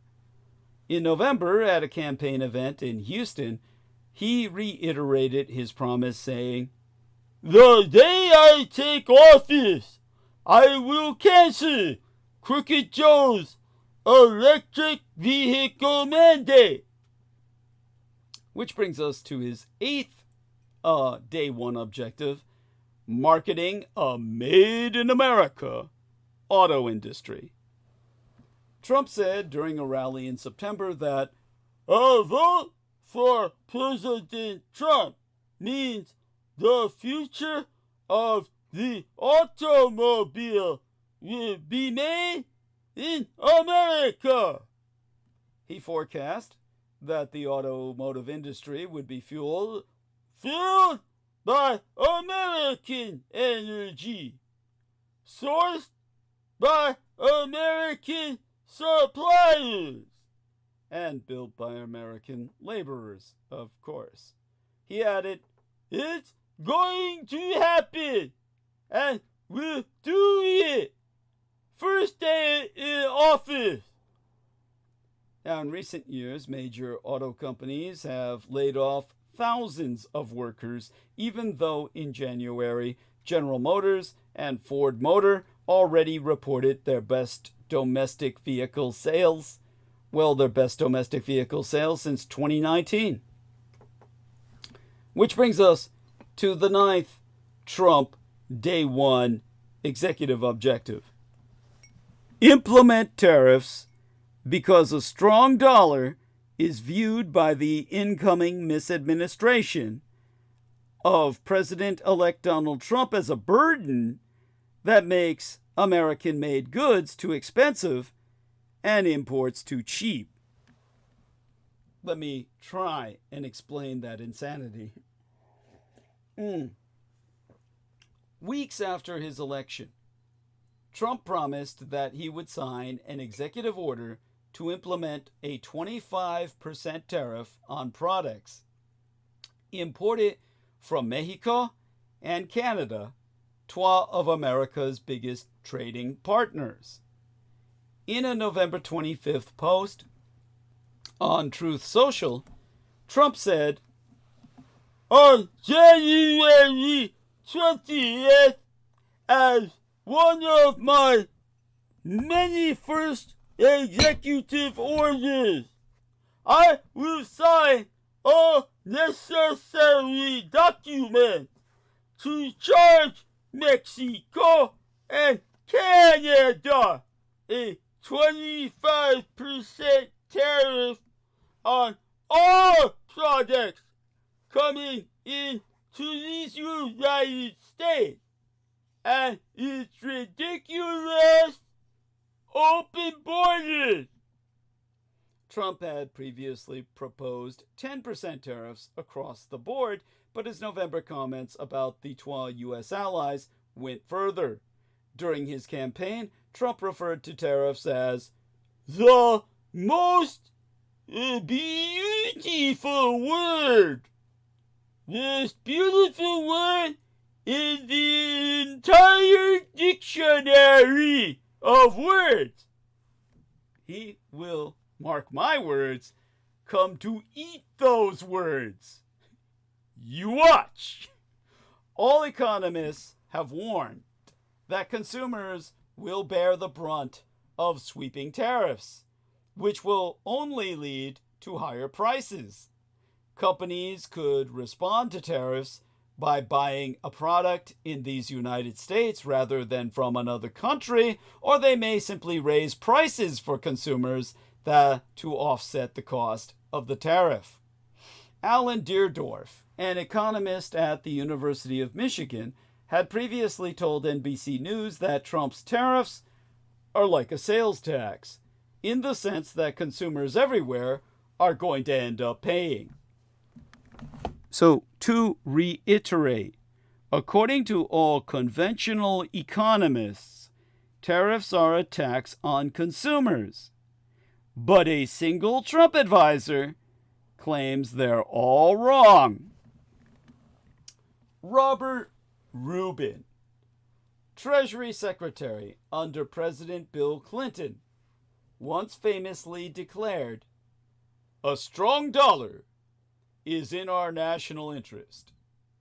A quarter of a century later, a strong dollar is viewed by the incoming misadministration of President-elect Donald Trump as a burden that makes American-made goods too expensive and imports too cheap, both battering U.S. manufacturers.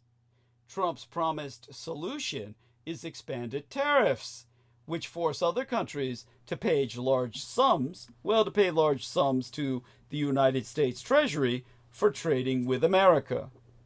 Of course, all economists concur that tariffs end up being paid by consumers. But a provocative report written late last year by Stephen Miran, a senior strategist at Hudson Bay Capital and Trump's nominee to head the Council of Economic Advisors, turns that on its head. He contends that the tariff burden is borne instead by foreign producers. He claims that tariffs result in a rise in the dollar's exchange rates, which offsets parts of the costs to American consumers, and ends up making overseas producing countries pay the price. Miran also argues that the undervaluation of other countries' currencies against the US dollar can be dealt with through new policies, perhaps culminating in a Mar-a-Lago Accord, analogous to the Plaza Accord, the deal made in early 1985 to bring down the then high dollar. The United States Dollar Index, which is up, trading as DXY plus 0.41%, is up nearly 10% since its September lows, despite Federal Reserve interest rate cuts totaling 1 percentage point, which typically would lower the dollar, and is up about 6% since Election Day. This index reflects the greenback's value measured against a basket of currencies dominated by the euro and the Japanese yen. According to a research note from Capital Economics, measured on a real trade-weighed basis, which better reflects current U.S. trade with countries such as Red China, Canada, and Mexico, the dollar is nearly its strongest since 1985. At nearly its strongest since 1985, textbook economics says freely floating exchange rates should correct trade imbalances. Nations with trade deficits would see a weak currency, which should make imports expensive and exports more competitive, thus reducing the trade gap thereby. Conversely, surplus nations' strong currencies would make imports cheap and exports dear, shrinking the surplus thereby. But Miran insists that simplistic model fails to reflect the United States dollar's unique status, arguing instead that the world's demand for US dollar assets, for reserves and transactions resulted in a persistent overvaluation of the greenback that has hit U.S. manufacturing with attendant negative socioeconomic impacts. Tariffs counter the negative effects of the chronic overvaluation of the dollar resulting from its international reserve status. This is all per Miran. This is not what any conventional economist would ever say. In fact, the exchange rate impacts of tariffs imposed in the first Trump misadministration largely prevented price hikes from being passed through to American consumers. This is what Miran is insisting. I must keep qualifying that. Thus, Miran concludes the burden of the tariffs fell on the tariffed nations from their loss of income and wealth. This is an incredible exercise in mental gymnastics.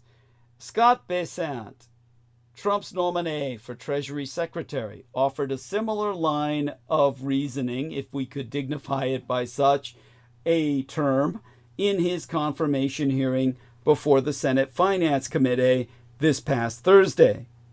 In a research note, Strategas's Washington research team, led by Daniel Clifton, wrote that Bessent said currency markets move about 4% to readjust for a 10% tariff increase.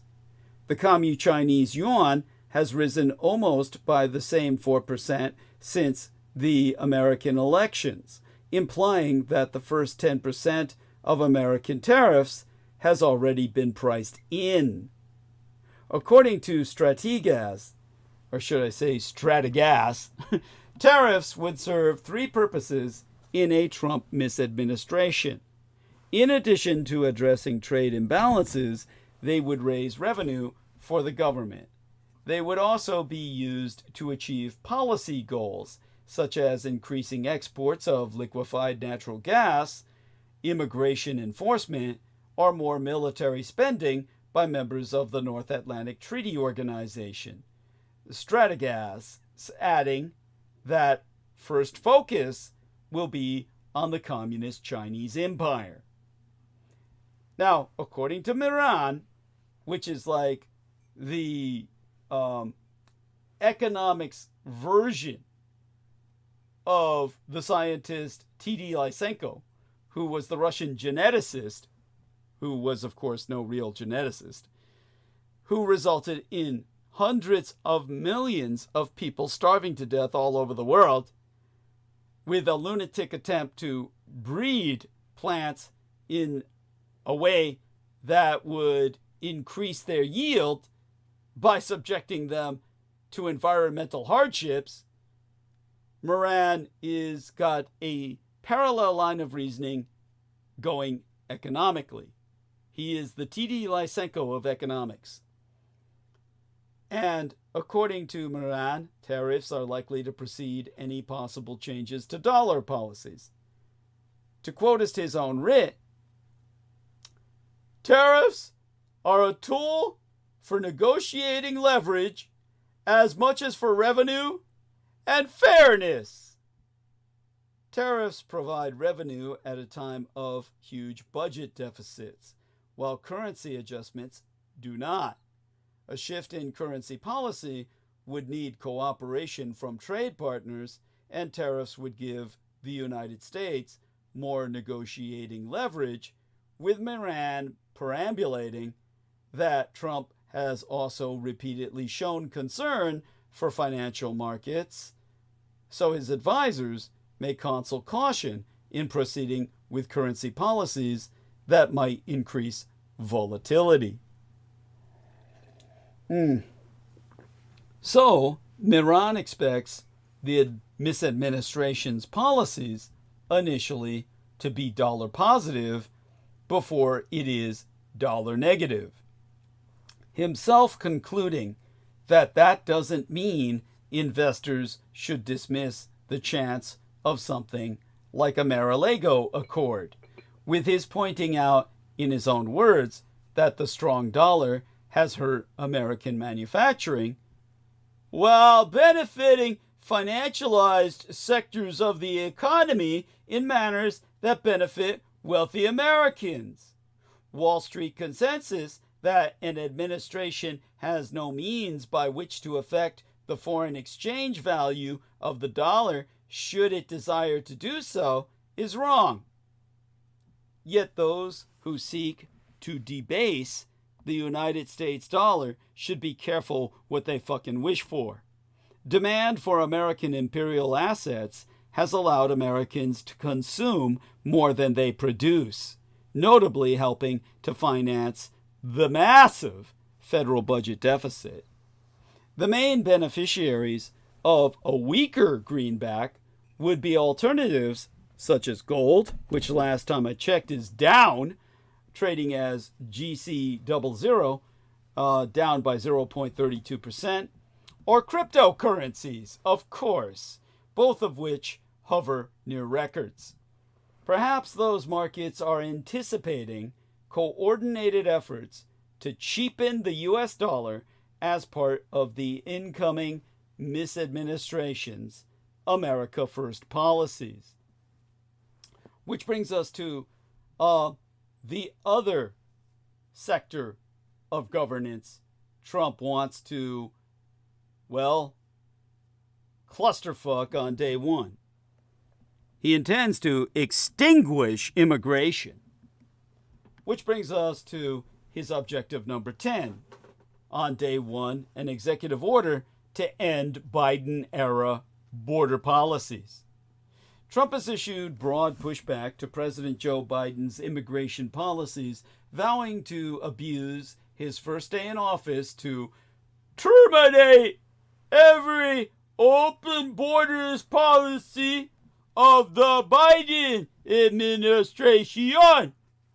Trump also said during a New Hampshire campaign event in October that he would use Title 42, a public health law that was implemented toward the start of the COVID-19 crisis and allowed the White House to deport migrants faster. The law was continued partway through the Biden administration, but the government stopped using it in 2023. Which brings us to the 11th Trump Day 1 executive objective: begin a mass deportation program. As he did during his previous campaigns, Trump made immigration the centerpiece of his 2024 pitch, repeatedly vowing to deport undocumented migrants. On October 27th, just days before the election, Trump reiterated during a rally in New York City, "On day one, I will launch the largest deportation program in American history to get the criminals out." In 2022, the number of undocumented migrants living in these United States stood at nearly 11 million, according to a federal estimate, though the exact number is, of course, unknown. In a letter to Congress, Immigration and Customs Enforcement said that, as of September, fewer than 500,000 undocumented immigrants were known to have criminal backgrounds. When asked in November about the cost of a mass deportation plan, Trump told NBC News that it's not a question of a price tag. That same month, Trump confirmed a post by another Truth Social user who wrote that the Trump administration would be prepared to declare a national emergency and will use military assets for a deportation program. Trump then shared the post, writing, "True!" Now Trump's border czar says immigration raids will begin this week on the day after I-Day, including in Chicago. The incoming border czar, Tom Homan, said large-scale raids as part of President-elect Trump's crackdown on illegal immigration are set to begin as soon as the day after inauguration.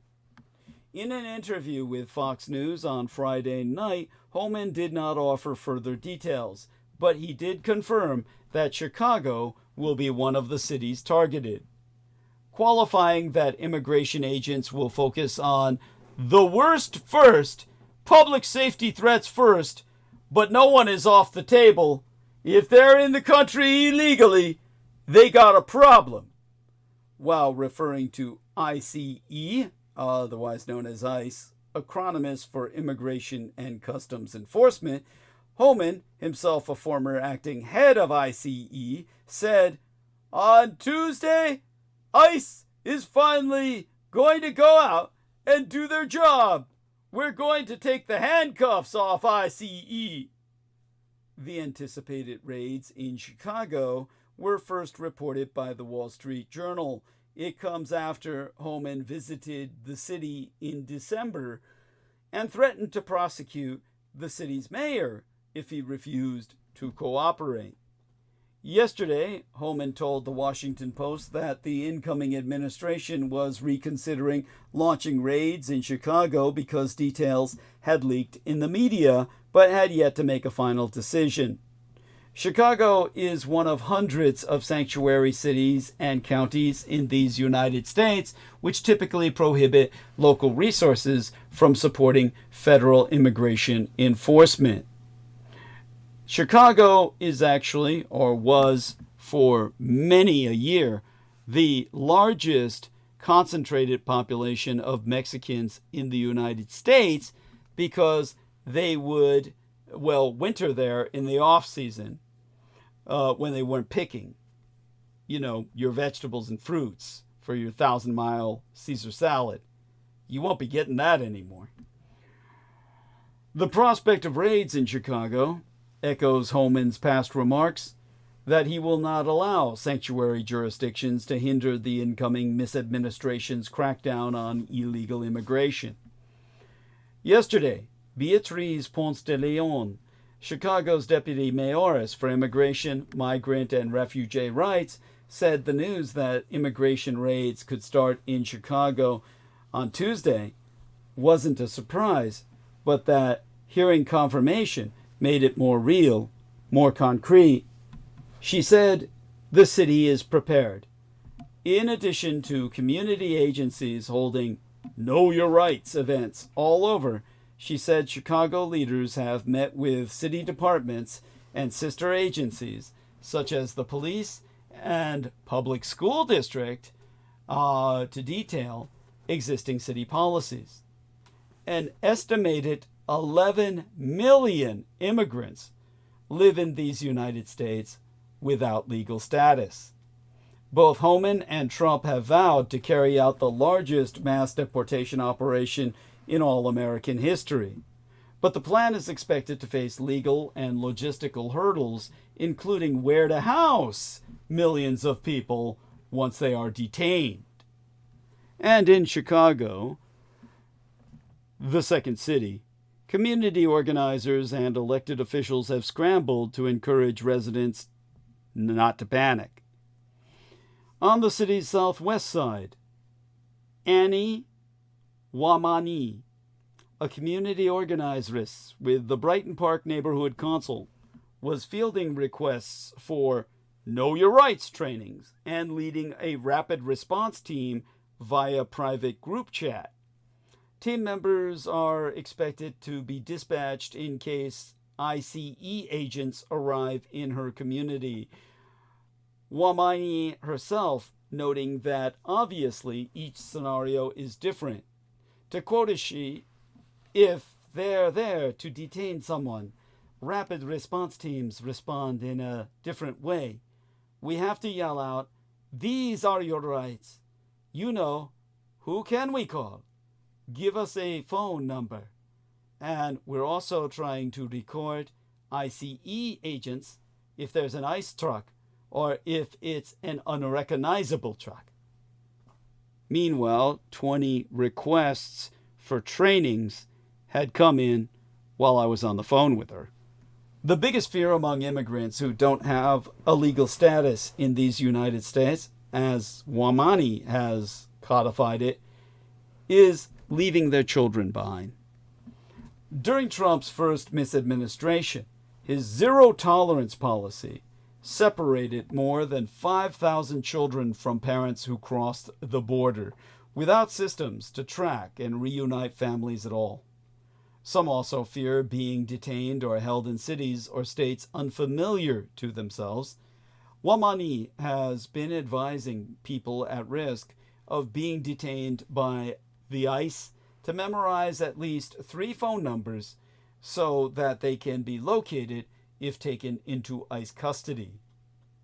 Organizers are worried that ICE agents could target the city's southwest side and execute workplace raids in the nearby suburbs, where there are also large concentrations of immigrants without legal status. Garion Gatewood, Chicago's Black African American deputy mayor of community safety, said the police department has been working under a welcoming city ordinance for some 40 years, which stipulates that immigration enforcement is up to the federal government. In a statement, the spokesman, Don Terry, attested that Chicago's police department does not document immigration status, nor share information with federal immigration authorities. But he added that police will not intervene or interfere with any other government agencies performing their duties. From the top down, everybody at CPD, that's Chicago Police Department, understands the roles that they play. This is not the first time that they've had interactions with federal agents acting about immigration status. Illinois Governor J.B. Pritzker's office did not provide a response to the news that immigration raids were going to start in Chicago next week. The office has instead provided myself a transcript of the governor's statement at a December 11th press conference where he said he believes it is his obligation to protect immigrants without legal status who have not committed violent crimes. And this brings us to the 12th Trump objective: ending birthright citizenship. Anyone who is born in these United States is automatically granted citizenship, a right laid out in the 14th Amendment. Trump wants to change it, a logistically difficult operation that would almost certainly lead to legal battles. In a December interview on NBC News' Meet the Press, moderator Kristen Welker asked Trump whether it was still his plan to end birthright citizenship on day one. Trump said, "Absolutely!" But birthright citizenship has been challenged before. Civil rights organizations are probably already prepping the lawsuit that they will file in the event that Donald Trump issues an executive order restricting birthright citizenship. Their argument will be straightforward. The 14th Amendment, ratified in the wake of the American Civil War between the states for rights, guarantees U.S. citizenship to all those born or naturalized in the United States and subject to the jurisdiction thereof. In 1898, in United States versus Wong Kim Ark, the Supreme Court recognized that these words cover everyone born in these United States, except under a very small number of narrowly defined circumstances. The Supreme Court's holding in Wong Kim Ark has remained undisturbed for the past 126 years. Trump undoubtedly knows that the U.S.-born children of undocumented immigrants are birthright citizens under the court's long-standing interpretation of the 14th Amendment, as well as under federal statutes that have codified the Wong Kim Ark decision. The point of issuing an executive order would be to provoke a test case, creating a chance for the Trump misadministration to ask the Supreme Court to overturn Wong Kim Ark. The consequences of such a ruling would be enormous, turning the clock back to a time when American birthright citizenship was available only to some. That was what America looked like before the American Civil War between the states for rights. Under the Supreme Court's infamous decision in Dred Scott versus Sanford, like Sanford and Son, where they took the name from for the series, in which the court held that no black person could ever be a citizen of these United States. Trump's executive order, if upheld, would create a new caste of permanent outsiders deprived of fundamental rights, this time based upon their parents' immigration status. Amid all the recent commentary about the legal questions involved, one important fact has received little attention. it would hardly be the first time that someone has attempted this feat. A Trump executive order restricting birthright citizenship would merely be the latest in a long and ugly history of failed attempts to persuade the Supreme Court to ignore the sweeping breadth of the 14th Amendment's citizenship clause. The first test case that aimed to restrict the 14th Amendment's guarantee of birthright citizenship was the Wong Kim Ark case itself. At the time that the case arose, federal courts regularly recognized the children of Chinese immigrants as birthright citizens under a straightforward application of the 14th Amendment. Some objected to this recognition, arguing that it conflicted with the anti-Chinese policies embodied in both state and federal law at the time, including an immigration statute that singled out Chinese immigrants for exclusion and a naturalization statute that racially barred all Asian immigrants from becoming citizens. They urged the government to create a test case to take to the Supreme Court. In a maneuver not unlike the one Trump is now contemplating, President Grover Cleveland set in motion a chain of events that culminated in immigration officials denying entry to United States citizens of Chinese ancestry returning from trips abroad. That is how Wong Kim Ark, whose United States citizenship had been previously recognized by immigration officials, found himself denied entry under the Chinese Exclusion Act. He quickly filed a legal challenge, and the case went up to the Supreme Court, where the government argued that the children of Chinese immigrants were racially unfit for U.S. citizenship. The government's aggressive maneuver achieved its objective of generating a test case, but ultimately ended in failure. Rather than imposing racial restrictions on birthright citizenship, the Supreme Court instead issued a decision that has protected Chinese Americans, as myself, and other marginalized citizens ever since.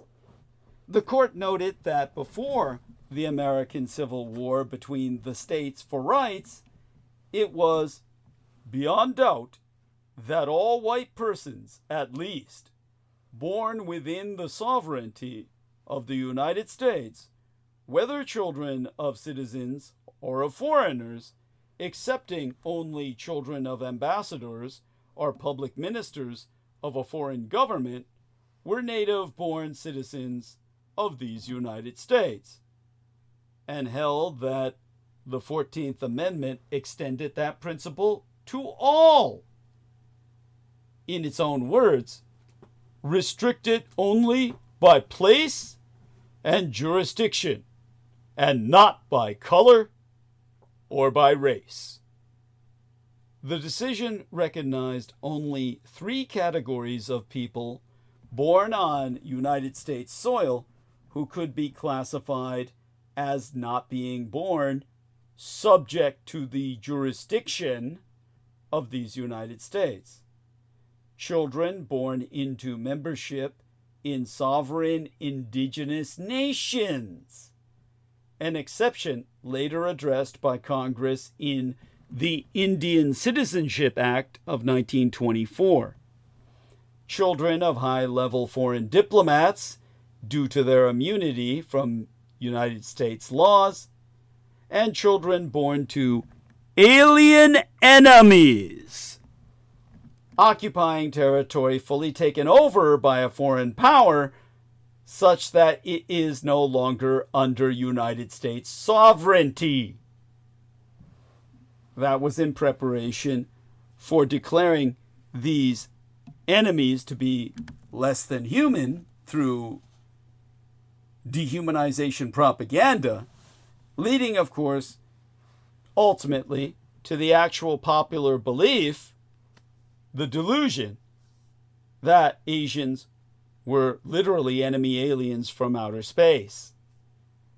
That the peace talks between Japan and the Truman and Eisenhower administrations was really dark skies, visitors from beyond our atmosphere, when they were simply the Japanese imposing their victory conditions over yourselves because they won World War II, which I outline in the book, of course, that Peter Moon gets all the money for, so don't buy it. We'll have to republish it at a later time, rewritten.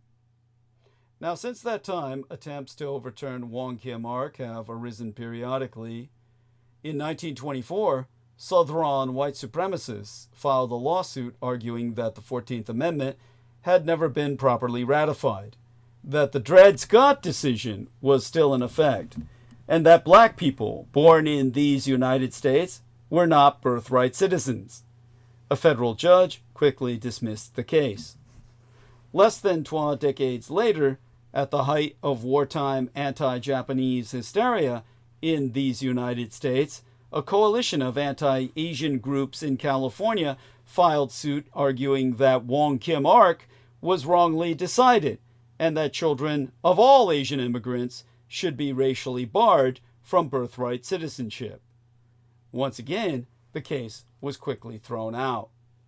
The movement to restrict birthright citizenship began to take on its contemporary contours in the 1970s, when immigration restrictionist John Tanton came up with the idea that Trump now advocates, guaranteeing citizenship only to the children of U.S. citizens and lawful permanent residents. Tanton, a doctor by training, oft spraketh in the sanitized language of environmental conservation and population control, but his extensive entanglement with the eugenics movement and white nationalism is well documented. When he founded the Federation for American Immigration Reform in 1979, the organization considered making birthright citizenship one of its first targets, but set the issue aside after concluding that it would be too difficult to create a test case. The most recent attempt to litigate the issue occurred in 2004, when then law professor John Eastman co-authored an amicus brief in Hamdi versus Rumsfeld, a case concerning the due process rights of an accused enemy combatant and U.S. citizen whom the United States military had captured in Afghanistan. Eastman's brief urged the court to rule that Hamdi was not a U.S. citizen because Hamdi's parents were foreign nationals who were in these United States on temporary visas at the time of his birth. The argument failed. The first line of the court's decision described the case as being about the legality of the government's detention of a United States citizens on United States soil as an enemy combatant. In other words, dehumanizing him, as they had done with the Japanese in World War II, to justify interning them in mass detention in what would have been perpetuity until their death, until they were exterminated in American concentration camps, had the Japanese not won World War II and demanded their release. Eastman, who has served in the past as a legal advisor to Donald Trump, is currently fighting disbarment and facing criminal charges himself, to which he has, of course, pleaded not guilty, relating to his role in seeking to overturn the results of the 2020 presidential election. For 156 years, the 14th Amendment has ensured that all children born in these United States begin their lives as U.S. citizens. The citizenship clause, the citizenship clause is arguably the strongest expression of an anti-caste principle to be found in the American legal system. Sadly, it is also a perennial target. It remains to be seen if Trump will add another chapter to this shameful saga. A test case would of course be worrisome, given the current Supreme Court's recent willingness to abandon long-standing principles on a number of important issues. Yet the language of the 14th Amendment, all those born and naturalized in the United States and subject to the jurisdiction thereof, is undeniably broad, and the court's reactionary justices have no indication, they've given no indication, that they want to upend the long-settled principle of birthright citizenship. It is unlikely that Trump will fare any better than his predecessors, but the ghost of Dred Scott still haunts us. In the annals of bad Supreme Court decisions, one stands head and shoulders above the rest, other than that which stands above it, the rationalization for mass internment of ethnic Japanese in World War II. Just beneath that is Dred Scott versus Sanford, the ruling that African Americans can never become citizens of these United States. One of our country's proudest moments was when the 14th Amendment replaced Dred Scott with an express constitutional guarantee that all persons born in these United States, regardless of race, are full and equal citizens of this great nation. Unfortunately, a recent Court of Appeals decision breathed new life into Dred Scott's odious notion of race-based citizenship. In Fitissimaz, I can't pronounce this name. I'm looking up the case. Fitissimanu versus United States. You could almost justify this based on the fucker's name. The 10th Circuit held that people born in American Samoa and other United States territories have no constitutional right to birthright citizenship. Instead, it said, the Constitution allows the government to classify all those born in American Samoa as non-citizen nationals. This second-class status as nationals, yet not citizens, means American Samoans lack basic rights the rest of us enjoy, including the ability to vote and to serve on juries. Maybe now you'll realize why Samoans are always fucking angry. This was like, I'm trying to remember the exact date of this case, because it's something that obviously, now that I'm looking it up, I'm trying to find some of the details here. This was 2022, about 3 years ago by now. 2 really in effect, because 2025 is just beginning. But basically 2 years ago, the Supreme Court was supposed to have decided whether to review and potentially reverse the 10th Circuit's decision in Fitesimanu.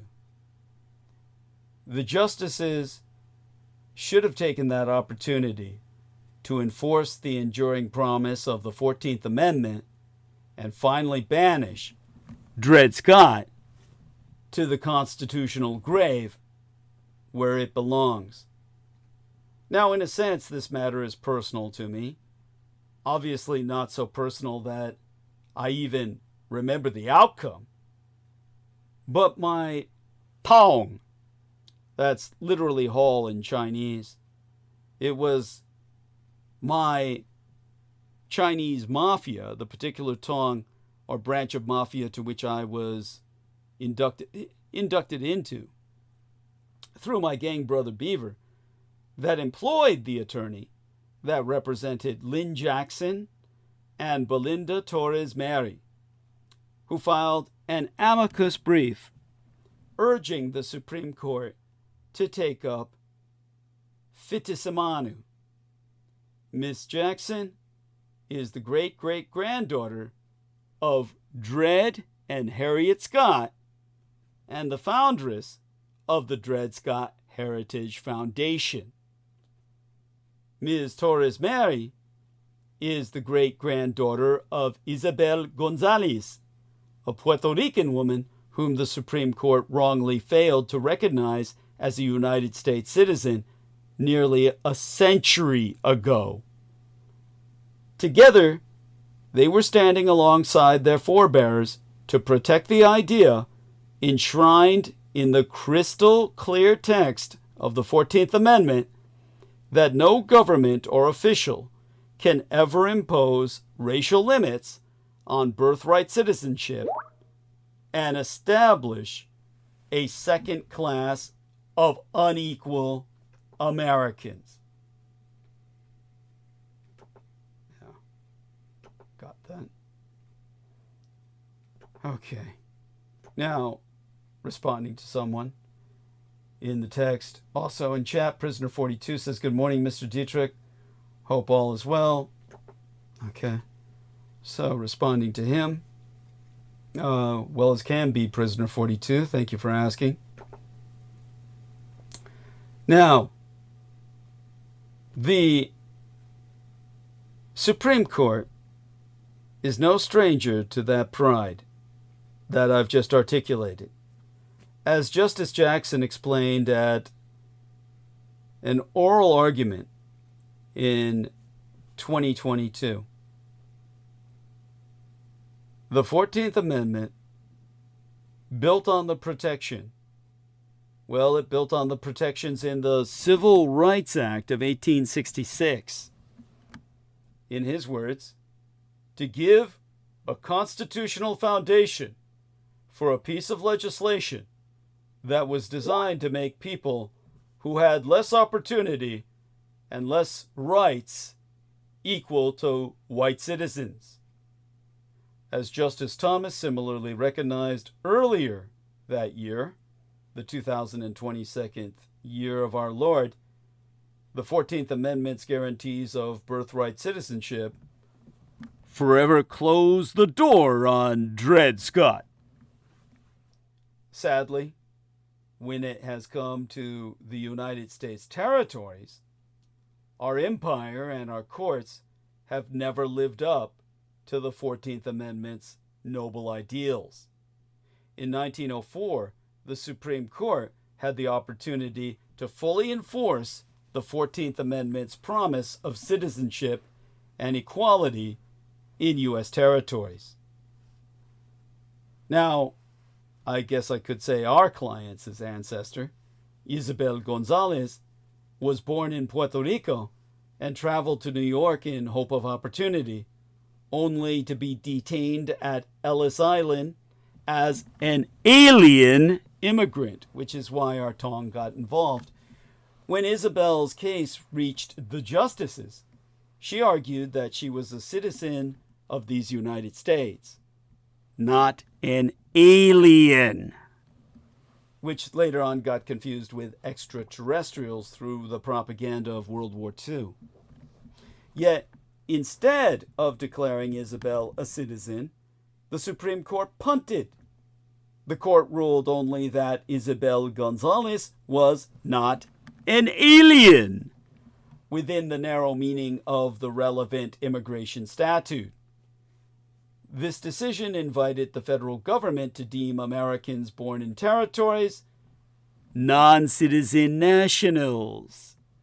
And that result is precisely the kind of second-class status to which Dred Scott has consigned African Americans, but which the 14th Amendment forbids for all Americans. Have to breathe because of the nature of this, what it holds for me. It's no surprise then that the ghost of Dred Scott haunts the 10th Circuit's decision in Fritissamanu without properly confronting the text, history, or purpose of the 14th Amendment. The Court of Appeals ruled that Congress has the unilateral power to deny birthright citizenship in United States territories like American Samoa. That holding echoes some of the most infamous words in Dred Scott.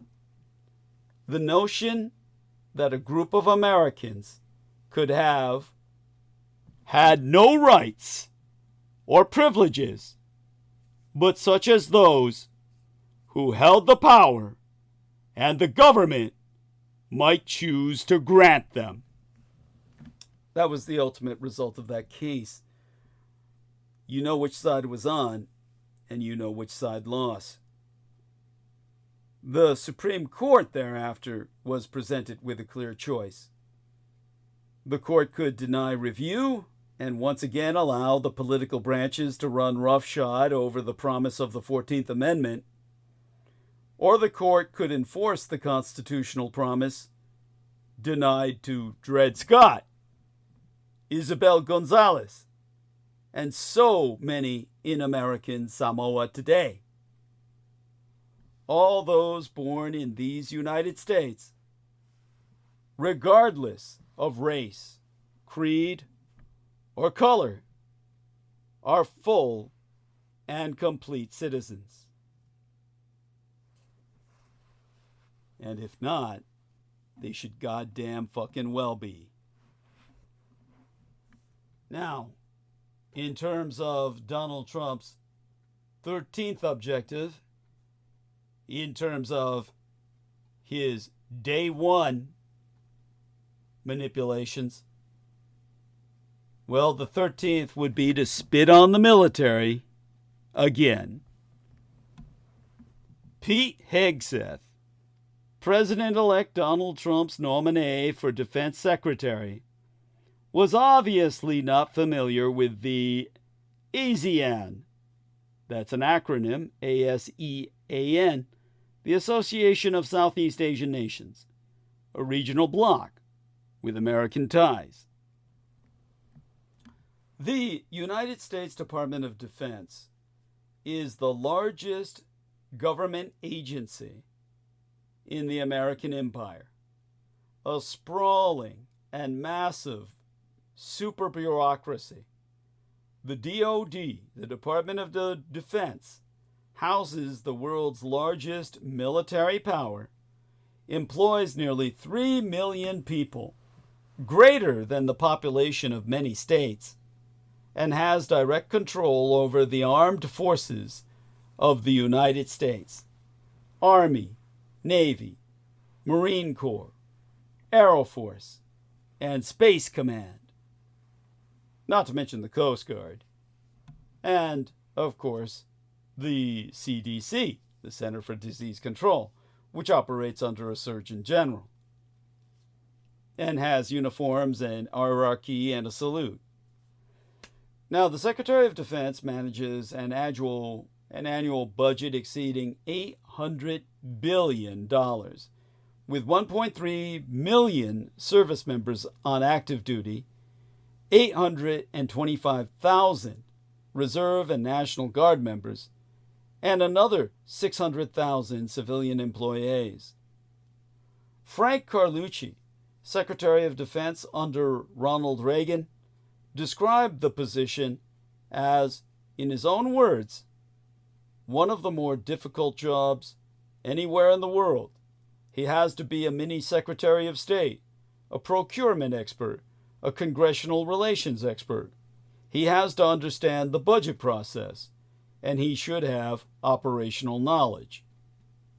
Given what we are told again and again ad infinitum, indeed ad nauseum, given the life and death gravity of a role affecting millions of service members and hundreds of millions of civilians worldwide, defense secretaries are typically well-seasoned military experts with decades of high-ranking strategic and military operations under their belts.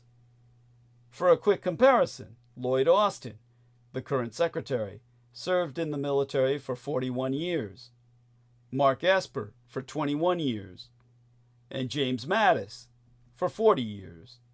And all three had distinguished combat service, high rank, and impeccable service records. Enter Trump's nominee for Secretary of Defense, Pete Hegseth. Hegseth served in the Minnesota National Guard, was forced out of 12 veterans not-for-profits due to public drunkenness and misconduct, then became a Fox News, in quotation marks, host, the kind of man Vinnie Barbarick would watch while drooling. So Trump spits on the armed services again. Hegseth lacks senior military command experience, operations management, and national security experience. Hegseth is so profoundly lacking in relevant strategic or military experience that even Fox News reported it, if fleetingly, back in November. Deviating briefly from pro-Trump propaganda, Fox reported that Hegseth's nomination likely depended more on loyalty to Trump than any military qualifications. The Pentagon's top policy official under the Bush administration, Eric Edelman, said that the main criteria Trump used to select Hegseth and other cabinet nominees was how good they looked on TV and how well they could defend Donald Trump in the media. Paul Rieckhoff, founder of Independent Veterans of America, posted on X that Hegseth will be a ferocious media, culture, and political warrior for MAGA. Undoubtedly, the least qualified nominee for Secretary of Defense in American history, and the most overtly political. Brace yourself, America. Well, I guess for the MAGA maggots, Hegseth champions more lethality. During his confirmation hearing, when senators asked direct questions about a litany of public drunkenness and sexual abuse allegations, Hegseth punted, calling every accusation an anonymous smear. His preferred narrative seemed to be that wokeness is ruining the military and our troops need more lethality. His embrace of lethality doesn't stop where the law says it should. Supporting Trump's 2019 pardons, Hegseth advocated leniency for war crimes that were opposed by active duty military personnel who saw the misconduct firsthand.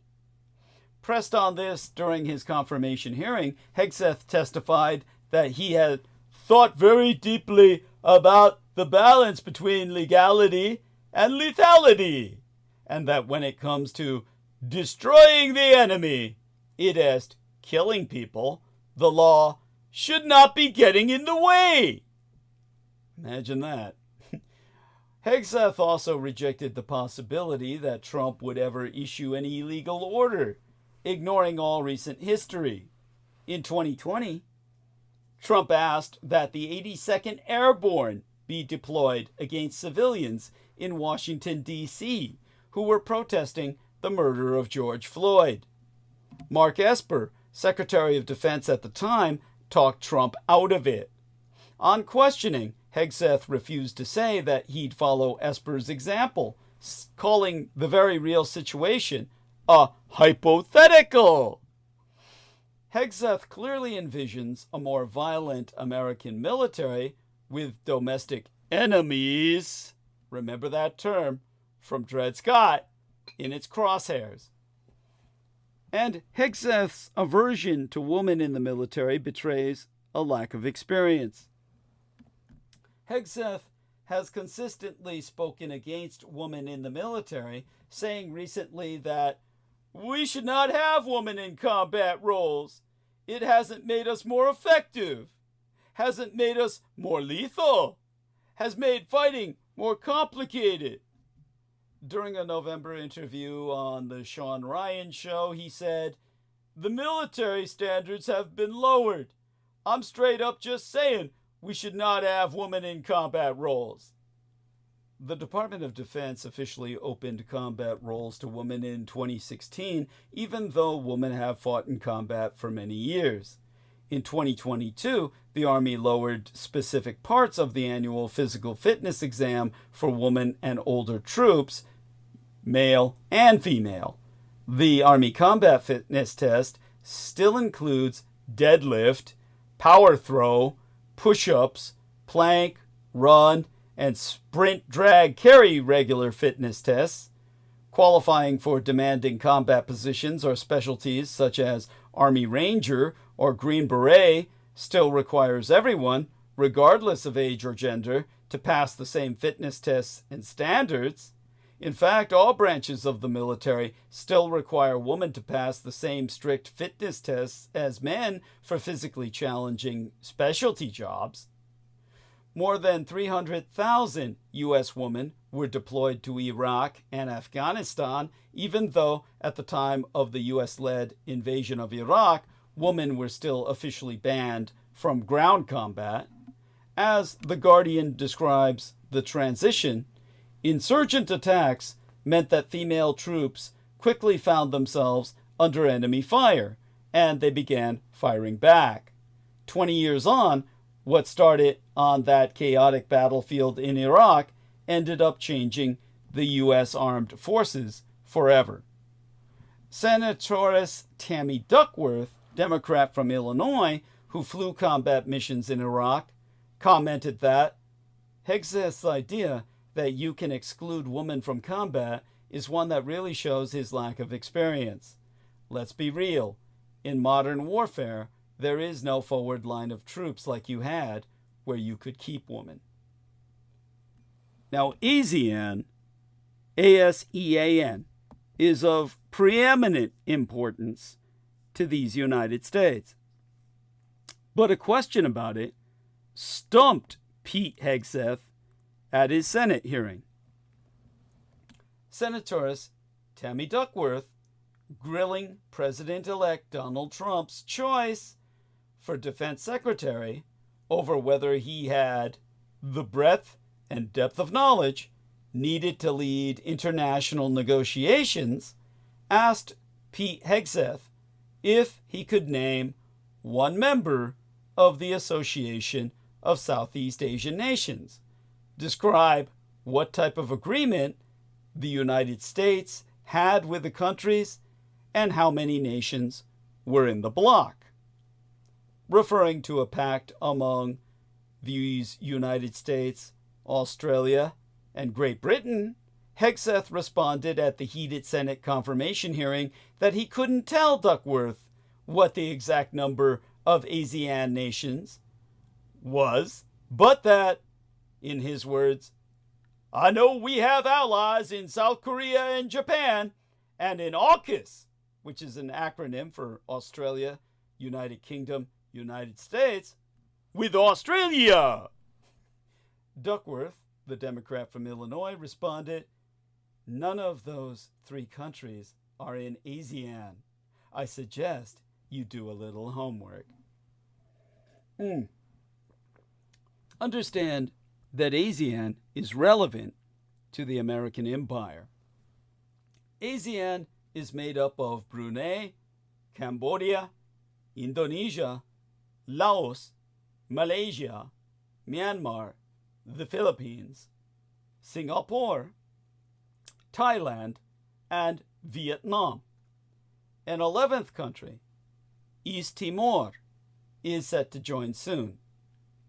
Established in 1967, the year after I myself was born, its objective is to promote regional economic and security cooperation, leveraging a combined population of more than 650 million people, with a gross domestic product of more than 3 trillion United States dollars. Duckworth's question came after Hegseth had noted the strategic importance of the Indo-Pacific, a region where Red China's influence has been rapidly growing and Beijing has become increasingly assertive in pressing territorial claims. ASEAN members Vietnam, the Philippines, Malaysia, and Brunei are locked in maritime disputes with Communist China on the Asian mainland over its claims of sovereignty over virtually all of the South China Sea, one of our world's most crucial waterways for shipping. Indonesia has also expressed concern about what it sees as Beijing's encroachment on its exclusive economic zone. So, what does ASEAN have to do with the United States Secretary of Defense? The United States is treaty partners with ASEAN members Thailand and the Philippines, and Washington has sought to harness ASEAN's regional influence as it seeks to counter Chi-Com, or Chinese Communist influence, and promote what the White House has called a free and open region that is connected, prosperous, secure, and resilient. President Joe Biden said ASEAN was at the heart of my administration's Indo-Pacific strategy and hosted a meeting of ASEAN leaders in Washington in 2022, the same year as that case I just referenced. ASEAN also holds top-level meetings annually, this year in Malaysia, which holds the rotating chair of the group. Its defense meetings are typically attended by the United States Defense Secretary, and its foreign minister meetings, by the U.S. Secretary of State. The meetings culminate with an annual summit, which is regularly attended by the sitting United States President. Both Biden and Donald Trump have participated. Now, why else is ASEAN important? Despite some members' territorial conflicts with mainland China, many in the bloc have close relations with Beijing as well, and top-level Communist Chinese officials also attend ASEAN meetings. The United States, in 2022, was elevated to the top-level Comprehensive Strategic Partnership with ASEAN, a largely symbolic status that put Washington on the same level with the Communist Chinese Empire, which was granted that distinction the year before. ASEAN emphasizes non-interference and personal diplomacy, and its breadth of membership and partnerships makes it uniquely positioned as a forum to address major geopolitical issues.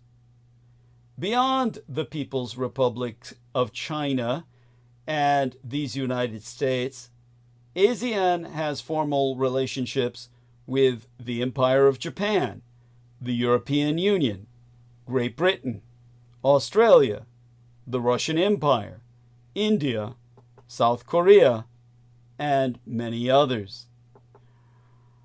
It hosts annual ASEAN Plus 3 meetings with the leaders of the Japanese Imperial Superstate, the People's Republic of China, South Korea, and ASEAN Plus 6 talks that add in the leaders of Australia, India, and New Zealand, and the East Asia Summit, which includes the 6 plus these United States and Russia. The ASEAN nations are also central to the RCEP, the Regional Comprehensive Economic Partnership, a free trade agreement that was signed in 2020, creating the largest trade bloc in history and formally realizing the Greater East Asian Co-Prosperity Sphere that Japan fought for in World War II, well, ultimately confirming the fact that Japan won that war, because Japan is the leader of that regional comprehensive economic partnership, and the United States is not even a fucking member. The 10 nations, plus the Empire of Japan, the People's Republic of China, Australia, South Korea, and New Zealand account for more than 30% of the world's population and about 30% of global gross domestic product.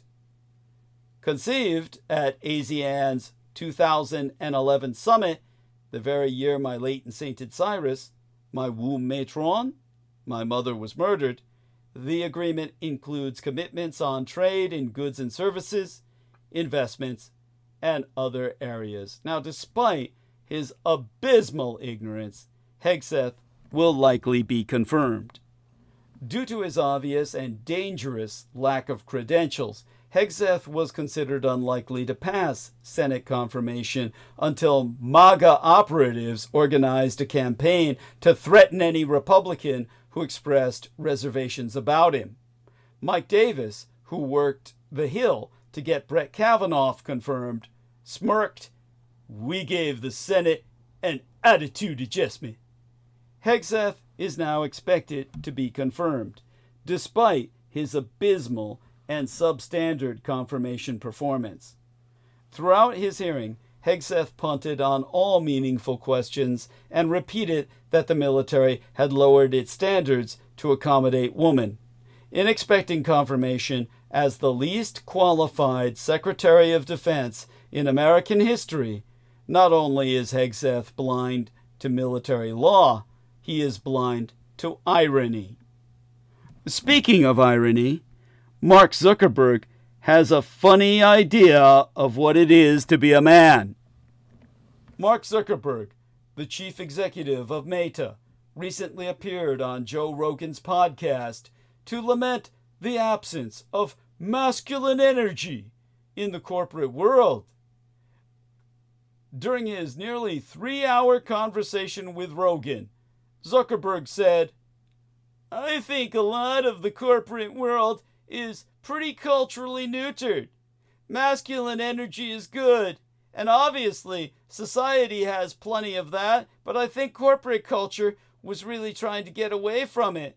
I think having a culture that celebrates the aggression a bit more has its own merits that are really positive." It's unclear what exactly Zuckerberg meant by this. Men dominate most high-paying and high-status fields. A large majority of high-level corporate executives, from vice presidents and senior vice presidents to CEOs and CFOs, are men. In the world of Silicon Valley, that is to say, Zuckerberg's world, women remain a minority.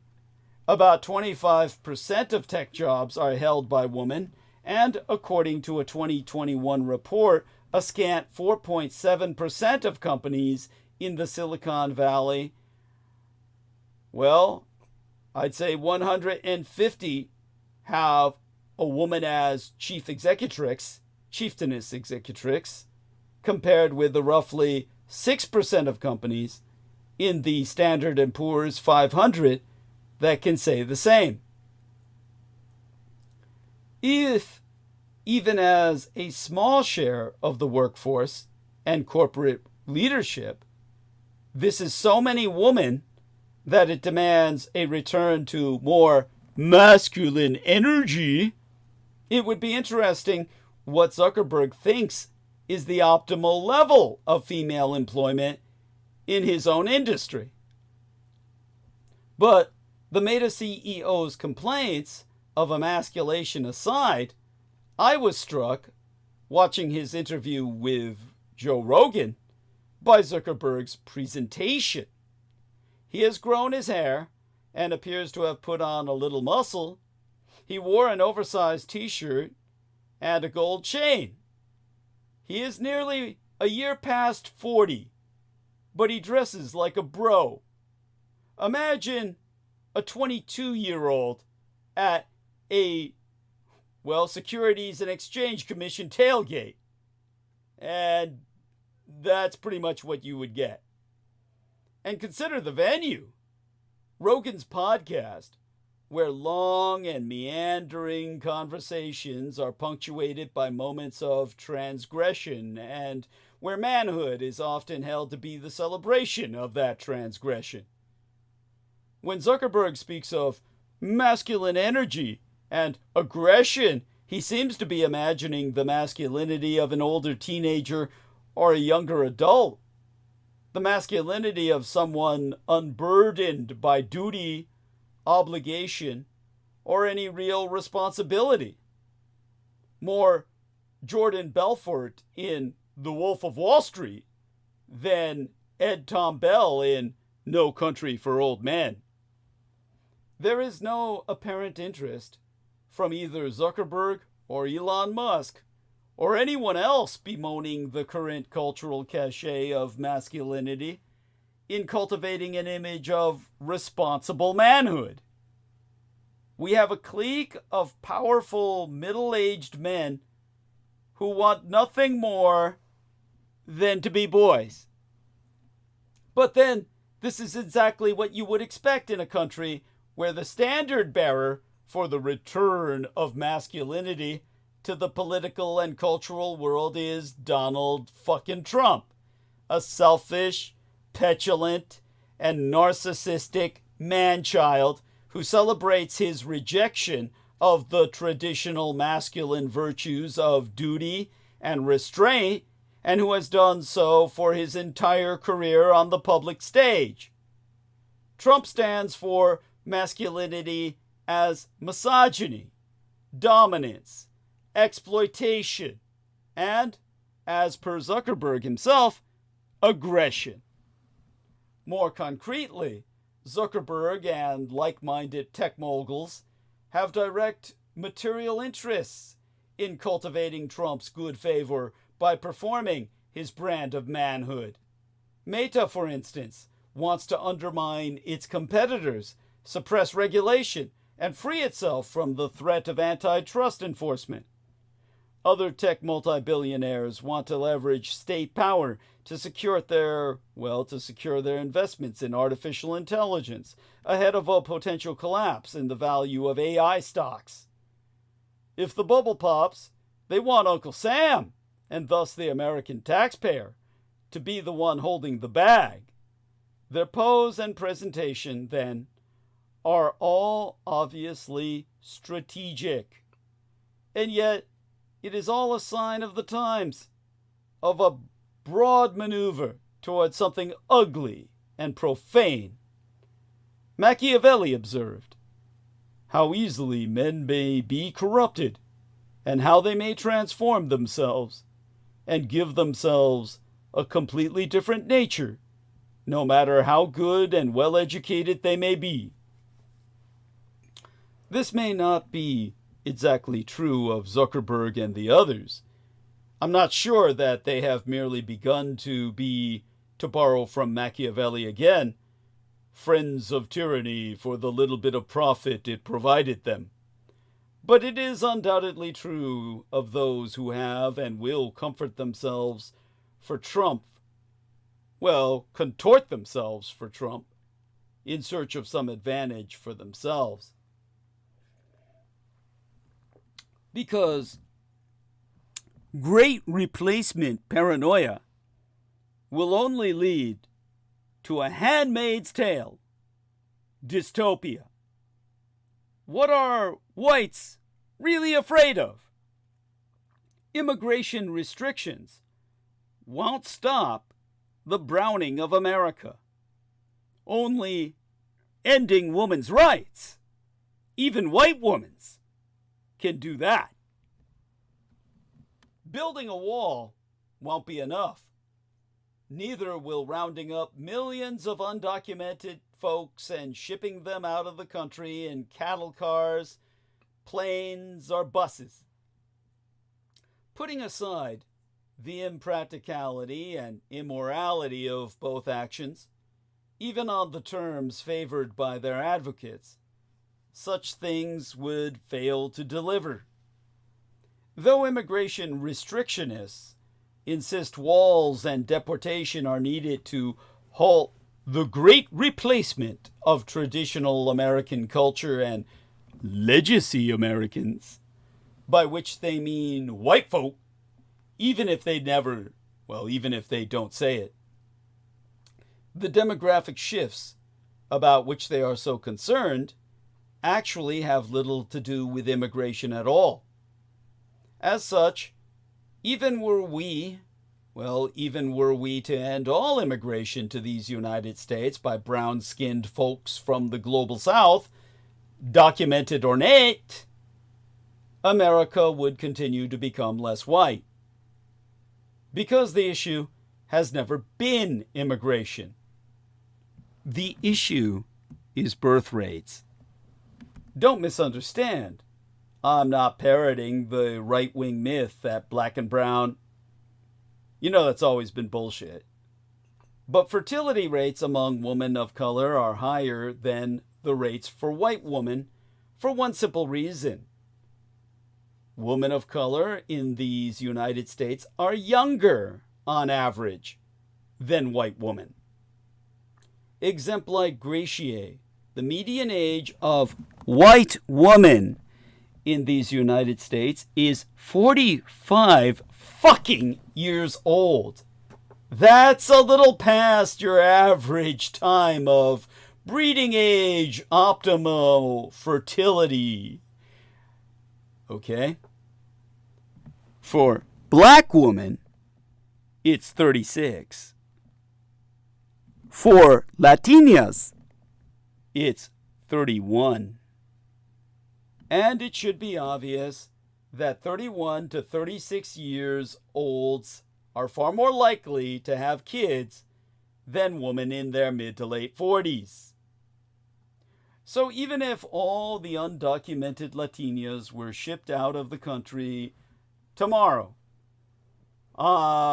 today on day one, as Trump demands, and no more were ever allowed in again, the median age of fully legal Hispanic woman in this country would remain within an age range of high fertility. Not peak, but high enough to ensure continued birth rates that would eclipse those of their white counterparts. In fact, even if Trump and Congress managed to expel all legally present foreign-born Latinos, like lawful permanent residents, many working toward citizenship, or temporary lawful residents, little about the demographic shifts underway would change. Because less than a third of the Latino population is foreign-born, while nearly 7 in 10 were born here and are already citizens thanks to our 14th Amendment. But to really understand the magnitude of the age differences between whites and POCs, the POCs, the peoples of color, and again, this is the key demographic, this is the key to demographic shifts in these United States. You need only consider this fact.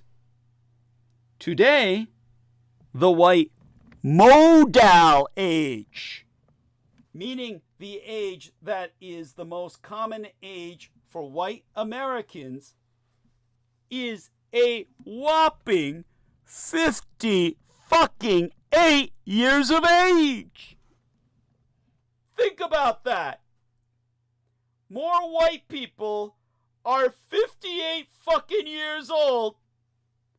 That's several years older than myself. Than any other age. A mere 7 years from fucking retirement. And they're aging disgracefully. People over the age of 55 are the new problem generation. Baby boomers are keeping their bad habits into retirement. The words retirement community. As our young lady Heather Holman was bringing up earlier, I grew up wanting to live in a retirement community. Summon up images of easy chairs, overcooked food, and endless daytime television. Latitude, Margaritaville, a community being built near Hilton Head Island in South Carolina. Home state of Brooke Elizabeth Gibson. Quickly disabuses any of these notions. Lynette, a resident, says, there was a toga party this past weekend. There was a live band, and it was a riot. Barbie, another of the community's ambassadoresses, residents employed by the developers to help sell it to potential newcomers, like Brooke Gibson, compares living there to starting college all over again. She says that there are drinks on the driveway, cocktails on the concrete. I guess because everybody's drinking while they're lying down in the sun where they collapse. If Margaritaville's residents are representative of their age cohort, there will be a lot more to the toga parties than fancy dress. Whereas young people in rich countries these days are addicted to their phones, more anxious than previous generations, and far less likely than them to use mind-altering substances or to party recklessly, their grandparents belong to a generation that experimented with sex, drugs, and rock and roll. As they reach older age, they are not giving up their old habits. Such having been articulated, what's the modal age for black folks? 27. For Latinos and Latinas, it's fucking 11 years old. 11! The future, simply put, is brown, based solely on who is already here. Legally! And capable of giving birth to future generations of Americans. The reality behind the Great Replacement theory is that the struggle is real for white people. Long ago, it feels, I once hosted a transmission about the Great Replacement theory, the biggest fear of white supremacists, including its French origins and how it's been adopted by many in these United States. The Republican Party scheduled the first televised debate on Wednesday of August 23rd in 2023.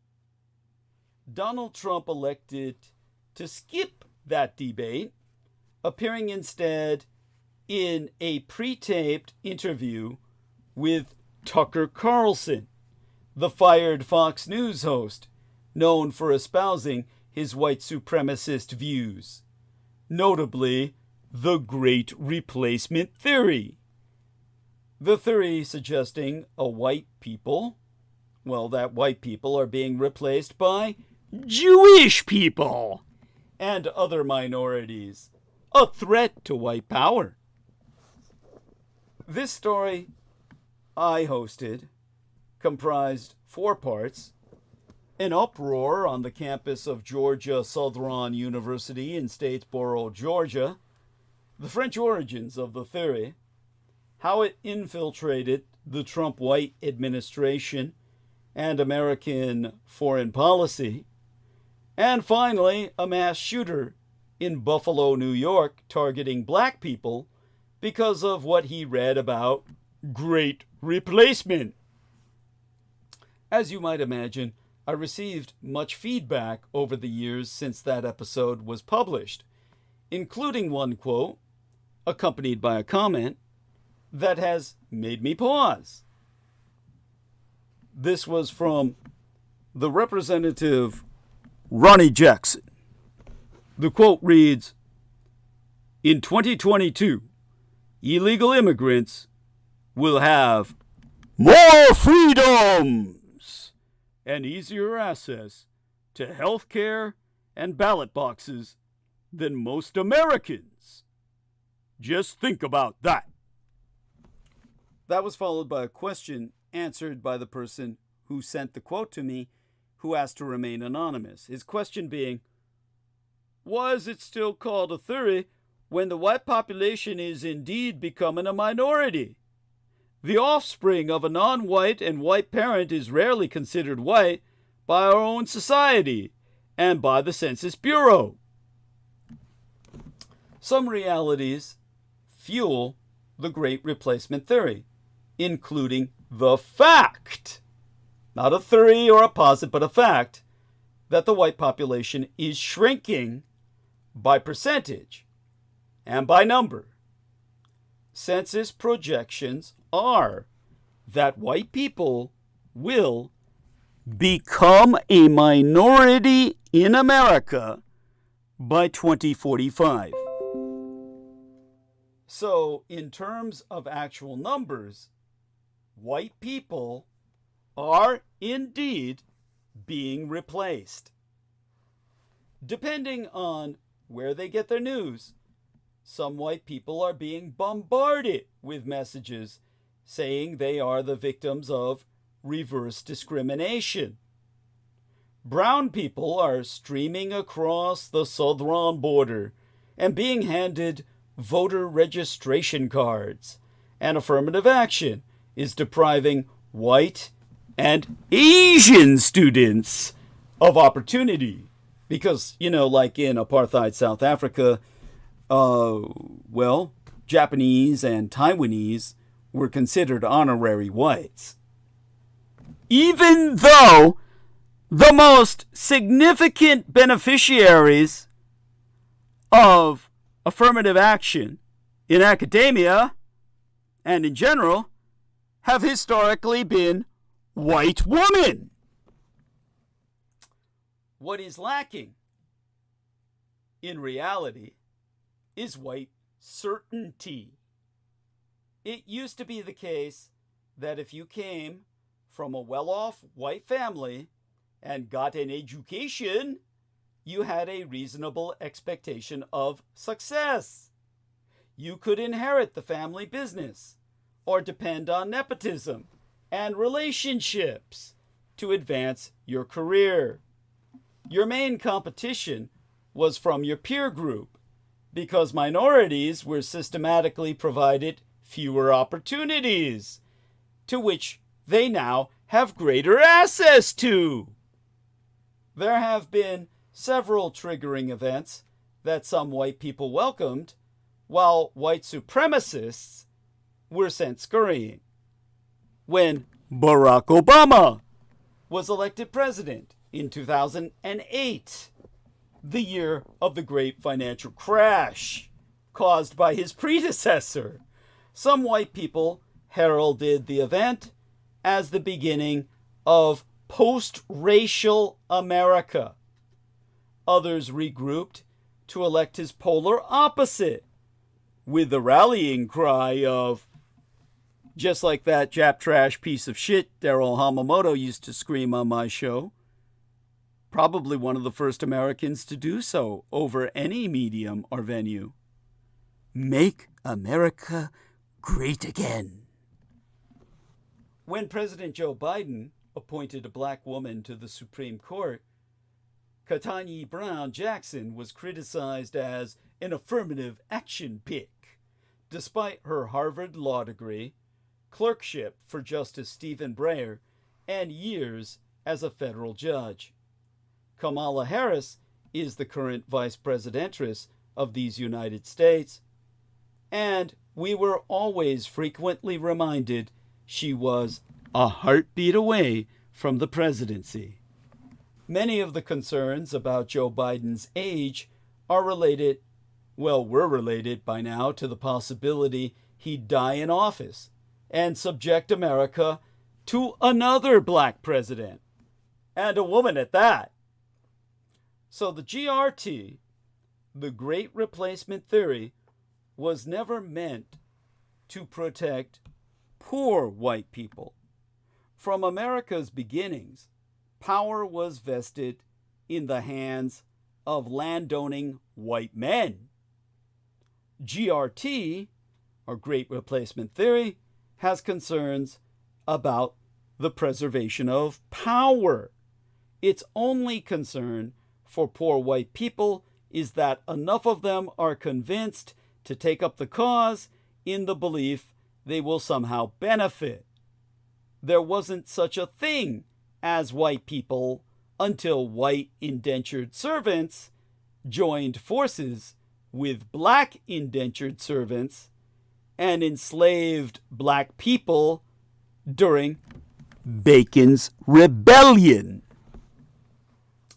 This raised the fear of a united lower class, so whiteness was invented as a social construct in that sense to create a separation between black people.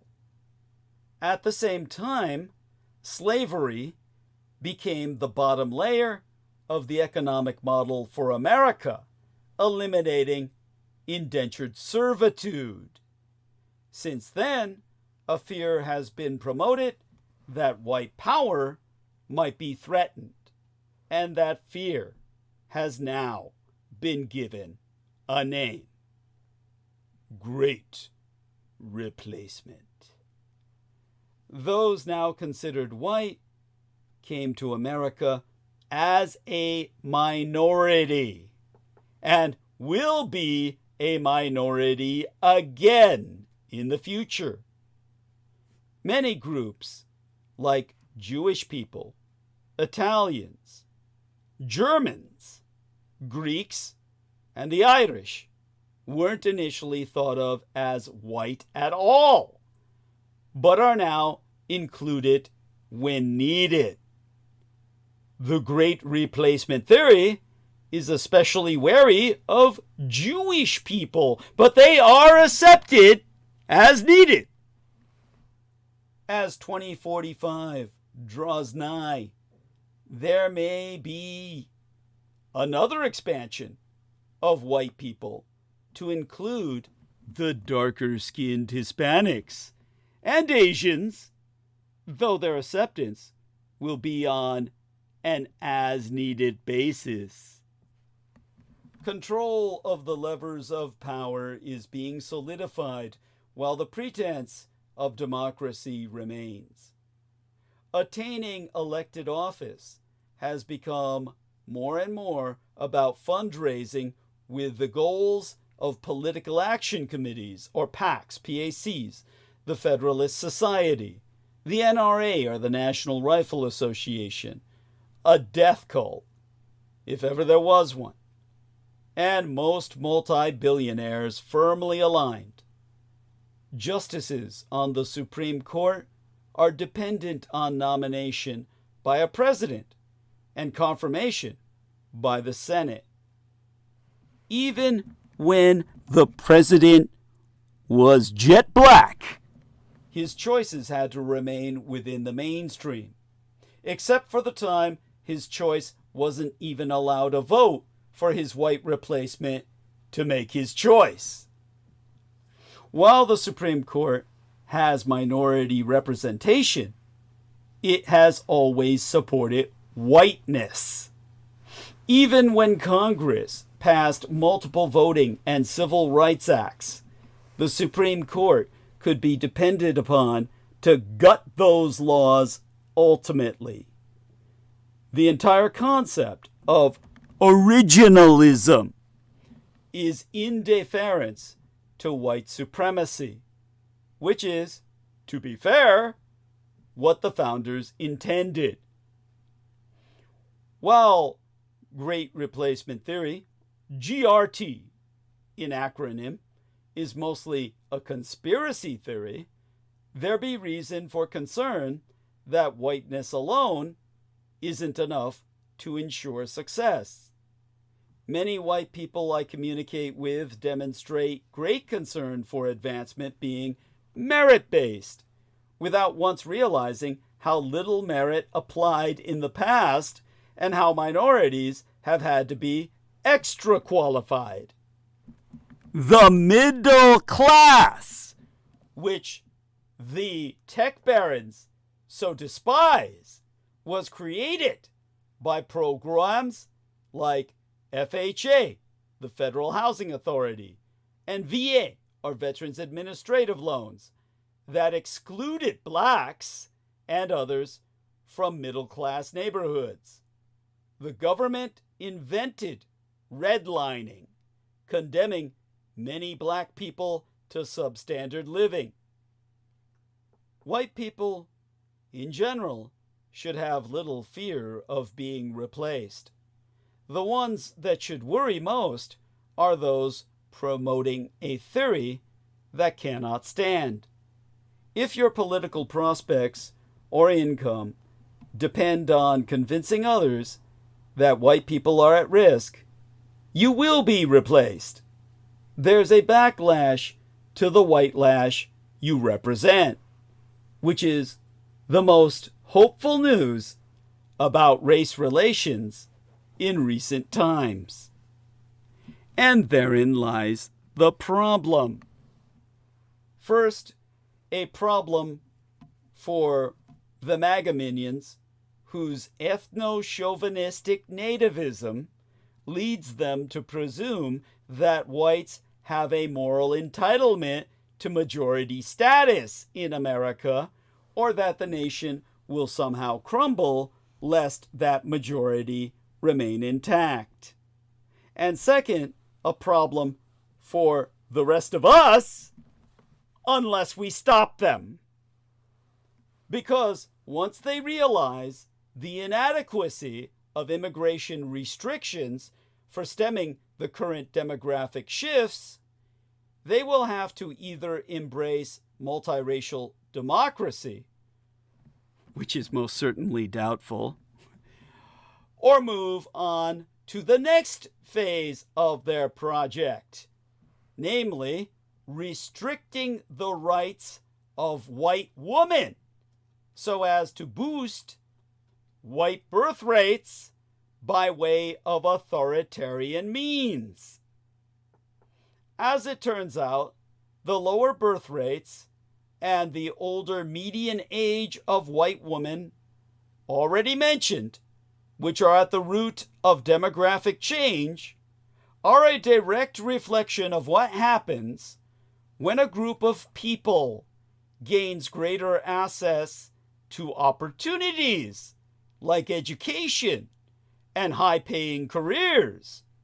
They delay childbirth and have fewer kids than they might have had in prior generations.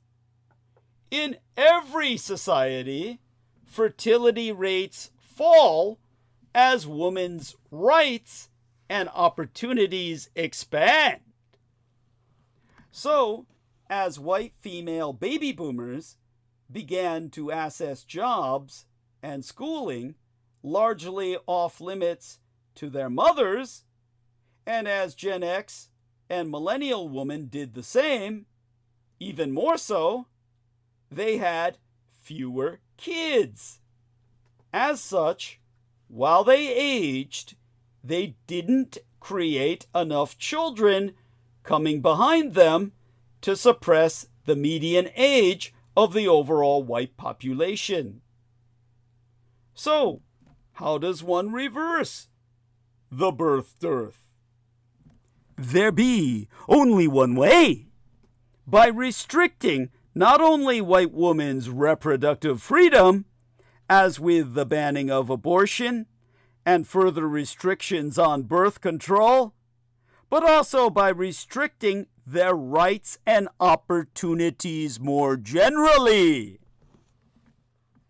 This would mean rolling back protections against sex and gender discrimination, and, even worse, openly embracing such discrimination in the workplace in an attempt to restore men to their rightful place of occupational dominance and restrict women to the trad wife role of mother and homemaker. One can imagine such efforts beginning with mere incentives for white women to have lots of kids and younger than at present, perhaps with accelerated tax breaks, baby bonds that could be used for their children's educations, or some other carrot to natality without blatant restrictions on women's freedoms. But eventually, as women continued to seek out higher education and careers, a state fully committed to traditional white cultural and demographic dominance would have to transition to truly totalitarian efforts. This would mean crackdowns on white women's liberties, alongside obvious crackdowns on those of people of color, including old American eugenics-like sterilization, indeed mass sterilization, of black and brown women to prevent more non-white births. If you think all of this sounds far-fetched, ask yourself how else people concerned about the Great Replacement can hope to attain their end game, the maintenance of a white-dominant United States and the restoration of white hegemony. Short of the mass murder of all citizens of color, or the COCs, COCs, literal ethnic and racial genocide, there is no other possible way. And we can already see evidence that some are gearing up for precisely this kind of Handmaid's Tale scenario. Understand the reason why they're pushing the Handmaid's Tale. Everything medically committed against those female characters in that television series has been committed historically against black women. The only horror in the series is that they're committing them now against whites. Beyond which, that series is not meant to be presented as an object lesson or any kind of social forewarning. It is a blueprint for the Republican future. Again, you can see this with what the Republicans have already done. Point: the overturning of Roe, making it harder to get abortions? Check. Point: seeking to ban medication abortion through the mail in every state, including those that wish to maintain abortion access? Check. Point. The rise of trad wife influencers and their supporters on TikTok and Instagram, who encourage white women in particular to embrace domesticity and leave the thinking and the careers to the menfolk. Check. Point. Going after God himself in the form of his name, DEI in acronym, diversity, equity, inclusivity. Going after the DEI, the day efforts, the Latin name for God, that seek to increase the representation of people of color and white women across a range of occupations in which they have long been underrepresented despite their ability? Check. Point. Open calls to roll back the 19th Amendment, which granted women the right to vote? Check, check, check, and check. Indeed, some just come right out and say it, like this guy, who has more followers than most of you would ever wish to imagine. I will put this, of course, in the chat room so that you can access what he has to say. And thank you for El Nemo by emphasizing the need for us to contribute. I'm certainly in need of all the contributions I can get. And Christopher Email says, kudos. What a most awesome transmission. Thank you so very much. Okay. Now, of course, the great irony in all this is that the majority of white women voted for Donald Trump.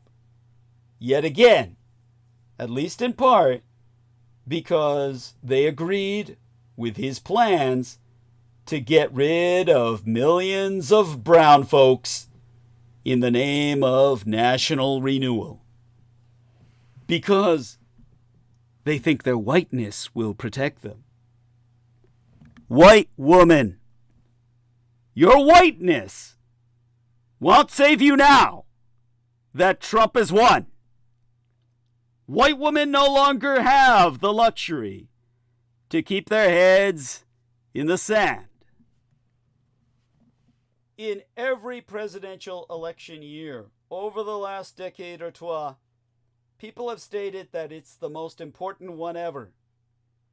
However, I'm concerned about how seriously one demographic group took this year's election. White women of America, what the fuck? Frankly, I anticipated the outcome of the white male vote. I even braced myself for the way the Latino male vote unfolded. But white woman? You left me speechless. What happened? Seriously, what the fuck is wrong with you? And before anyone rushes in with, but I'm not a racist, stop. Yes, you are. Spare me the weak, tired excuses about the economy. We all see through it. Economic stability is just a fancy way of admitting you're uncomfortable with women, especially women of color, having power. Oh, the irony, given that you are a woman, for those of you listening out there. Immigration? Oh, please. They're taking our jobs? What job?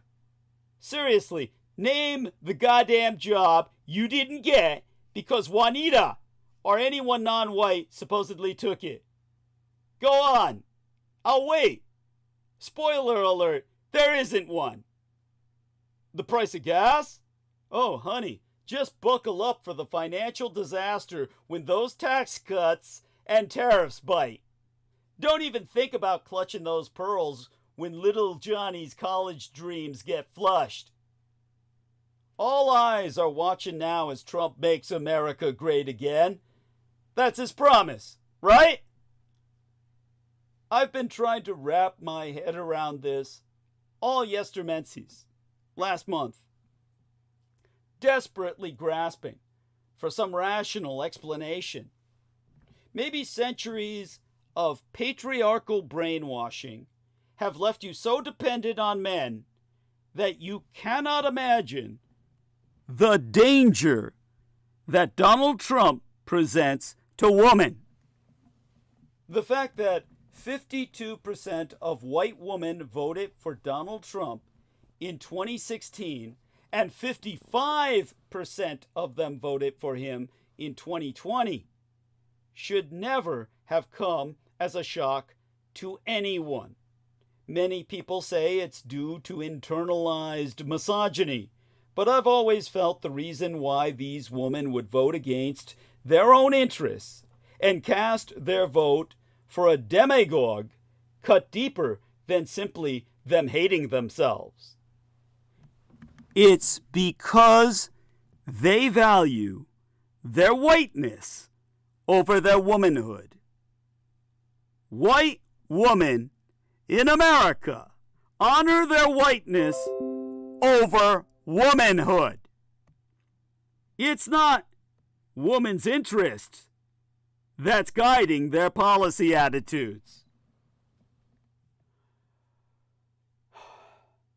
Some parents place mittens on infants' hands to prevent them from scratching themselves as they sleep, unintentionally causing harm.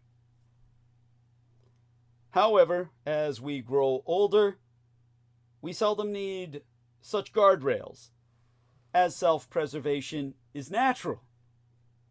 That's why it's so perplexing to learn that many white women support candidates who oppose women's rights.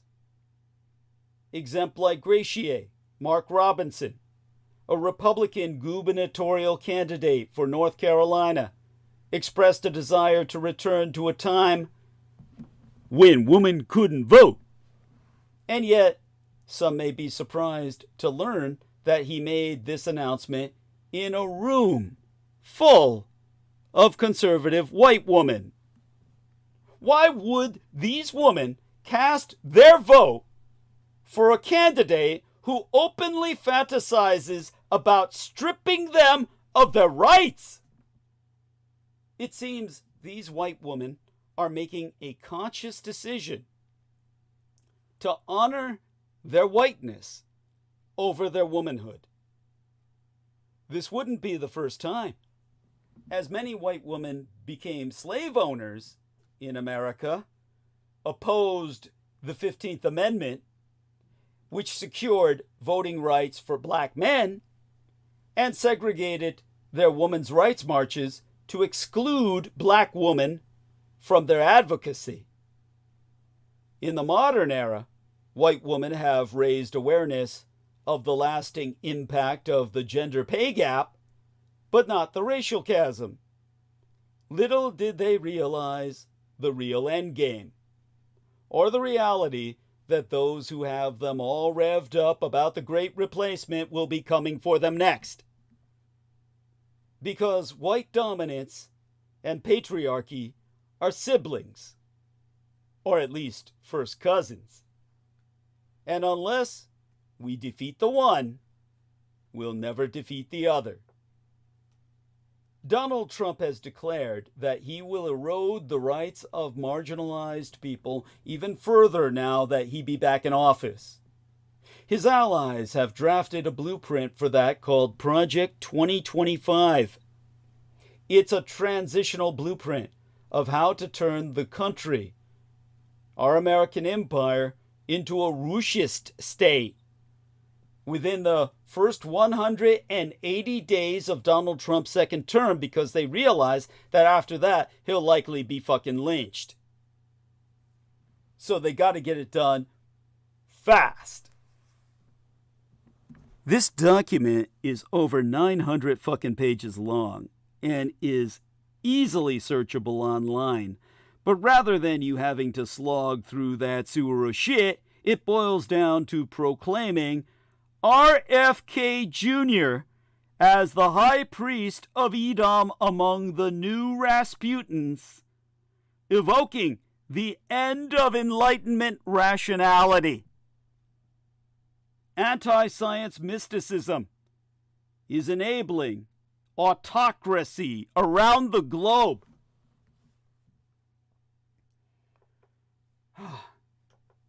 Let's breathe and take you to Vinnie Barbaric's Romania. The Romania that Peter Moon lived in. That he loved so much, as opposed to the real Romania. Picture yourself as having actually invested the time and money to travel with runny-assed Vinnie Barbaric into Peter Moon's Atlanticron. Frosty pine trees rim the edge of an icy lake. Snow is falling. Spa music plays in the background. A gray-haired man with a pleasant face stands beside that lake. He begins to undress. Peter Moon getting all excited, of course.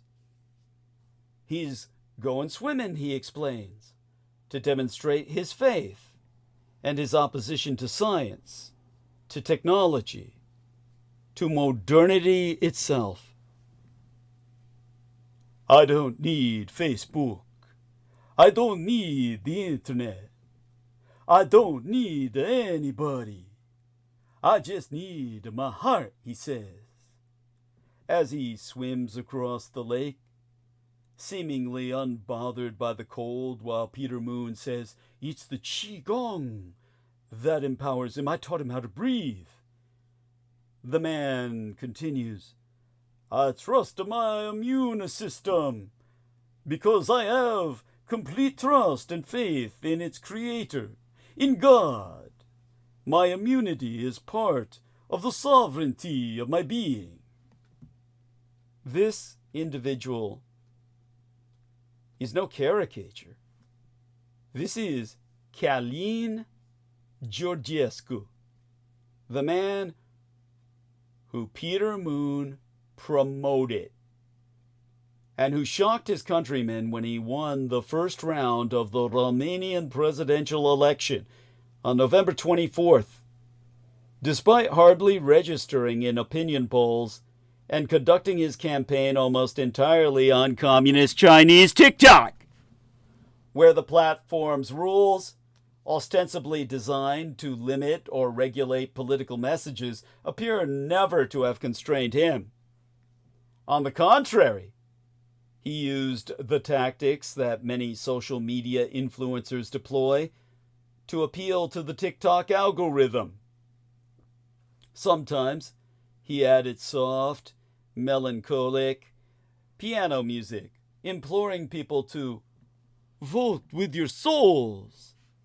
Sometimes he used pop-up subtitles, harsh lighting, fluorescent colors, and electronic music, calling for a national renaissance and criticizing the secret forces that have allegedly sought to harm Romanians.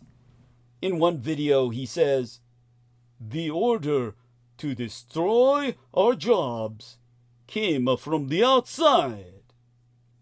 In another, he speaks of subliminal messages and thought control, his voice accompanied by images of a hand holding puppet strings.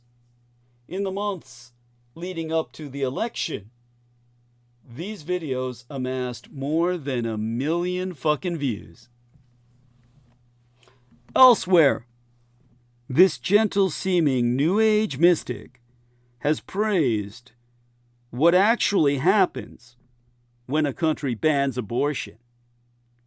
Romania, under Ceausescu, created a dystopian horror of overcrowded, filthy orphanages and thousands dying from back alley abortions. As lawmakers in Alabama passed a bill on the Ides of May in 2019 that would outlaw abortion in that U.S. state entirely, protesters outside the State House wore blood-red robes, a nod to Margaret Atwood's dystopian novel, The Handmaid's Tale, which she now promotes as a blueprint for our future, in which childbearing is entirely controlled by the state. Hours later, that book was trending on Twitter. But opponents of the restrictive abortion laws currently being considered in these United States don't need to look to fiction for admonitory examples of where these types of laws can lead. For decades, communist Romania was a real-life test case of what can happen when a country outlaws abortion entirely, and the results were devastating.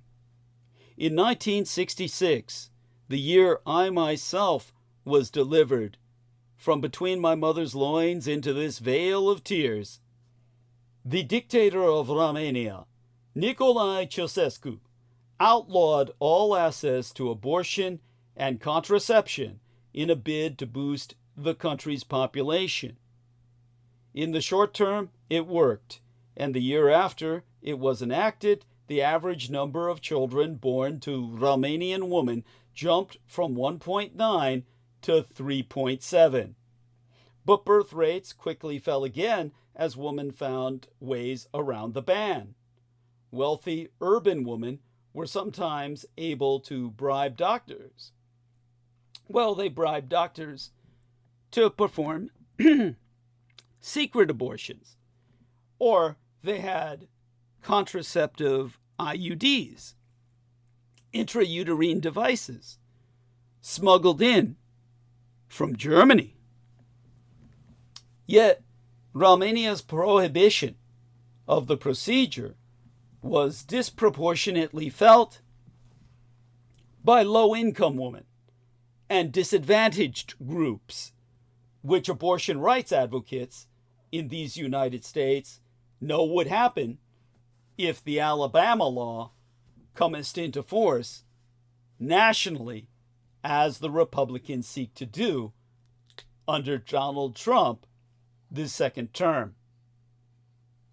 As a last resort, many Romanian women turned to home and back alley abortions, and by 1989, an estimated 10,000 women had died as a result of unsafe procedures. The real number of deaths is actually incalculably higher, as women who sought abortions and those who helped them faced years of imprisonment if caught. So maternal mortality skyrocketed, doubling between 1965 and 1989 when the Iron Curtain finally fell.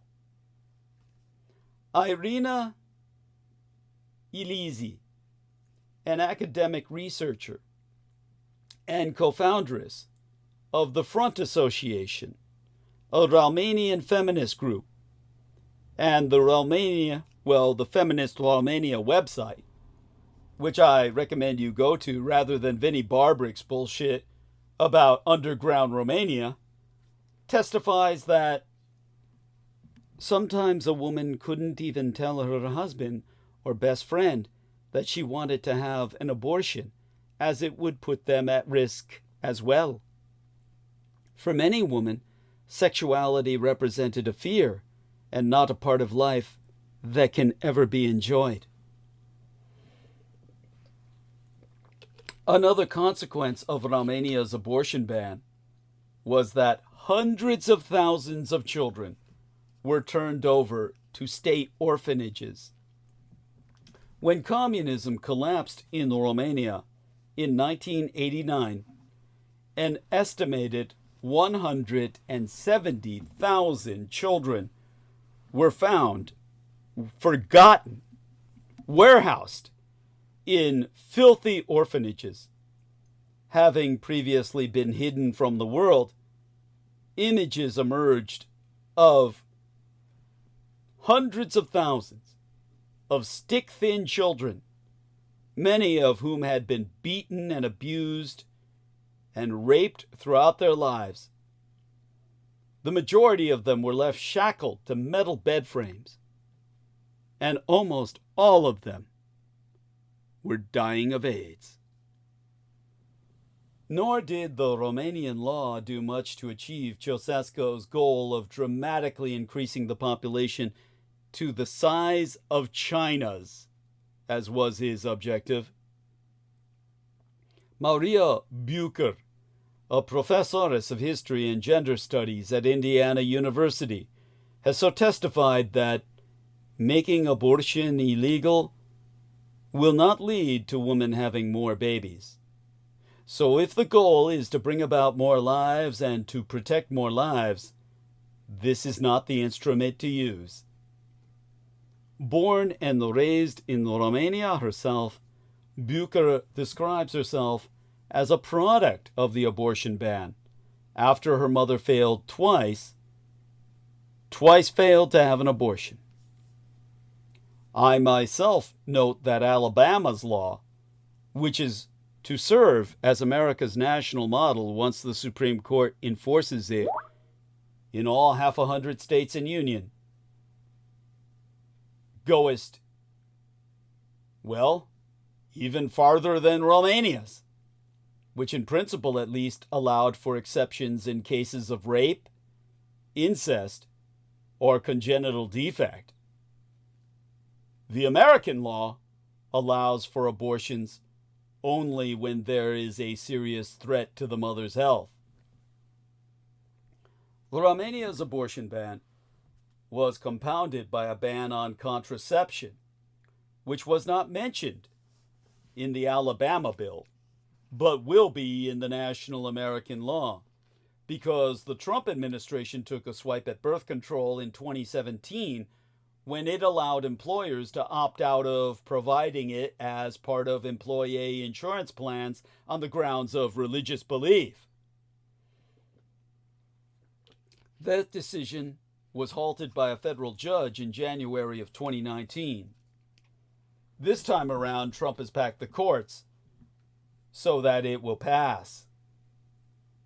And that means all American women will now be in the same position as Romanian women were in the Romania that Vinnie Barbaric, aliased as Peter Moon, promoted as the highlight of Romanian history. The legal tussle between the courts over abortion looks set to continue as anti-abortion groups seek to push through laws they know will be upheld by the newly reactionary Supreme Court, to which United States President Donald Trump has appointed over half its members. So far, last year, well over half our states and union have attempted to outlaw abortions after 6 weeks of gestation, before many people even realize they're fucking pregnant. In 2019, Georgia became the 6th state in union to successfully pass such a bill. Already, at that time, half a dozen states in these United States had only one abortion clinic left. Now, they have none. Although the laws could conceivably be struck down by state courts with enough appeal, anti-abortion advocates hope that they might reach the Supreme Court to challenge the precedent set by the 1973 Roe v. Wade decision, which enshrined the right to seek an abortion, only this time, rather than allowing it to the states, the Supreme Court will make it a national prohibition. Alabama State Representative Terry Collins, a co-sponsor of that objective, whose state is now the most restrictive in the country, told the news site AL.com, "My goal with this bill, and I think all of our goal, is to have Roe versus Wade turned over nationally." On the campaign trail in 2016, Trump promised to appoint reactionary judges with a view to overturning Roe v. Wade nationally. The confirmation of Brett Kavanaugh in October of 2018 gave reactionary justices a solid majority on the bench even then, raising all the hopes of anti-abortion advocates. Once the Supreme Court goes national with abortion prohibition, it would still become the prerogative of the individual states to decide how to regulate the enforcement. Charles Nelson, a professor of pediatrics at Harvard Medical School and the author of the work entitled Romania's Abandoned Children, observed, "We need to take into consideration the long-term consequences of legislation like this." Starting in 2000, Nelson examined the impact that Romania's orphanages had on children in post-communist Romania and found that many were left with severe developmental impairment and mental health issues. For some, their confinement in orphanages even had a physical impact on the size of their brains. Nelson concluded that Romania offers a cautionary tale of what happens when a state tries to control reproductive rights. The new Alabama law raises questions about what kind of support the state would provide if someone doesn't have the option of ending a pregnancy when the fetus is found to have profound birth defects. So in an interview, he asked, does the state have the bandwidth to take care of those kids and support the families? When communism collapsed in Romania in December of 1989, one of the first acts of the transitional government was to overturn the ban on abortion. Romania remains a highly conservative country, and in recent years there have been renewed calls to outlaw abortion, spearheaded by the influential Orthodox Church and other religious groups. Bucher, herself the authoress of a work entitled Birth of Democratic Citizenship, subtitled Woman and Power in Modern Romania, is skeptical that the new movement will gain any political momentum, herself concluding, "I think the real, raw, first-hand memory is still too present in still too many voters. I don't think there's any intelligent politicians who would make it happen." Elise, the Romanian activist, said that she was worried to see parts of these United States, a country that Romania once looked to as an example, now pursuing new restrictions on abortion.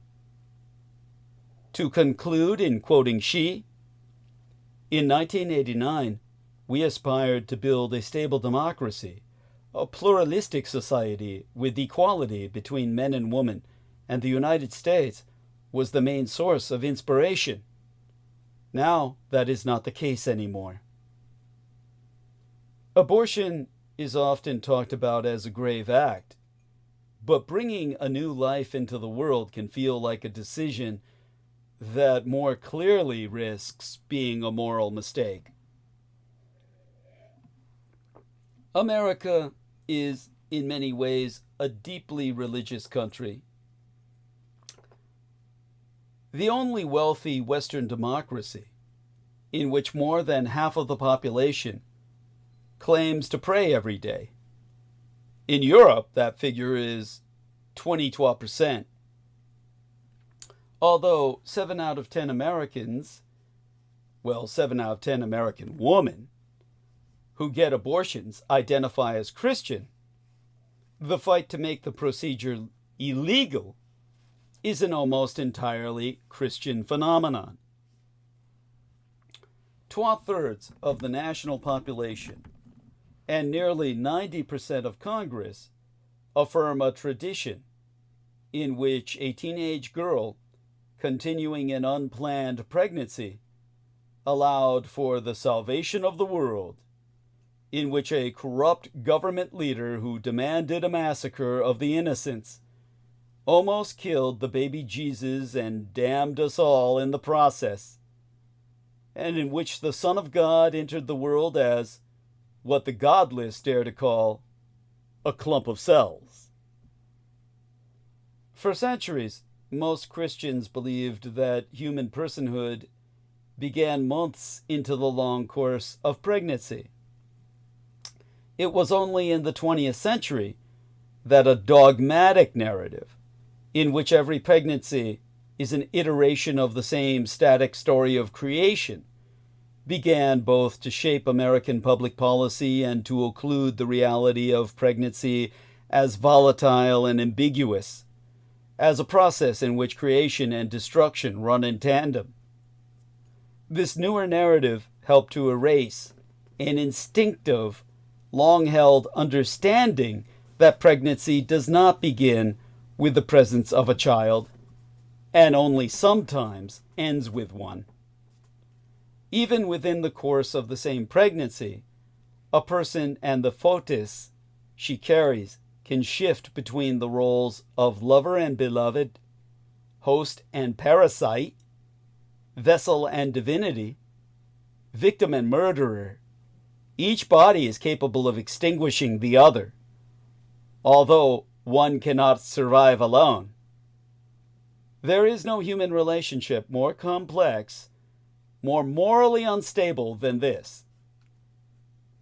The idea that a foetus is not just a full human, but a superior and king-like one, a being whose survival is so paramount that another person can be legally compelled to accept harm, ruination, or death to ensure it, is but a recent invention. For most of human history, women ended unwanted pregnancies as they needed to, taking herbal or plant-derived preparations on their own or with the help of female healers and midwives who presided over all forms of treatment and care connected with pregnancy or the termination thereof. They were likely enough to think that they were simply restoring their menstruation, treating a blockage of blood, which as a vampire I can appreciate. Pregnancy was not confirmed until the quickening, that point at which the pregnant person could feel foetal movement, a measurement that relied on her testimony alone, as no one else could ever provide it. Then as now, there was often nothing that distinguished the result of an abortion, the body expelling foetal tissue from a miscarriage. Ancient records of abortifacient medicine are plentiful. Ancient attempts to regulate abortion are rare. What regulations existed reflect concern with woman's behavior and marital propriety, not with foetal life. the code of the Asura, which would be only anglicized as such, more properly pronounced the code of the Ashura, from the 11th century before Christ, mandated death for married women who got abortions without consulting, or rather consulting, their husbands. When husbands beat their wives hard enough to make them miscarry, the punishment was merely a fine. The first known Roman prohibition on abortion dates to the 2nd century and prescribes exile for a woman who ends her pregnancy because it might appear scandalous that she should be able to deny her husband of children without being punished.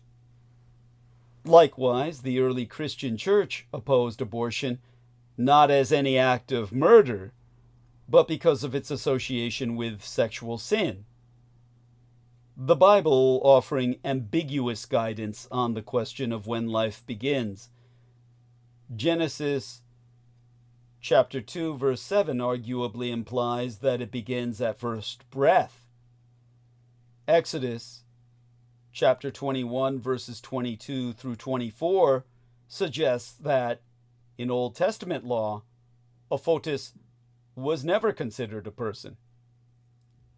Jeremiah chapter 1, verse 5 describes God's hand in creation even before I formed you in the womb. But nowhere does the Bible clearly and directly address abortion.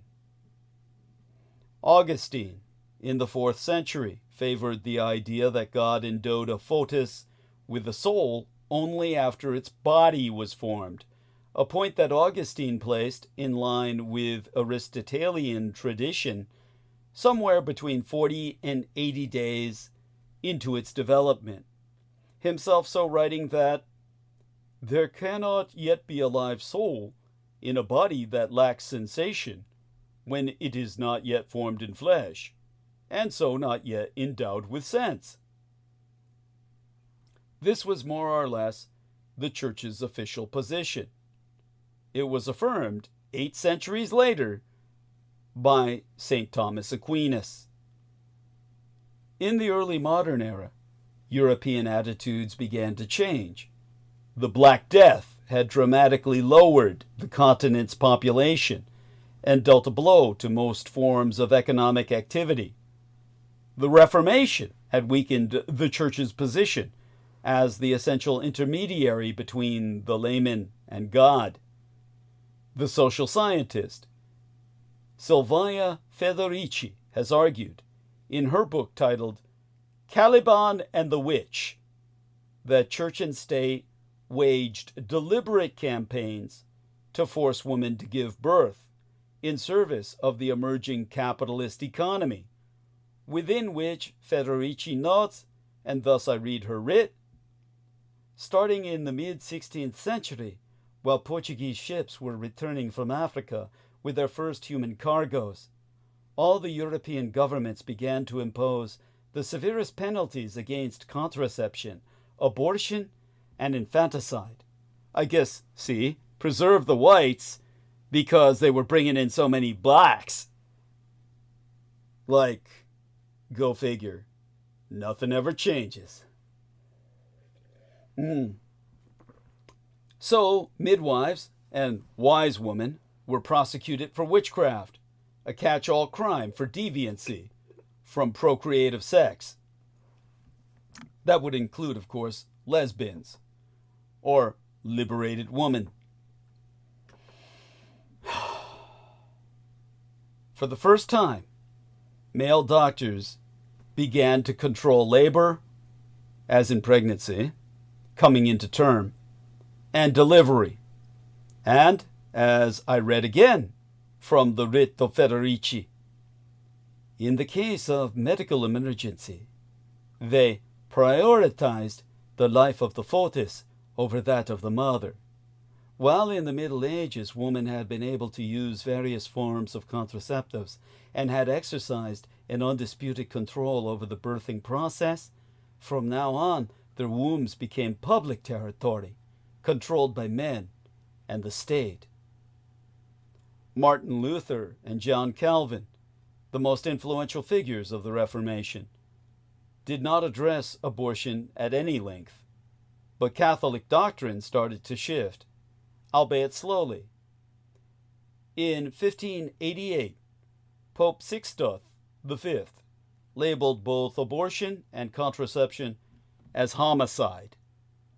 The pronouncement was reversed 3 years later by Pope Gregory XIV, who declared that abortion was only homicide if it took place after ensoulment, which he identified as occurring around 24 weeks into pregnancy.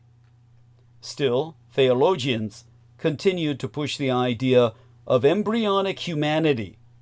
In 1621, the physician Paolo Zacchia, an advisor to the Vatican, proclaimed that the soul was present from the moment of conception. Still, it was not until 1869 that Pope Pius IX affirmed this doctrine, proclaiming abortion at any point in pregnancy to be a sin punishable by excommunication. I myself have come to believe that abortion should be universally accessible, regulated only by medical codes and ethics, and not by the criminal justice system. Still, in passing moments, I can imagine upholding the idea that our sole task when it comes to protecting life is to end the practice of abortion. I can imagine that seeming profoundly moral and unbelievably urgent. I would only need to think of the fetus in total isolation to imagine that it were not formed and contained by another body, and that body not formed and contained by a family or a society or a world. Many women, however, becomest, if anything, more militant about the right to an abortion in the process of pregnancy, childbirth, and caregiving. It isn't just the difficult things that have this effect. The paralyzing back spasms, the ragged desperation of sleeplessness, the thundering doom that pervades every cell in their body when they wean their child. And it isn't just their newly visceral understanding of the anguish embedded in the facts of American family life. A third of parents in one of the richest countries in the world struggle to afford diapers. In the first few months of the pandemic, as Jeff Bezos' net worth rose by $48 billion fucking dollars, 16% of households with children did not have enough to even eat, and their children, being malnourished, developed smaller brains and were therefore mildly retarded. What multiplies their commitment to abortion are the beautiful things about motherhood. In particular, the way they feel able to love their baby fully and singularly because they had chosen to give their body and life over to their neonate. That they had not been forced by law to make another person with their flesh, or to tear that flesh open to bring that bairn into this world. That they hadn't been driven by need to give that new person away to a stranger in the hope that their newborn would never go to bed hungry again. That they had been able to choose this permanent rearrangement of their existence. That volition is what be sacred. The pro-choice Presbyterian ministress Rebecca Todd Peters writes that the debate about abortion in America is rooted in the largely unacknowledged premise that continuing a pregnancy is a prima facie moral good, meaning a moral good on the face of it. But, as Peters herself so notes, childbearing is a morally weighted act, one that takes place in a world of limited and unequally distributed resources. Many people who get abortions, the majority of whom are poor women who already have too many children, understand this perfectly well. The Lady Peters concludes that, in her writ, we ought to take the decision to continue a pregnancy far more seriously than we do. Now, there was a 10-year-old girl recently who had to travel to my golden state of California to get an abortion after being raped by her family, by the men in her family that we presumed would have protected her from such a fate. Abortion wasn't allowed in her state. Had that 10-year-old given birth against her will, it would have been in the middle of a pandemic that previews a future of cross-species viral transmission exacerbated by global burning, and during a summer when 10 million acres on the West Coast were ablaze. She traveled into this inferno to make certain her child would not be born into this world. Had she not been able to do so, she would know that her child would not only live in this degrading world, but contribute to that degradation. In his book titled The Uninhabitable Earth, David Wallace Wells writes that every year, the average American emits enough carbon to melt 10,000 tons of ice in the Antarctic ice sheets. Just before COVID arrived, the science writer Mian Christ published an essay in the London Review of Books titled, "Is It Okay to Have a Child?" Said title alluding to a question that Alejandra Ocasio-Cortez once asked in a live stream on Instagram. Chris details the environmental damage that we are doing and the costs for the planet and for us and for all those who will come us thereafter. Then she turns the question on its head. The idea of choosing whether or not to have a child, she wrote, is predicated on a fantasy of control that, in her words, quickly begins to dissipate when we acknowledge that the conditions for human flourishing are distributed so unevenly, and that in an age of ecological catastrophe, we face a range of possible futures in which these conditions no longer reliably exist. As the German historianess Barbara Duden writes in her book titled Disembodying Woman, the early Christians believed that both the bodies that created life and the world that sustained it were proof of the continual creative activity of God. Woman and nature were aligned in this view as the material sources of God's plan. To read from Duden's writ, the word nature is derived from nascitura, which means birthing, and nature is imagined and felt to be like a pregnant womb, a matrix, a mother. But she notes that in recent decades, the natural world has begun to show its irreparable damage. The foetus has been left as a singular totem of life and divinity, a fetish to be protected no matter the costs, even if everything else might fall.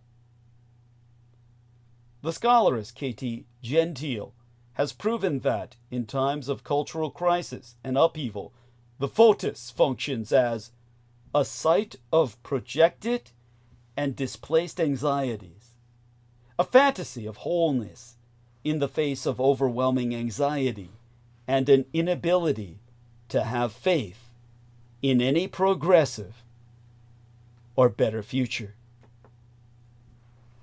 The more degraded actual life becomes on earth, the more fervently conservatives will fight to protect potential life in utero. We are locked into the destruction of the world that birthed us all. We turn our attention now to the worlds, the wombs, we think we can still control.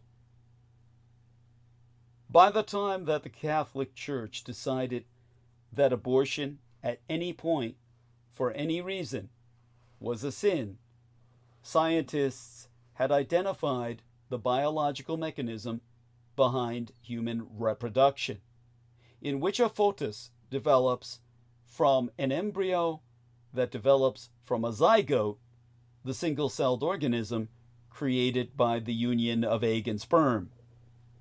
With this discovery in the mid-19th century, women lost the most crucial point of authority over the stories of their pregnancies. Other people would be the ones to tell them from then on, when life began. At the time, abortion was largely unregulated in these United States, a country founded and largely populated by Protestants. But American physicians, through the then newly formed American Medical Association, mounted a campaign to criminalize it, led by a gynecologist named Horatio Storer, who once described the typical abortion patient as a wretch whose account with the Almighty is heaviest with guilt. Storer himself having been raised Unitarian, but later converting to Catholicism. The scholars Paul Soiret and Kelly Gordon have argued that these doctors, whose profession was not as widely respected as it would later become, used abortion as a wedge issue, one that helped them portray their work as morally and professionally superior to the practice of midwifery. By 1910, abortion was illegal in every state, with exceptions only to save the life of the mother, said wording of such provisions referring to all pregnant people as mothers, whether or not they had children, thus quietly inserting a presumption of foetal personhood. A series of acts, known as the Comstock Laws, had rendered contraception, abortifacient medicine, and information about reproductive control widely inaccessible by criminalizing their distribution via the United States Postal Service, which is the intent with the new laws the Supreme Court will make national under Trump. People still sought abortions, of course. In the early years of the Great Depression, there were as many as 700,000 abortions annually. These underground procedures were dangerous. Several thousand women died from abortions every year, rendering this a gynocide, a genocide of women. In America, as you had in Peter Moon's Romania. This is when the contemporary movements for and against the right to abortion took shape. Daniel K. Williams notes in his book titled Defenders of the Unborn that those who favored legal abortion did not, in those years, emphasize choice. They emphasized protecting the health of women, protecting doctors, and preventing the births of unwanted children. Anti-abortion activists, meanwhile, argued, as their successors do, that they were defending human life and human rights. The horrors of the Second World War gave the movement a lasting analogy.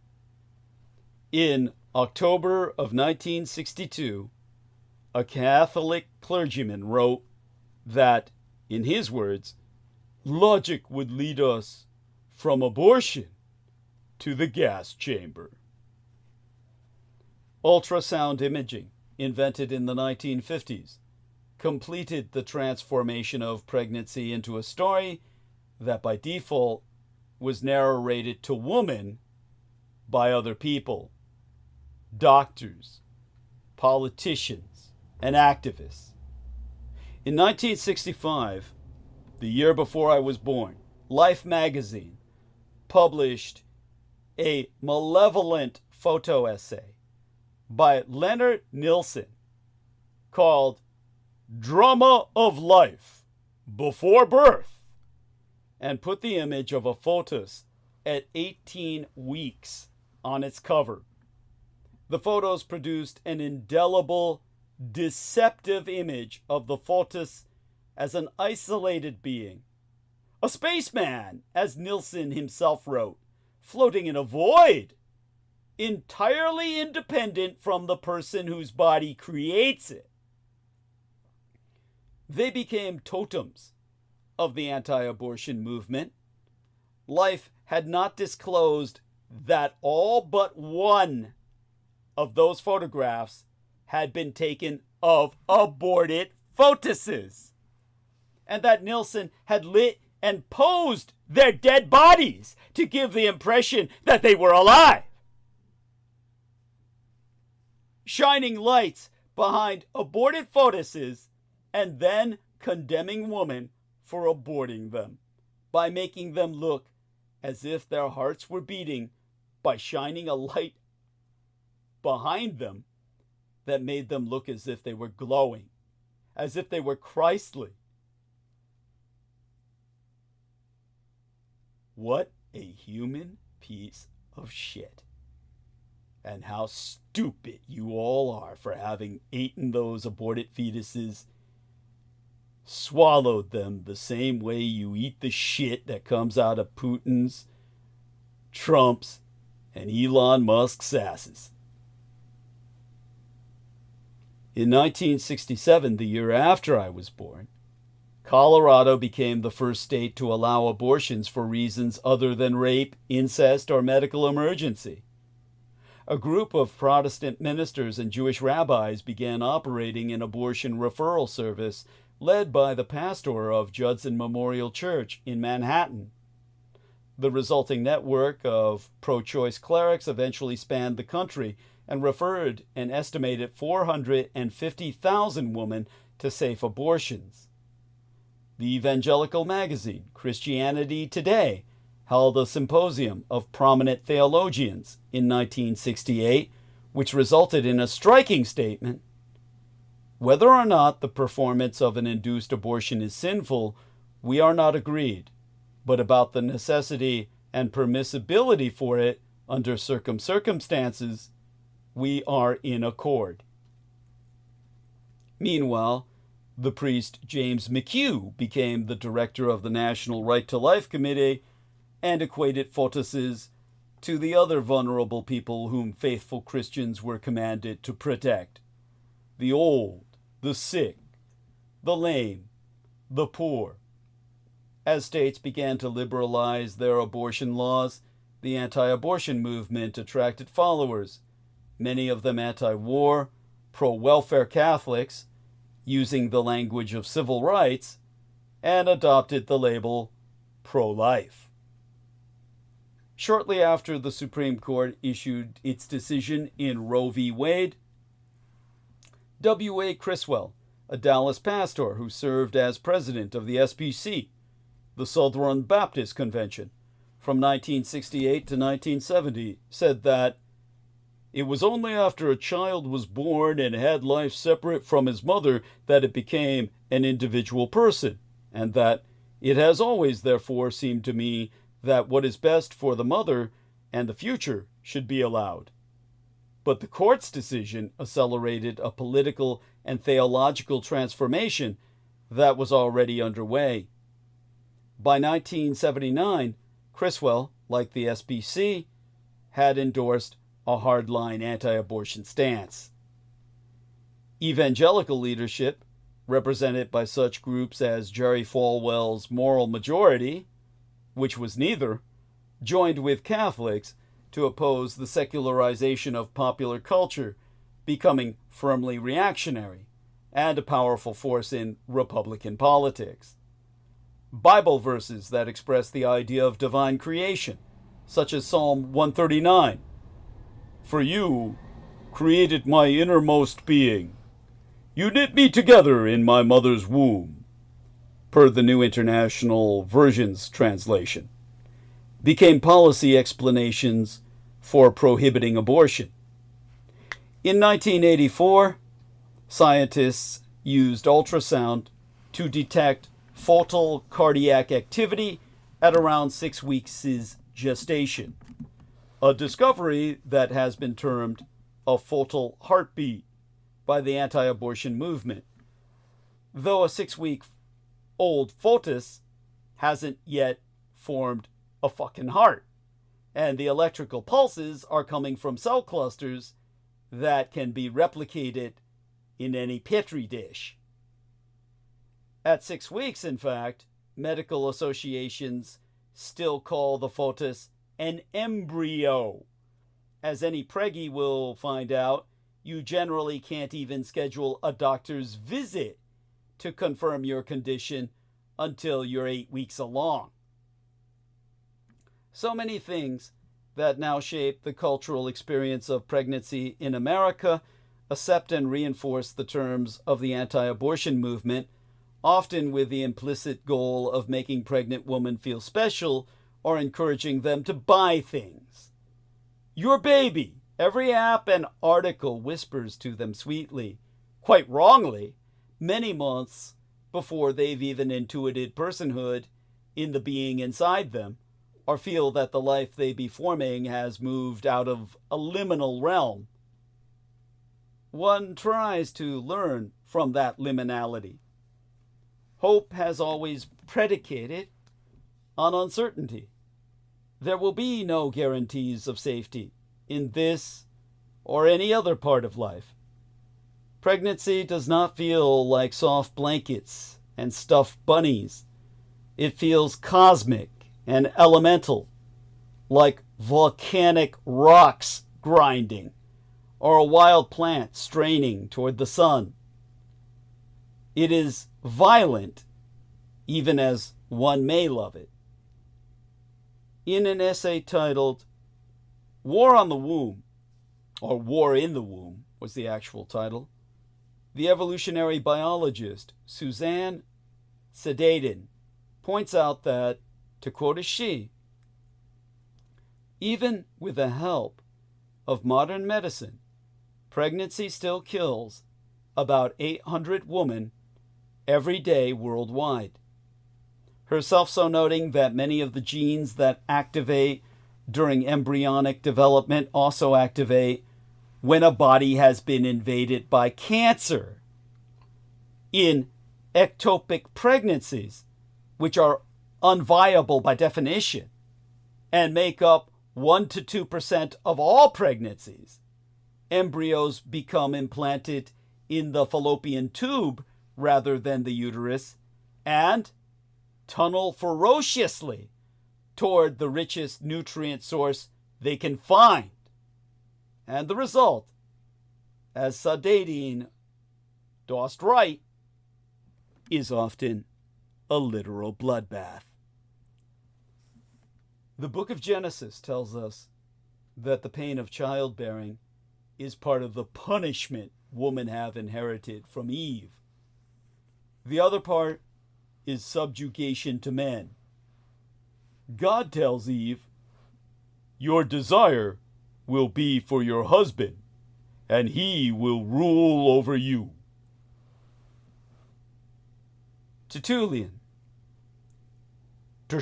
was a 2nd century theologian, told woman, "You are the devil's gateway. You are the unsealer of the forbidden tree. You are the first deserter of the divine law.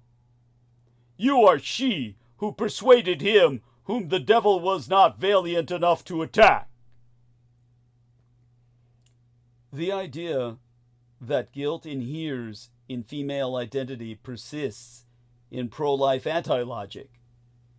Anything a woman or a girl does with her body can justify the punishment of undesired pregnancy, including simply existing. It is estimated that up to 10% of clinically recognized pregnancies and as many as 26% of all pregnancies end in miscarriage. Here's a science alert. For all the anti-science reactionary Republicans, libertarians, and Edomite chaosists, what comprise the assigned element of my audience, contemporary research proves that most human pregnancies end in miscarriage. It's treated as a taboo subject, but miscarriages of pregnancy happen a lot. And according to a paper published in 2018, they happen a lot more than any of us may realize, even the woman having them. The research was found, well, the research that I'm citing has found that more than half of successful fertilizations, more than half, will end in miscarriage. This research, which had yet to be peer-reviewed when I myself accessed it, was penned by my fellow state national, the evolutionary geneticist William Richard Rice of the University of California, Santa Barbara, and draws upon many previously conducted studies and health databases for a meta-analysis. Previous research has proven that somewhere between 10 and 20%, or as many as 1 in 4 known pregnancies, end in miscarriage, also known medically as spontaneous abortion.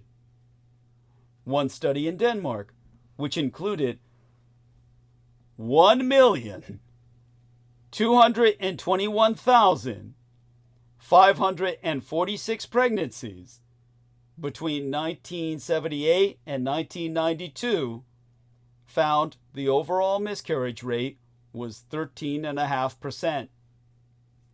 Obviously, that's going to vary by region and socioeconomic status, and the risk sharply increases with age.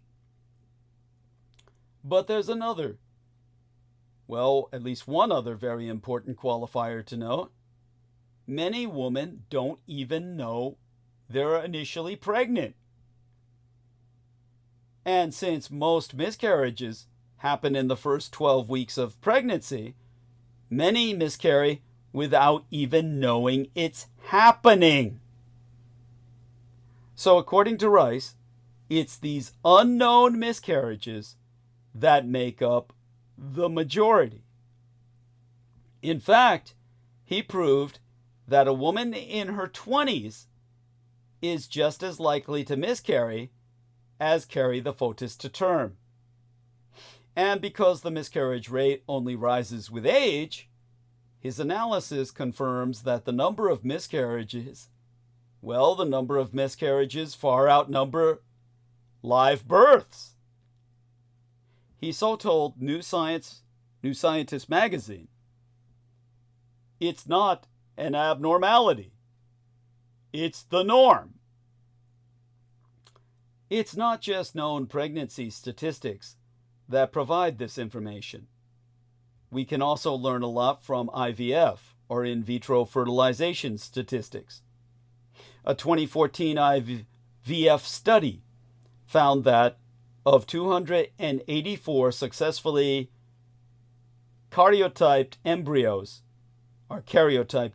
from young women, 151 had abnormalities in the number of chromosomes. That's a rate of 53.2%. Over half. This sort of abnormality, called an aneuploidy, is the most common cause of miscarriages, accounting for, obviously, 50%, and the risk of it only rises with age.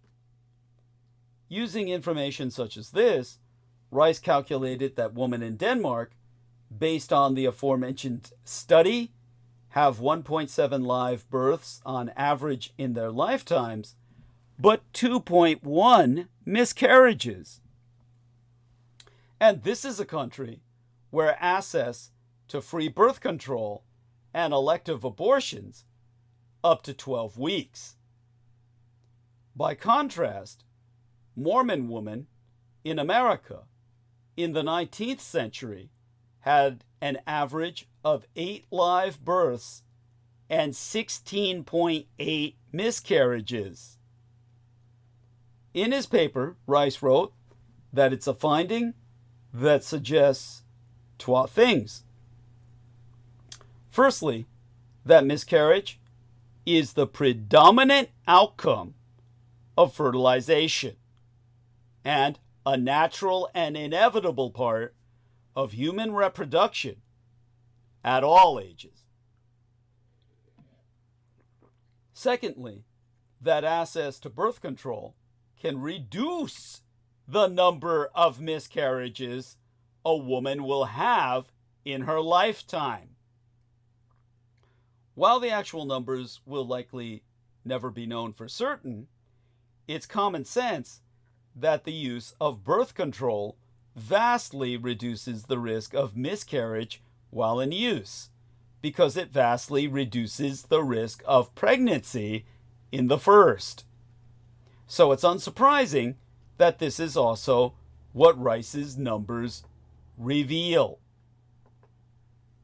In his paper, he concluded that, and I read therefrom, to reproduce, a human female cannot forego a high risk of spontaneous abortions, and to have a large family, it is virtually impossible to avoid multiple spontaneous abortions.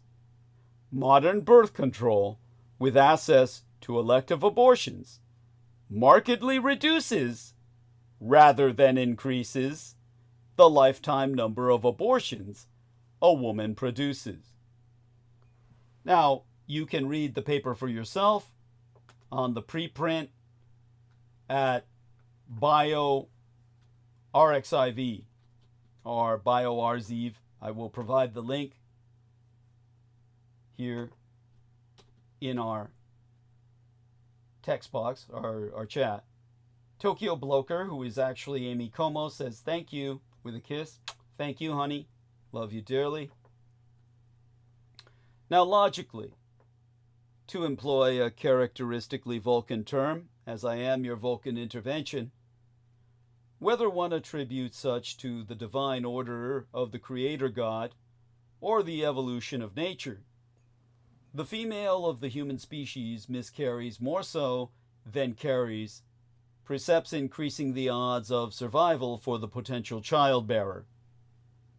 One need not reject the idea that life in the womb exists, or that fertile life has meaning, in order to favor the right to abortion.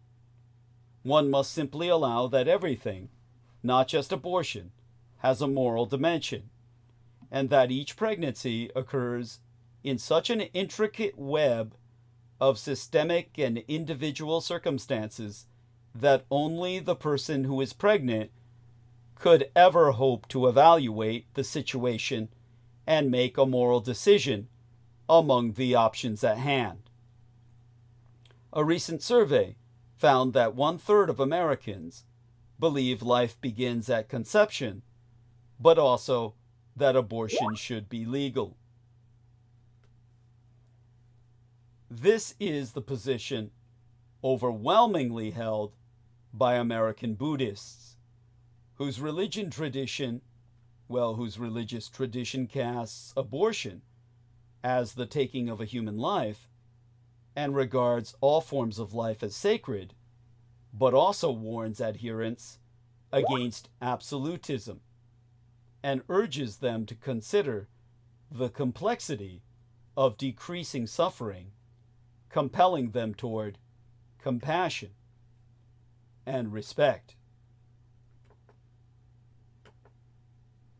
Now, I'm not quite sure what the latest thing is sent by T-Tank Berry, but hopefully I'll be able to review that later. You might give me a summary of what that is. Thank you.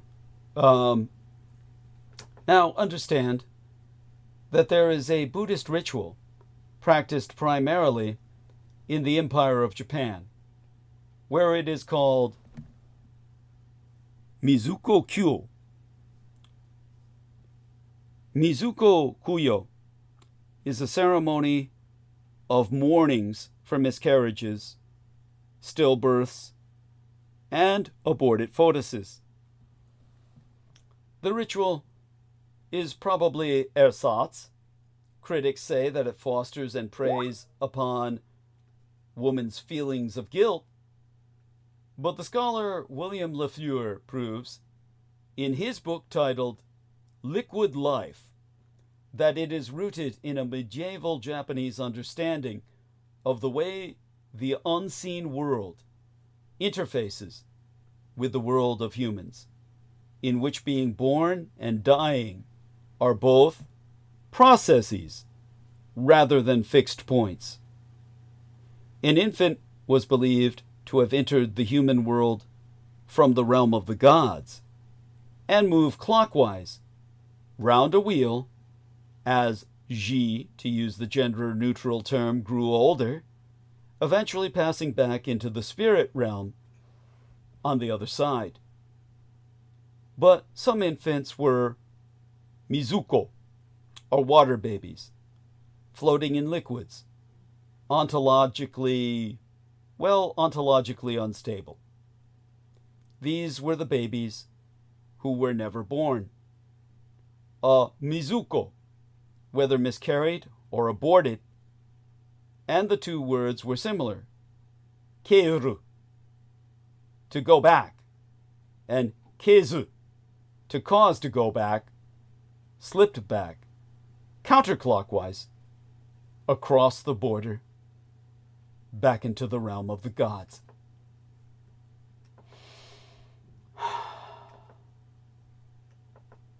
Just responding to Take Berry here. Yes. You can see what he's saying.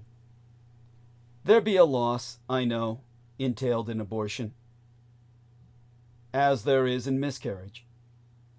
Whether it occurs at 8 or 12 or 29 weeks, I myself locate this loss in the irreducible complexity of life itself, in the terrible violence and magnificence of reproduction, in the death that shimmers at the edges of one's consciousness in the shattering moment that their child is born. This understanding might be rooted, well, obviously it's rooted in my own religious upbringing. I am certain that it is. But I ask thyself now, how thou wilt cohere this, that fetuses are the most precious lives in existence, and that God, in his visionary wisdom, already chooses to end over a quarter of them at the least, if not over half, and the fact that a quarter of women, regardless of their beliefs, also decide to end pregnancies at some point in their lifetimes. Are they not acting in accordance with God's plan for them as well? Ergo, the choice to abort is sacred. All those who strive against it are of the anti-gods. Disaccrally, the aforecited barbaric candidate, Peter Moon, it est Peter Moon's man, Călin Georgescu in Romania, has twice met with Alexander Dugin, the Russian satanic ideologue, who posted on X a subsequently deleted statement that Romania will be part of Russia. And at the same time, Georgescu praises the spiritual qualities of water. We don't know what water is, he has said. H2O means nothing. Also, water has a memory, and we destroy its soul through pollution. And water is alive and sends us messages, but we don't know how to listen to them. He believes that carbonated drinks contain nanochips that enter into you like a laptop. His wife, Christella, produces YouTube videos on healing using terms such as lymphatic acidosis and calcium metabolism to make her points. Both of them also promote peace, a vague goal that seems to mean that Romania, which borders Ukraine and Moldova, should stop helping Ukraine defend itself against Russian invaders. A few weeks before voting began, Christella Georgescu wrote on Instagram, "War cannot be won by war. War destroys not only physically, it destroys hearts." Neither she nor her husband mentions the security threats to Romania that would grow exponentially following a Russian victory in the Ukraine, nor the economic costs, refugee crises, and political instability that would follow.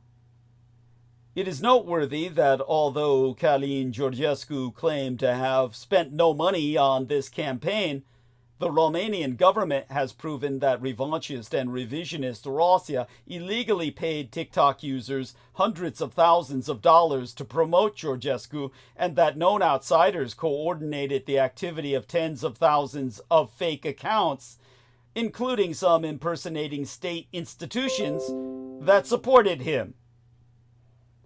Hackers identified as Russian Putinistas carried out more than 85,000 cyber attacks on Romanian electoral infrastructure as well. On December 6, in response to the Romanian government's findings about aggressive Russian attacks and violations of Romanian electoral law, Romania's constitutional court canceled the election and annulled the results of the first round. Given this strange combination, Ceausescu communism nostalgia and Russian trolls, plus the sort of wellness gibberish more commonly associated with Gwyneth Paltrow, who exactly are the Georgescus, other than Vinnie Barbarick's hero and heroine? How to classify them, other than Peter Moon's puppet masters? Tempting though it is to describe them as far-right, this old-fashioned terminology doesn't quite capture whom, or rather what, they represent. The terms right-wing and left-wing they come from the French Revolution, when the nobility, who sought to preserve the status quo, sat on the right side of the National Assembly, and the revolutionaries, who wanted democratic change, sat upon the left. Those definitions began to fail us a decade ago, when a part of the right, in both Europe and North America, began advocating not caution and conservatism, but the destruction of all existing democratic institutions. In its new incarnation, the far right began to resemble the old far left. In some places, the twain began to merge. When I first spracketh about the need for a new political terminology in 2017, I found myself struggling to come up with better terms. But now the outlines of a popular political movement are becoming clearer, and this movement has no relation at all to the right or the left as we know them. The philosophers of the Enlightenment, whose belief in the possibility of law-based democratic states gave us both the American and French revolutions, railed against what they called obscurantism, darkness, obfuscation, irrationality. But the prophets of what we might now call the new obscurantism offer exactly those things. Magical solutions, an aura of spirituality like Peter Moon conveyed, superstition, and the cultivation of fear, as he expressed after watching each Fox News broadcast. Magical solutions, an aura of spirituality, superstition, and the cultivation of fear. Among their number are health quacks and influencers that Peter Moon now spends all his money on, who have developed political ambitions, fans of the quasi-religious QAnon movement and its Pizzagate-esque spin-offs, and members of various political parties all over Europe that are eternally pro-Russia and forever anti-vaccine, and in some cases, promoters of mystical nationalism as well. Strange overlaps are everywhere. Both the left-wing German politician Sarah Wagenknecht and the right-wing Alternative for Germany party promote vaccine and climate change skepticism, blood and soil nationalism, and withdrawal of united German support for Ukraine.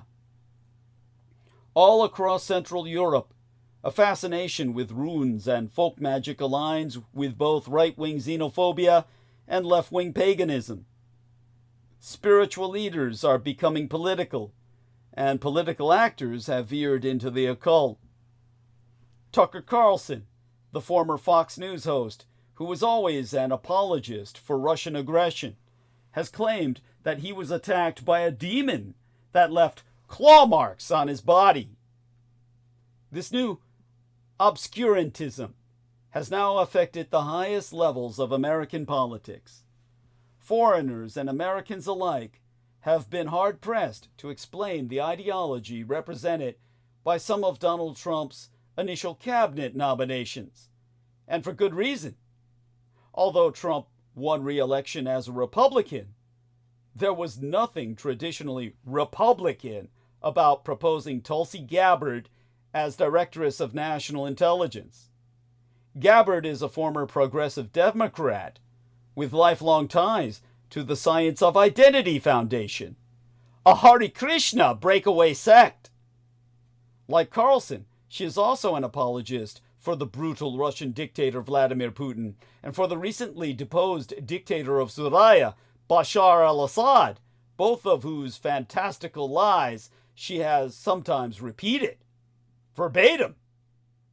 Nor is there anything conservative about Kash Patel, Trump's nominee for FBI director, who has suggested that he intends to target a long list of current and former government officials, including many who served in the first Trump misadministration, in keeping with the spirit of the new obscurantists. Patel has he's also promoted Warrior Essentials, a business selling antidotes both to COVID and to COVID vaccines. But then, no one who took seriously the philosophy of Edmund Burke or William F. Buckley Jr. would put a conspiracy theorist like Robert F. Kennedy Jr., yet another Putin apologist, former Democrat, indeed from the most famous Democratic family in America, and avowed enemy of all vaccines, as well as fluoride, in charge of American healthcare. No conservative defender of traditional family values would propose, as ambassador to France, a convicted felon who sent a prostitute to seduce his sister's husband in order to create a compromising tape, especially if that convicted felon happened to be the father of the president's own son-in-law. So, rather than conservatism, as conventionally understood, this crowd and its international counterparts represent the fusion of several trends that have been coalescing, putrefying for some time. The hawkers of vitamin supplements and unproven COVID cures now mingle, and not by any accident, with open admirers of Putin's Russia, especially those who mistakenly believe that Putin leads a white Christian nation. In reality, Russia is a multicultural, multiracial, and generally irreligious. Its trolls promote vaccine skepticism as well as lies about Ukraine. Fans of the Hungarian Prime Minister Viktor Orbán, a small-time autocrat who has impoverished his own country, now one of the poorest in Europe, while enriching only his family and his friends, make common cause with Americans who have broken the law, gone to jail, stolen from their own charities, or assaulted and terrorized women. And no wonder, in a world where conspiracy theories and nonsense cures are widely accepted, all the evidence-based concepts of guilt and criminality immediately valid. Well, they disappear. They vanish with the wind, as smoke from the fires that they've set. There be no guilt and criminality where there be no moral standards. Among the followers of this new immoral political movement are some of the least wealthy Americans. Among its backers, some of the most wealthy. George O'Neill Jr., a Rockefeller heir, who is a board member of the American Conservative magazine, turned up at Mar-a-Lago after the election.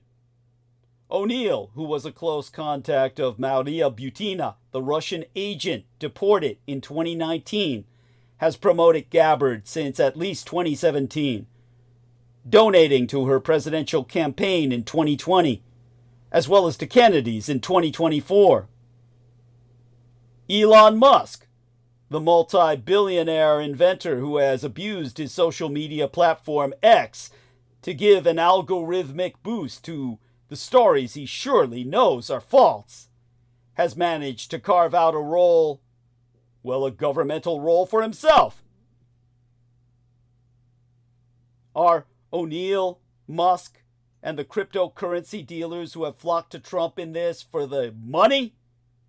Or do they actually believe the conspiratorial and all too often anti-American ideas they're promulgating? Maybe one, maybe the other. Probably both. Whether their motivations are cynical or sincere matters less than their impact. Not just in these United States, but around the world. For better or for worse, America sets examples that others follow. Merely by announcing his intention to nominate Kennedy to the cabinet, his cabinet, Trump has ensured that skepticism of childhood vaccines will spread around the world, inevitably followed by the diseases themselves. And epidemics, as we've recently learned, tend to make people frightened and more willing to embrace ever more magical solutions. Now, I'll need your help to continue this struggle. I need your financial help. We have to raise $1,000. I'll need considerable contributions to make rent. Obviously, I'll need more than $1,000 just to keep myself in supplies. I need only maybe $487 towards rent, but obviously I need more to maintain myself in necessities. We'll continue this discussion of the new irrationalism on Wednesday. And I'll continue the struggle I'm fighting on your behalf, suffering the consequences thereof. And in return, you're going to have to help. It's your war. You've got to fight it. I can't do this for you. I need your money now, as much as you can spare. Understand this. Unlike a con man like Donald Trump, I truly am the only one that can help you through this.